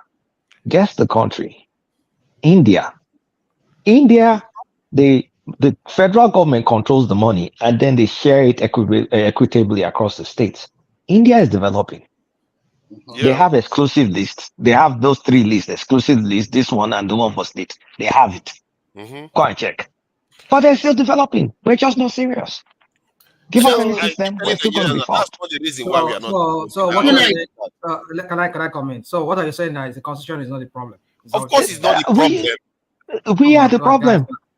The UK doesn't have a constitution. They have a country that hated each other and they went on to rule the world. What makes you think that the constitution is the problem? The UK, today they are just making it up as they go. If you guys think I'm lying, please check India. Check India. Okay, let's put it in context. What you just said now about. Let me respond to rational method. India has a bicameral legislation. Or is it not unicameral? I don't know. Honestly, I don't know. Rational mind. They have exclusive list. They have all those 3 lists that we have. You see, you people come here, you like to do this thing. And the federal government shares the federal government takes all the money and shares it to the states, just like Nigeria. You said India is working. Why is it working? It's working. Now, take a closer look at their system that they practice, which is similar, like you said, to Nigeria. They have a bicameral. I say unicameral rather. They have a prime minister. They have a president. So, and the president, what about the resource control? They have more like a UK. You're telling me it's not the constitution. No, what about the resource control? Yeah, resource control is more like Nigeria. They have it like a UK. The own constitution allows for unicameral. That in itself, it cut down on a lot of expenses there. Yeah, rational please. But that's not the reason why you see, if you take all the cost of governance and if you save all the cost of governance, it's not going to make Nigeria great. The amount is not as much as you like to think. You think it costs up to 1 billion to run the Nigerian this bicameral system? It doesn't cost up to 1 billion, and that is not the reason why Nigeria is $1 billion what? $1 billion? Yes, it does. It's not $1 billion. How much is the economy that you? How much is the budget that you're giving $1 billion to? Yeah, but that's what I'm saying. That it's not close to that. If it's not close to that, then why you? It's not the reason why we are poor. How much is your budget? How much is the House of Rep? I mean, the House of Rep and the Senate. I mean, National Assembly. How much are they gopping? It's not. It's really small on the grand scale. Are you looking at it? On the grand scale, it's small. That other people are operating with. No. That is nothing. It's not. To Nigeria, sorry to interject. Rational mind. I think you have to look at it, and you also have to look at it. How much is our generation? How much are we generating as revenue compared to the expenditure we are spending on these people? I'm telling you the truth. This system we are practicing in Nigeria does not fit that country. Let me give you another example. Because we're not a productive people. That's why. So if we are not productive today, what do we do? We cut down our expenditure. Why don't we cut it down? Like we don't have money. We don't spend anything. We don't have money. Let me tell you something. Like example in China, most of their lawmakers, they don't sit like Nigeria. What they do for them is simple. They do their shadow election. But every year, they will not pick them from their locality to spend 2 weeks in China. The government set the plan. The government will not put them in check. They deliberate on whatever they want to do under 2 weeks. They give you support material before you come in. But it's not like in Nigeria, you have a state assembly that you are sitting down there. No, they don't have that kind of wastage of resources to give you a house, give you a car, give you this. No, they don't do like that. But for them, it's different because it's more or less like an authoritarian society, which you don't want. You want freedom. but you want good things. But anything that is too free, that good thing, you are not going to have it because people should be controlled to some extent. But if you don't want people to be controlled, then you have to be satisfied with what we are getting now, which is mediocre. So the truth must be told. The current expectation is too huge, and when we are not generating enough revenue, why do you cut use it the down. term huge? And you are telling me the constitution is not a problem. For me, When the it's a constitution scrap makes we are provision for living on. camera, hold on, it makes provision for camera. I'm sorry, camera by camera, and even within the state has their own house of rep. Okay, how much additional expenditure is coming out of bicameral? Huh? How much additional cost? Hold on. You guys even realize how much you're spending on governance, both federal and on the state level. You know, you guys realize how much we're spending just to.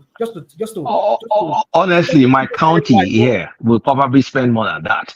What is that? What did you say? Say that again. My county, the county I live in, they probably spend more than the difference in the unicameral and bicameral. You keep using you keep comparing apple to pineapple. What are you talking about? That's why I said India. Have you been to India? There's poverty, there's disease, there's all that stuff. But there is is it $4 trillion or $6 trillion economy right now? Okay, but then you're talking about India, but you're not factoring in what they are doing, what their constitution allows. For the fact that their constitution, they practice federalist system. Okay, rational mind. Their constitution allows for sharing of resources from the federal government to the states. Replica. They don't have resource control like we always want. Don't come here and give false information. You're giving misleading information. It's not false information. Go and check it yourself. It's distributed from the center. I'm just hold on. We like to compare. We like to compare countries. Can you hear me? We like to compare countries. Let me just finish what I'm just showing it because look at this. Guys come here just kind of use this false narrative that we just started. Because I think when we look at Nigeria, we expect to see something else. But when I look at Nigeria, I'm seeing more than what we should expect to see. Because if you look at this country now, this UK that I live in, that is not exactly paved with gold, they spend, this is in pounds, so 1,226 billion pounds. That's their projection for this year to next year. That's what they're going to spend. That is equivalent to 1.5 trillion US dollars. That's what they are spending in their country, and that's annually. If you take how much they take from government there, I can assure you it's over 2 billion pounds from that. So Nigerian government, and that's parliamentary system that is doing that. So what does it tell you? Even if you take all the money from our government and say spend zero money, it's still not enough for Nigeria. How can you spend 30 billion on your country, a country of 200 million people, and you expect people to do well? They are not going to do well. That is the problem we have. We have to find a way to start doing value-added manufacturing and exporting so that we can start magnifying the incomes that we get. Right now, we are getting about 30 billion. We need 120 billion in the next 4 years to even start looking like we are beginning to edge in the right direction. Instead, we went backwards. So we are in trouble here. We have you have to look at they do not know how to take us out of this doldrum, this whole madness of economic backwardness. They don't have the panacea. No, I think rational you are getting it wrong. It's not about they can't take you out. Whether you like it or not, government will come. Listen first. Listen. New voice. Listen first. New voice. Listen first. Government will come. Another government will. Another one will come. What I'm trying to tell you is simple. What I'm trying to tell you is very simple. We are comparing with other countries that have at least much more better than Nigeria. After Remy, please, Daddy, please. Yeah, that are more better than Nigeria. In terms of what we find ourselves today, if majority of Nigeria want to have the change they desire, they must take their leaders accountable. And the kind of democracy we are practicing, we have to tinker with it that will favor our own grown democracy. Because and I gave example of some of these things. Some of this country, their lawmaker is just on part-time basis. It's not that like Nigeria now. Look at the 36 states. They have state assemblies. All their state assembly members have cars, have money they are giving to them. Then we go to that. The current expenditure is huge.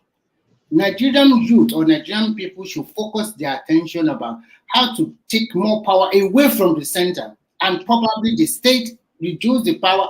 Just make this lawmaker part-time. That one will reduce a lot of our recurrent expenditure and focus more on the areas that this state can develop with their natural resources. That's what we are trying to say. So before Prince Daddy talks, I'm only going to say this. Are we taking full advantage? When I mean full advantage of our current system? No, we're not. And we just blame the system when we're not even taking. Is this the maximum potential that we have for this current system? If we're being productive and the federal government is sharing money, we should be a 1 trillion economy, even with this messed up constitution. So, Prince Daddy, I mean, I don't buy all these excuses. We're just not a productive people. Prince Daddy, sorry.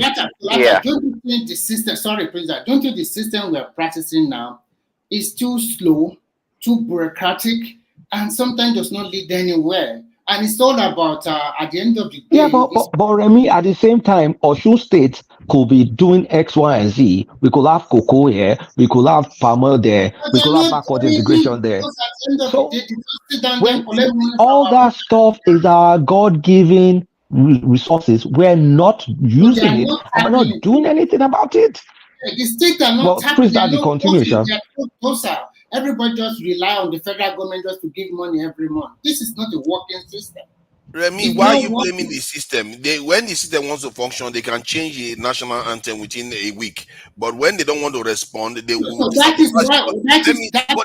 Is the people, not the system. So that is why I am saying that if you want to protest, why not protest from what can really make that change immediately? Okay. Like what would be the number one thing? Don't forget Prince Daddy. No, yeah, Prince Daddy. No, I'm asking you now. Sorry, no, I wanted to ask. If our Nigerian youth today, we will gather ourselves, go to that National Assembly, effect a lot of changes. Resource control is there. Give us state. So if you ask you to choose one now, what would you choose? The most pertinent one for you? If I want to choose one, I will go for total resource control. Okay, fair. Okay. I think it's Prince Daddy and then Kezo. It's Prince Daddy, please. Sharply, I don't think there is anyone that will work for Nigeria until all these people, all of them die. Come on, no one will work. Forget that thing. No, I was gonna say, so India has about what 8 to 10 times the population of Nigeria, right? And they are as complex and complicated and diverse than Nigeria by the factor of 10, actually. So I think it's about 7 times, 7 times more. Okay, yeah, roughly. So, well, because you assume that Nigerian population is 200 million, perhaps, but that's irrelevant. The point here is that, if you look for poverty, corruption, all the malice of this you can find in any country economy. India has it. India has it for sure. So let's not be moved by what we see on the statistics that we see or things splash on the headlines about India. And at the same time, they've done a lot of great things. The nuclear power they've done a lot of great things. So, I have a question, a general question for everyone. Why does countries like India works with all the complexities, okay, doing great things, and Nigeria cannot seem to get it together? Of course, when we had regional government, I think we're doing very well as a regional entities. We were doing very well, actually. But now, nothing works. We can't.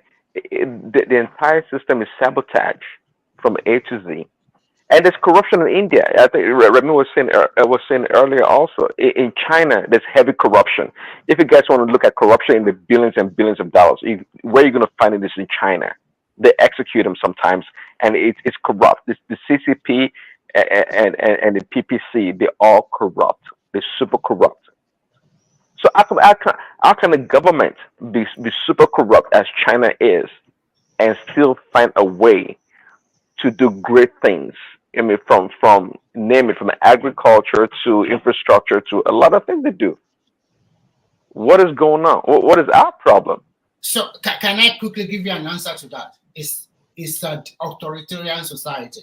You have one leader, whatever he says, everybody fall in line. I'm talking about China. In India perspective, they have a brutal police force. They even cane you on the streets. They don't give it. You cannot just be writing nonsense or doing anyhow in those countries. They'll pick That's you not up. the reason, though. That's not the reason at all. Does that help the economy? Police flogging people on the street? No. I am trying to say what I'm trying to say is that they have an organized way of doing their stuff, and everybody fall in line. But when you just oppose it with Nigerian situation, most things are always looking into it from ethnic or tribal background most time. That you are giving those, hey, what about me? What about this? Everything is concentrated in this seat. What about this? What about that? But no, Remy, sorry, I just asked you that question, because Nigerian police, they also... Wait. Somebody will want to say something, you wait more. I just asked you the question, even though what I want to say is just something a bit fun, but at least maybe they make fun much more now. I just asked you that question because even Nigeria police, they listen to us, to many of these programs. Maybe they don't come go, they carry cane, they beat people for street. No.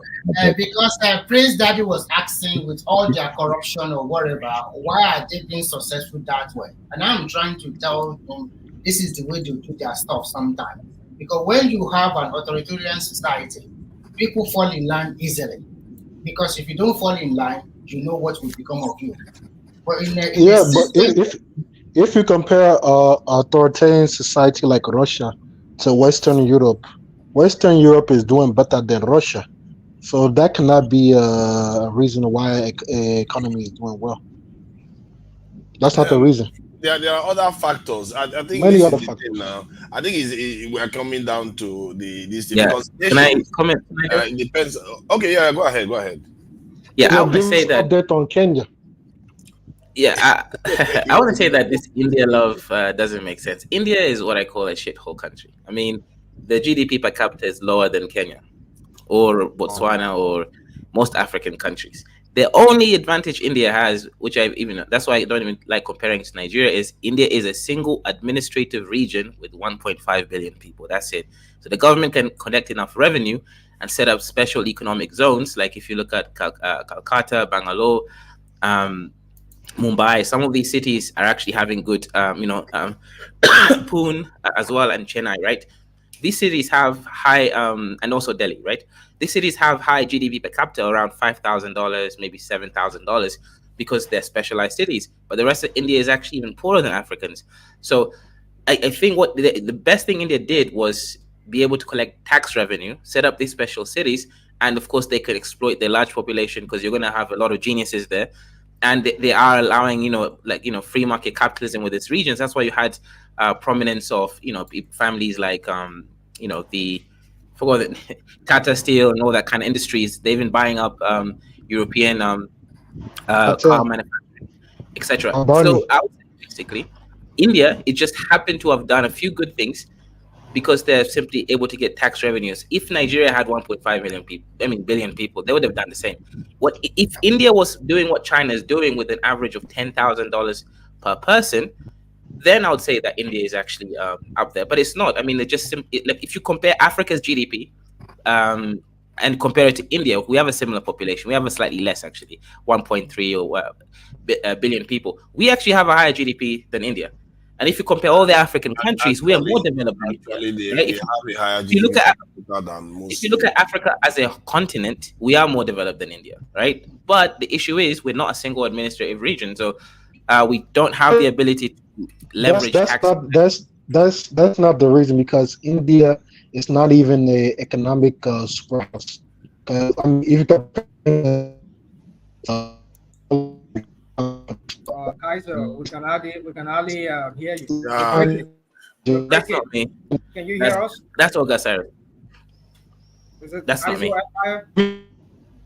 No, that's not me. Okay, that's you. The other guy speaking. Yeah, you're breaking. It's Olga Cyrus.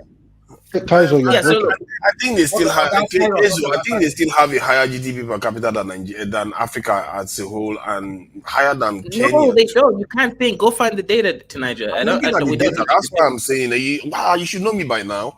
It's 2000. Show me the data. Okay, let me show it to you.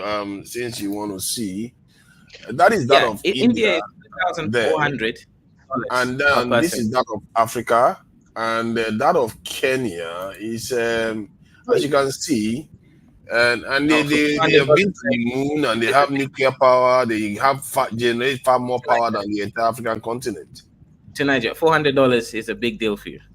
No, it's not a big deal, but then you can say we are in similar level than to say we are higher than them. Well, hang on. You're comparing two countries. I compared Africa to India. That's different, right? Yeah, I compared Africa too. That's Africa's figure here, 2,100. So I'm quite thorough about these things. I don't just talk out of my business. So the point is that 2022, right? Well, I want to see 2024. 2024. So you expect India's revenue to drop? Okay, enemy of progress. You see how like our people are hoping. Let me chime in. It's going up actually. So as you can see, the graph is showing that it's going up. Two of those regions, Africa and India, is not. I mean, their PPE is some of the lowest in the world. So that's not the standard of we're doing good in terms of economic development. The thing with China and India, and I even throw in Russia, the reason why they're doing a little bit better is that these countries, compared to Nigeria, is that they all focus on one specific thing, one or two specific things, and they don't joke with it. So in China, is their manufacturing, that's their main lifeblood. In India, is their technology, and mostly their technology, their IT services, which they showcase throughout the world. And in Russia, this is the oil and gas. But in Nigeria, the oil and gas, which is supposed to be the main thing, we make a joke out of it. I mean, look at Saudi, all these Middle Eastern countries which are doing well. They have just as much oil as us, but they take that control of that resource extremely serious, and they were able to push their economy to where you have all these athletes from all over the world willing to reside in their country. If somebody was going to tell you 10 years ago that all the top footballers will be residing in Saudi Arabia, no one would believe it. But they use that one thing that they have, they took it seriously. But we do not take our resources seriously in Nigeria. I mean, even the refinery reports they have, we still don't properly have it yet. I don't think we properly have it yet. So we're just not serious in the country, and the citizens think like that. Africans are playing minor league. I think one other thing that I saw today that almost made me sick was the power generation that the rest of the world is consuming versus Africa. Not only Nigeria, Africa is like we are dwarfed in everything. And this is why I keep telling people, why are you fighting over the little pennies here and there? Fight about changing your leaders' mindset so that we actually start competing for resources in this world. We can't generate power in Nigeria. I think it's about 10 to 12 gigawatts when China just added altogether more than 500 gigawatts last year. It's sickening. Even you're even going. That's too far. That will even fly over a lot of African heads. To South Africa, I think it was some kind of power issue they had earlier this year. The whole country took that thing seriously until they fixed it. But even in the capital, even in Lagos or Abuja, you have power outages as seen as a normal thing. There's no power in many of the places there. So we're not even compared to a country like South Africa, which is far more developed than Nigeria. Talk less of Egypt and other countries such as that. So it seems that we don't know if we're going forward or backward. We're just doing whatever inside of the country. This is scary number. For me, this is scary. This is Africa. This is 1.something billion people. This is us here. And if anything, our power generation seems to have come down versus the rest of the world. Look at that. We're thicker in 1990. And this is the trend that I tend to watch. This macro level trend is what is more consequential than all the arguments we keep having. Look at that. We are coming down versus everybody else. Yeah, some people say that is So, some people say that is how God. Hello. Some people say that is how God designed it. So that's why Africa cannot do otherwise. Let those people go and sit down. Will say something like that. Let them go and sit down. It's people, somebody that don't want to do Who's anything. saying that? Say it's God. That of course God did They don't have everything. nothing to do. That's what many people say. That they say that is how God designed it. So that's why Africa can't do otherwise. Isaac Black, that's why. Okay, here's the other narrative. This is the other, one second. The world too. This is the other side of the narrative. Me, I'm God beginning to believe loves it. Africa so much. He I'm gave us beginning to all believe the it. natural resources in the world. What about that? Prince Daddy, I'm beginning to believe it. You're showing us. What are you talking Believe about? what? What did he just say? Electricity consumption. Did you just say? What did he say? That God loves Africa so much. What did he say? Yeah, I said maybe God loves Africa so much. He gave us all the natural resources in the world. What are you looking for in this world that you're not going to find in Africa? Tell me. Yeah, but now it's beginning to be a So problem. it's also the question is God partial? Is God partial? Who knows these things? But look at the rest of the world. The rest of the world used to have a proportionally higher energy, but now it's like these OECD nations, China, this thing, they're just eating everything. America and the OECD nations, and this is exactly the breakdown you get during COVID-19 too. They ate everything while the rest of the world, Africa, was just exactly the same way too. This one is South America, Brazil, and all the rest of them. At least they are showing a little bit of respect. No, but Niger, I mean, this is not that surprising. These countries, Are you showing us these are the countries that are productive. progress, or you're showing us electricity? What are you showing us? Because it's a sign, now. It's a sign because this thing correlates to almost everything else. No, not necessarily, Niger. I think there's a few things you're making a mistake here. For example, in the UK, you need to heat up your house. You need to heat up your house. I don't know what you always like to do. We're bringing us electricity consumption as a yardstick to show an economic. I think we should focus on PPE. No. Of course, it correlates now. Tell me where it doesn't correlate. Let us focus on PPE, earning per capita. That's more. We can also more do nuanced than. I think that's more better than more quality than that. Yeah, because when I looked at the Chinese energy generation, I became ill, man. I couldn't just like the terawatts. They talk in terawatts. They're not even talking about in gigawatts anymore. Look at this one. This one is 2,000 gigawatts, and we are talking in megawatts. That's what we still talk about. Two Niger. Let me tell you the problem of Africa. My alarm is ringing. Sorry. Let me just quickly. Kenya power generation and total power generation. Let's see. Maybe Kenya is doing better. Kenya is one of those few countries that seem to. Why are you laughing now? I'm trying to big up Kenya here. You're worried. Tonight, Kaiser's on the show, right? Yeah. Okay, maybe you can spend a couple of minutes to tell us what is going on with the protest or the riot in Kenya, and if truly the protesters got the demand from the government, because we've been running our mouth talking about Kenya got what they wanted from the government because of the protest. Let me just get Kezo to break down what Kenya total power generation is. Is it Kezo? Am I mistaken? Is it just 2 gigawatts? Hey, I thought Nigeria was bad.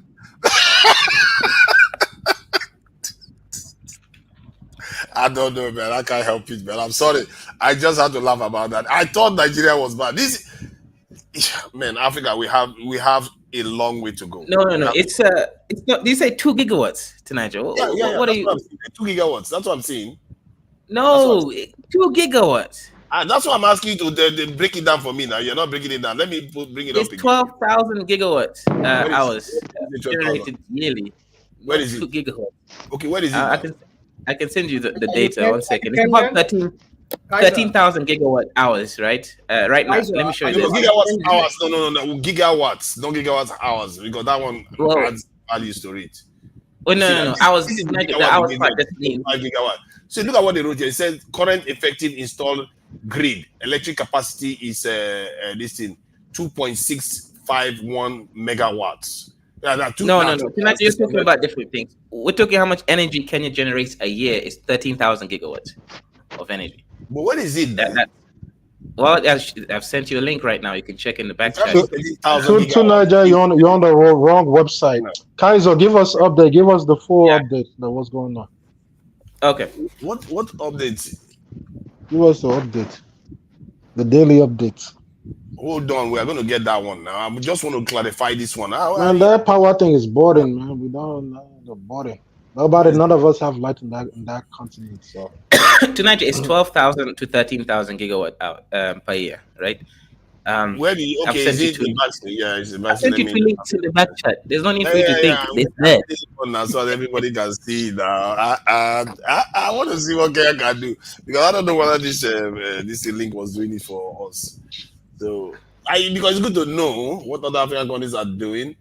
Because Kenya is about 40 million. 13,000. Right. It's at 50 million actually. There, 13,000 gigawatts. This is 2022. This one here. This is not what we are looking for. This is gigawatt hour. That's different. Gigawatt hours is the same thing. That's just it divided in the power form. No. The power form is magnified. The power form is magnified. What we are looking for is the actual wattage. And this is the wattage, and it's similar to what we saw in Wikipedia. So Nigeria generates about 10,000-12,000. And sometimes maybe less, depending on when the direction the wind is blowing. But if this is the number for Kenya, that is scary though, I have to say. But we can move on. I think some people want to move on from this. Go ahead, Kaiser. Tell us what's going on. So what is scary about it? What's scary about what's the population of Kenya? Is it up to the population? It's a lot more than. They should be consuming far more than that. If that nation is moving anywhere, they should be consuming far more. 12,000 megawatts.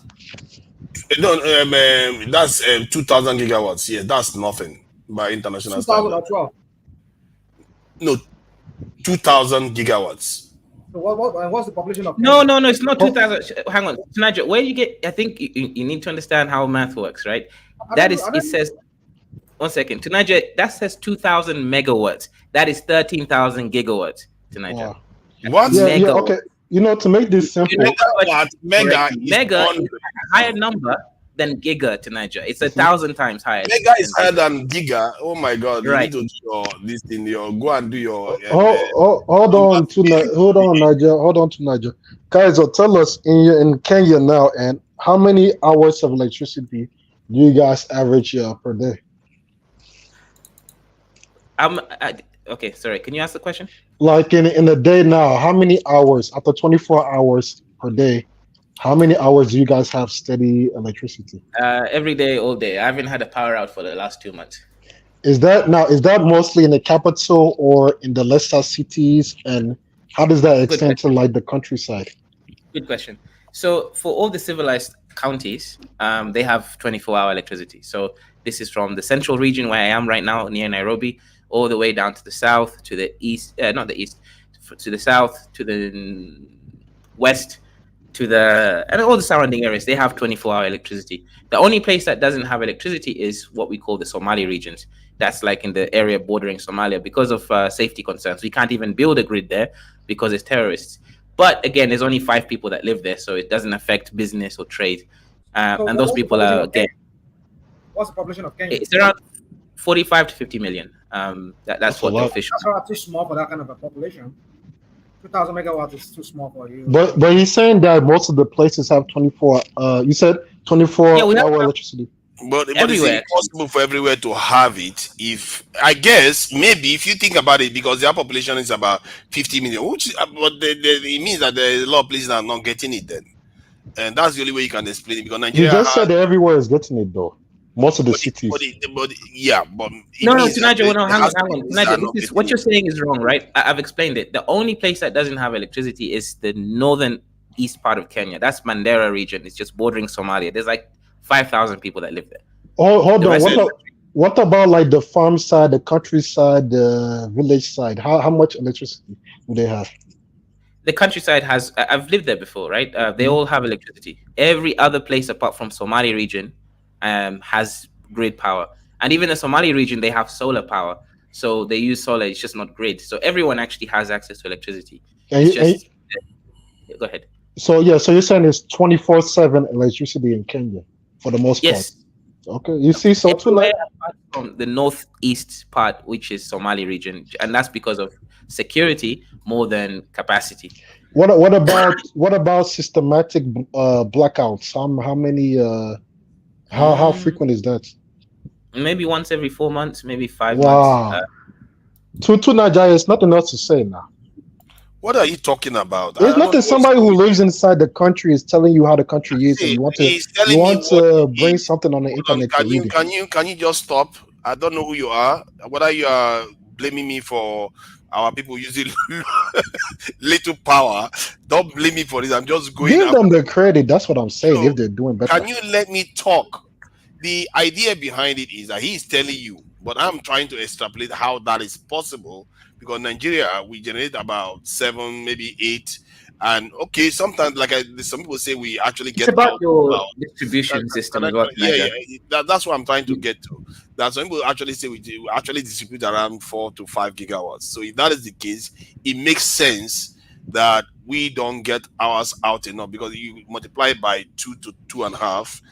And not every Nigerian is going to get it. They have 2 gigawatts. They manage to send it to all their people. So you can see maybe how that is possible.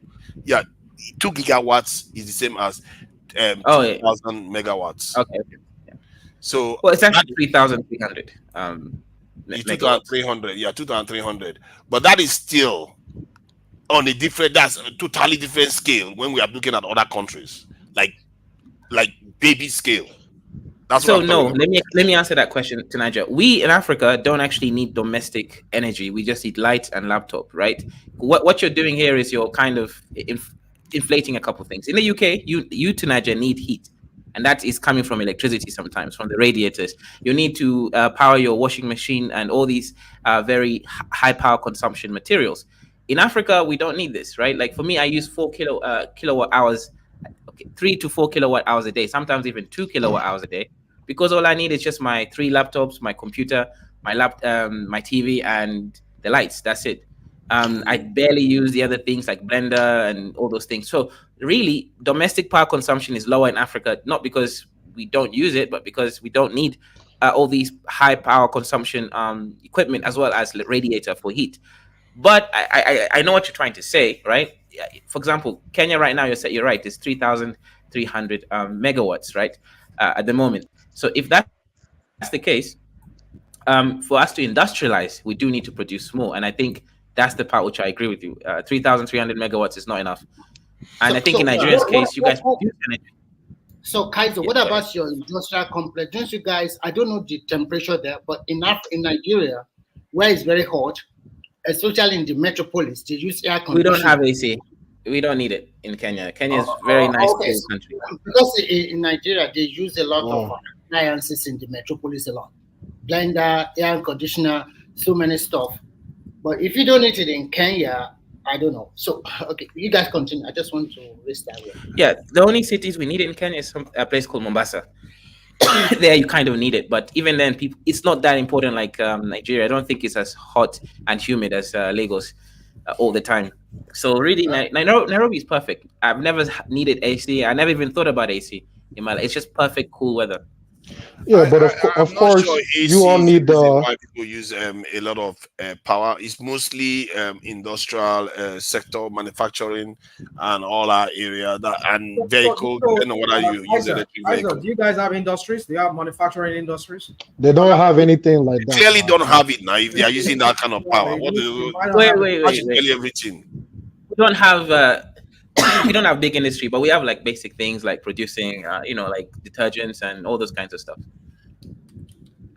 Yeah. Oh, yeah. I think this is kind of stuff we have to look into. I don't see. I'm not here to deliver bad news to our people. I'm saying this stuff so that we actually know how behind we are. Because sometimes we spend a lot of time arguing about.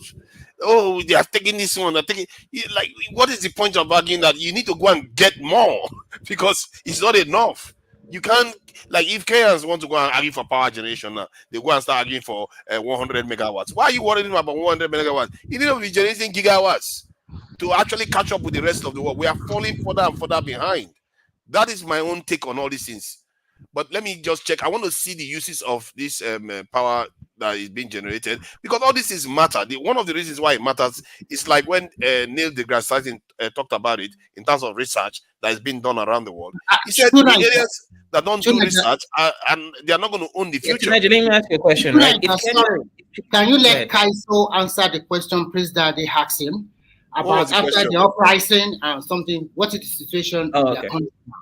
Please, thank you. Yeah. So the youth over here decided to go and rebel against the government for different reasons. You know, some of the reason was the finance bill, because they felt that this new finance taxes were too punitive, and they were just coming for even poor people. You know, things like bread tax, 16%, cooking oil tax, and again, cooking oil is already very expensive in Kenya. You know, car levy tax, an extra 2% just by owning a car. There's so many things that the youth were thinking this doesn't make sense. So they started to obviously say we must reject the finance bill. That was the beginning of the protest. Now they got their way. President Ruto said he's going to withdraw it. He doesn't have any power to actually withdraw a bill, but you know, legal power anyways. But as a president, he can kind of force the other people somehow in the back room to reject that finance bill. So he claims he's going to withdraw it.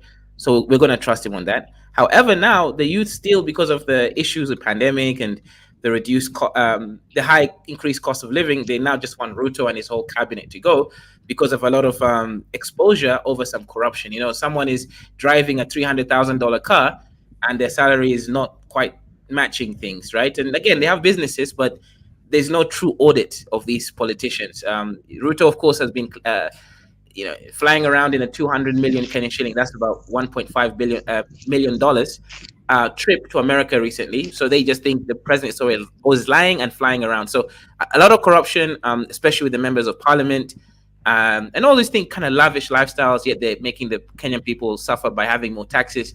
Kenyans were not happy about that. So now they're still protesting.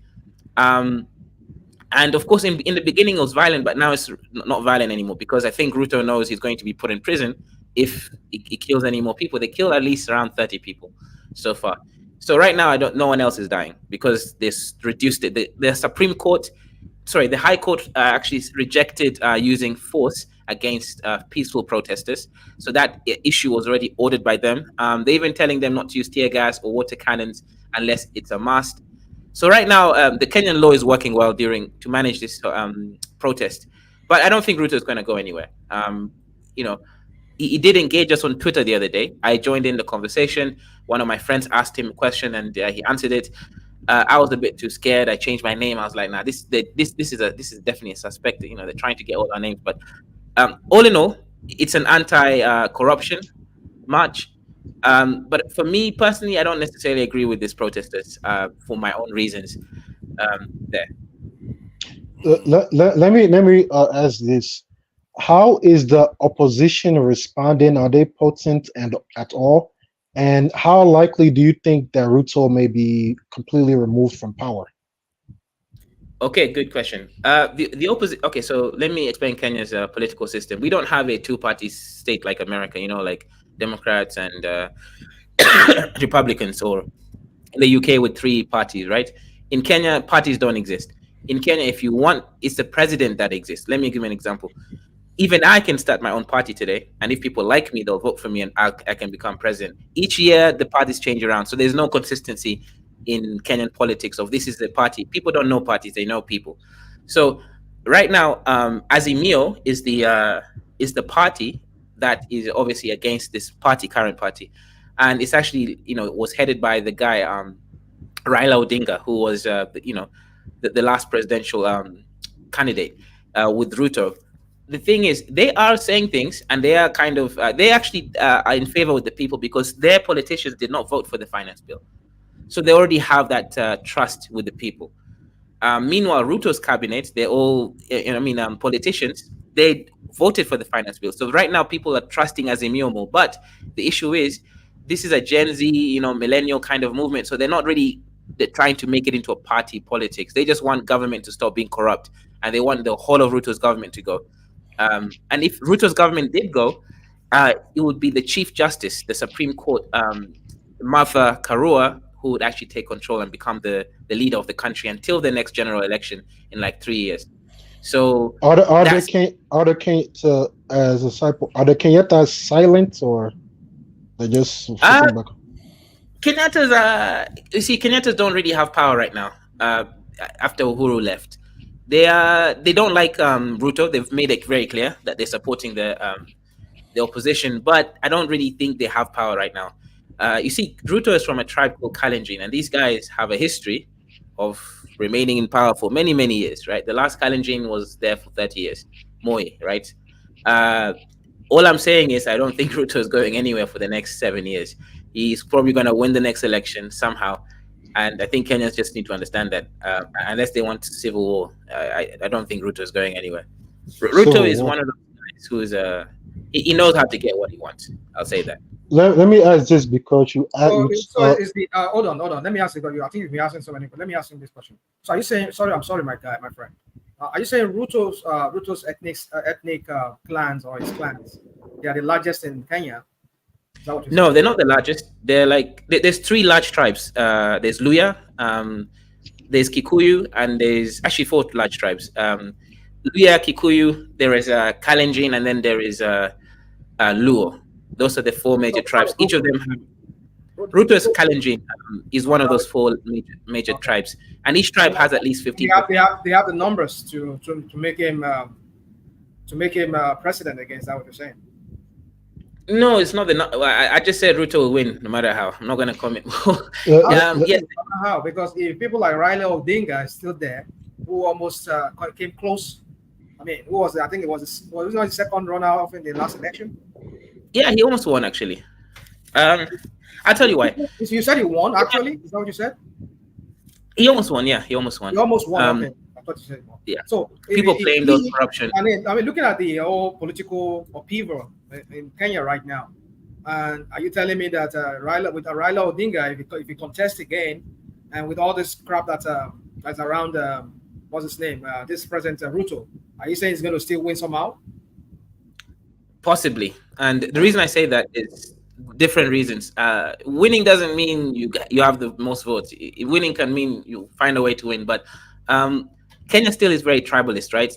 I'll give you an example. The Kikuyus, that's the Uhuru's, the Kenyatta family, they're Kikuyu. They're the largest tribe, about 20% of the country. They were supporting the Kalenjin this time around because let me give you an example. The deputy president is a Kikuyu. His name is Gachagua, right? So what happened is Uhuru tried to tell the Kikuyus to vote with Raila, but Kikuyus and Luos don't really like each other. In fact, in 2008, there was a temporary ethnic clash between those 2 tribes, right? So they don't like each other at all. So when Uhuru tried to tell the Kikuyus to vote for Raila, they didn't. Instead, what Ruto, the current president, did at that time when he was a president candidate, he got a deputy president who is Kikuyu, Gachagua, so that he can get the Kikuyu votes. Because what they basically thought is, if Ruto runs for president, becomes president, the next time the Kikuyus will run under Gachagua as the new president. So it was a deal between the Kikuyus and the Kalenjin, and this is how it's been since the beginning of Kenyan politics. If you have Kikuyu votes, you're most likely going to win. Especially now, if you have Kikuyu and another big tribe, you'll definitely win. So right now, hopefully, the Kikuyus know that they can't trust the Kalenjins anymore, and they can actually vote with another. But it seems like the vice president is butting it with. Okay, a follow-up question now, Isn't it? Aizo. So I mean, on this platform, a lot of the speakers they thought that in Kenya the reason why the protest or the riot was successful was because you guys are detribalized. You don't have a tribal problem, and you guys have this unity. And for that reason, the riot was successful, the protest was successful. But obviously, listening to you, it sounds like you guys have probably about the same problem as we do in Nigeria. And also that, well, you have 4 major tribes, but something tells me that you have other tribes that are like many other tribes that don't really play a big role in politics in Kenya. So, to you, do you think with all the your outcome was the protest successful, and was it actually successful? And how was it possible, if that was the case, that all the different tribes came together and worked together to make this Yeah, good protest question. work? Good question. So yes, Kenya is detribalized when it comes to the young people under 30. But the older generation, they're still tribalized. So the protest was mostly young people. That's why it was able to be successful. When I go around anywhere in the country, no one cares about the tribe. Everybody's like getting mixed up these days. Like I'm mixed of 3 tribes, for example. So that is not really an issue anymore for our generation, the millennials and the Gen Z. But the older generation, they are still very tribal because that's how they grew up. So was it successful? Yeah, it was successful for the protesters. They got the finance bill rejected. Now Ruto has actually agreed to talk with them and figure out. The youth have also requested Ruto to give an audit of how much how much money do we really owe, and in which currency, so that from now on, when we pay the debts back, we can actually see the numbers reduced. Because right now we don't even have an idea of how much we owe. Someone somewhere in the treasury may have an idea, but we don't even know how much we owe. So I think it started a dialogue, and the government is having to listen right now. Let me ask one more follow up. You said there's a chance that Ruto may go to jail because of all this stuff. I want to ask, do you guys have any history of putting presidents you guys did not like inside of democratically elected presidents inside of prison? Good question. No, but we could have done it. We just didn't do it. So what happened is when Moi, the dictator, was removed from power in 2002, they were actually going to put him in prison and strip him of all his wealth. But there's a taboo in Kenya about treating old men bad, so they just let him live out the rest of his days. That was a mercy on him, but people wanted to do it, and they were actually in the process of doing it. They just in the end they just changed their mind. Maybe they realized it could happen to them as well, so they just let him live out his days. Do you guys arrest like corrupt governors, senators, or maybe even a vice president? Do you guys do? Yeah, do all the that time. All the time. Yeah, all the time. Oh wow. These people get arrested all the time. Even Raila spent 9 years in prison. Kaizo, so what's the the vice president? Ruto's vice president. Oh, it's Gachagua. Yeah. Yeah. So are you sure that that's not going to, if he has to run again, are you sure he's going to run with this guy again? Because it's like the guy is against Ruto somehow. So Kaizo, I also want you to take this question along. Since he stepped down the finance bill, with Kenya, are you going to borrow money to finance most of your project, or how are you going to generate the necessary revenue to implement their proposed budget later? Yeah, so Kenya will borrow 1 trillion shillings. I don't know how much that is, but I'm guessing it's like $850 million or something to actually, from World Bank or IMF. IMF, yeah, we're going to borrow $850 million dollars to supplement So in a nutshell, that means an average Kenya is also more indebted in the future. Yes. I mean, look, here's the thing. The Kenyans don't like paying tax. So this is we keep getting in debt. And if we don't, because here's the thing, right? If you take debt, you're supposed to produce more than you took. If I take $1 billion, I'll make it worth $1.5 billion. I pay my my interest rates of 200 million, and then I also have a profit of 300 million. Then I can grow a business also. I can employ people and I can grow the GDP. That's how money is supposed to be taken. But in Africa, all countries in Africa actually, we take debts to just pay government workers. That's and maintain roads, right? It's not a good system of practice at all. Sorry to interject. You just mentioned that Kenya do not like paying taxes, right?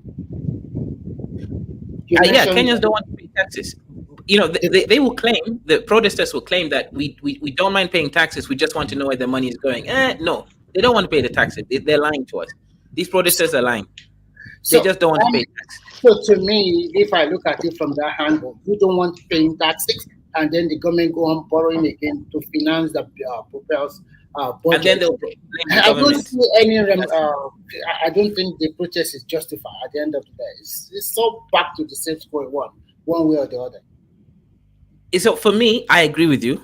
Personally, if you don't pay tax, then you can't pay. Look, let me give you an example, right, of how things run in Kenya. And Kenya, remember, is still one of the better African countries. I've been trying to, sort out my passport and all these kind of stuff, right? You go to one. First of all, we have too many different ministries, right? Everything should be sorted in one ministry. This whole, you have Ministry of Immigration here, Ministry of Citizenship here, Ministry of this. You have this decentralization that's so extreme that you can't get anything. One ministry doesn't have access. Can you say that again? You going too fast. You say you have Ministry of Citizenship, Immigration, or something. You said. We have too many ministries in Kenya, for example, and I'm sure this is the same for most African countries. We have, for example, immigration. Then we have citizenship ministries. These are two separate things, and they don't even have access to the same database.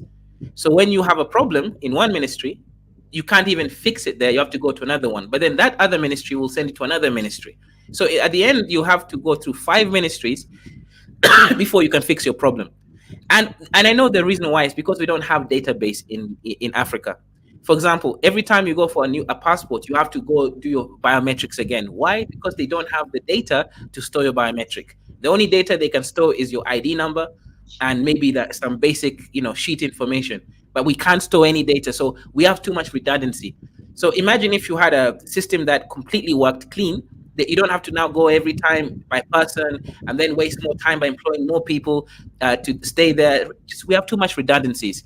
We need to improve on infrastructure, for example, data center. Now, Ruto, the reason I respect him is he did get us a deal with the Americans for 1 gigawatt data center. This is going to actually solve this problem.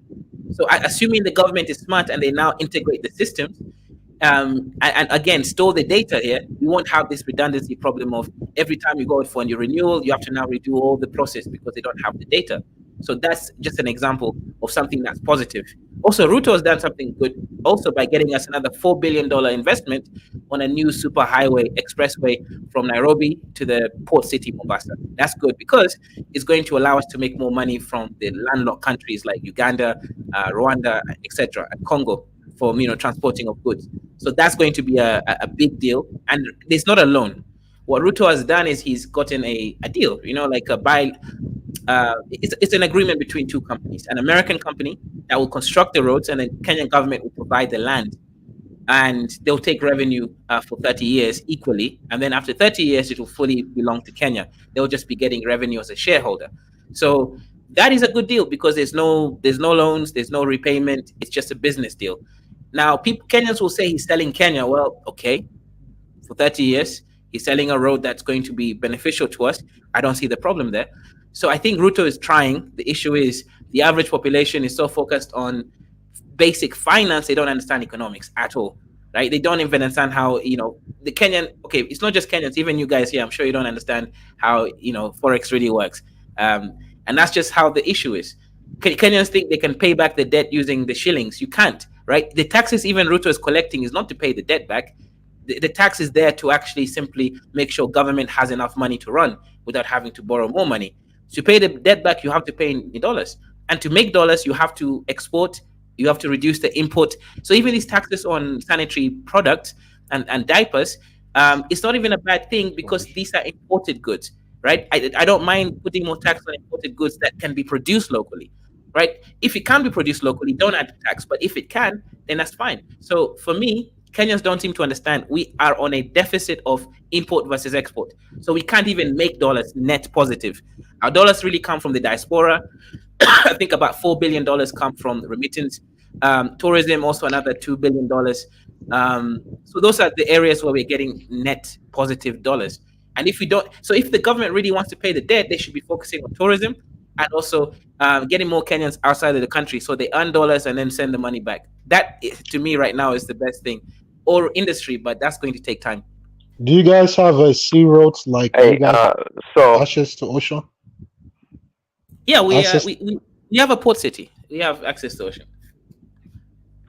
Hey, Kaiser, so in a world where the rest of the world are embracing the Belt and Road Initiative by the Chinese, how come you guys are dealing with Americans to build your roads, especially a major one? Good question. Because the Americans are not making us pay a loan. Chinese, you have to pay a loan. You have to pay back the money. America, it's free money. No loans. And well, that's good. Never mind. Yeah, no loans. I wanted to ask about your education system, the quality of it, and your universities. Yeah, our universities are good. I think actually Nairobi University is ranked one of the best in Africa. Let me even see ranking university. But yeah, it's Nairobi is good. The education system is not bad.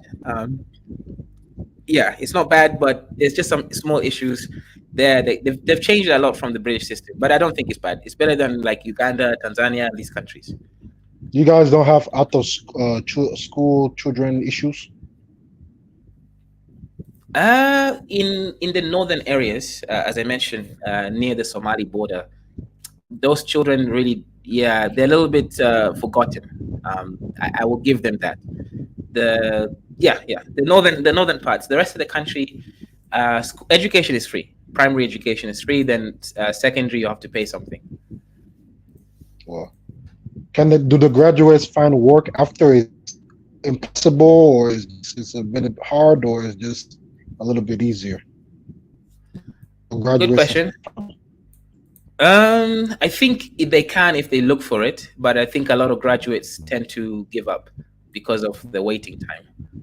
Like I had a friend who was an engineer and studied engineering, and yeah. So if you look at this list here, Kenya University is actually top 7 in Africa, with the only countries higher than it is like South Africa and Egypt. So like the University of Nairobi scores top 7. So it's a good education system. At least in terms of the university here is the best in East Africa. It's the best in Black Africa, really, because the only one here higher is South Africa. That doesn't count. South Africa. And one Egypt. The rest of it is just, yes, after that is just Kenya. And Ghana is also high there, somewhere number 10. Yeah, so it's not bad. But like I said, I think where is this chart from? Okay, I'll send you the link. Yeah, I like Tonight already hates Kenya, you know. He doesn't like. No. I don't want. I like to verify this. You know, some of our people, they just like to consume information without checking. You know, they don't. Where did this information come from? You know, oh yeah, it's true. You have to verify some of all these things. It's because Nigeria is not here. You know, that's why. Yeah, that's the reason. Look at that. Okay, let me just have a look. Number It's all 55, right. you see. Yeah, top university. This is UniRank. Is it a Ghanaian? Is it a Kenya website? Really, this is Kenyan. I'm just asking now, just in case, because I think there's a little bit of a contradiction with some of the results I got from other sites. Can you give me an example of the contradiction? Like the ones I can see here from this website is not showing Kenya. The one from let me see another one. Top universities of Africa. Let's see that one. No Kenyan on any of them too. The one you no, I'm not a hater. I'm just trying to be factual. You see, because this one too doesn't have Kenyan in there.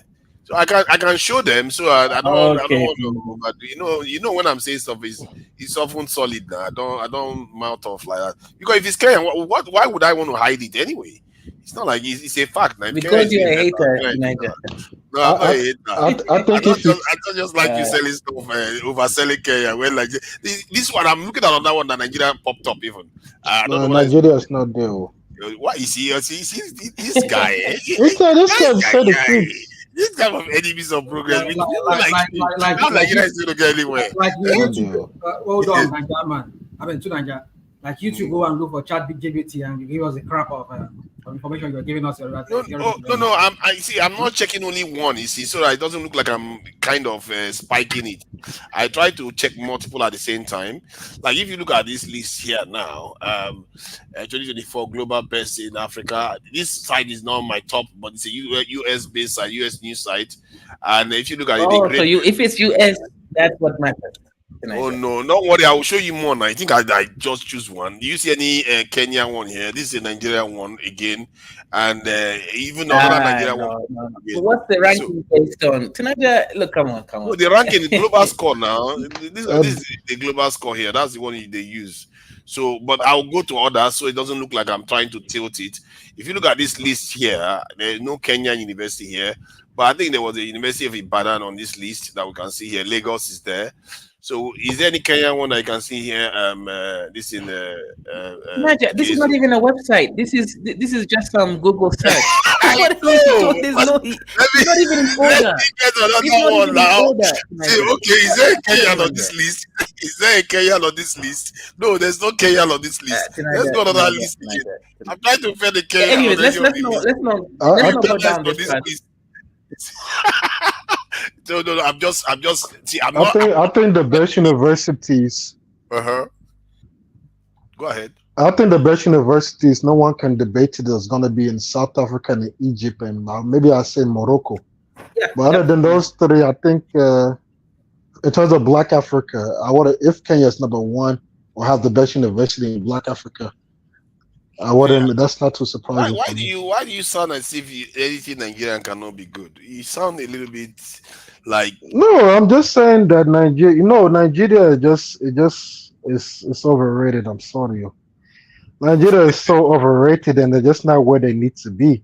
And a lot of these countries that we think they don't have anything and nothing's going on there, like you look at Botswana, Kenya. We say now even Ethiopia. Those countries are doing very well in many categories compared to us. So. Civil war. Botswana is the size of Ajegule. What are we talking about here? They have a vice, but they're doing well in certain areas. Which areas now can you say that Nigeria is doing? The thing about Nigeria is that we look at it as a whole. There are sections of Nigeria that do very well. Go ahead. Botswana they export beef to the United States. Their beef is high quality beef. Botswana. Ethiopia is coffee. That's $1 million industry there over there. Not even $1 billion already. They get that exclusive export from the United States to bring their beef here. I think them and Namibia. So what happened to us? Why can't we do that? We have not taken advantage of our oil and made a place to buy.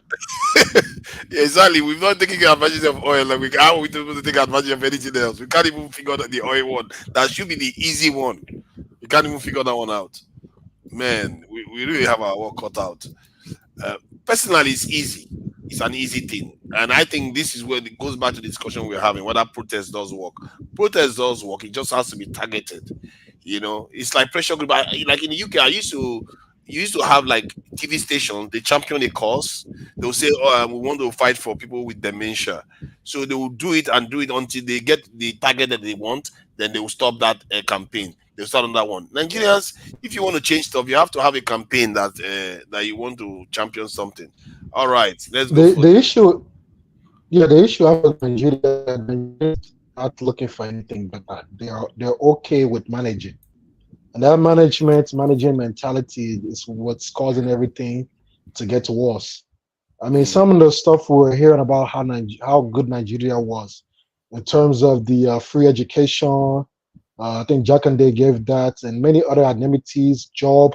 You study abroad, you come back, you have job, you have employment, the dollar to naira ratio, so many good things. But I don't see how we can go from that and now to this sky high inflation we have in the past, I would say 2 administrations, and nobody even is protest. We don't even protest in that country, not to talk of.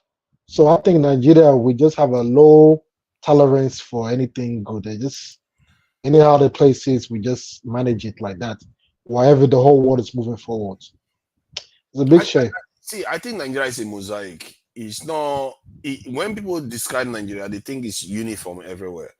If you look at Lagos that contains well over 10 million people, that is the size of some countries in Africa, sections of Lagos are doing so well that their GDP per capita is so high, like it's almost through the roof.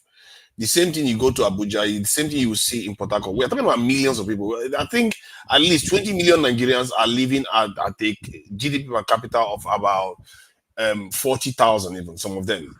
So it's not like the whole Nigeria is just doing badly. Some parts are so impoverished that even 15,000 naira salary, which is equivalent to about 10, 15 pounds, they don't even get per month, while others are living so large. So that's why I say it's a mosaic. It's not the same everywhere. I disagree with that because one is over those spots you're saying it's not even up to 10% compared to the whole country.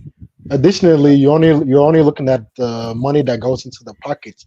You're not looking at the police, the quality of the police, the quality of the security, the electricity, the education, the hospitality. So many the election transparency. Well, what in Africa we only look at money. If we have money, everybody is okay. All the politicians, everybody is okay. We have to look at what they call it, the human development index or something like that. It's not just money going to your pockets. While you go onto the road, you see refuse everywhere. The roads are undrivable, causing accidents. This is it should not be only money that we always look at all the time. No, quality of life, I understand that aspect. Though we're just looking at in terms of the people that are exposed.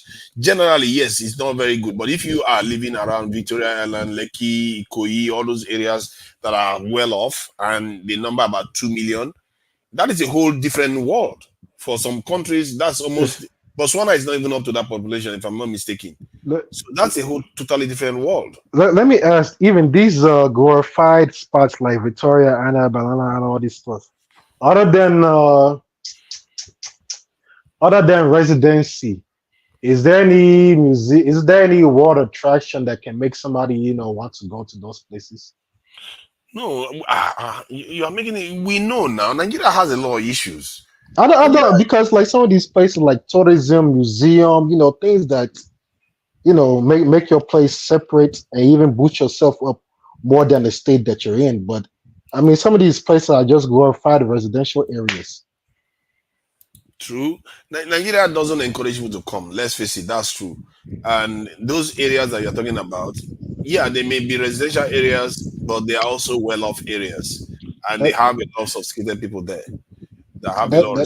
That's not good. That's not good enough for me. Like if that area was abroad, at least it should have a international standard mall, or at least a mall that can stand in like in South Africa. There, it should have many amenities, great hospital, great education, great security, and stuff like that. But if it's just residential and museums, things like that.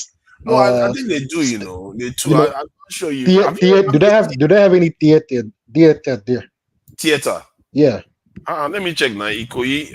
I'm sure they have now. Ikoyi. They must have now. Come on, man. This is Lagos now. They don't. In Victoria Island, Banana Island. The only thing you can talk about is the what's it called?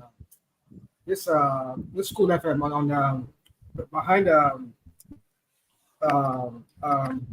Akiola, what's the that where you have Zenith Bank and what's the that I did come back Mola. Yeah, behind it there used to be this is it Frenchies? No, anyway, they have where is National Theatre located? It's in Igomu. Igomu, is it close to Ikoyi or away from it? Between Surulere, Ebutebeta, and that is not Ikoyi area now. So, but our National Theatre is quite big too. So, but I'm sure there must be some we're kind talking of about like cinemas. Like, can you go like cinema where you can go for cinema? They must have them. Maybe Silverbed on Amadu Bello Way. The one that's the one I know, Silverbed. Yeah, you can see them now. I think they are popping up. If I'm not mistaken, this is you call it Silverbed. Yeah, that's it. There, that's the cinema there. Galleria. They do have them. I would be shocked if they don't have those things. Lekki, all those areas, Victoria Island, of course they have those things now. Those rich people will be bored to death now. They will just come to Nigeria and start killing themselves because there's no fun. They must have it. There's nothing to, you see. I don't know why would they always glorify this that slum called Lagos. It's a slum. The last time there was a rain, did you see those images coming out from Lagos? Yeah. I remember one man sent me what's it called? He sent me some videos of somewhere in Austria. I was just laughing. In Germany and Austria, the Danube River. I mean, if you know that Danube River very well, because the last time I was in that area, it's a lowland. Those places are like they're lowland kind of places, except when you're entering Vienna kind of is like a little bit elevated. So, but when you're going down from Austria, it becomes lowland kind of. So what happened was I just want to put that. I wish I remember when woman was on. I wanted to bring that up. That was why I in the private session I posted what actually happened. It was they had torrential, what they call torrential rain. The Lagos zone, don't be saying that just torrential rain. It is incompetence of the government. Do I blame the government totally? No, I'm not blaming the government. But the thing is, I still blame the government in the sense that if you have a local government that is functioning, you don't have to wait for what's the name of this? These people where they carry dust mean where they carry dirt. For Lagos, Lamata? Is it Lamata? Yeah, Lamata. Yeah. Is it? I don't know. I forgot their name. Yeah. Yeah, I think they call it Lamata. Okay. So Lamata is centralized. It's Lagos. It's a Lagos state. No, that's not. You don't run a system like that. My own, not even the county here. It's my own city, my own little city here. We have our own refuse carrier where they come carry our refuse, where they come carry our dust. It's not even a county. County get their own. Even cities get their own. So I don't have to wait for my state governor to come and carry my my dustbin or even pipe water to my house here. No. So, but everything they centralize everything to Lagos state government because they want to control everything and use it for their stupid election campaign. That's the problem. No, don't call them stupid. Rashtam, I think they have a private garbage collectors now in Nigeria. This is late night here. I don't want you to tell me what to say. Don't tell me what to say, please. I would because I'm really pissed off that how long are we going to be doing this? How long do we have to live on this earth? That some people cannot sit down and just say, okay. Well, I'm not telling you what to say. You can insult anybody when you insult. I don't care. I mean, how do you actually want me to explain it? That's stupidity. That's being idiotic. No, I was just trying to tell you before you say insulting them that I think they have. Actually, I've heard they have private garbage collectors in Nigeria. They do. No, that whole place is a refuse dump. Lagos can be cleaner though. It can actually be a lot cleaner. They are not doing what caused that flooding in Lagos was I'm not blaming the government totally, but I blame them. Like I said, is that you drink pure water, you go throw inside gutter, you go drink what do you call them? Viju milk. I mean what do you call them? Milk. You go throw inside the can. You go throw inside gutter. I mean. It's time they need to start enforcing some kind of law. But since they cannot do it on the state level, why don't you let the local government enforce these laws and arrest people that they need to arrest and generate funds, generate revenue that way? Because when you get you arrested, you have to pay yourself out.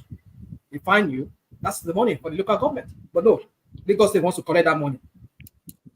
And you see, how do you run a system like that?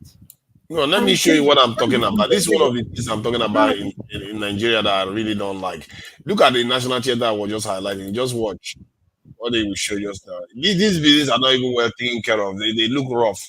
Now look at the national theater. It looks good to me. Look at no maintenance. Look at all these areas. How they don't maintain anything. It's dangerous. All they do is they just want to have name that they're the political party in power. They want to win election and then start making money. Give contract to themselves. Don't maintain anything. It's not about the people. It's not about developing the people, developing your area. You know, I was saying here that I can gather some guys together. We go write city ordinances, city codes. When I mean city codes, maybe this time around it's going to be the reason why I'm not even keen about it is because invariably it's going to be Lagos State government will be the one taking over it. You can still decongest Lagos the way that Lagos is. It's not something you can do immediately. You go, it's a target of like 20 years time, but you go gradually decongest Lagos. You go make Lagos a real mega city of a of world class. It's all about just putting town planning, enforcing those town planning. That if you have a certain plot of land, this is the X amount of parts you can use in that land, so that you can have space setbacks. My God, these illiterate politicians are not even talking about what you're talking about. They're not talking about these things. They're thinking about looting. They're thinking about winning the next election every 4 years. They're thinking about which woman which actress they're gonna fool around with. They don't have their vacation house in Dubai and London. They don't. Let me come on now. This is what he said. Every city looks good aerially. No, Lagos, Nigerians, they manage to make area photograph not look as good as it should. Really. When you're on ground surface, you know that it's just a crap. What is happening with Eco Atlantic too? It's just been stuck in doldrums forever. It's one of those elephant projects where they make money, live and there, make it just they tempt Nigeria. They can dangle like carrots part of Nigeria. Abandoned projects. That's not a bad bridge, though. Ekpe Bridge. It looks okay, isn't it? Where is this one? Where is this? What is Ekpe Bridge? Oh my God, Makoko. This is the shame of. We just have clueless people as leaders. Okay, look at What is Lagos in build? China BRT. Say you put BRT for road. They're not even ashamed of saying they even have BRT. BRT. I mean, our own boss. Look. Oh no! You see, where is that? You see, they can't look at that. They can't even be bothered. Look at it. They can't even be asked. They can't. That's a tennis or pool. What? It's a pool with tennis there, it's a pool with some kind of net, but they can't even do the net. These are resort center and Lakapine Tropicana. That's it. I think that was in Lakapine Tropicana is in Kenya now. Yeah, it makes me furious when I see how careless we are with it. Ghanaians do this better, actually. Ghanaians go into detail. They are more detail oriented than Nigerians. Yeah, Ghanaians are more. I mean, urban wise, they are more.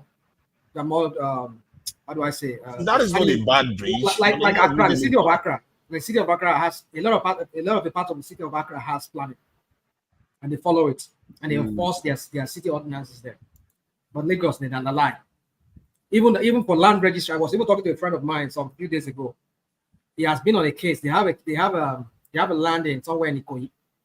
That case, they've been on that case for almost 20-something years on that case. The mom has a property.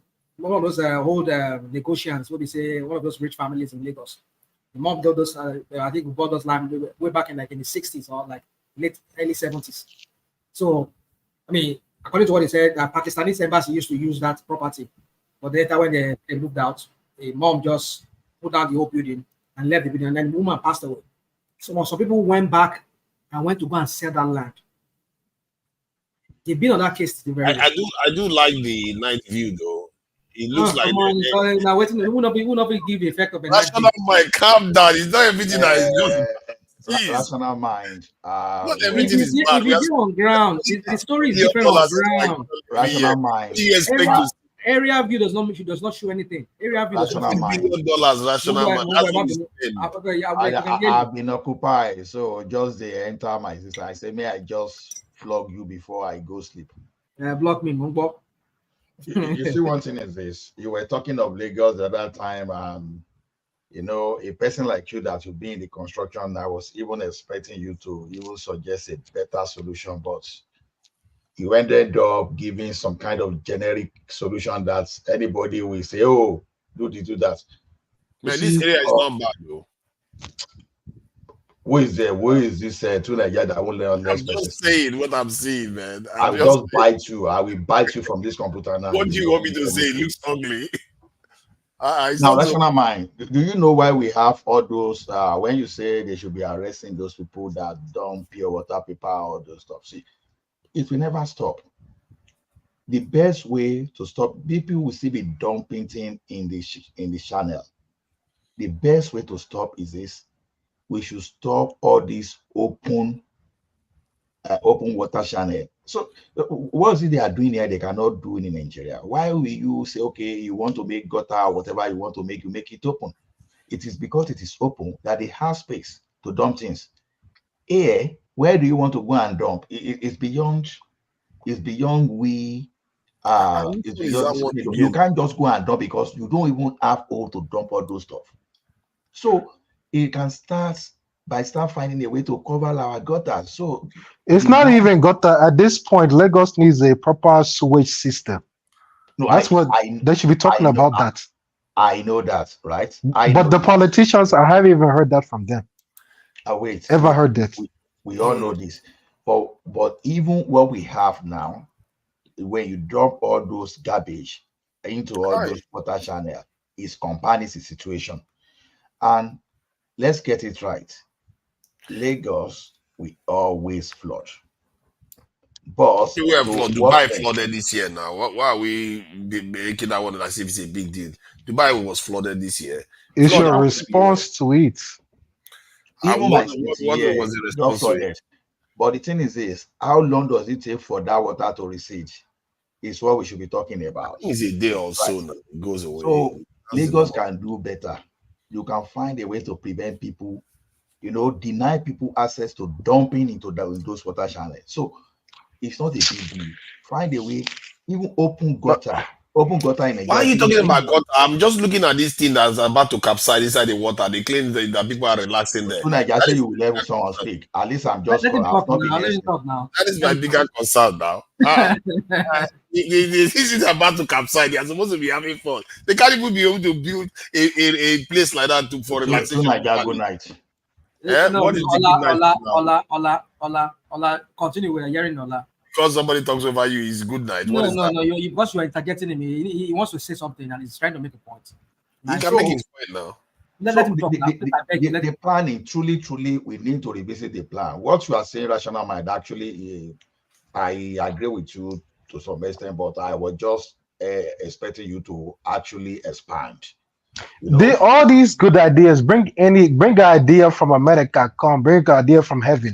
These politicians are doing nothing. They will not implement it. So you can bring all these ideas. You think they don't hear it every day?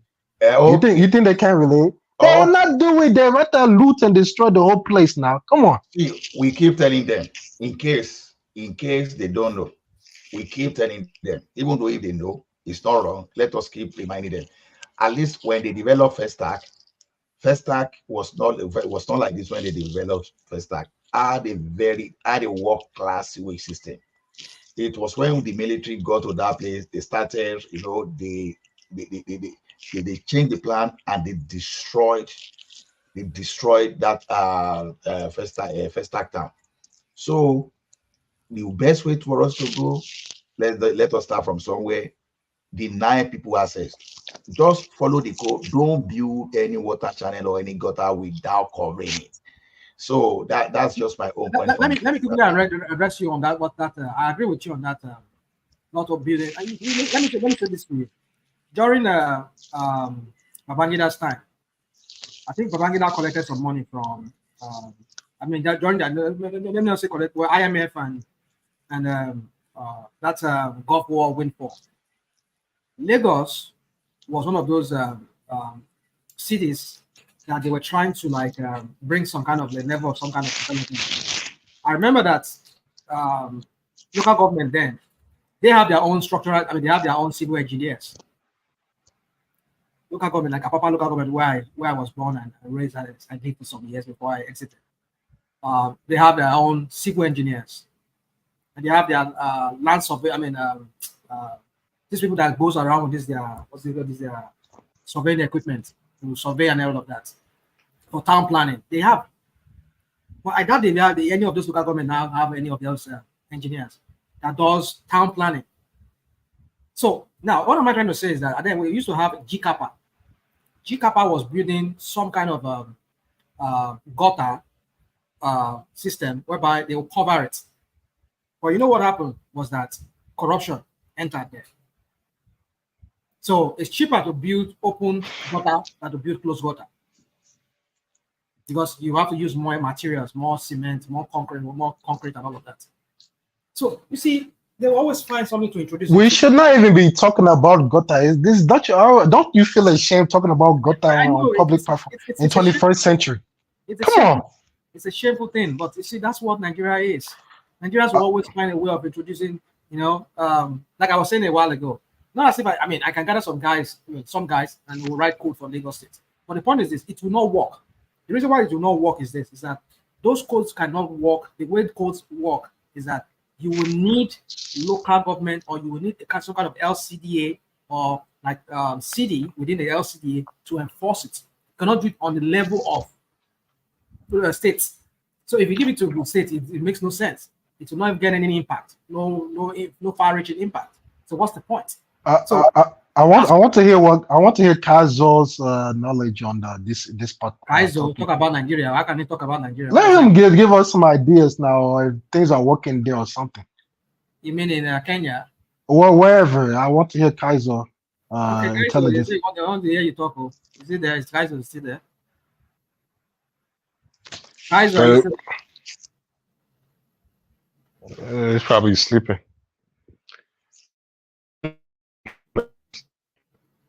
So that's just it for me. I believe I agree with you. We need to give me 5 minutes. Okay.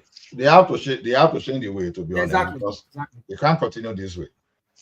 And they're going to continue. Nothing is going to happen. Let's not pretend. I don't know, Ola, if you see in Lagos, pipes that take water into house, they pass through gutter. Pipe where they carry water, water we go drink, they pass inside gutter. And you wonder why they have typhoid, we're having cholera like they're having. Even they even contribute to this collapse. I said this several times that Lagos need to be replanned, because I know quite well, because like when I was working with NEPA now and then, you have to be digging across the road. You know what it means. For example, you took like 10 years to get approval for a road, and you now constructed a very beautiful road, and this in the next thing after constructing the road, you just started excavating again that road. It tells you a country that is not well planned. I was saying it earlier that time that if Lagos need to be planned, the least place to start from is what Jack Hundeyin was doing. You look at the area that is bastardized. Maybe it is Agege, you want to rebuild to modern city. Okay, maybe you go towards Badagry and you build mass housing. When you say mass housing now, don't build all those bungalow. Build story buildings. Excuse me, I want to interject here, because we're saying building stuff in Lagos. You have indigenes of Lagos who are suffering because of this over congestion and overbuilding. Let us build Ibadan. Let us build the southeast. Let us build the north, middle belt. The indigenes of Lagos are suffering too much. Development should not only be in Lagos. See, even look at Dangote refinery in Lagos. Are you kidding me? Topic now. You are jumping out of the topic now. We are talking about environmental disasters now. We are saying overpopulation can contribute, I know. But we are telling you that Lagos plan is terrible. And when you have terrible plan, it's a means for some kind of social insecurity. So the fact that what happened in Lagos alone, we may just you still classify that one is insecurity, because now you have open water channel now. There's someone that is just going out that does not even know that place now, just enter into one of those channels and just flooded away by water. That's insecurity. It's fatality. So what we are saying is this: Lagos itself need to be replanned. That you are replanning Lagos doesn't mean you can't plan Ibadan. It doesn't mean you can't plan Akure. And how do you plan all those areas? Is this: you have some kind of transport network. You understand?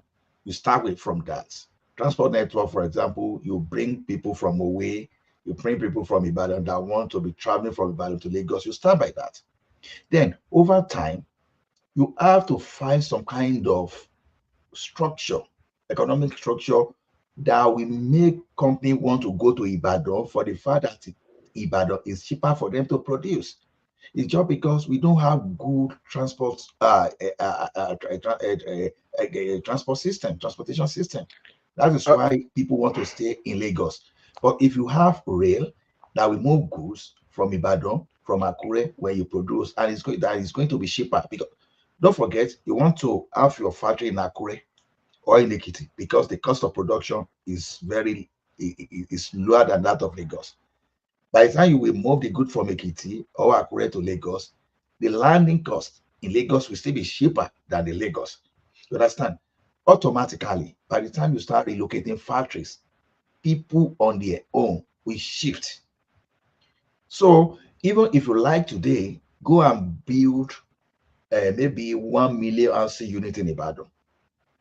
That will not necessarily make people to relocate there because the 1 million people that will be living there, you understand, they want to work somewhere.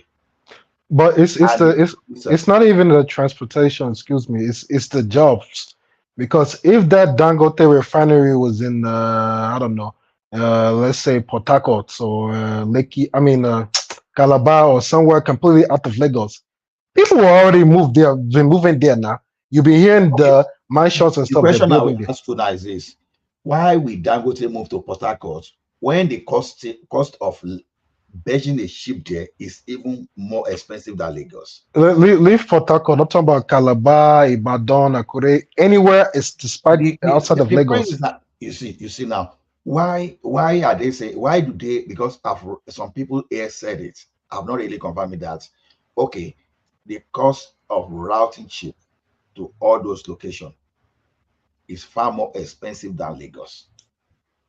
You understand? But I'm telling you this time around that when you have intermodal system, okay, here where I live now, there's what we call Canada Pacific Rail. There's another one, CR Rail. You know that when these people are moving, when the coach of what that Canada Pacific Rail is moving, sometimes can have like 220 coaches.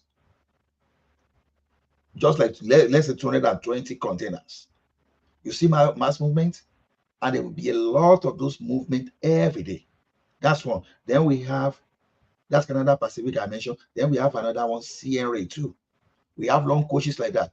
That's what I'm saying. That if, for example, in Akure now, we know that what happened, in those states, they were unable to conclude what they were going to do. They were fighting on how they were going to benefit, and Lagos hijack. Now, the advantage of Lagos today is that you have ocean there, you have seaport there. Now, Dangote now is importing crude oil now. You understand? Very accessible. Now they want to export their products. They are very close to the ports. So if you won't have port although I know that there's Okitipupa there, but Okitipupa port is not as developed as that of Lagos. But they could have developed. They should have developed it now. That's not the excuse. They should. Is what you are talking about. But Dangote, the timing of Dangote, too, you have to look at it. Dangote will not wait for you to develop that place. Then the government should have intervened in that and made sure that it's anywhere except for Lagos. It's not small space in Lagos for that kind of thing. Yes, we know how government operates. We were supposed to use Ajaokuta to develop our rail system in Nigeria. What happened? Because the project of the development of Ajaokuta to use the product there to develop our rail system was put in place by when Shijuade used to be the MD of Nigeria Railway, and I think Obasanjo was there. I think that plan started from that place. But tell me, even up till now, this is 2024, Ajaokuta is still suffering as we speak today. So just look at Dangote now, that Dangote now want to, okay, let's put it in terms of Dangote now, that, okay, government is supposed to build the seaport in Okitipupa, or they will expand the one in Port Harcourt or Calabar for Dangote to function. And that plan was there in 2006. And up to 2004, government has not done what it's supposed to do. That's why we are not getting power in Nigeria today. We have the transmission system that's, okay, government is saying go and generate power, private people. Go and distribute, private people. But government is holding on to the transmission. Even if you like today, have installed capacity of 100,000 megawatts. Your transmission network that cannot evacuate more than 10,000 will frustrate everything. So anytime that the private people can side their industry without relying too much on government putting one funny infrastructure that is not existing in place, please, it is better to go and start that and don't wait for the government. The government in Nigeria is playing cash up game. That's the only thing I can tell you. He's playing cash up. So to me, that's why I don't really want to attach government to when private people want to do things. I don't really want to. If you want to take over from Unilever today, or you want to take over from Dunlop, I would rather say, okay, just like serious production factory are doing in Nigeria today, they no longer depend on electricity that governments are in. What they do now is you put your factory in place, you find a way to generate your electricity. And thanks to the policy that Obasanjo did that time is that zero duty on any power equipment in the excess of 1 megawatt. So I think that's the advantage some people are taking, and they are putting their factory in place. So, you know, that's why you see the like of okay, a university in Nigeria now, for example, is generating electricity that is using itself. The like of I think the like of this guy in East, you know, same auto too. I think, I'm not sure, is generating his own electricity. So to me, those are the things. And Lagos, as we are saying, honestly, we should be looking at what Dangote was, Jack Hundeyin was saying that time. They should start replanning Lagos, because if it continues this way, man, even the sighting of Dangote there, if there were proper planning, Dangote was just supposed to have that refinery there. You don't put refinery there. That area is more of a residential area. I mean, and that's a problem in the future, because when they start flaring gases or they start their production, you have mass. I mean, when they start full-blown production of those things there, the environmental impact. I don't even know, maybe they won't, because whatever residue they're getting from the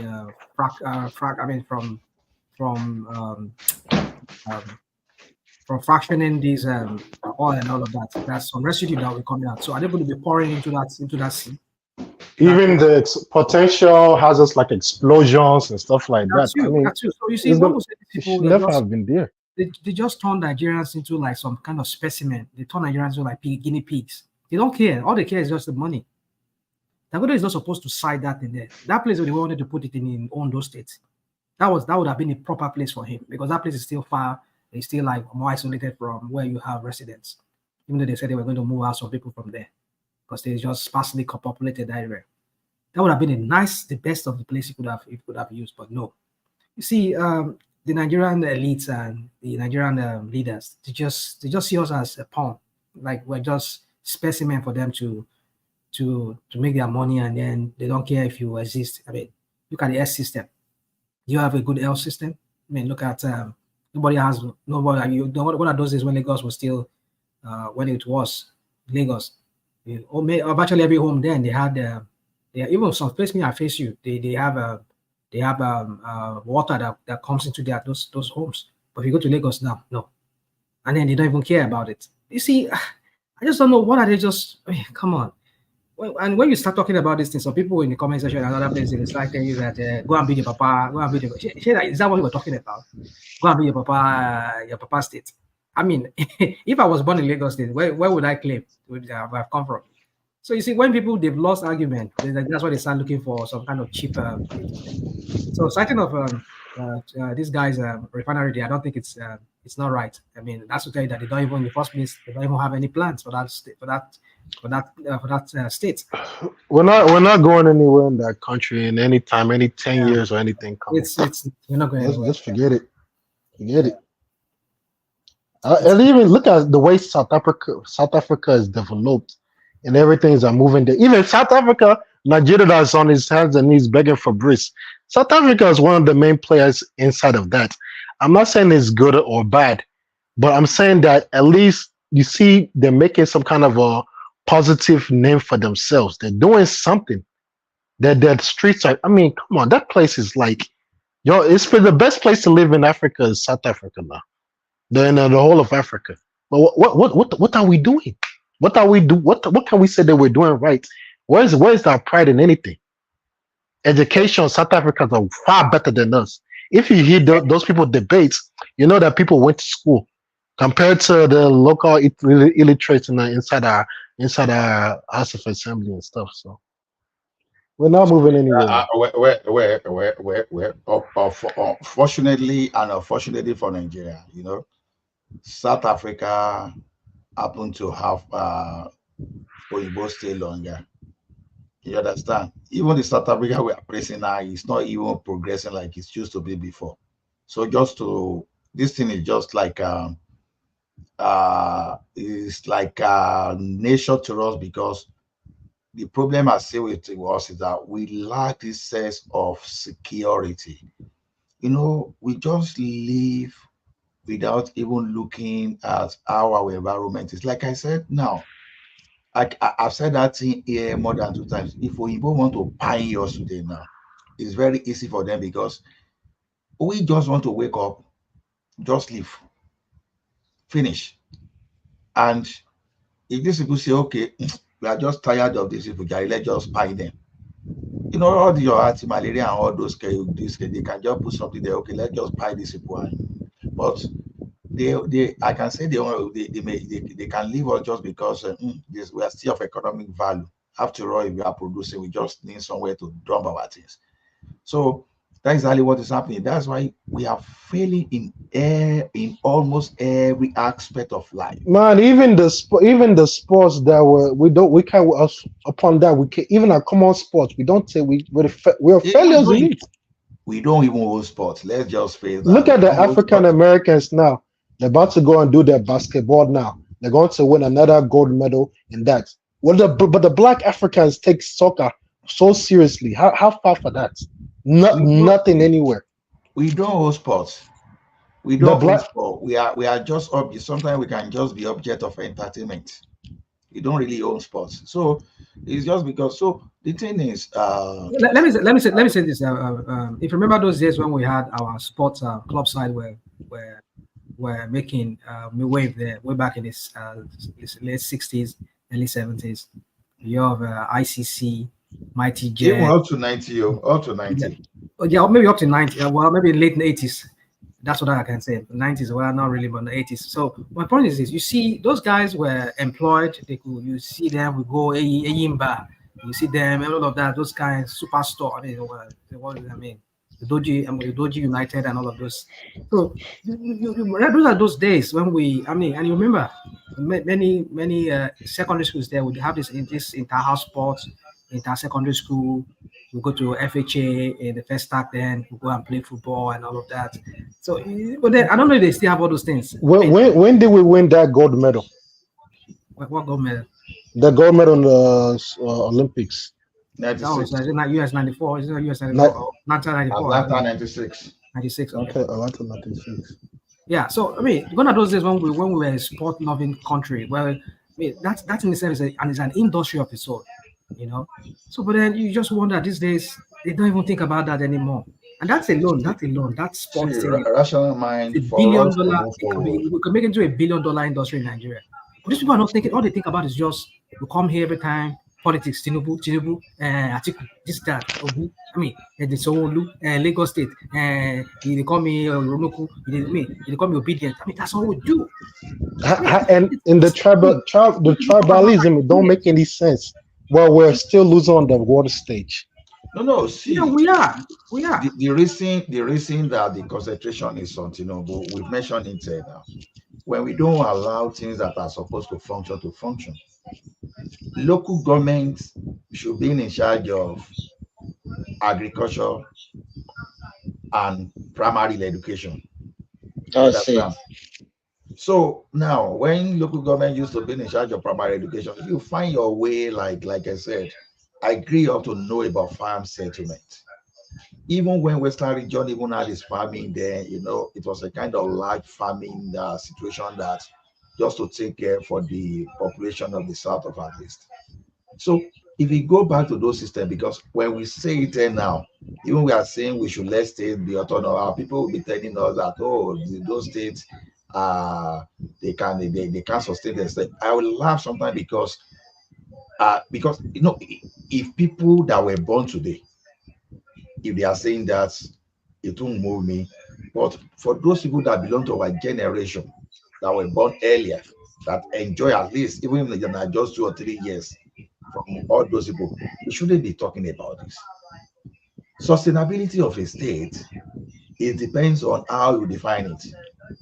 So because minimum wage is 100,000 in Lagos, for example, does not mean minimum wage should be 100,000 in Ekiti. Because if the cost of living in Lagos, average cost of living in Lagos is like say 80,000, probably the average cost of living in Ekiti maybe is like 15,000. So why should you be equating minimum wage in Lagos to that of Ekiti? So that is what all this kind of unitary-like federal system, because our constitution, we say it is federal, but it's really unitary, because when the federal government is holding on to what's supposed to make the state develop, is holding on to what's supposed to what created the like of the like of South, the Western region, Eastern region, Midwest, and the Northern region. So the thing is this: even when all these all those rebels, when they took over, all the attempt is to weaken because they made deliberate attempts to weaken the West, the regional structure, because they said that was why they had so much power. So it was an attempt. They didn't even stop at that. They even slowed down our development through education. The education is where you see, okay, you know, it is normal. If you have a group of first class, you want them to associate together, because that is why you create super school like MIT, Stanford, and some top schools like that. Okay, there's nothing wrong. But in our own situation, you will say, no, the person that has nothing to do at all, that will find his way to shield the system, to make the thing, you have to mix with them. And before you know, others start learning from them. And education, our standard of education just fell. We started declining instead of progressing. So when we talk of restructuring here, people think it's all about resource control. It's go beyond that, because we have to look at the impact of restructuring. It's not like that I want to control. No. Land use now, for example, is good at under the state. Fine. But I don't want the federal government to start putting in eyes in the taxes I'm collecting in my local government, especially when you are not even putting anything in place to even boost that. Before you know, in Lagos State now, we want to be collecting taxes from market women. Those used to be for the local government. Exactly. It is local government that we go to that and collect tax. But I think the challenge is in the Supreme Court now. They are trying to take back the local government away from the state. And if you kind of look at it, I think it's a deliberate act by these people to pocket the local government, so that, I don't know what they're afraid of, but if you think it through, probably when the time of election comes, they don't want them. They know if they have their freedom to be on their own, take their location, do their thing, they might not be able to control them. If you are a particular, you see one thing, my brother, when governors are fighting, we are not looking at the political undertone there. The governors are fighting just because the federal government in itself is not sincere. The federal government seek to weaken the power of the governors, while the federal government want to hold on to its own power. If you are going to do this in totality, federal government should throw away its own power too, its own bogus executives. First of all, drop that. Okay, I've dropped my own now. Then I'm facing you, the state. You have to drop yours. Perhaps I think that's why you need to support this regional government we are shouting about now. What do you think about? I think it's time to let everyone go back to their region. Then we meet at the center and we contribute whatever we want to, depend on the percentage. And I'm very sure, I'm very, very sure if we should do that, regional Nigeria will move from the bottom of the ladder. I mean, because we have the brain still there. It's not as if everybody jackpot. There are people who just don't have the chance to get out. I mean, to come up to do something better. Regional will do it. Let everybody go back to their. These two things. Let me make 2 points, please. In terms of this local government chairman we're talking about, those guys are even too powerful because as we stand now, it's very how easy is it for any of us to go and meet our local government chairman? Is it really? We don't that even easy? know them. We don't. They're even too powerful they're even too powerful. Their power needs to be cut as well. They who said they're not stealing and not looting and they're not corrupt? They're even too powerful there. All these levels of government, their power is too much. All of them needs to be cut and brought closer to the people. Then in terms, so even if they give the local government chairman all these powers, they're going to abuse the powers. All of them will abuse it because they're already doing it. See, my brother, it's not about giving them power because we are looking at it as sharing power, and that's the problem in Nigeria today. Because every restructuring we have is all about power. No, we should look at it from the point of responsibility. Okay, while growing up, local governments were directly responsible for primary schools. They were directly responsible for health centers. They were responsible for markets. And some local government, they control some kind of farm settlement. They were responsible for grading the roads, even the road to the farms. They did a lot. So it should be, because the way we are looking at it, just give them money. I don't want them to give local government money only. I want them to give local government the resources they use to generate their own money back. Because the resources they used to generate their own money back then created job at that local point too, local government too. Yeah, that's only if you give them autonomy now, because if they stand on their own, now they have the little coming from the up. Now they can tax maybe TV license, little parking there and there, charge them with their receipts. Or the marketplace, before you put your market in the marketplace, you pay some little thing. But they got to stand on their leg first, not under a governor who is going to tell them, you know what, Mr. Governor, we have a road in the west side. It's really, really bad. Okay, let me send my engineer there. Then we know what to do. Then he do that road, and that's it for God knows when he's going to come back to your own town. Then he move back to Ikeja, local government area. Oh, is this hole? It's not allowing the water to go through. These are the things they do. They don't want them to see that because they are supposed to be. They have their own councillors and they have their own like a house of assembly. They have their own assembly too, where they take decisions. So if anybody mess about, they can fire the local government. But you see, it's like the state. They can do if it's not capable. They know what to do. Look, he was saying that before they were doing this, they were building this, they were building that. That time, that era you're talking about, it was a completely different moral fabric in society. Now, the politicians we had then was some of that's when we had better politicians there.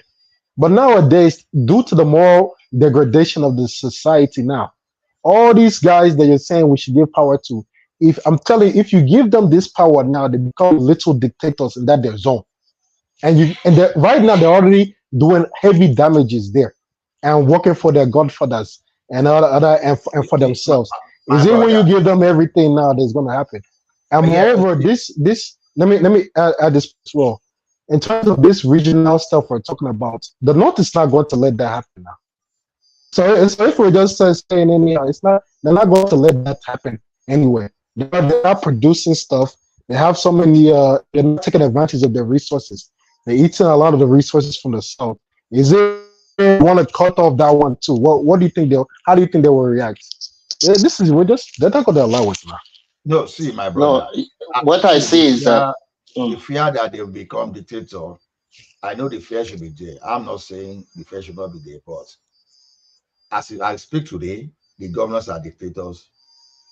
Even if you just elect maybe local government tax collector today, by the virtue of their position, they become a dictator. So that's the nature of our people. They're even looting right now.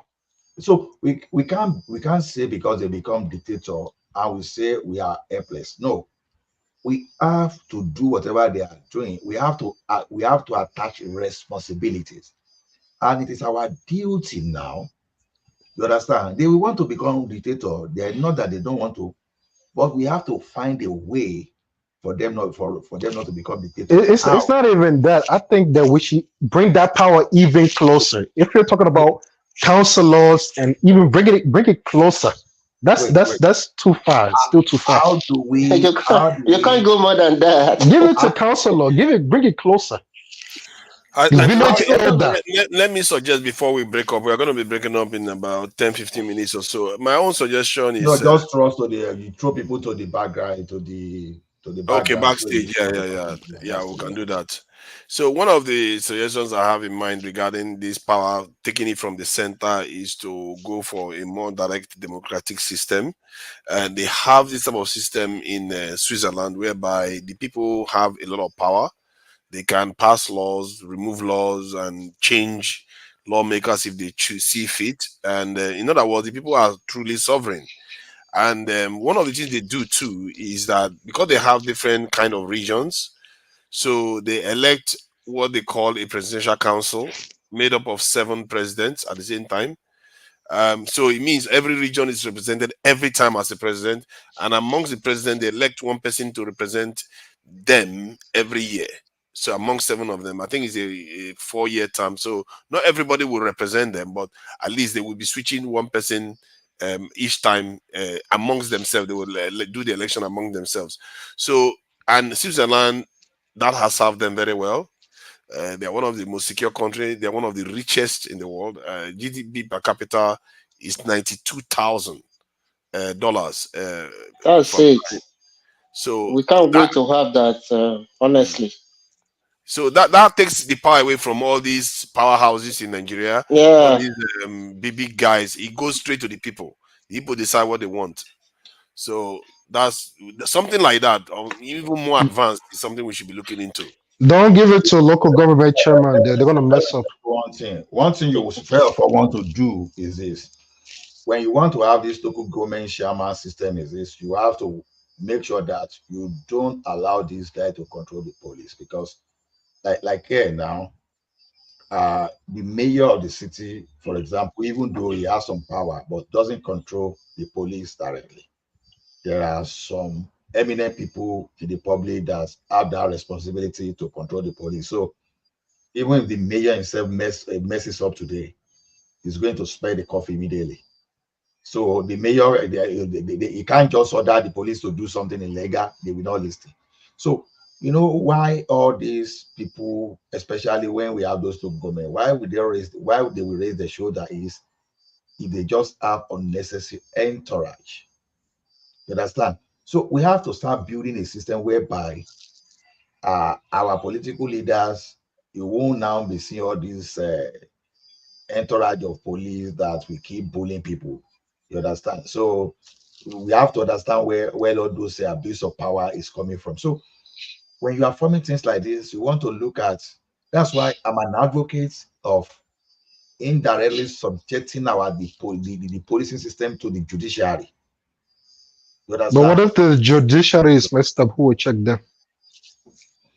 See, over time, where anybody can mess up, over time, our judiciary, they're proving, even though people have been trying to blackmail them or their corrupt system when things do not pay them, it's not as if you can't find some few corrupt people there, but my experience and my understanding of our judiciary system, they are still the most they are not even the most, they are still the only upright.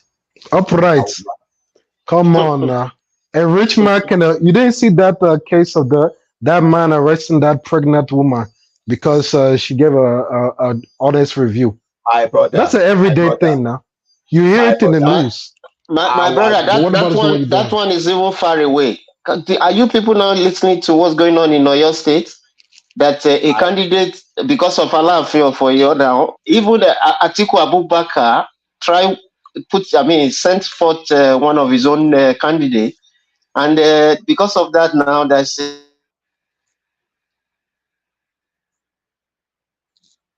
we can't hear you. so that his own candidate will be allowed the power from the top into every fabric of everywhere you want to think. These guys, they have the money. We can't use outliers. That is the everyday occurrence now. No. We should be able to separate. No. We can't use. See, here, even if you have your money in the Western countries too, you can still buy judgment. It's not that you are going to buy judgment and give money to the judge or whatever. You can hire some lawyers to mess up the case tactically. You understand? But it's far worse in Nigeria, is what we're saying. I'm a not million times worse. Get me right. Million times. I'm comparing to other arms of the government. When you compare our judiciary to the legislative arm and to the executive, honestly, in my own humble opinion, that our judiciary is still the one standing, because these people have followed them, stood up against the military. You understand? How long ago was that? Okay. Come on now. Did you follow so many judgments in favor of the democratic institution, even under Abacha? No, that was 50, how many 100 years ago? We're talking about this current past 1999 to today. How have the judiciary done? We are listening too much to politicians, and we are listening too much to some kind of blackmail against them. I'm not saying they are 100% pure. You see, they are human too. Okay, you put a system in place.